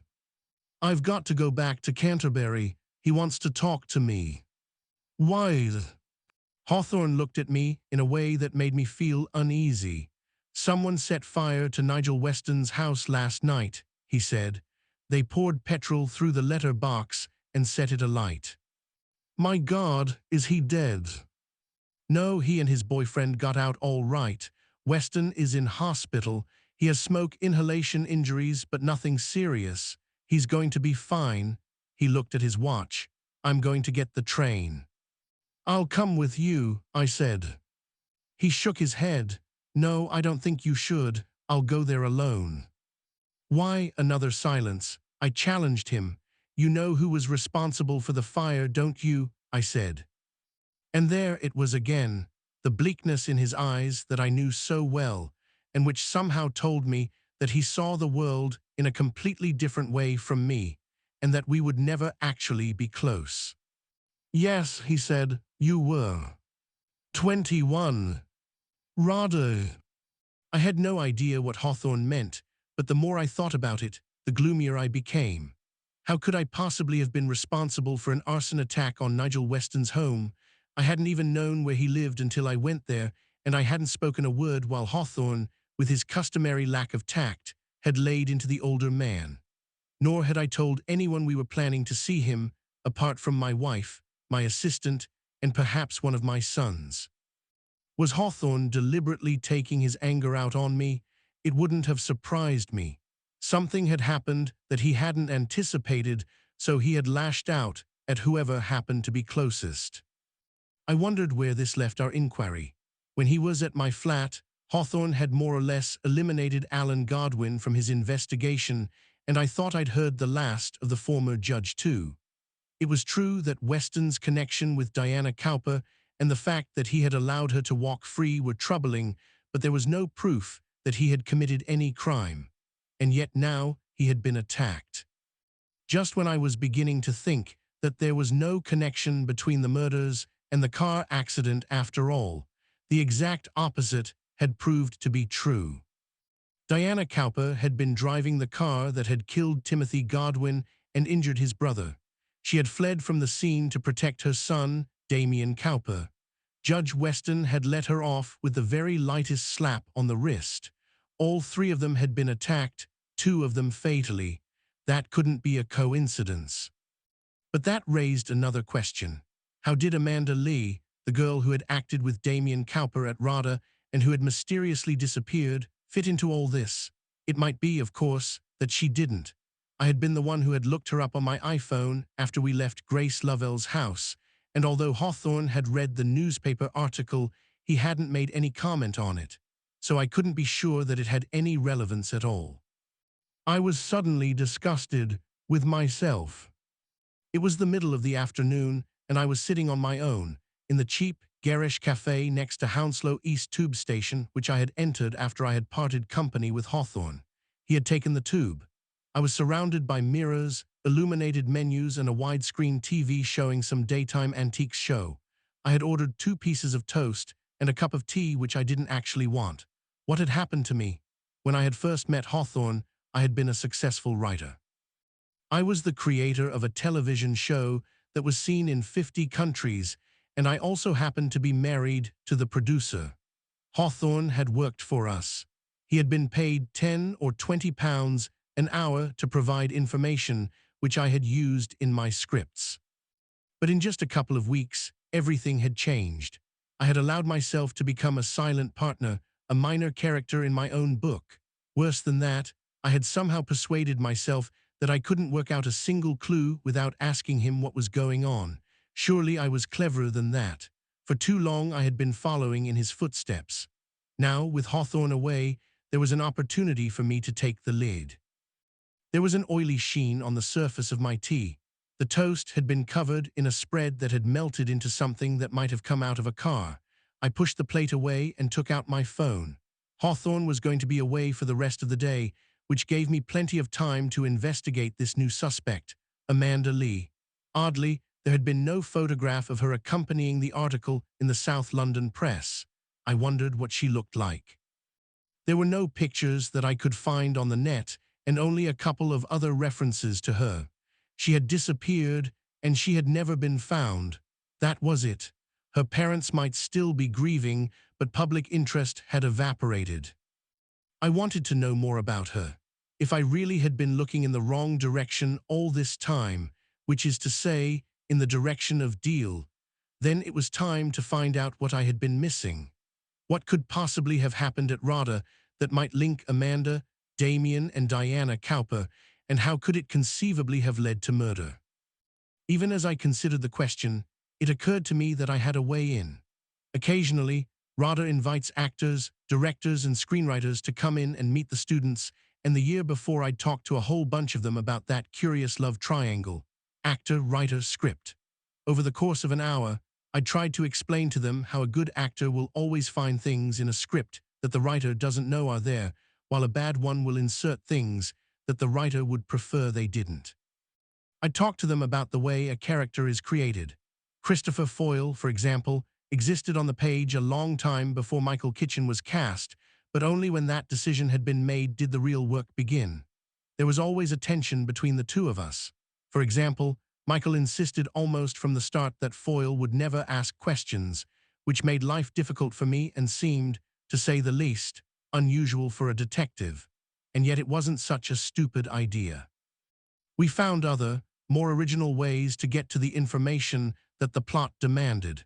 Foyle had a way of insinuating himself, getting suspects to say more than they intended.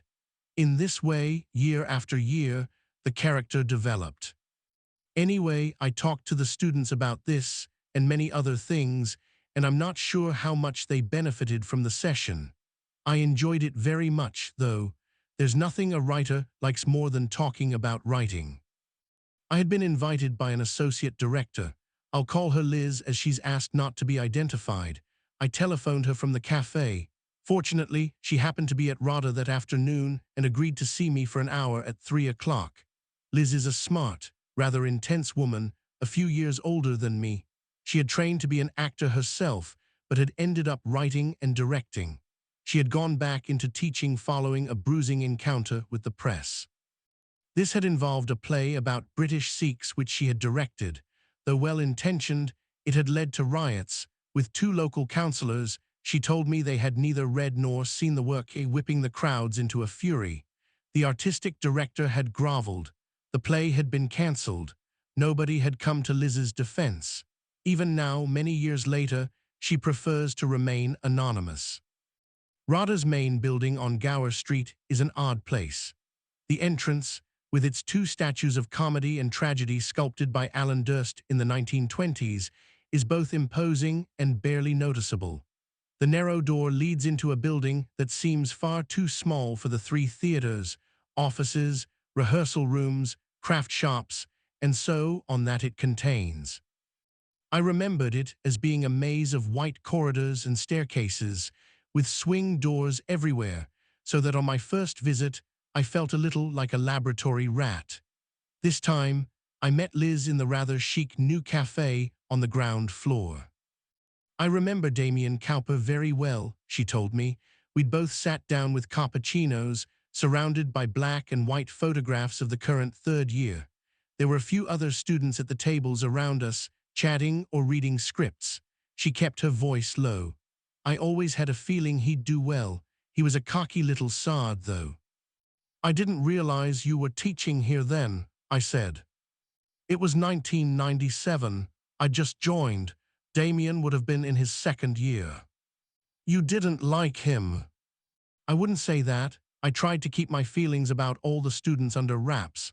The trouble with this place is that everyone is super sensitive, and you can all too easily get accused of favoritism. I'm just telling you the facts. He was very ambitious. He'd have stabbed his own mother if it would help him to get cast. She considered what she'd just said. That's not very appropriate, is it, given the circumstances, but you know what I mean. Did you see his Hamlet? Yes, and he was absolutely wonderful. I almost hate to admit it. He only got the part because the boy who was cast got glandular fever. We had a bit of an epidemic that year, and for a while the whole place was like London during the Great Plague. Of course, he'd wanted the lead from the very start. He did it for his tree, which was his way of showing off. Actually, you know, you were right what you said a moment ago. I didn't like him. He had a way of manipulating people, which I thought was a little creepy. And then there was that business in Deal. What about it? I was suddenly interested. Was there a link between the car accident and the drama school, which Hawthorne didn't know about and which we had both missed? Well, it's just that he used it in one of the acting classes. We were exploring what we called public solitude, and the students had to bring in an object that mattered to them in some way and talk about it in front of their classmates. She paused. He brought in a plastic toy, a London bus. He also played us a recording of a song, a nursery rhyme, "The wheels on the bus go round and round. You must know it." He told us it had been played at the funeral of the little boy who had been killed in the accident, when his mother had been driving the car. What exactly was creepy? I asked. I actually had a bit of a set-to with him afterwards. He was very emotional about it. He said the song had torn him to shreds, that he couldn't get it out of his head, all that sort of stuff.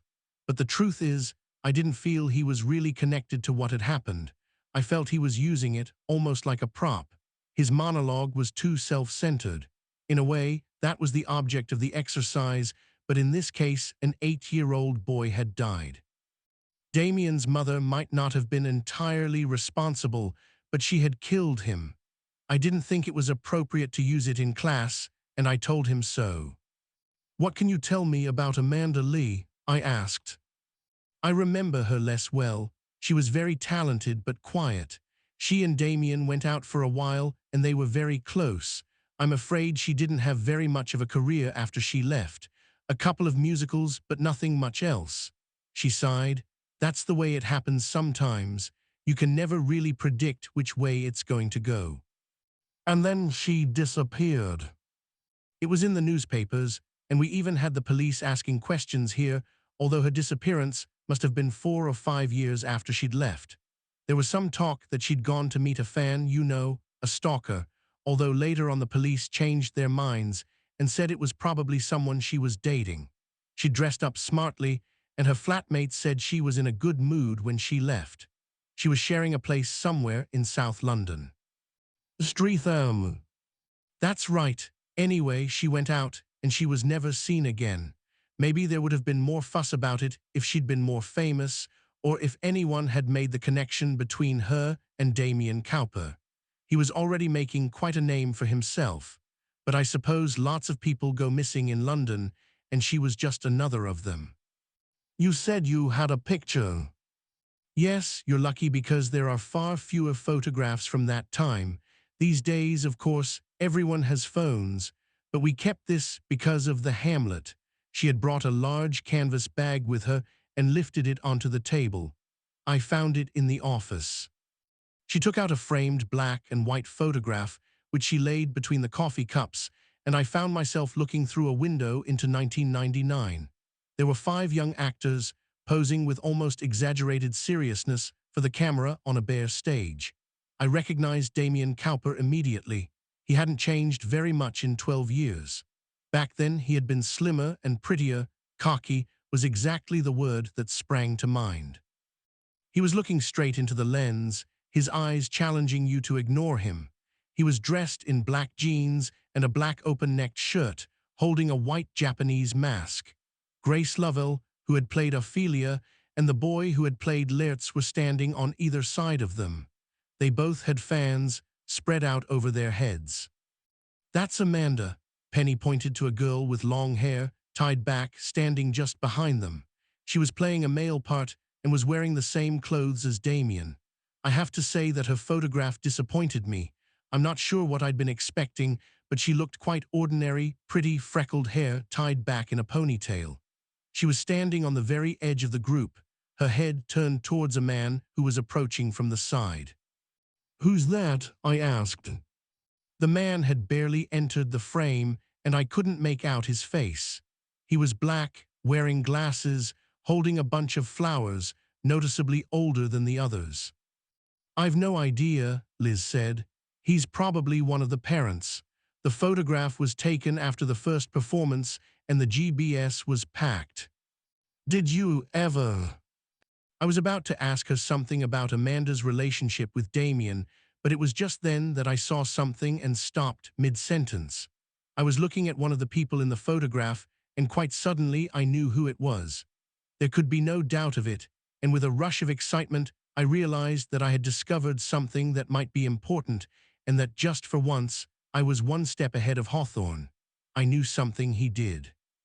He had deliberately taunted me when we left Grace Lovell's home, and all along he had treated me with an indifference that sometimes edged close to contempt. Well, how amusing it would be if I was able to tell him what he'd missed when he got back from Canterbury. I couldn't help smiling. It would be a delicious payback for all those hours following him around London, watching silently from the sidelines. "Liz, you've been brilliant," I said. "I don't suppose I can borrow this." I was referring to the photograph. "I'm sorry, it can't leave the building, but you can take a picture of it if you like." "That's great." My iPhone had been on the table, recording our conversation. I picked it up and took a shot of the image. I stood up. "Thanks a lot." Outside RADA, I made 3 telephone calls. First, I arranged a meeting. Then I called my assistant, who was waiting for me at my office. I told her I wouldn't be coming back this afternoon. Finally, I left a message for my wife, saying I might be a bit late for dinner. In fact, I wouldn't have dinner at all. 22. Behind the Mask. From Gower Street, I took the tube back out to West London and walked down to a square, red brick building on the Fulham Palace Road, just 5 minutes from Hammersmith roundabout. It's no longer there, by the way. It was knocked down when they constructed a brand new office block, Elsinore House. By a weird coincidence, HarperCollins are based there. They publish the American editions of my books. The building that I visited that day was deliberately discreet, with frosted glass windows and no signage at all. When I rang the front doorbell, I was greeted by an angry buzz and a click as the lock was electronically released from somewhere inside. A CCTV camera watched as I entered an empty reception area with bare walls and a tiled floor. It reminded me of a clinic or some obscure department of a hospital, though perhaps one that had recently closed down. At first I thought I was alone, but then a voice called out to me and I went into an office just round the corner where the funeral director, Robert Cornwallis, was making 2 cups of coffee. The office was as unremarkable as the rest of the building, with a desk and a collection of very utilitarian chairs, padded without being remotely comfortable. A coffee machine stood on a trestled table to one side. There was a calendar on the wall. This was the facility that Cornwallis had mentioned when we first met. His clients came to South Kensington for consultations, but the actual bodies were brought here. Somewhere close by there was a chapel, a place of bereavement, Irene Laws had called it. Certainly, this wasn't it, for the room I had entered offered no solace at all. I listened out for other people. It had never occurred to me that we might be alone, but it was late afternoon by now, and perhaps everyone had gone home. I had actually telephoned Cornwallis in his office, but he had insisted on meeting me here. He greeted me by name, and as I came in and sat down, he seemed warmer and more relaxed than the last 2 occasions I had seen him. He was wearing a suit, but had taken off the tie and undone the top 2 buttons of his shirt. "I had no idea who you were," he said, passing me one of the cups of coffee. I'd given him my name over the phone. "You're a writer. I have to say I'm quite surprised. When you came to my office and my house, I had assumed you were working with the police." "I am, in a way," I replied. "No, I mean, I thought you were a detective. Where is Mr. Hawthorne?" I drank some of the coffee. He had added sugar without asking me. "He's out of London at the moment." "And he sent you?" "No, to be honest, he doesn't know I'm seeing you." Cornwallis considered this. He looked puzzled. "On the telephone, you said you were working on a book." "Yes." "Isn't that a little unorthodox? I thought a police inquiry, a murder inquiry, would be conducted in private. Will I be appearing in this book of yours?" "I think you might," I said. "I'm not sure that I want to. This whole business with Diana Cowper and her son has been extremely upsetting, and I really don't want the company dragged into it. As a matter of fact, I'm sure you'll find quite a few of the parties involved may have objections. I suppose I'll have to get their permission, and if anyone really does object, I can always change their name." I might have added that there was nothing to stop me writing about real people if they were in the public domain, but I didn't want to antagonize him. "Would you prefer it if I changed yours?" I asked. "I'm afraid I'd insist on it. I could call you Dan Roberts." He looked at me curiously. A smile spread across his face. "That's a name I haven't used for years." "I know." He took out a packet of cigarettes. I didn't know that he smoked, although now I thought about it, there had been an ashtray of some sort in his office. He lit a cigarette and shook out the match with an angry wave of the hand. "You mentioned on the telephone that you were calling from RADA." "That's right," I said. "I was there this afternoon. I told him the name of the associate director. He didn't seem to recognize it." "You never told me that you went to RADA," I added. I drunk half of the coffee. I set the mug down. "I'm sure I did." No, I was there on both occasions when Hawthorne spoke to you.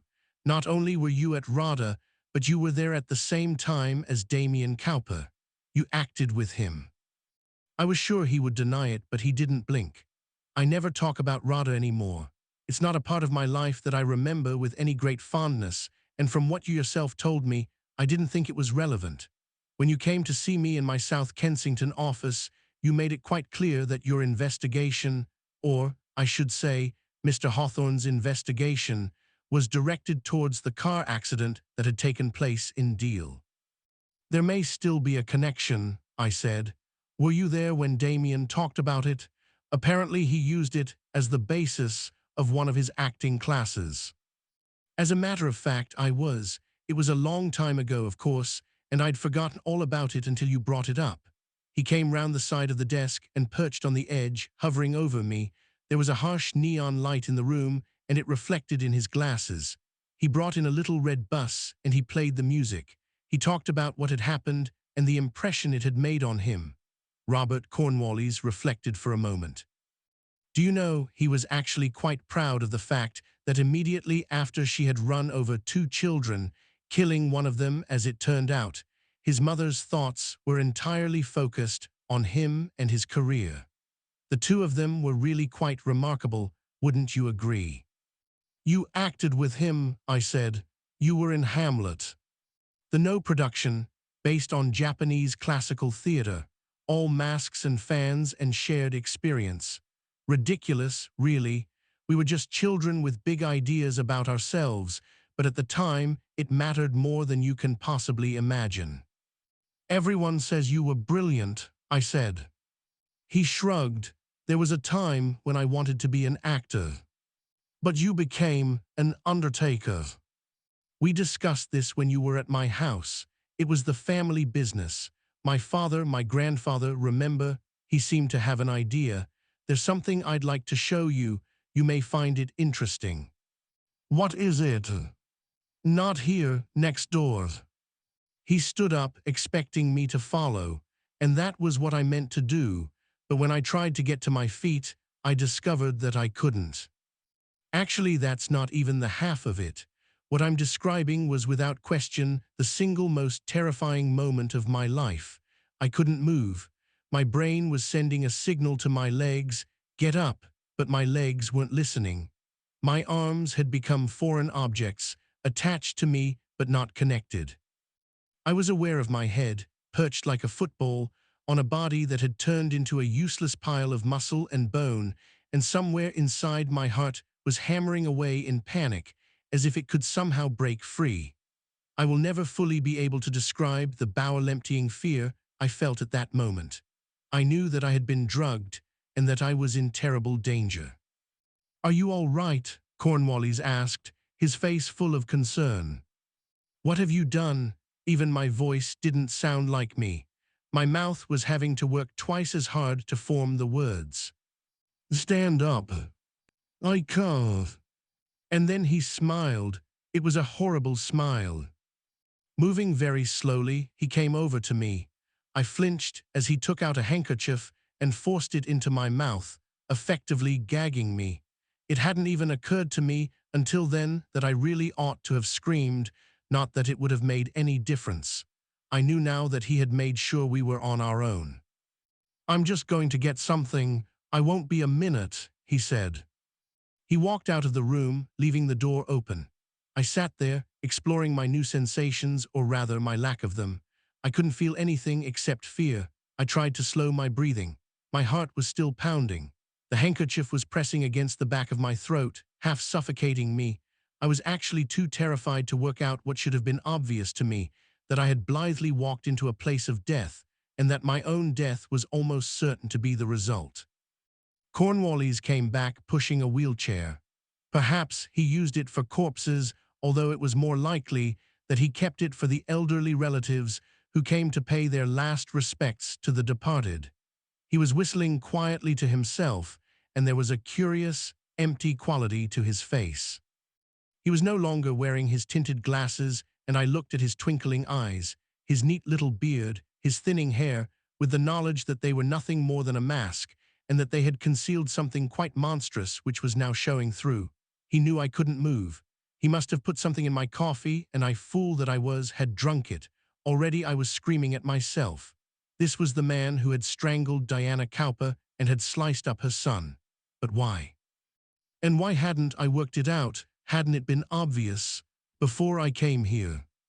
He leaned down, and for a moment I thought he was going to kiss me. I recoiled in disgust, but he simply picked me up and dumped me in the wheelchair. I weigh about 85 kilograms, and the effort made him pause for breath.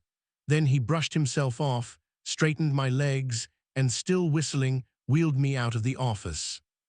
We went past an open door with a chapel on the other side. I glimpsed candles, wood panels, an altar that might be equipped with a cross, a menorah, or whatever religious icon was appropriate.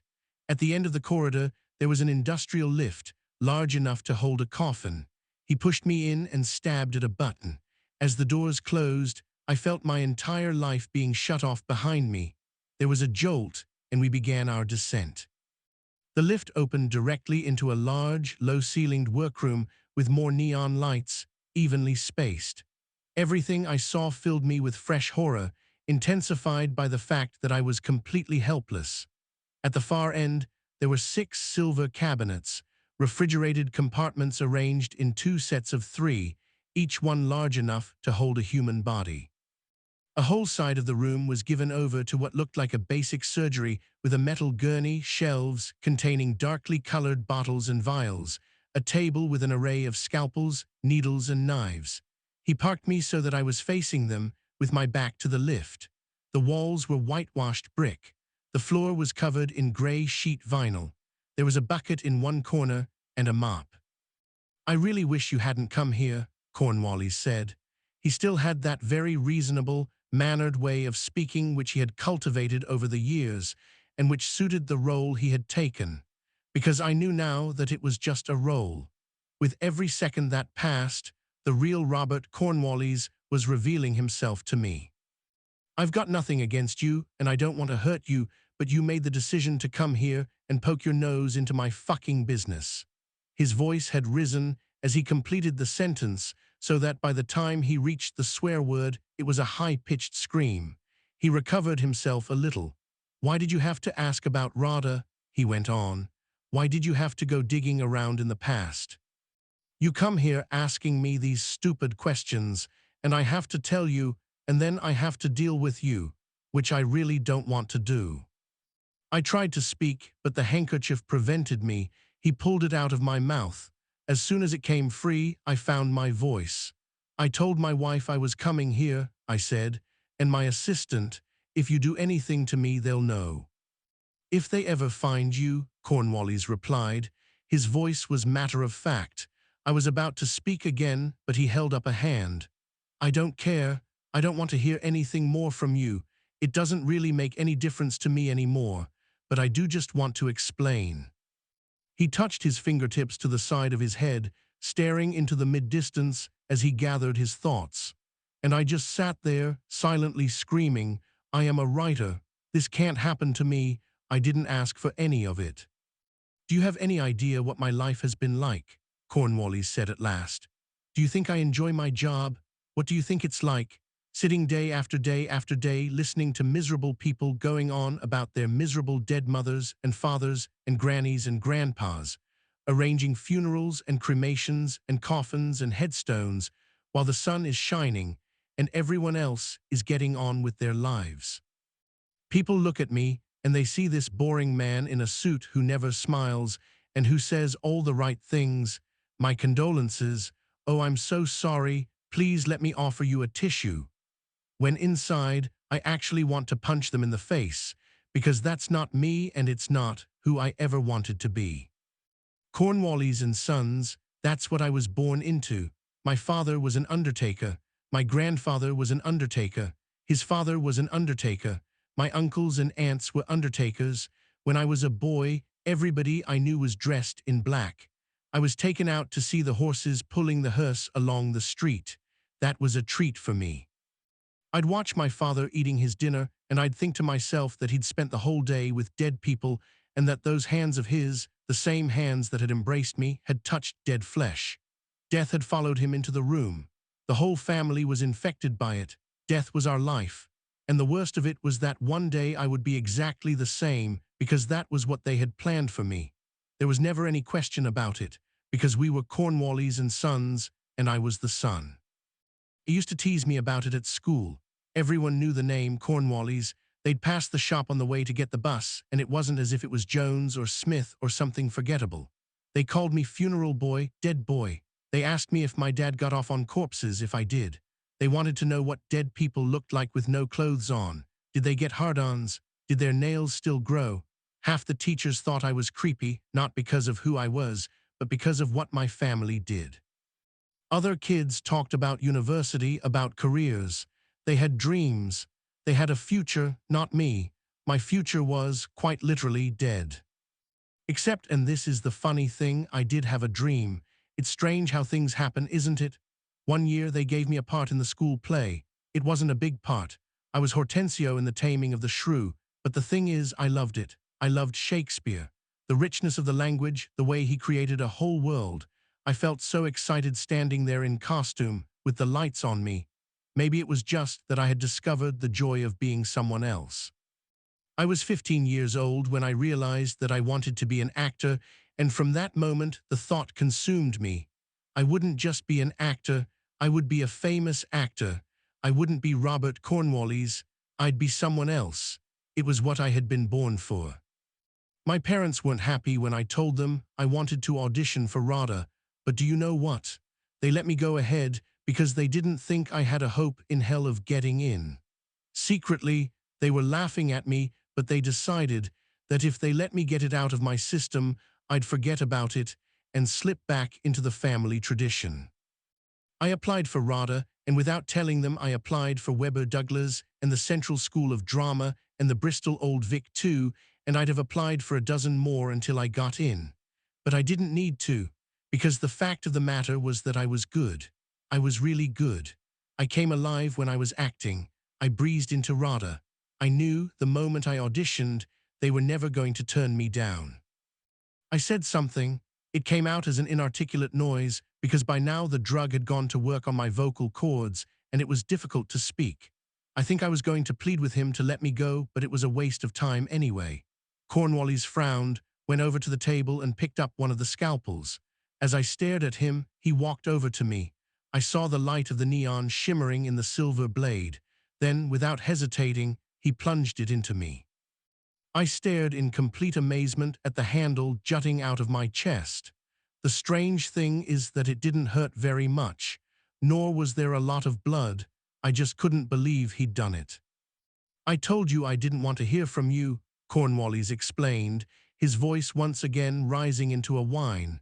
There's nothing you can say to me that I want to hear, so shut up. Do you understand? Shut up. He composed himself, then continued, as if nothing had happened. From the first day I entered RADA, I was accepted for what I was and what I had to offer. I didn't use the name Robert Cornwallis, and I never talked about my family. I called myself Dan Roberts. No one cared about things like that.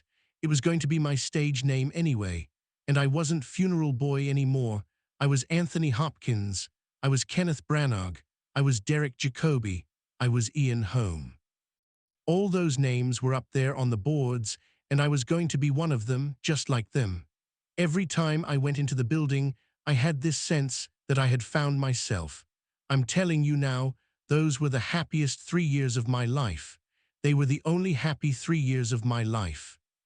Damien Cowper was there too. You were right about that, and don't get me wrong. I liked him. To begin with, I admired him. But that was because I didn't know him. I thought he was my friend, my best friend, and I didn't see him for the cold, ambitious, manipulative swine that he was. I glanced down at the scalpel, still jutting obscenely out of me. There was a pool of red spreading around it, no bigger than the palm of my hand. The wound was throbbing now. I felt sick. It all came to a head in the 3rd year. Everything was more competitive by then. We all pretended to be each other's friends. We all pretended to support each other. But let me tell you, when it came to the showcases and the final play, that's when the gloves came off. There wasn't a single person in that building who wouldn't have pushed their best friend off the fire escape if they thought it would help them get an agent. And of course, everyone was sucking up to the staff. Damien was good at that. He'd smile and he'd say the right things, and all the time he had his eye on the main prize, and in the end, guess what he did? Cornwallis paused, but I was too afraid to speak. He stared at me, then snatched up a second scalpel, and even as I cried out, stabbed it into me, this time into my shoulder, leaving it there. Guess what he did? He screamed. He cheated you. I somehow managed to force out the words. I didn't know what I was saying. I just had to say something. He did more than that. When I was cast as Hamlet, he was furious. He thought he was entitled to the part. He'd already performed it as part of his tree. He wanted everyone to see how good he was. But it was my turn. The part was mine. That last production was my opportunity to show the world what I could do, and he and that bitch girlfriend of his tricked me. They did it together. They deliberately made me sick so that I couldn't come to rehearsals, and they had to recast. I didn't understand quite what he was talking about, but right then nor did I care. I was sitting there like a bull in the ring with two scalpels sticking out of me, both hurting more and more. I was certain I was going to be killed. He seemed to be waiting for me to speak. Fearful that my silence would only enrage him more, I muttered, "Amanda Lee." Amanda Lee, that's the one. He used her to get at me, but I caught up with her in the end and made her pay. He giggled to himself. It was the most convincing portrayal of a lunatic I'd ever seen. I made her suffer, and then she disappeared. Do you know where she is? I can tell you if you like, but if you want to find her, you'll need to dig up 7 graves. You killed Damien, I rasped. It took every effort to form the words. My heart felt as if it was going to explode. Yes, he brought his hands together and bowed his head as if he was praying, and even then I got the sense that there was something mannered about what he was doing. This was a performance for an audience of 1. People said I was great in the run-up to Hamlet, he continued. I should have been Hamlet, but I couldn't do that because I was ill, so I ended up as Laertes, and I was great as Laertes too. But the problem is, Laertes only has half a dozen scenes. He spends most of the play off stage. I had about 60 lines, that's all, and at the end of it I didn't get the agent I wanted, and when I left RADA I didn't get the career I wanted either. I tried. I kept myself in shape. I went to acting classes. I went to auditions, but it never clicked. There was a season playing Fest in 12th Night at the Bristol Old Vic, and I thought that was going to be the beginning of everything. But after that, nothing happened for me. I came so close. I had 3 callbacks for the Pirates of the Caribbean before they gave the part to someone else. There were TV shows, new plays. And I was always thinking it was going to happen for me, but for some reason it never did, and all the time I was getting older and the money was running out. And as the months became years, I had to accept that there was something broken inside me, and that something had been broken by Amanda and by Damien. When you're an actor, unemployment is like cancer. The longer you have it, the less chance there is of finding a cure. And all the time my fucking family was watching from the sidelines, waiting for me to fail, to come back into the fold. They were almost willing it to happen. Well, one thing after another, my agent decides to drop me. I'm drinking too much. I wake up in a filthy room with no money in my pocket, and I realize I'm not having any sort of life. And finally, the penny drops. I'm not Dan Roberts anymore. I'm Robert Cornwallis. I put on a dark suit, and I join my cousin Irene in South Kensington, and that's it, game over. He paused, and I flinched, wondering if he was going to pick up another scalpel. The first 2 were burning into me, but he was too absorbed in his own story to hurt me anymore. I was actually very good at the job. I suppose you could say it was in my blood. I hated every single minute of it, but then is there such a thing as a cheerful undertaker? The fact that I was miserable probably made me more suited to the role. In the words of the song, I lived the life I was given. I met Barbara at her uncle's funeral, isn't that romantic? And we got married. I never really loved her. It was just something I had to do. We had 3 sons, and I've tried to be a good father, but the truth is they're foreign objects to me. I never wanted them. I never wanted any of it. He half smiled. It amused me when Andrew said he wanted to be an actor. Where do you think he got that from? I'll never let it happen, of course. I'd do anything to protect him from that particular circle of hell. Hell pretty much describes my life for the last 12 years. I managed to catch up with Amanda in the end. One day, when I couldn't bear it anymore, I tracked her down and invited her out to dinner. She was the first one I killed, and doing that gave me a real sense of gratification. I'll admit it. You probably think I'm crazy, but you don't understand what she did to me, she and Damien. He was the one I really wanted to deal with, Damien Cowper, who was winning awards and getting more and more famous and making films in America. But I knew it was just a dream, that he was out of my reach. How could I get anywhere near him? So you can imagine how I felt when, one day, his mother walked into the funeral parlor. "Come into the parlor," said the spider to the fly. I recognized her at once. She had come to RADA quite a few times, and she'd been there for Hamlet. She'd even complimented me on my performance. And here she was, sitting in front of me, arranging her own funeral. She didn't recognize me, but then why should she have? I've changed a lot in the time since I left drama school. I've lost my hair, and then there is the beard and the glasses. And at the end of the day, who looks at an undertaker anyway? We're a type. People who deal with the dead live in the shadows, and nobody really wants to acknowledge that we're there. So she chatted to me and chose her willow coffin and her music and her prayers, and she didn't notice that I was sitting there quite stunned. You see, I'd been struck by the most remarkable thought. If I killed her, Damien would come to her funeral, and then I would be able to kill him. That was what came to me in the space of about 1 minute, and that's exactly what I did. She had given me her address, and I went round to her house, and I strangled her.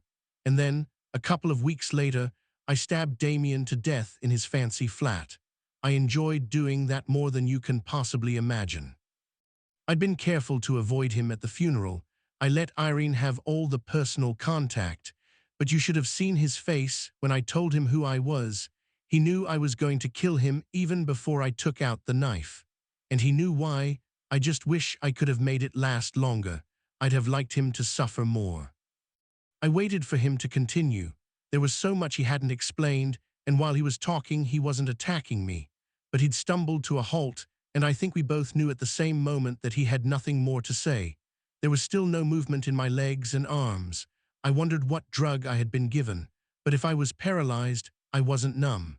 The pain in my chest and arm was radiating outwards, and there was a lot of blood on my shirt. "What are you going to do with me?" I just about managed to articulate the words. He looked at me dully. "I've got nothing to do with this," I said. "I'm just a writer. I only got involved because Hawthorne asked me to write about him. If you kill me, he'll know it was you. I think he knows already."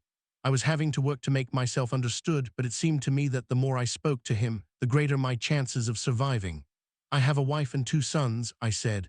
"I understand why you killed Damien Cowper. He was a shit, I thought so too, but killing me is different. I'm nothing to do with this." "Of course, I'm going to kill you." My heart sank deep into my bowels as Cornwallis snatched a third scalpel off the table. This one was going to be the murder weapon. He was a little wild now, his face livid, his eyes unfocused. "You really think I'm going to tell you all this and leave you alive? It's your fault." He sliced the air with the scalpel, emphasizing the point. "Nobody else knows about RADA. I told lots of people." "I don't believe you, and it doesn't matter anyway. You should have stuck with your stupid children's books. You shouldn't have interfered." He advanced towards me, measuring his steps. "I'm really sorry," he said, "but you brought this on yourself." In that last moment, he had the soulful look of the professional undertaker greeting a new customer. The scalpel was in his hand, slanting upwards. He ran his eyes over me, wondering where to strike.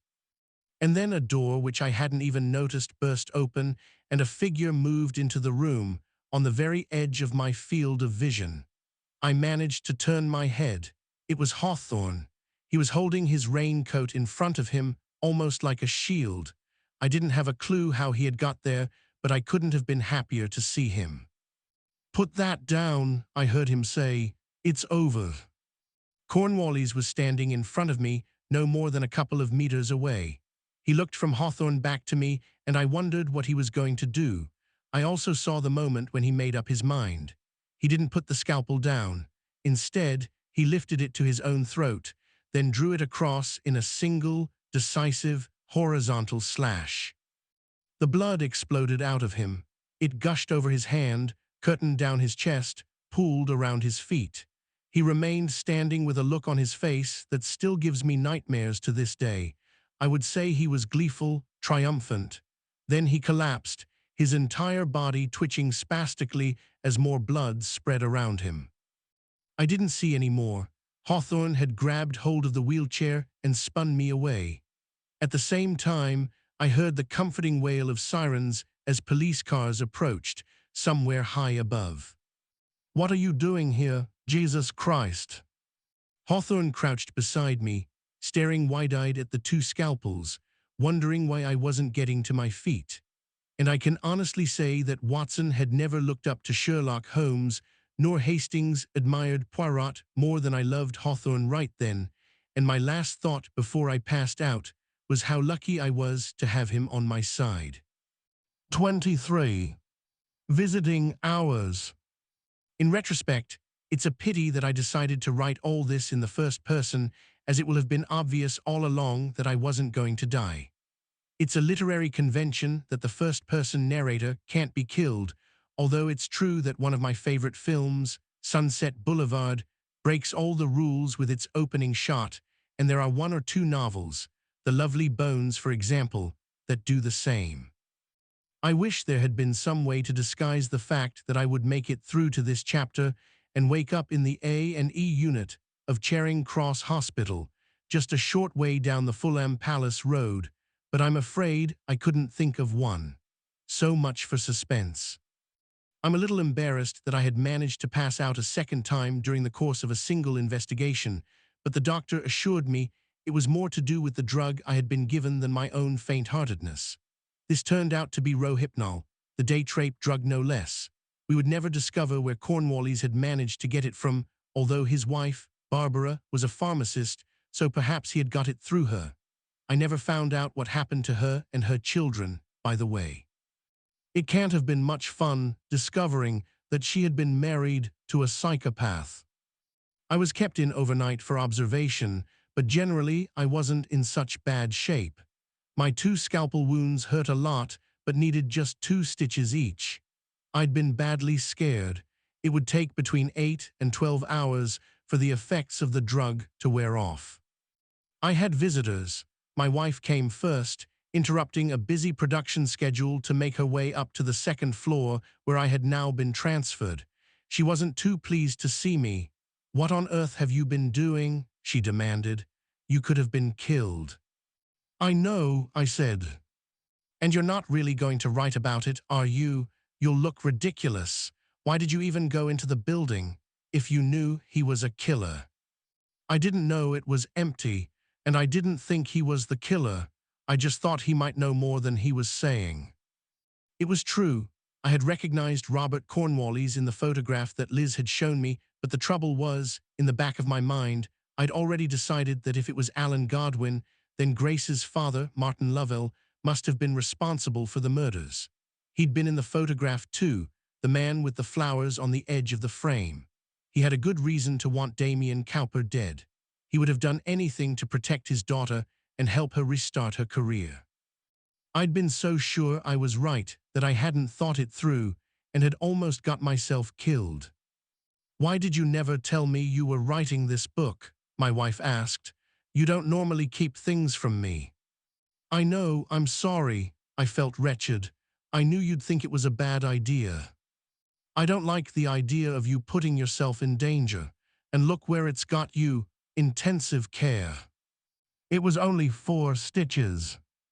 You were very lucky." Just then her mobile phone rang. She glanced at the screen and got up. "I brought you this," she said. She brought a book and laid it on the bed.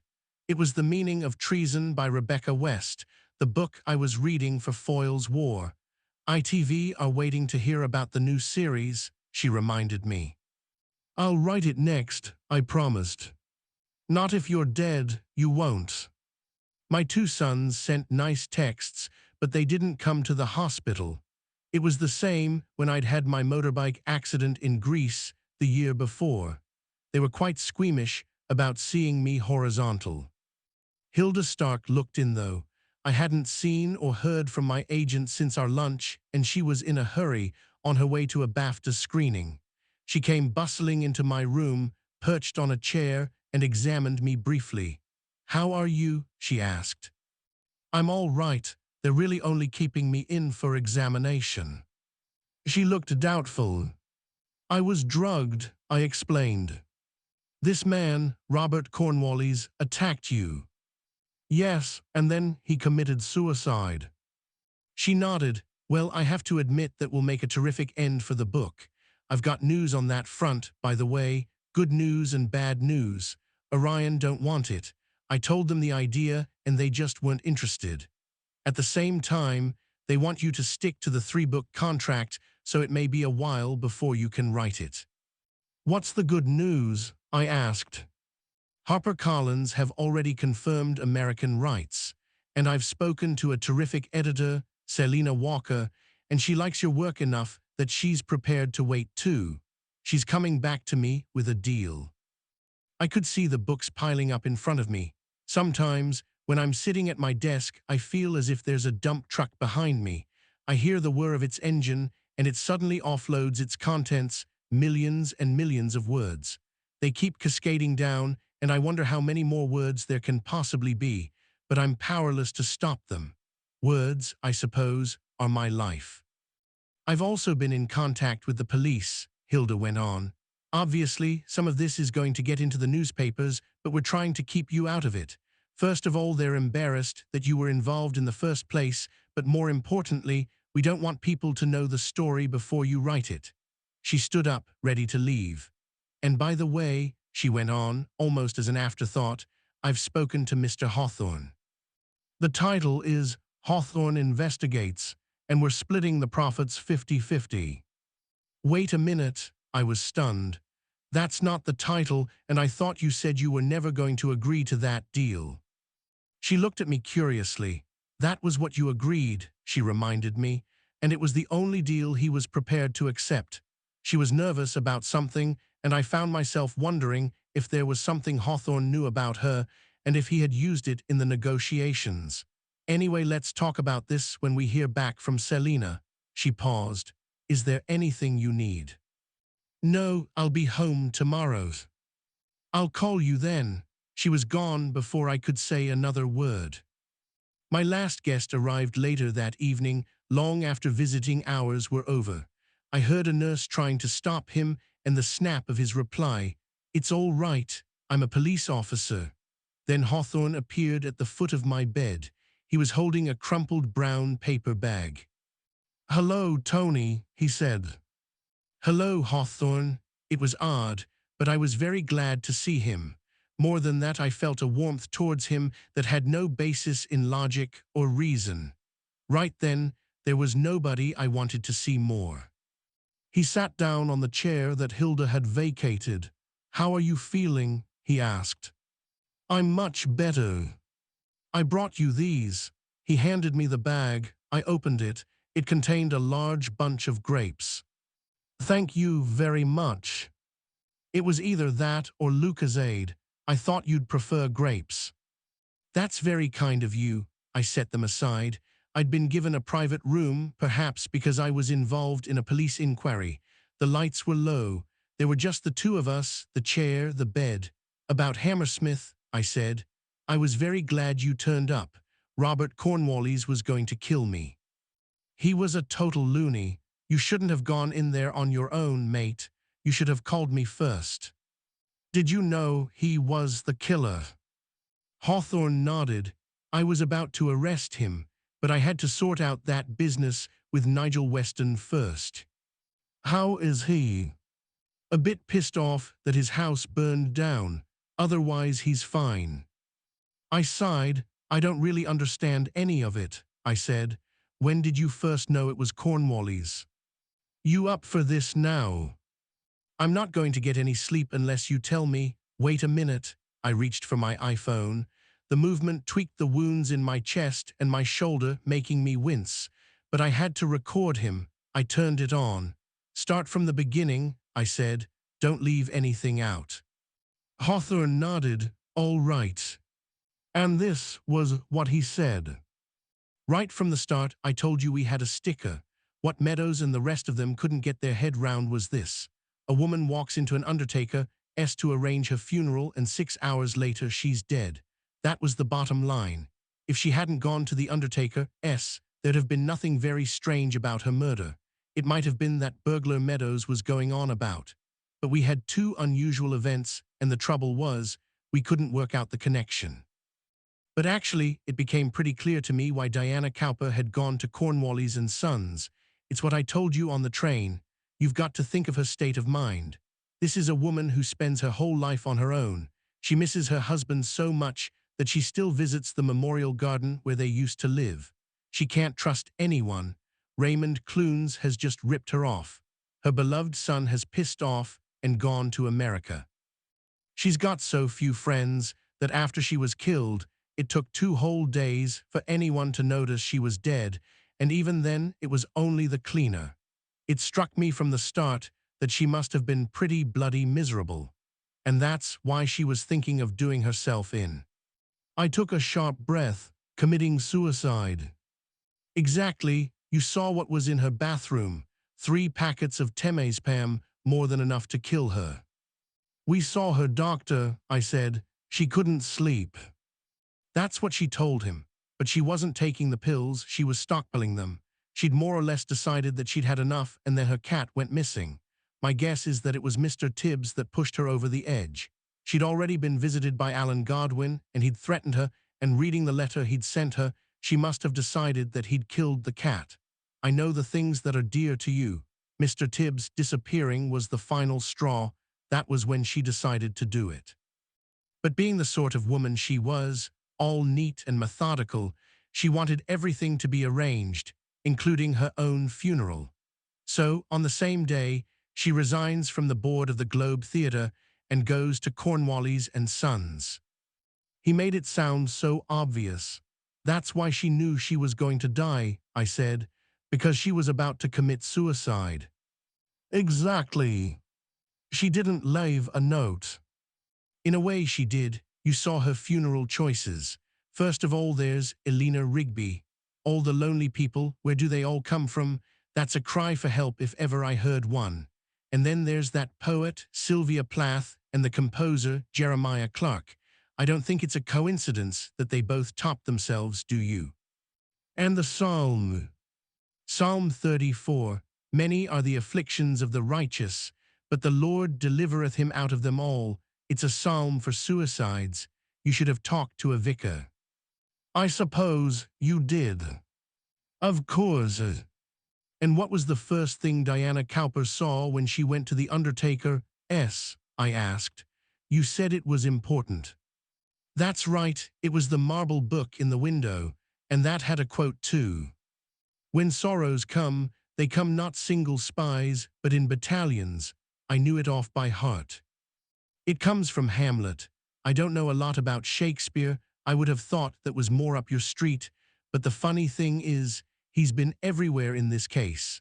Diana Cowper had Shakespeare quotes on her fridge, and there were all those theater programs on her stairs. There was another quote on that fountain we saw in Deal. To sleep, perchance to dream, that was Hamlet too. Exactly, it's Hamlet that's on her mind when she goes into the funeral parlor, because of what she'd seen in the window, and that was going to play a part later. But what happened first was that Robert Cornwallis recognized her. Obviously, she's got a famous name, but my guess is that she boasts about Damien, and Cornwallis goes mental. Actually, he's been mental all along. You know already that Cornwallis was at RADA with Damien Cowper. Hawthorne had settled back in the chair, enjoying this. You remember that ashtray we saw in his office? It was awarded to Robert Daniel Cornwallis, Undertaker of the Year. He took his second name and his first name, and he put them backwards, and he became Dan Roberts. He told me he didn't want anyone to know his family were all undertakers. The funny thing is that Grace Lovell thought that Amanda Leigh was the one with the false name. It seems these drama types didn't care too much what the kids called themselves. Cut forward a few years, and it was suddenly quite useful for Cornwallis. He didn't want us to know that he'd tried and failed to become an actor.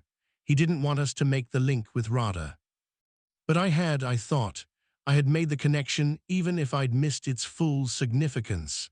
How different everything would have been if I'd simply picked up the phone and called Hawthorne. When we were at his house, he was careful not to tell us what he'd done in his 20s, Hawthorne continued. He said he sowed a few wild oats, but you only have to do the maths. He's in his mid-30s. He said that he'd been in the funeral business for about 10 years, so there were at least 5 years before he started when he was doing something else. And while we were there, his son, Andrew, announced that he wanted to be an actor. That was what Barbara Cornwallis told us. Acting runs in his blood. She meant that he took after his dad. But when Andrew came downstairs and started talking about himself, his father jumped right in. Let's not talk about that right now. Andrew knew that his dad had once been to drama school, and Cornwallis was scared he'd give it away. That's what this was all about, I said. It was all falling into place. A production of Hamlet. It was meant to be Robert Cornwallis's, Dan Roberts's moment in the sun. He'd got the lead part in the end-of-year show, and all the main agents were coming. But then Damien stole it from him. Did he tell you how? No, I thought back. Damien Cowper was going out with Amanda Leigh, but Grace told us that they split up, and that just before rehearsals began she saw Amanda in a clinch with Dan. Suddenly it all made sense. It wasn't true, I exclaimed. Damien put her up to it. I remembered something else. My friend Liz said there was a bad case of glandular fever doing the rounds. Glandular fever is also known as the kissing disease, Hawthorne added. Amanda deliberately passed the virus on to Dan. Dan was forced out of the play. Damien got the main part, and the rest is history, except that Robert Cornwallis never forgave them. 4 years later, he caught up with Amanda Leigh and killed her. He chopped her up and put a piece of her in each one of his next 7 funerals. I remembered what Cornwallis had told me. Hawthorne nodded. If you want to get rid of a body, I suppose being an undertaker is certainly a help. I'm surprised his wife never noticed that anything was wrong. Barbara Cornwallis had the wrong end of the stick, Hawthorne said. She told us that he'd seen everything Damien had done. He'd watched the DVDs over and over again. She thought he was a fan. She didn't realize that he was actually obsessing about him. All he ever thought about was his failed acting career. He'd only ever had one success, and he even named his kids after it. Toby, Sebastian, and Andrew, they're all characters in Twelfth Night. Why hadn't I seen it before? It was the one play he performed in after he left drama school. The poor sod probably dreamed of killing Damien Cowper every day of his life. He blamed him for everything that had gone wrong. And then Diana Cowper walked into his office. Exactly, Cornwallis couldn't reach Damien. He was in America, he was famous, he'd always have an entourage. But at a funeral, that would be the perfect opportunity to do what he wanted, what he'd been dreaming of for years. That's why he killed the mother, simply to get Damien in his reach. He told me that. Hawthorne grinned unexpectedly. It had to be somebody on the inside, putting that music player into the coffin. Think about it. They had to know what type of coffin it was, that it was the sort that could be opened in a couple of seconds. They had to know exactly the moment they could reach it, and Cornwallis was the one giving the instructions. He could have been alone with it at any time. He knew how much the nursery rhyme would mean to Damien. He'd heard all about it in acting class. He must have been skulking in the cemetery, watching the whole thing. The idea was to get Damien back to the flat and murder him there, and it worked perfectly. You know, when I called Cornwallis after the funeral, he was probably waiting on the terrace. And when Damien arrived on his own, that was it. Psycho time. Hawthorne slashed at the air with an invisible knife. How did he get there so quickly? I asked. He couldn't have left the funeral that long before Damien. He had a motorbike. Didn't you see it parked in his garage? And of course he was wearing leathers, which would have protected him from the blood splatter. After he killed Damien, he took off the leathers and either dumped them or took them home. He was clever, that one. When we saw him that afternoon, his wife asked him why he was still wearing his suit. It was because he knew we were coming and he wanted to show us that it was clean, that it wasn't covered in blood. He went to the school play. He went home, he had tea, and all that on the same day he'd chopped up his best mate. I lay there thinking about what Hawthorne had said. It all made sense, and yet at the same time there was something missing. And Deal had nothing to do with it, I asked. Not really. So who attacked Nigel Weston? Why did you say that was my fault?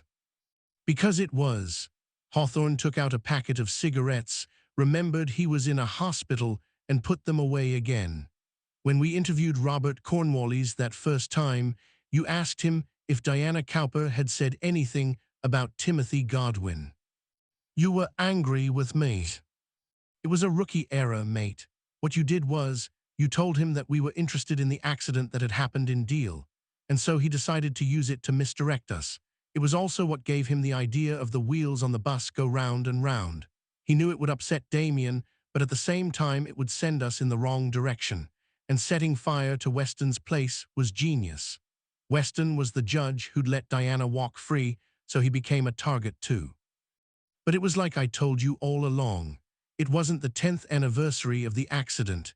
It was 9 years and 11 months. If Alan Godwin or his wife had really wanted to pay Diana Cowper back for what she'd done, you'd have thought they'd choose the right day. But what about the text that Diana Cowper sent? Hawthorne nodded slowly. Let's go back to the first murder, he said. It's unplanned, a bit spur of the moment. Cornwallis has Mrs. Cowper in his office. He knows where she lives. It's possible that she's mentioned she's alone. I'm sure he got as much information out of her as he could. But he needs an excuse to see her at her house later. You remember I asked if she was ever left on her own. I was trying to find out her exact movements at the undertaker's, and it turns out that she used the loo. My guess is that she left her handbag behind in Cornwallis's office, and that was when he nicked it. What? Her credit card. It was on the sideboard in her living room, and I wondered at the time what it was doing there. We also know that Cornwallis telephoned her just after 2 when she was at the Globe Theatre. I asked him about that, and he gave us some bullshit about needing to know the plot number of where her husband was buried. Why would he think for a minute that she would have that information? Why didn't he just ring the chapel office and get it from them? I knew he was lying to us. What he did was to ring her, all sweetness and light, and tell her that he'd found her credit card and that he would drop it in later that evening. Don't worry, Mrs. Cowper, no trouble at all. So later on, he turns up at her house, and although it's getting dark and she's on her own, of course she lets him in. Here's the credit card. He puts it down but stays for a chat, and that's when the penny drops. Diana Cowper remembers the quote from Hamlet that she saw in the window. There are the programs on the stairs and the fridge magnets, and maybe they help. Suddenly she recognizes Robert Cornwallis and remembers where she has seen him before. It was a long time ago, and they probably only exchanged a few words. He's changed a lot. He's an undertaker in a dark suit. But she knows that he's Dan Roberts, and maybe there's something about his manner that's a little bit creepy, and she's afraid. She knows that he's come to do her harm. What does she do? If she raises the alarm, he'll attack her. Perhaps she can see that he's a complete nutcase, so she smiles at him and offers him a drink. Yes, please, I'd like a glass of water. She goes into the kitchen, and that's when Cornwallis unties the cord from the curtain that he's going to use to strangle her. At the same time, as quickly as she can, Diana sends her son a text. At last, 1 second before he said it, I realized. The phone auto-corrected, I said. That's right, mate. I have seen the boy who was Laertz, and I'm afraid. She couldn't remember his real name, but she wanted her son to know who it was in her living room. She was texting quickly. She was nervous. She didn't even have time to add the final full stop. And she didn't see that the text had auto-corrected and it came out. I have seen the boy who was lacerated. I thought it was a bit odd. Surely Mrs. Cowper wouldn't have referred to Jeremy Godwin as the boy who was lacerated, even if she was in a hurry. The boy who was injured, maybe. The boy who was hurt, that's only 4 letters. It was just bad luck that we saw brain lacerations in the newspaper report and leapt to the wrong conclusion. I wondered if that was true. Hawthorne was paid by the day. The wider the investigation, the more places he visited, the more he earned. It may be stretching it, but it was in his interest to examine every possibility. He went on. After she'd sent the text, she went back into the living room, taking the water with her. She was probably going to ask Cornwallis to get out of her house. I can imagine she was a bit braver now that Damien knew what was going on, but Cornwallis was too quick. The moment she put the water down, he slipped the cord over her neck and strangled her. Then he went round the house, taking a few things, making it look like a burglary. Then he left. Hospitals are strange places. When I had first arrived at Charing Cross, the entire place had been bright, busy, chaotic, but quite suddenly, after visiting hours, everything seemed to have stopped as if someone had thrown a switch. The lighting had dimmed. The corridors were silent. There was a stillness that was almost uncomfortable. I was tired. My stitches were hurting, and although I could at least move my limbs, I didn't want to. It was possible I was still in shock. Hawthorne could see it was time to leave. "How long are they keeping you here?" he asked. "I'll go home tomorrow." He nodded. "You're lucky I got there in time." "How did you know to get to the mortuary?" "I rang your assistant to check in with you. She told me where you'd gone. I couldn't believe it when I heard that. I was worried about you." "Thank you." "Well, who's going to write the book if it isn't you?" He suddenly looked sheepish.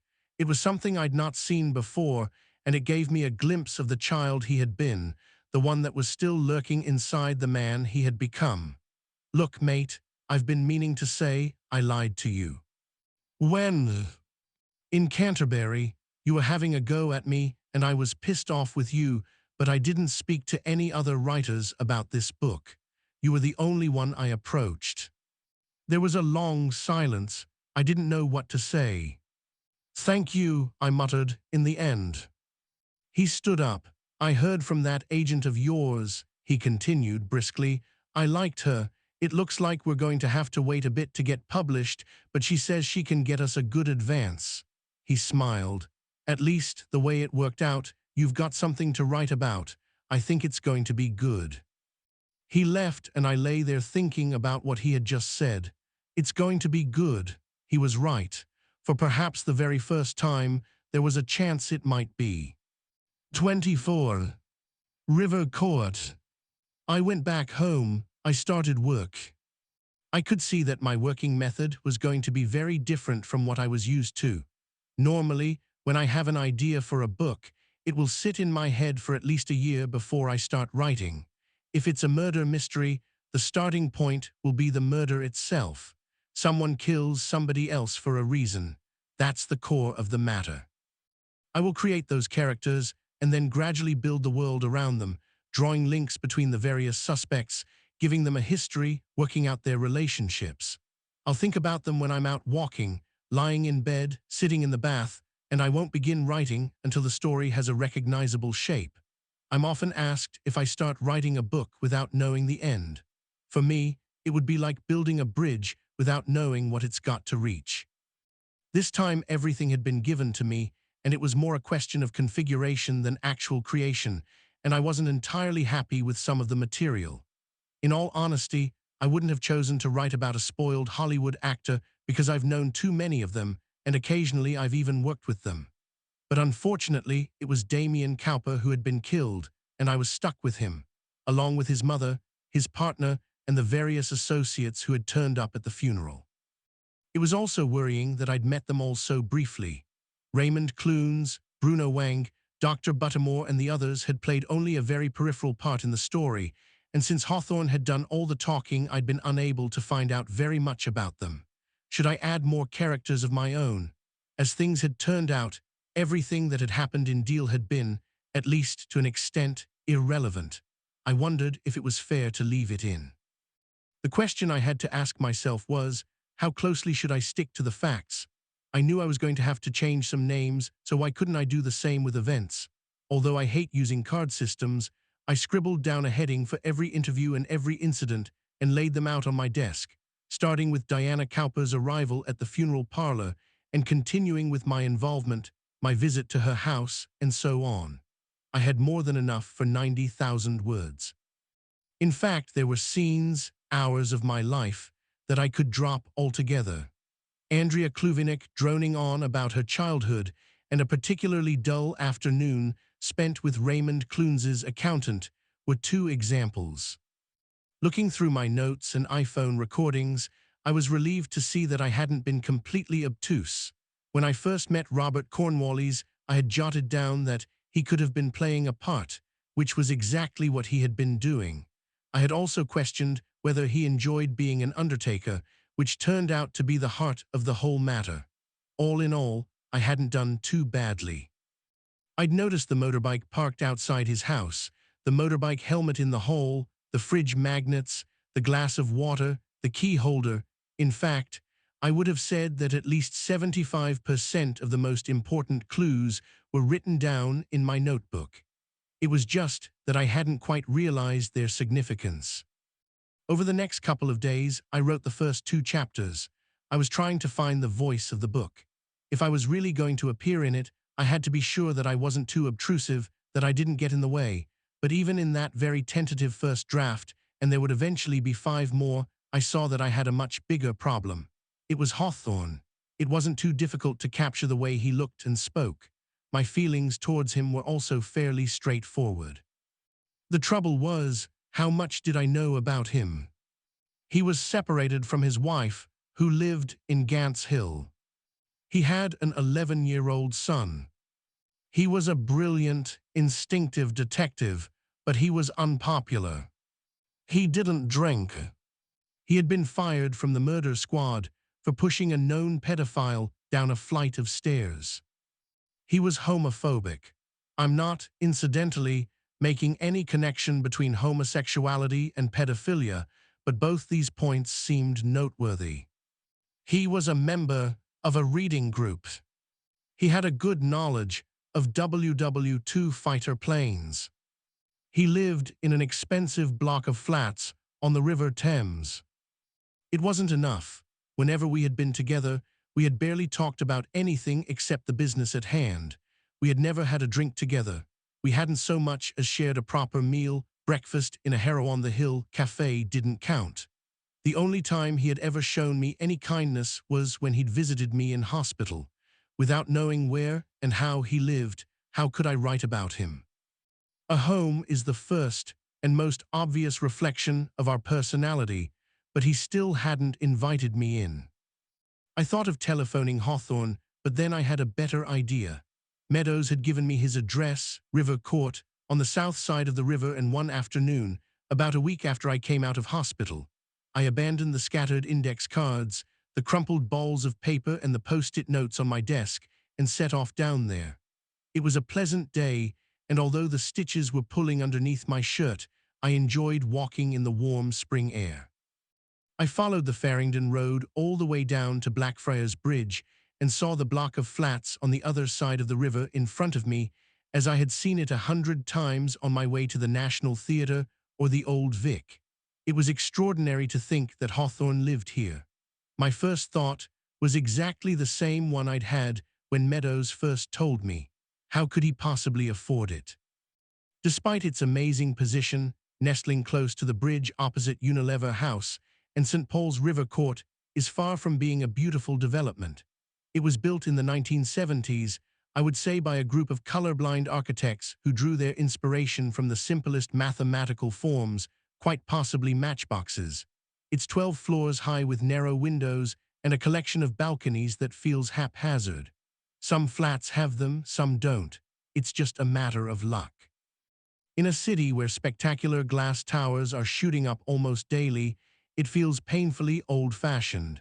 And yet perhaps because it's so ludicrous, because it sits there so doggedly determined to sit out the 21st century, the pub next door is actually called Doggett's, there is something attractive about it, and it has wonderful views.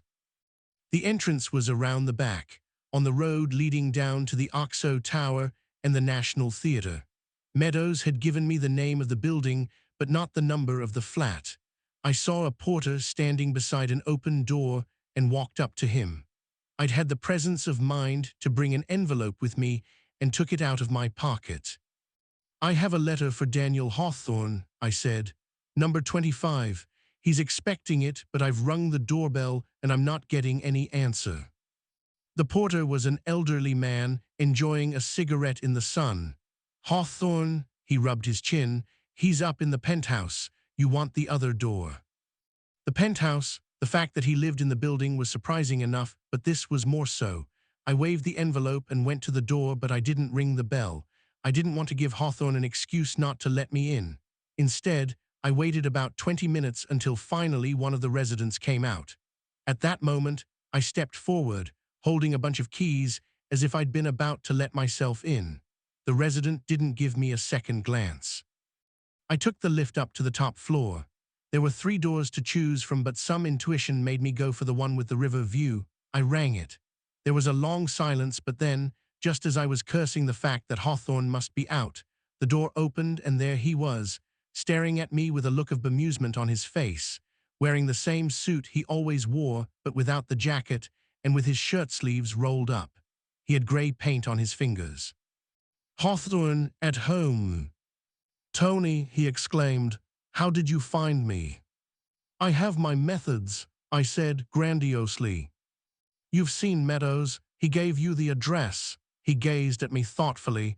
"You didn't ring the bell." "I thought I'd surprise you." "I'd like to invite you in, mate, but I'm just going out." "That's all right," I said. "I won't stay long."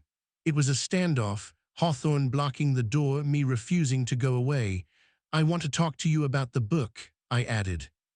It took him another few moments to make up his mind, but then, accepting the inevitable, he stepped back, fully opening the door.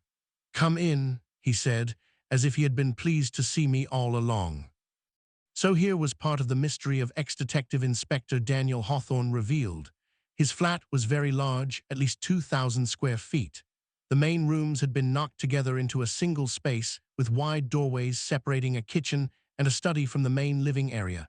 It did indeed look out over the river, but the ceilings were too low and the windows too narrow for a real wow factor. Everything was beige, the same color as the exterior, and modern.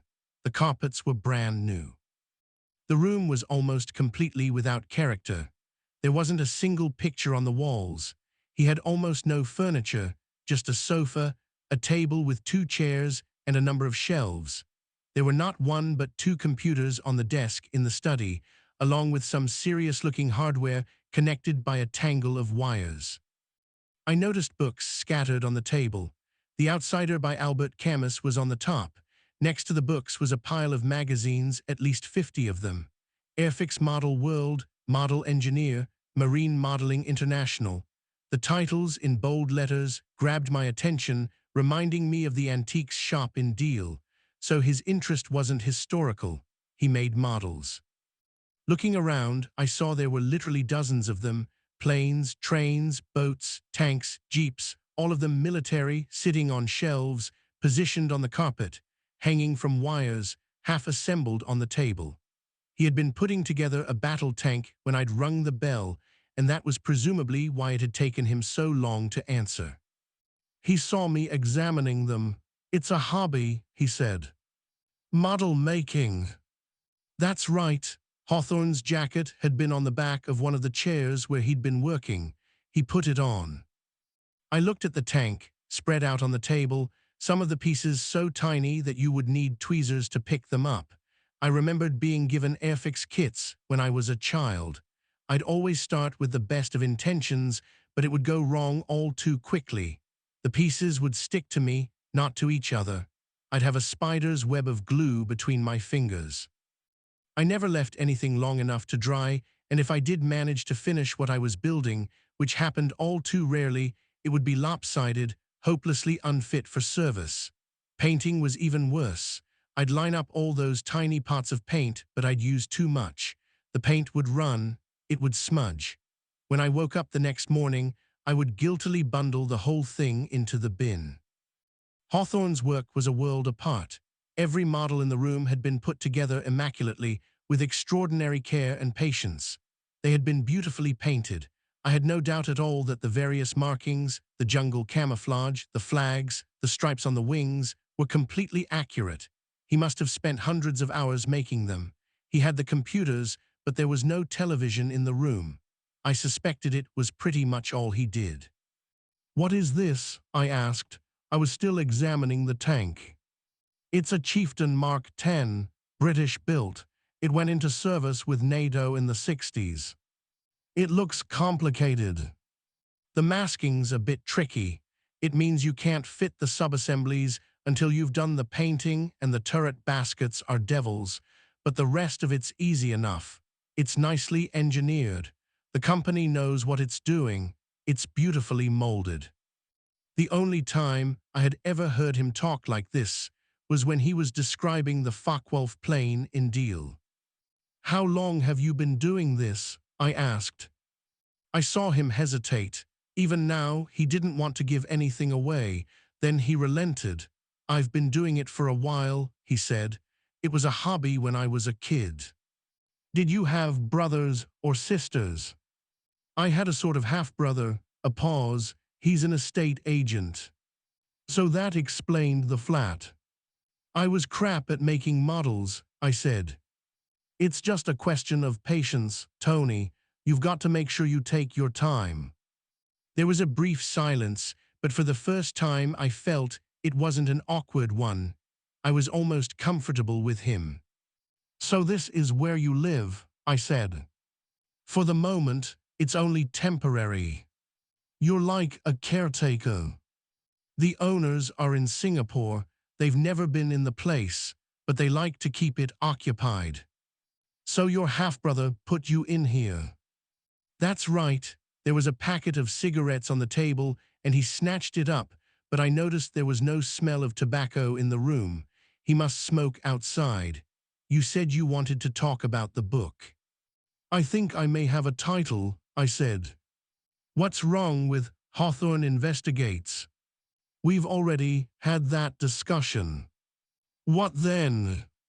"I was going through my notes this morning, and I came upon something you said to me when we first met in Clerkenwell, when you asked me to write about you. I was saying that people read detective stories because they were interested in the characters, and you disagreed. The word is murder. That's what matters. That's what you said." "And?" "The word is murder. I thought that would make a good title. After all, I'm a writer, you're a detective. That's what it's all about." He thought for a minute, then shrugged. "It'll do, I suppose." "You don't sound convinced." "It's just a bit poncy. It's not something I'd read on the beach." "Do you ever go to the beach?" He didn't answer.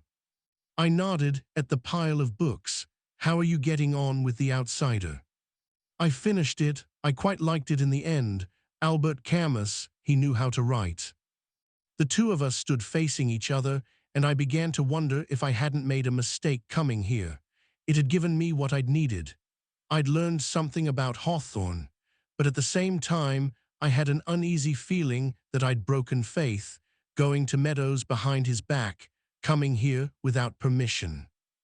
"Maybe we could have dinner next week," I said. "I might have a couple of chapters to show you by then." He nodded. "Maybe. I'll see you then."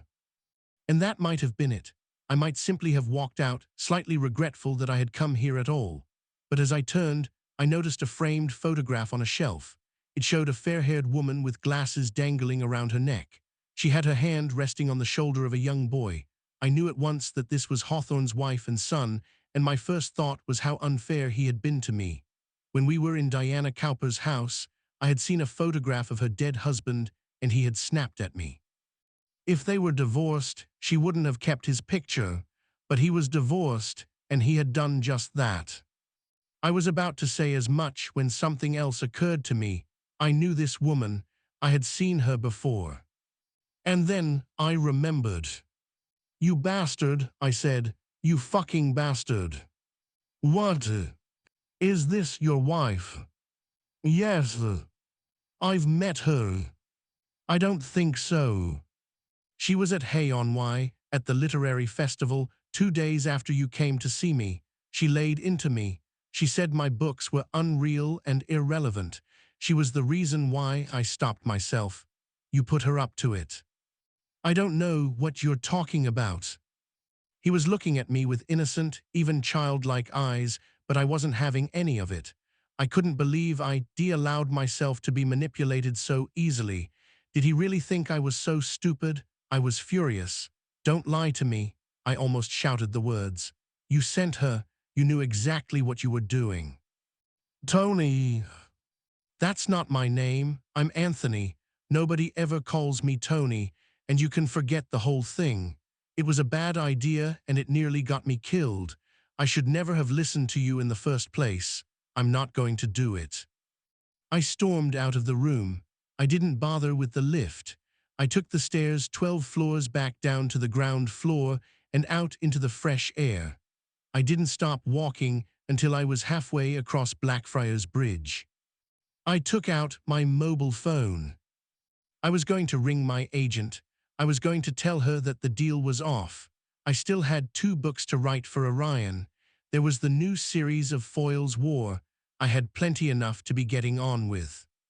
And yet, if I walked away, Hawthorne would just go to another writer, and what would be the result of that? I'd end up as minor character, nothing more than a sidekick in someone else's book, which would actually be considerably worse than being a real character in one of my own. They would be able to do anything they liked. They could make me look like a complete idiot if they wanted. On the other hand, if I wrote the book, I would have control. Hawthorne had admitted that he had come to me and only me. It was my story. Hilda had done the deal, and now that I thought about it, I'd already done half the work. I was still holding my phone.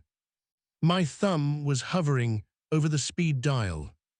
By the time I reached the other side of the river, I knew exactly what I was going to do.